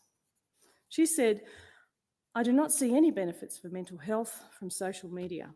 I've looked really hard at the evidence. And even if there were to be some, I think they are far outweighed by their disadvantage. But for mental health, I do not see any benefits." And so this legislation, I believe, and the coalition believes, my colleagues believe, the member for Forrest believes, that it will not only provide protections for our young, but importantly, it will also arm parents with the laws to give them some help to set guardrails for their children. Guardrails so they can say no with confidence. No to harms, no to bullying, no to body shaming and eating disorders, no to inappropriate content, no to R-rated content, no to bullies, and no, especially to predators. Those things that have pushed young people to the brink, to take their own lives because of what they've been exposed to online. It must stop. And I would just highlight who it was that led this debate. It was a man who has spent his entire adult life protecting women and children, particularly, from harm. And the opposition leader, Peter Dutton, has led the national debate on this social media age limit. And in June, the coalition committed to implementing an age limit of 16. And our leader announced that a coalition government would raise the age of social media access to 16 and said it would be at the top of his priority list for his first 100 days in office. Make no mistake, he has arm wrestled the government to this position. And it comes after the coalition led the policy debate about the need for action around online safety, including our attempts to legislate an age verification scheme last November. And the introduction of the World leading Online Safety Act by the Coalition in government. 5 months after the Leader of the Opposition announced support for setting an age limit for social media, the Prime Minister's now jumped on board. And this bill is designed to set an age limit of 16, which is to reduce the harms that social media is causing to young people. Now, the bill provides for a new, broader definition of social media companies, and that is age-restricted social media platforms, which will now capture Snapchat, as well as other major social media platforms such as TikTok, Facebook, Reddit, Instagram, and X. But importantly, there will be a rule-making power for the Minister to exclude specific classes of services from the definition. What that means, in plain speak, is that there's a carve-out for messaging services and online games that many young people enjoy, including my grandchildren, and services which support health and education of users, which would include YouTube as well as WhatsApp, Messenger for Kids, Reach Outs, Peer Chat, and Google Classroom. So this is not the end of the use of devices. This is simply a better option than doing nothing to keep our children safe online. And it requires relevant social media companies to take reasonable steps to prevent age-restricted users from having an account with a social media platform. And now penalties will apply. Failures to comply with the privacy provisions can result in fines of up to $50 million. That's got to hurt. And failures to take reasonable steps to identify underage users can result in fines of up to $49.5 million. And we know children will get around it, and some parents will get around it with their children, and that's the reality of laws and not complying with laws. People get around laws all the time. But it's better than the alternative because for the overwhelming majority of parents who want to protect their children from online harms, this bill will help you to help your children. And that's so very important. And as the party that believes in the strength of the family unit, this is a very important step for healthier families and for healthier young people who are suffering due to what they have been exposed to online. We must do this because it's the right thing to do. And the alternative, to do nothing, is simply not an option. Thank you, Deputy Speaker. The question is that the amendment moved by the Honourable Member for Goldstein be agreed to, and I call the Honourable Member for Fowler. Thank you, Deputy Speaker. I'll quote I use a quote from Aristotle's book of Politics, a phrase: "Man is by nature a social animal." We humans are inherently social creatures who thrive in communities, according to Aristotle. We look for our tribes to belong to. We get pulled to groups and people.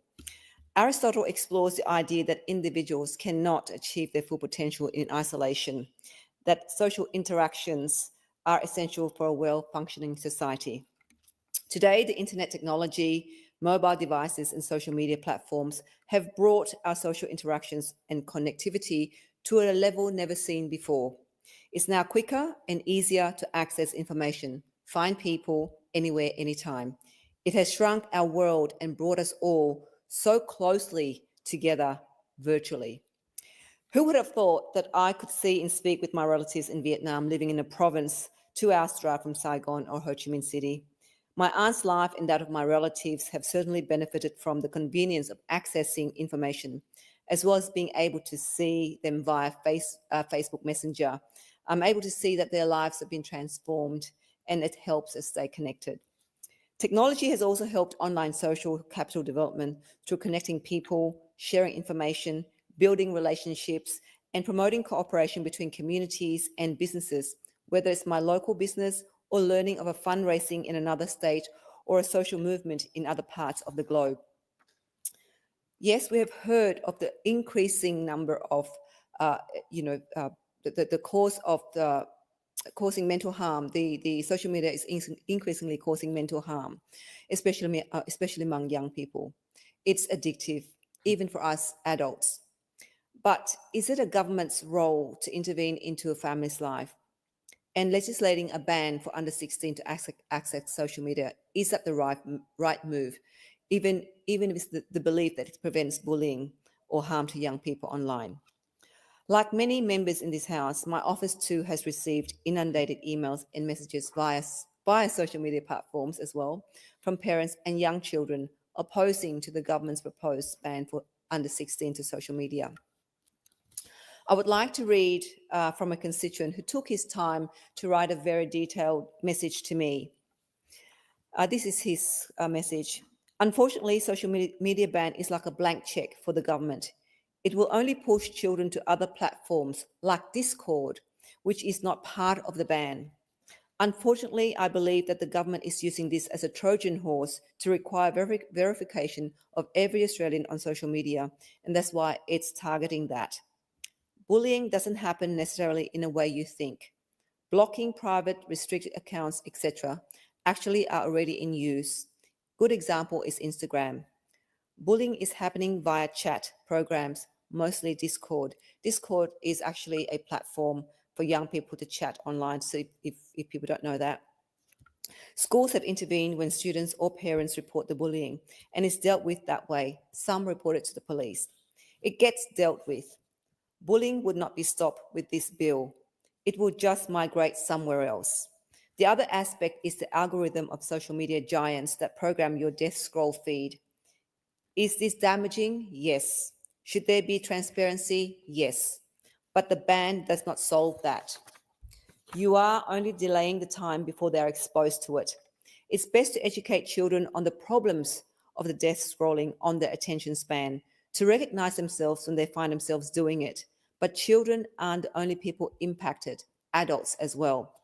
The positive side is children talk about what they're seeing and have conversations about it, sharing their feelings and thoughts.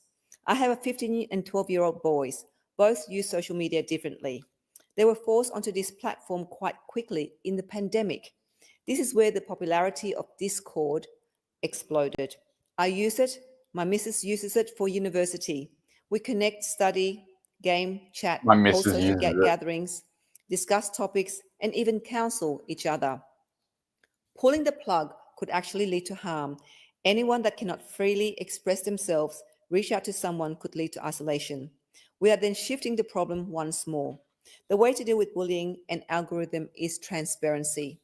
A great example is TikTok. Compared China's TikTok versus the rest of the Western world. One is like a children's classroom, the other can be like a cesspool. Interesting thing I have noticed is over time, children are rejecting and pushing back on what they are seeing. The gender ideology was very pervasive, and after about That makes sense. 1.5 Yeah, it's a years, letter. it has slowly Gotcha. been overcome with a new, more healthy culture, where children have memed it out of existence. Creation of cryptic terms that negate and need the Memed. importance of She it said and to no longer bring memed. it even into focus. Well, children have memed it out of existence. Creation of cryptic terms that 1.5 years, it has slowly been overcome with a new, more healthy culture, where children have memed it out of existence. Creation of cryptic terms that negate and need importance of it and to no longer bring it even into focus anymore. Push, it is retracting quite a lot. I believe this is because also that adults are pushing back on the ideology and whether or not we should even provide it airtime for children, and like in many other countries, not entertaining any drastic decisions until they are mature adults.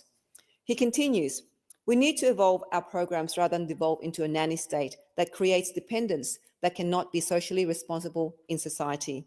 Some hearts in government are in the right place, but unfortunately, it's not going to improve our children's resilience, nor prepare them for the future. Creating social culture using social media, celebrating excellence, and bettering yourself will drive the right behaviours. Children will put down their devices to study when they are encouraged to do better for themselves. Motivation is sometimes a problem, and escapism is occurring on social media. Culture of helping and motivating others is what needs to be taught, and this is how we can transform social media at the roots. Children do not watch the news anymore, he said. He continues, they have absolutely no interest. They are only interested in culture now, and really we should be focused on this and not a ban. To John's point, I mean, we have become so reliant on our devices and by default on social media. We're now so dependent on it. Even my husband and my son, who are constantly scrolling on their phone at home because he's got a social media business or renewable online, so he has to make sure he's connected to his clients, and they're checking constantly their website, servicing their clients across the country. So when they're not checking their business, they're either browsing the web, play games, or chatting to colleagues and friends. Sometimes I too feel very exasperated because they're on their devices constantly. But we do have a rule in place, and put a rule in place that when we're together as a family, the phone is put aside. Another rule is that when we go to bed, the phone is outside the bedroom. We've got no devices in our bedroom, not even a TV. So as a parent, I had a conversation with my son and husband on how we manage our time on social media. I don't want the government to tell me how to run my household. Why would a parent trust the government to do better at managing their lives? Last week, I spoke on the government's intention to introduce the Misinformation and Disinformation Bill, or the MAD Bill, as the acronym represents. As we know, the government has now dropped the bill, with the Senate not willing to pass it. The intention of the MAD Bill, or the Misinformation and Disinformation Bill, was to introduce the social media platforms take responsibility for the content that gets posted, and that these platforms would do all it can to ensure that it's responsible for the content that gets shared. Trust is the foundation for any type of relationships. It's a fundamental component in forming relationships of any kind. We engage with social media content because we can trust the content. We listen to it, we watch it, but once that trust is broken, we then move to find another more trustworthy content. So I understand that we're all trying to grasp the growth of social media and trying to find ways to navigate this new beast that we all have come to depend on and at times despise. This bill has long been anticipated because the government has spoken about it so often in the media. It is therefore very disappointing yet again that the House of Representatives has been given just a few days over the weekend to scrutinise this bill. This gives us none of us sufficient time to consult with stakeholders or our constituents whose views we are obliged to canvass. It is our constituents whom we ultimately represent, and I think that the government has forgotten that. If they did ask their constituents, they might find out what I have. I have never had a single person approach me anywhere telling me that they wanted under 16s banned from social media. Neither did I have anyone asking me for a misinformation bill. I have, however, been inundated at my electorate, as I mentioned, in Fowler by emails and phone calls from concerned residents about misinformation bill, the digital ID bill, and the anticipation of this online safety amendment bill. As you can sense, I'm going to oppose this legislation just like I was with the now doomed misinformation bill. My main reason for opposing this bill is the functionality of Australian families. When it comes to individual responsibility, history tells us that once government takes over what was up till now an individual choice, it is seldom reversed and never empowering. I know that all members in this House are deeply and genuinely concerned about the scourge of bullying. I know that we're all being shocked and deeply moved by the reports of suicides and self-harm of children. But bullying between children is not a new phenomenon. In fact, cutting children off from social media may well remove a vital source of help for them. Many government and charitable organisations have a presence on these platforms that children can safely access. The social media platforms affected by this bill are places where young people benefit from positive interaction while gaming and sending messages, for example, as they learn how to operate in the world. And we have also been approached by children, organisations, as well as academics who have opposed this bill because they felt that there was not given sufficient time, and they know that the social media it provides children with a place for them to connect with their peers. So I think that this bill is misplaced in terms of interfering with the rights and responsibilities of parents and guardians. I think the bill seeks to avoid a problem by attacking a symptom. Can we not learn from the experience of others? Child Fund Australia have told me that 10 other countries have tried age-related bans, and each one has failed. Under 16s have always found ways around the restrictions, and this has made children less safe because they often end up in darker and less exposed areas of the internet. These are places where predators and scammers are most dangerous. And we have to remember children are very creative and also resilient. Give them that credit. I must admit to finding it very difficult to suspend my suspicions that the MAD bill and the online safety amendment bill and the digital ID legislation are not connected somehow. And I know that I'm not alone in this suspicion. Deputy Speaker, I believe parents and families are best to form and apply the rules. It may not be perfect, but it is better than the alternative. For this reason, I will not be supporting the bill. Thank you, Deputy Speaker. So the question is that the amendment moved by the Honourable Member for Goldstein be agreed to. I give the call to the Member for Forrest. Thank you, Deputy Speakers. Now, I do have some serious concerns with the government's process and the rush nature of this bill. But I want to talk about some of the dreadful harms that I know children have been and are being exposed to online through social media. And I do believe that the online platforms could have and should have been doing much more over the years to help keep our children and young people safe online. I believe they've always had the capacity to do so, but have chosen not to do so. Now, early in my time as an MP, I was a member of the Communications Committee, which did a report into cyber safety and young people. I realised from that survey just what they were dealing with online and how much risk they were exposed to. I developed a set of overheads and was encouraged by the Harvey Business and Professional Women's Group to offer it to our local primary school, and that was the start. And as many people as we see in this chamber today, I have delivered hundreds of cyber safety sessions to school children from pre-primary through to high school. And in this time, in all these years, 14 or so years, I have seen a serious decline in the mental health and well-being of our young people. And I've provided parent sessions for those parents who were interested along the way. Now, this was all aimed at helping children to stay safe online and to know where to go to get help, and mostly through encouraging families to get involved from the day the first device is given to their child.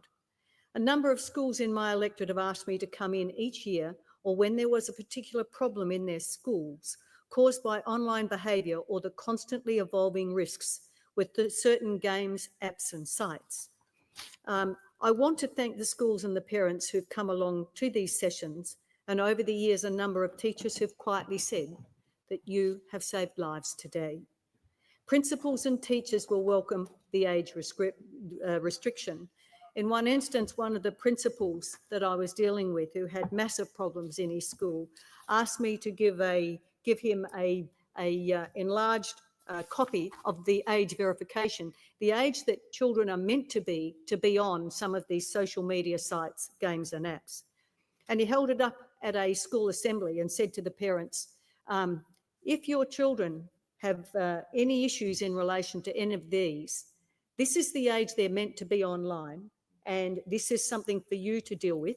If they are online, they're not old enough to be online on using those games, apps, sites, social media, and it is up to you to deal with. I hope that this legislation may help people say no, parents say no. When you look at the top 5 social media services being used, for kids, it's 80% YouTube. This is from the E-Safety Commissioner some time ago. 86% of teens. Facebook, 26% of kids, 75% of teens. Snapchat, 26% of kids, 67% of teens. Instagram, 24% kids and 70% of teens. Now, when I've been talking to the parents and the children, there are some things that this legislation certainly will deal with. One is Instagram, and for some people who aren't aware, the GPS coordinates are embedded in the photos, and this is something that is and has been unsuitable for anyone under the age of 13. Snapchat, that photo sharing app that was supposed to only leave your photos there for a few seconds and then they would disappear. Well, I had so many young people in my electorate who actually thought they could send naked and semi-naked photos and no one would know. This, of course, became the sexting app of choice. And there was a snap map that then allowed others to see that young person's location. It was called a snap map that allowed people on Snapchat to follow these kids. And I would say to the kids and to the parents, the only people who should be tracking and mapping your children, if you choose to, is yourself as a parent. No one else should be tracking or mapping your children. But that is happening on so many games, social medias and other apps. And I encourage parents to make sure that you're aware of which of these can actually track and map your children. And the same with TikTok. This in the way that young people are using TikTok. It was intended for users over 16, but it actually didn't ask for an age at all. So young people definitely were sharing very provocative information. So what have been some of the experiences that those young people, the countless young people have raised with me over these past years? Relentless, appalling cyberbullying 24 hours a day, 7 days a week. You cannot get away from it. Abusive texts and emails, hurtful messages, images or videos, imitating others online, excluding others online, humiliating others and nasty gossip on social media platforms. The unwanted contact and online grooming of adults wanting sex from a child. Literally adults grooming children for sex in this space. There is no doubt it is a pedophile's paradise. The constant pressure for young people to send naked photos, followed up by sextortion and image-based abuse. And no wonder why we've seen so much self-harm and attempted suicide in young people. I had an 8-year-old on Facebook and I asked him how many friends, because I couldn't believe they were allowed to be on Facebook, they were only 8. Well, he had 250 friends. I said, how do you know who they are? He said, because they send me a photo. I said, how do you know it's their photo? And he said, just because they sent it to me. Had no idea about the number of people who had multiple profiles on Facebook. And then we saw the instance of the young girl who was on Facebook and she was asked to send a photo. Well, she had to a particular person that she thought was young like her. So she had geotagging, location services turned on at that time. And of course that allowed tracking and mapping of that young girl. Well, and grooming, same thing.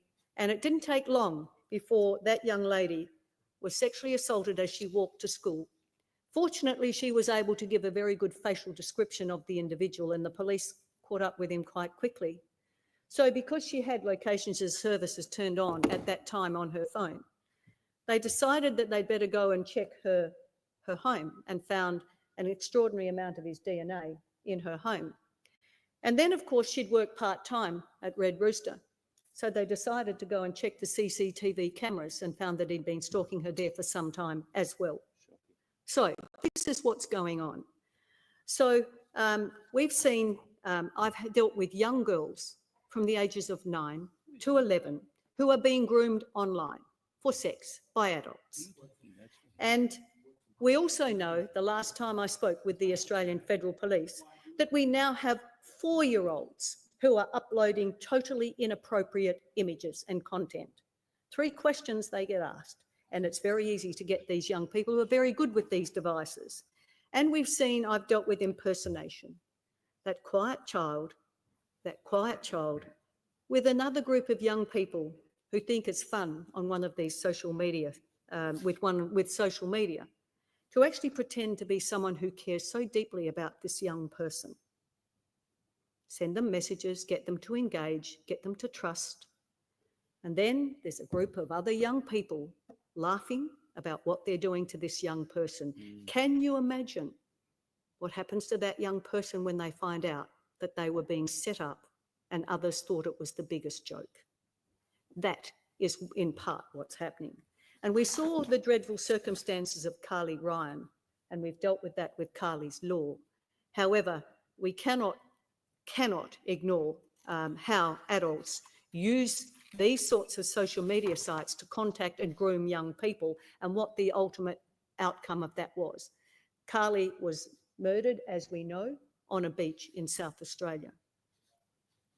So this bill will capture Snapchat, TikTok, Facebook, Reddit, Instagram, and X.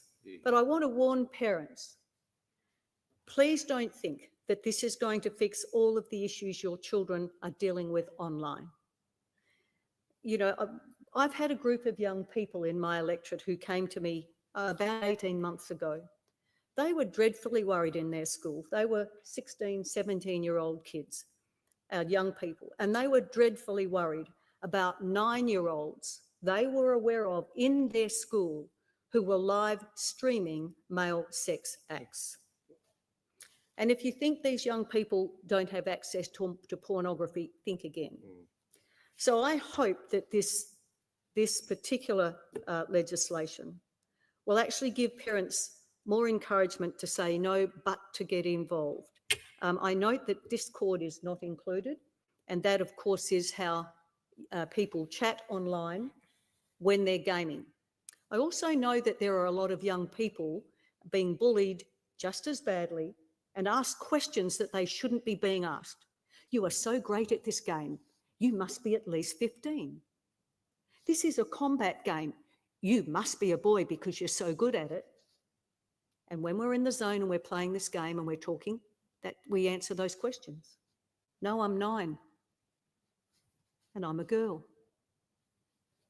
2 questions, got what they wanted. Yep. So I know that the school principals that I deal with, so many of them who are spending so much of their time in their school dealing with these issues that arise overnight from what's going on social media. And I know that from one school principal, I said to him, what is the #1 issue for what he had at that time was 99 year 12s. And he held up the phone and he said, they're just not sleeping enough because they don't put the phone into ghost mode or turn off the alerts. And these young people are spending all night in this space.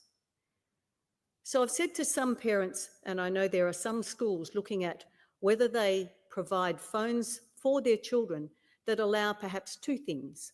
1, messaging, so that young people can still stay in touch with each other and with the people that matter. And the second capacity of that phone is to make phone calls to whomever they need, whenever they need it. So can I ask each parent, please get involved with what your children are doing from the time you give that very first device that is connected to the internet. Young people need to develop their critical thinking and their digital literacy. And in spite of these laws, parents will need to know what their children are doing online. And some years ago, after I'd been into a school, I was talking to, actually at that time, they were around 15 years of age. And I talked about what they were facing, what the risks were with all the different games, apps, sites, social media that I do. Anyway, I went to my local supermarket, perhaps 2 months later, and there was a young girl on the checkout. She was one of the young girls who was actually in one of those sessions. And she said, hey, Nola, that was, I enjoyed the session we did with you. And I said, because I often ask these young people, has it helped you? The last question I ask is, has anything that I've given you today helped you to be safe online? Will it help you with what you're doing and dealing with? And just about all the hands go up, which is fabulous. But I ask 3 questions to these. I do a silent survey and I ask them, how many of you have been badly bullied online in a way that's affected your life? And every class, the hands go up. Not all of them, but some of them. A second question, how many of you can and do talk to mum and dad about what's going on online? Some hands go up. Third question, how many of you have ever been to meet someone in person, somewhere away from your home, that you've only first met online? In all these years, perhaps on one hand, less than one hand, the number of classes where children from very young age through to the end of high school where there hasn't been a class where the children, some of the children in each of those classes has put their hand up to say yes. So if I had any incentive to do what I've done over these years, these hundreds of cyber safety presentations, in part it was that, to stop these young people from being at risk in this way. There is no question they're at risk. And that young girl in the supermarket who said to me, you know, me and my friends decided after you spoke that we would get off social media and we would just talk to each other. I said, gee, that's not something at the time that I said to do. I said, how's that work for you? She said, well, we can't wait to get to school to talk to each other because we're not on social media. We're not putting up with what's going on in our lives that's causing everybody to carry on like they are. We get to talk to each other and we have a great time together. So we want our young people to be safe and to be able to enjoy their lives the best way they can. Deputy Speaker, Mr. Speaker, I'm so sorry. But with the experience that I have had, I've worked hard to help these young people stay safe. That's what this is about. The original question was that this bill be now read a second time, to which the honourable member for North Sydney moved as an amendment that all words after that be omitted with a view to substituting other words. Subsequent amendments have been moved. Here we go. They're going to vote on it. The immediate question is that the amendment moved by the honourable member for Goldstein be agreed to. I'll put the question. Those opinions say aye. Against no. I think the noes have it. The question now is that the amendment moved by the honourable member for Warringah be agreed to. I'll put the question. Those opinions say they're not going to vote for it. Against no. I think the noes have it. The question now is that the amendment moved by the honourable member for McKellar be agreed to. I'll put the question. Those opinions say aye. Against no. I think the noes have it. The question now is that the amendment moved by the honourable member for North Sydney be agreed to. I'll put the question. Those opinions say aye. Against no. I think the noes have it. I call the Assistant Minister. Thank you, Speaker. I move that debate on this bill be adjourned and made an order for the day for a later sitting. The question is that the debate be adjourned and the resumption of the debate be made an order of the day for the next sitting. I'll put the question. Those opinions say aye. Against no. I think the ayes have it. In accordance with the resolution agreed to on Monday, 25 November 2024, the House stands adjourned until 9 a.m. tomorrow.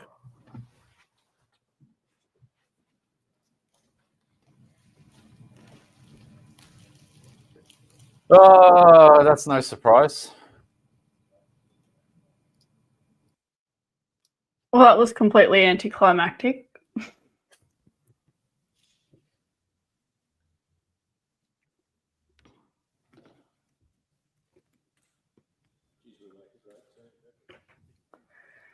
What a resounding get stuffed to the Teals, eh?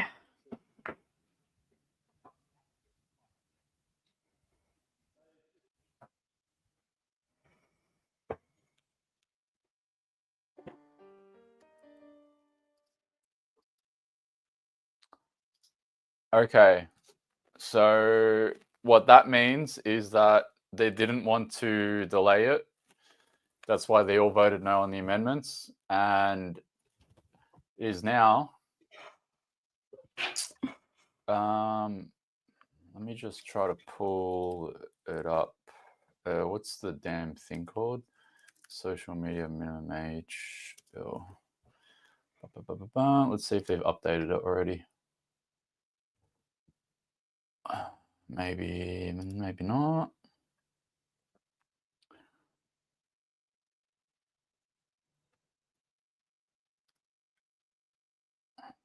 Where is this thing? Just give me 1 second. Do you want to read out the amendments and what they were proposing while I try to find something?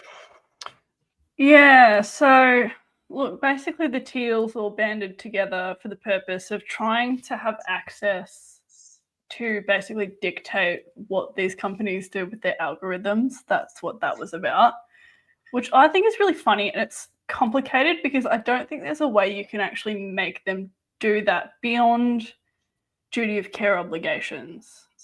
So like most of their algorithms are protected in terms of trade secrets, right? So you can require them in terms of like regulatory purposes, like the safety commissioner sort of going, well, hey, are you compliant with this? Okay, GG, no worries. And they're not obliged to disclose anything beyond compliance related stuff. So for the Teals to go ahead and sort of act like they want to really dictate what they do in terms of like scrutinizing what they do as well as giving direction and stuff, I thought was a little wild because I don't think it's enforceable. Which, I mean, I'm not going to give anyone the benefit of the doubt in terms of why they would deny an amendment, but that would be an incentive to deny it because it's not really so easily implemented. Where is it? So the amendment from Miss Sharkey, Centre Alliance, was actually good, even though she seems like she's a bit of a lefty, but she actually put, like her amendment was basically to require that providers of social media platforms not require identification for the purposes of verifying age, which would either have been an attempt at like forcing the whole thing into a third-party verification process, or it would have been an attempt at trying to force through some sort of digital ID solution on a government level. So I don't know what her agenda was. I sort of phased in and out during the day. I didn't listen to her talk. Maybe you guys know that better than I do. But that could have gone either way for us in terms of backfiring because, you know, if they actually voted for those amendments, then it gives the government leeway, I suppose, to say, well, social media companies aren't allowed to verify age and request identification documents, so I guess we better do it. Even though, you know, there's still the option for that third-party process, so that was that one. The Teals had a bit of a framework proposed as well. So they were basically saying they want 5 necessary elements to be implemented to make Australia's digital spaces meaningfully safe.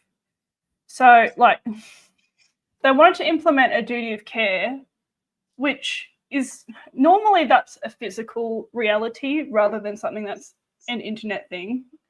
But even at an internet level, it has to comply with an international standard of expectations. So if you were going to do something like that, you couldn't do it without considering what is the international norm and trying to interweave that, I guess, with the Australian requirements.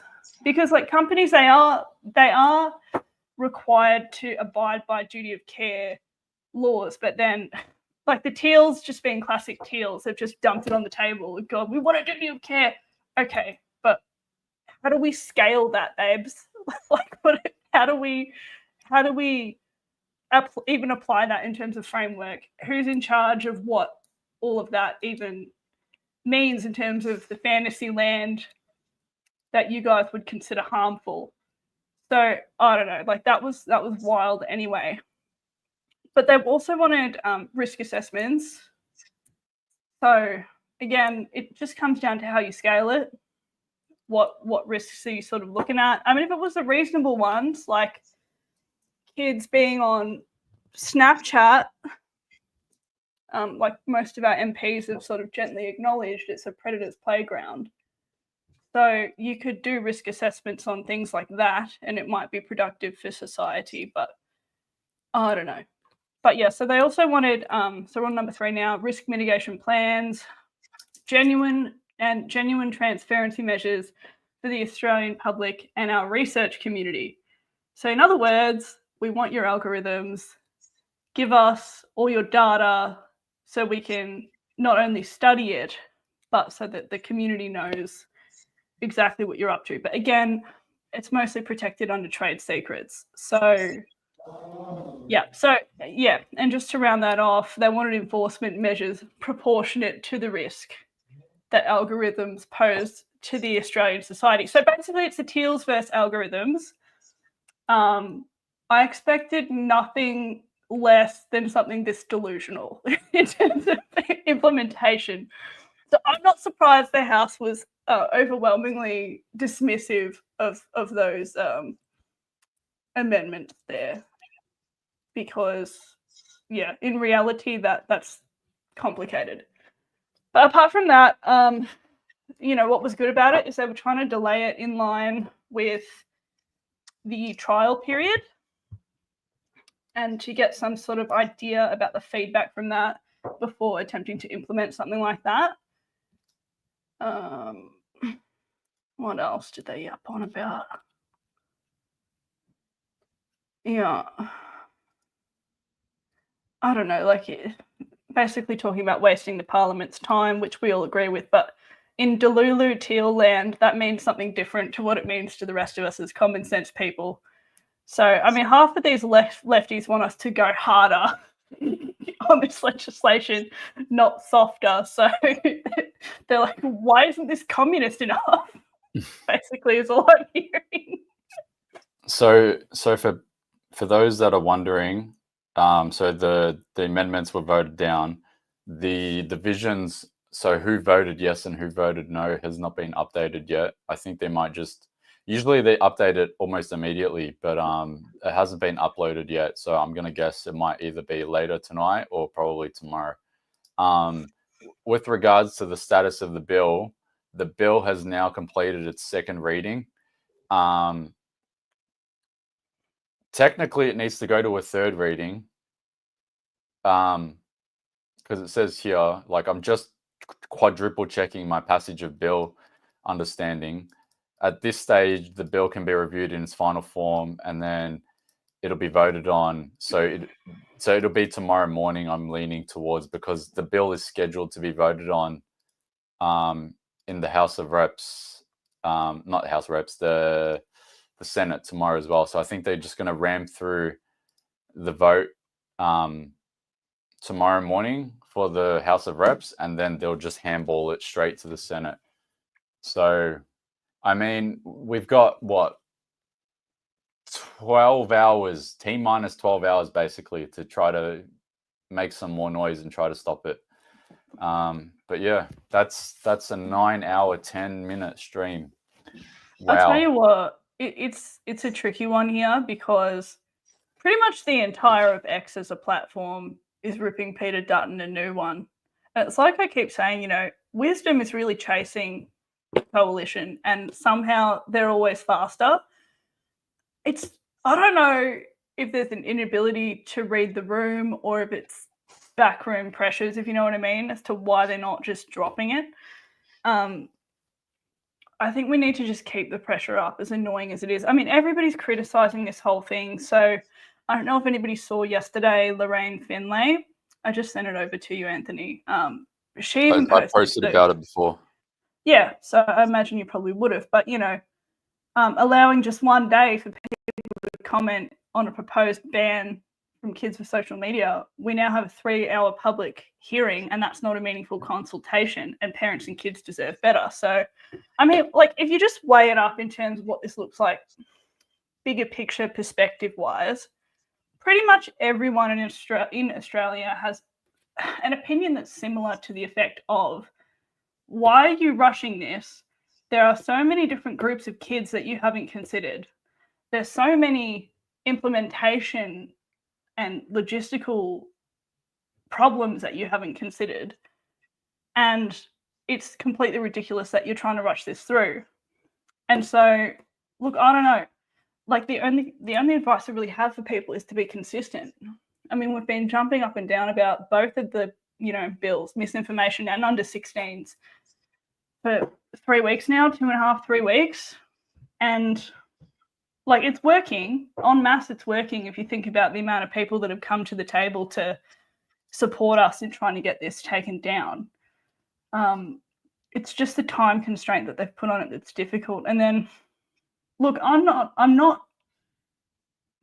it's not likely that it would be repealed, but I could see ways for us to get what we want, even if they pass this pile of trash, just by continuing to make noise about it. So I don't want anyone to think that it's the end of the world just because they pass it. And that's not to say that we don't react to it or anything of that nature. It's the opposite. But I want people to see that there's ways around it in terms of, like, hypothetically, if the e-safety commissioner came out and said, we're going to launch a form of digital ID in order to do this, then we have another opportunity through a new news cycle and new wave of outrage collectively that we can capitalize on to jump on that situation and protest it with everything that we've got, right?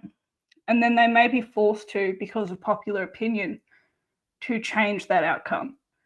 So I guess what I'm trying to say is people power works. It works. We've got what? I don't even know how many thousand people we have on X right now listening to this and being irritated by this.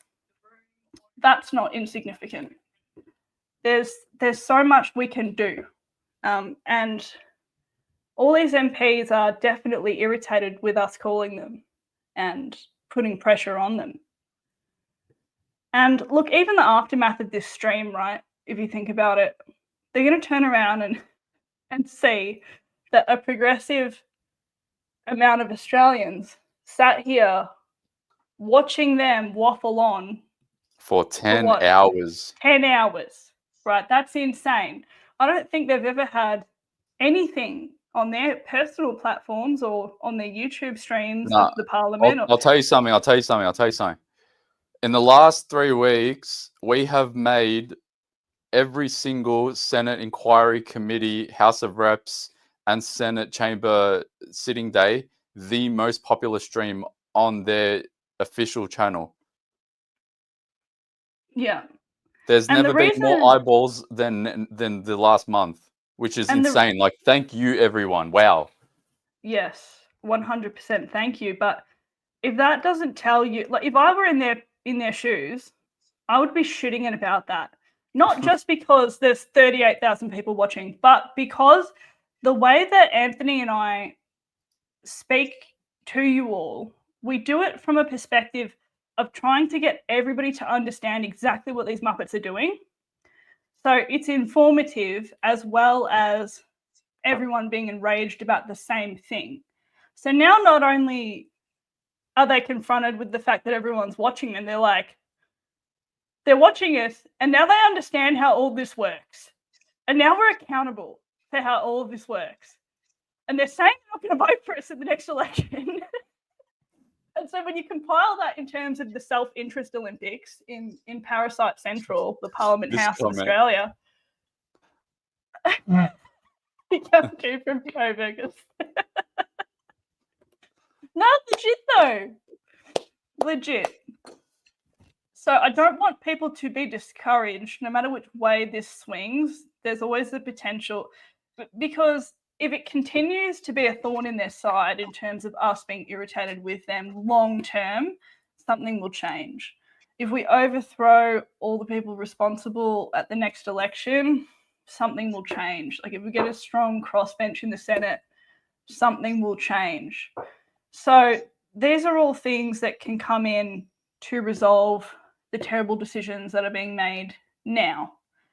And, you know, I saw somebody asking today about, like, the possibility of a Liberal leadership spill, like, not this close to an election.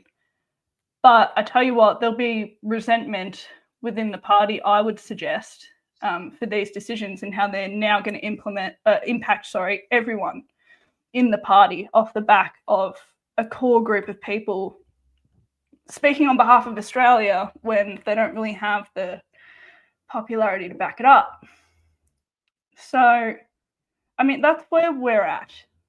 I think what they're doing defies logic. It defies self-preservation. I think once the implementation side of this becomes a reality, we'll see a bit of a comeuppance, I reckon. So once they try and get this happening, and it's a complete and total failure, and 14-year-olds are running around with VPNs on their phones and like it's an absolute clown show, and everything they've done is completely and utterly powerless, we'll start to see a comeuppance down the track about this, and it'll just reflect back on them. And the popular opinion would be, how dumb are these clowns in government to think that they could control everyone? I just saw a comment. I'm gonna end it in 5 minutes because I'm done. I've done 9 hours and 20 minutes. I'm so done. I just want to jump in the shower, have a Same, it's hot. shower and just unwind.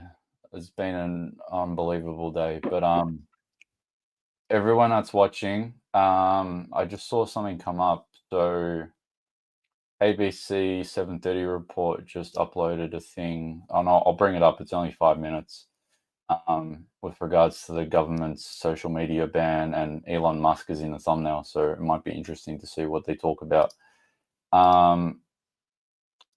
So while I do that, I just wanted to run through these as well and just say thank you to the peeps that popped in a buck for a coffee. So there's a link pinned on my Twitter account. If you wanna chip in now, I'll refresh this in 5 minutes and I'll read all of your comments. I'll play the stream from 7:30 report and then we'll call it there. And then I'll just give you the final update on what's going to happen tomorrow, because I've just pulled it up. I just found out what's going to happen tomorrow. So I'll run this through. If you guys want to throw us a few bucks so we can keep doing this, link pinned on the profile on Twitter, and it's also in the chat on YouTube as well. And then I'll run through the comments, and then I'll give you the update for tomorrow, and then we'll call it there.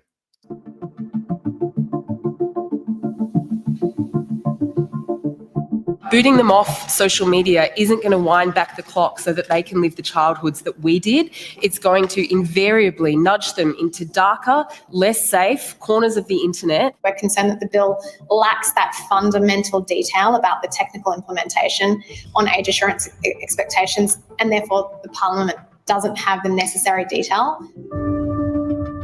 Where is their responsibility in this? For 3 hours yesterday, bureaucrats, academics, representatives of big tech and mental health professionals were quizzed by senators about the proposed social media ban for people under 16 in what may have been one of the fastest Senate inquiries in history. Making those platforms responsible for creating safer places for everybody, but particularly for young people, surely is the aim here. So just a blanket ban doesn't do that. It's not about stopping real-world interaction. It's about balancing social media with real-world interaction. If you are focused on online safety for children, why are you trying to stop this bill coming into law?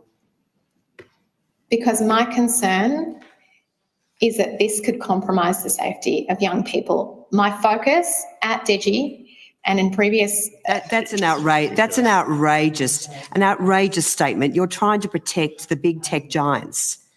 You're trying to protect them, isn't that the case? The government's proposed social media ban is a particularly strange political creature. Legislation that both sides of politics agree will or even should pass, but it's also legislation which many in the Parliament think is deeply flawed, or at the very least contains or raises a lot of questions for which the government doesn't have answers.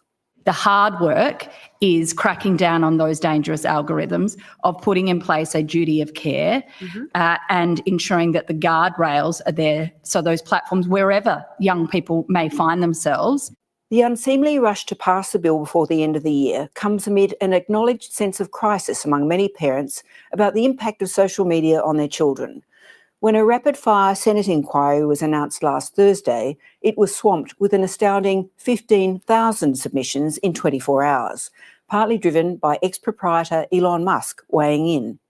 We don't have much time to work out, where this bill needs to be improved, if it can be improved. And I don't think, frankly, there's much political will from either of the major parties to change it.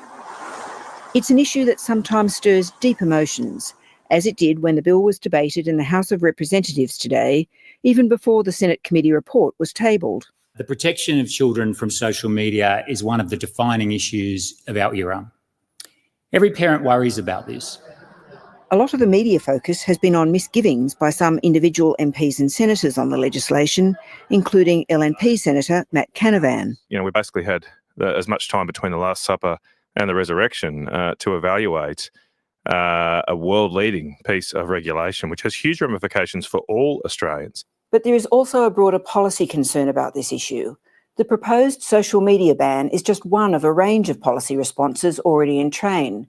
That includes a government-led parliamentary committee which reported back last week, but which did not recommend an age ban, and a duty of care framework to prevent online harm and hold platforms accountable. Why don't you just get them to change their algorithms so they actually look like they're caring about our kids? We need to see continued investment in algorithms and ensuring that they do a better job at addressing harmful content. But I can assure you that algorithms are in place and being deployed constantly in order to address this harmful content. If things weren't already moving at confusing speed, the government has been making amendments as it goes, including one which explicitly says platforms cannot compel users to produce digital ID or government-issued identity documents. What's stopping me just setting up an account and imitating an American or a Canadian and then just using that account? You'll never have to check my age, right? Well, this is one of the reasons why we think it's really important that the trial that's only recently commenced is completed, so that some of those questions can be, thoroughly interrogated before we go ahead. Social media dominated the regular meeting of the Coalition Party Room this morning. 19 speakers were in favour of the legislation, 3 were opposed. Opposition leader Peter Dutton has made it clear the Coalition will be supporting the legislation. There is also some disquiet within Labor ranks. The Greens will move an amendment to the bill, which they fully expect will fail. Late sittings will be needed to get through as much outstanding business as possible. The government's legislative priorities for these last few days of Parliament, pending various negotiations, are best reflected in the Senate order of business. They include changes to the student debt scheme, school funding reforms, and multinational tax laws. The government is still negotiating with the Greens over the shape of the Environmental Protection Agency, which would oversee environment laws. Legislation to establish the proposed Food and Grocery Code to crack down on dodgy supermarket practices is still outstanding. No wonder that there is speculation among MPs that at least the House of Representatives will sit for an extra day on Friday.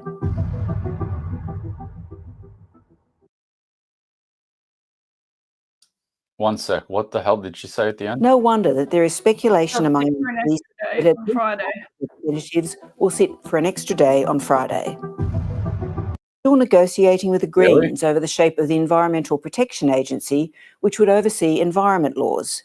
Legislation to establish the proposed Food and Grocery Code to crack down on dodgy supermarket practices is still outstanding. No wonder that there is... Oh, okay, so it's for a different bill. Okay, don't worry about it. What did she say earlier about amendments against social media companies asking for government issue, like digital ID? Was that something that passed earlier? Did I miss that? Yeah, so no. So Labor and Coalition came together and said that they were gonna propose amendments to make sure that everyone's fear of digital ID was going to be put to the side by it saying explicitly, word for word, digital ID cannot be used. Government verified IDs like driver's licenses, like state issued driver's license, can't be compelled to be used. So I think everyone made such a big fuss about digital ID being used that they were like, all right, let's put it into the law. But it actually won't, it means nothing until the amendments get approved in the Senate. And that won't happen until probably tomorrow. Okay, but hang on a second. If that goes through, does that mean all this umming and ahhing is over? Like, for example, the Cornhub equivalent of just, yes, I confirm I'm 18 years or older. No, I think people are upset because it doesn't matter that they're going to say, "Oh, no, we're not going to do it now." It's what it becomes in the future. They laid the No, groundwork. I know that, but what I'm saying is, how else are they going to verify people's age right now if they eliminate driver's licenses? Exactly. That's why everyone's saying, "What the hell are you idiots on about?" You have a committee where you say that you're inviting children, Australian children, to do facial recognition, to test their facial recognition technology, and then on the other hand, you're saying we're not going to use digital ID. What do you mean? Oh, yeah. There's no way that this doesn't work with digital ID or facial recognition or some sort of authentication where it's biometric, some sort of biometrics, finger scanning, face scanning, voice recognition, like they do with what's the thing with the what's that thing, MyGov. You have to say some prompt like my voice identifies me in Australia or some shit. Yeah. 100%. There is literally no way that they're going to do it. So the reason why they're saying now there's not going to be digital ID used in wording is because they think 12 months from now, when this becomes set in stone, it becomes an active piece of law, they're going to hope to God that all of us, all fucking hundreds of thousands of us, forget about it, drop the ball, and they can quickly just go into the Senate, quickly go ram through some more amendments that say, hey, we're going to take out the digital ID part. I'm telling you it's going to happen that way. No, I know. And like hearing it, like we know that like, with the stuff that we discuss and like know about how these idiots do things, but this is like the dumbest thing that's ever happened. It doesn't, how are you, oh, yeah. Like they're either lying or going to snake something through. So we need to be just equally as irritated about this. There's no other thing. They are lying. Yeah. And they hate that they know that we are exposing their lies. They hate it. Yes, but they do. That's it. I'm done. I'm so done. I'm going to bring this up quickly. Good job, everyone. If anyone wants to quickly drop a quick copy, let me know. Link is posted on Twitter, and then I'm going to close it there. I just put a final update, so I'll bring it up. I just found it now. So where is it? I've got so many tabs open. It's actually outrageous. Here we go. So this is the end of the notice paper. I just need to move this to another screen so I can see it myself. Yeah. So the sitting is expected to recommence tomorrow morning at 9 a.m. So everyone that's here, good night. And we will reconvene at 9 a.m. Let me just quickly go through those comments. Someone, cheers, guys. Thank you so much. Fed up. Well done. Thanks for all your efforts. Thank you. Brent, Chris, legend, bro. Keep fighting. I'm right here with you. Let's take these scumbags down. You're on the list. Chris Joker, you just made the list. Anonymous, thank you. Thank you so much. Don't worry. Legends, thanks for the inspiration to keep fighting for Australia. Thank you so much. Anon, keep up the great work and thank you. Someone, you have learned so much from your efforts. Thank you. Hope you do a podcast. I mean, this is kind of the podcast. This is the podcast. Just a live streamed podcast that goes for 10 hours. Aussie Jedi, here's to our general. Salute. Keep fighting for us and we will keep supporting you. Hold them accountable. Let's get everyone watching to email the senators today and oppose this. Also, I'd also serve on a team with you for free. I'd help you fight if you just say the word. Send me a DM and we'll see what we can do. I really want to get more people active. And once the sitting week finishes and the sitting year finishes, it'll be good to be able to just actually communicate and engage with you guys a bit more personally. I'm even willing to run some live streams and bring you guys in so you can actually participate in some conversations. That'll be good. Unless there's anything else, I think I'll call it there. Someone, thank you. I think that's it. That's it. All right, that's it. 9 hours and 32 minutes. Wow. 38,000 viewers. Wow. Thank you so much, everyone. 9 a.m. tomorrow. I don't know if I'm going to jump on straight away at 9 a.m., but at 8 a.m. they released a new notice paper. If they have it at the start of their notice paper, which I'm going to guess they probably will, then I will, I'll just do an emergency stream straight away. You'll see it come up immediately. And with regards to contacting your senators, what I will do is I'll retweet it. I'll tell you what I'll do, and then I'll do it on Twitter once I get a chance to find the post. But I made a post a couple of days ago where I've got all of the emails that you need to reach out to, and the letter generator that you can use to be able to generate your letter of concern to the members of Parliament. Let me just quickly find it. If I can't find it quickly, I will do it when I get a chance. I just want to make sure that I get everything done, because once I leave this computer, I don't want to look at it until tomorrow. Here we go, found it. All right, so what I'm going to do is quote tweet it. You now have less than 12 hours, not lying, serious, to continue to contact your local member and senator to try and stop the online, what's the bill called? Oh my God, online social media minimum age. I've written the name of this bill a million times and I still can't remember. Stop the social media minimum age bill. All of the instructions can be found below. See you all tomorrow at 9 a.m. Okay, post. Bang, done. All right, so instructions are there.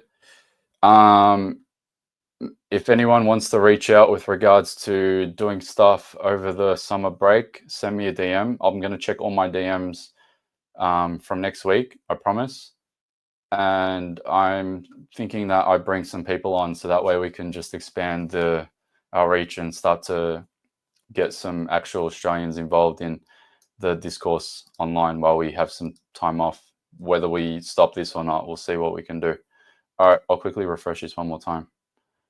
Someone bought 3, thank you. Someone bought 5, thank you so much. Cheers, guys. That's it, done. Good night, everyone.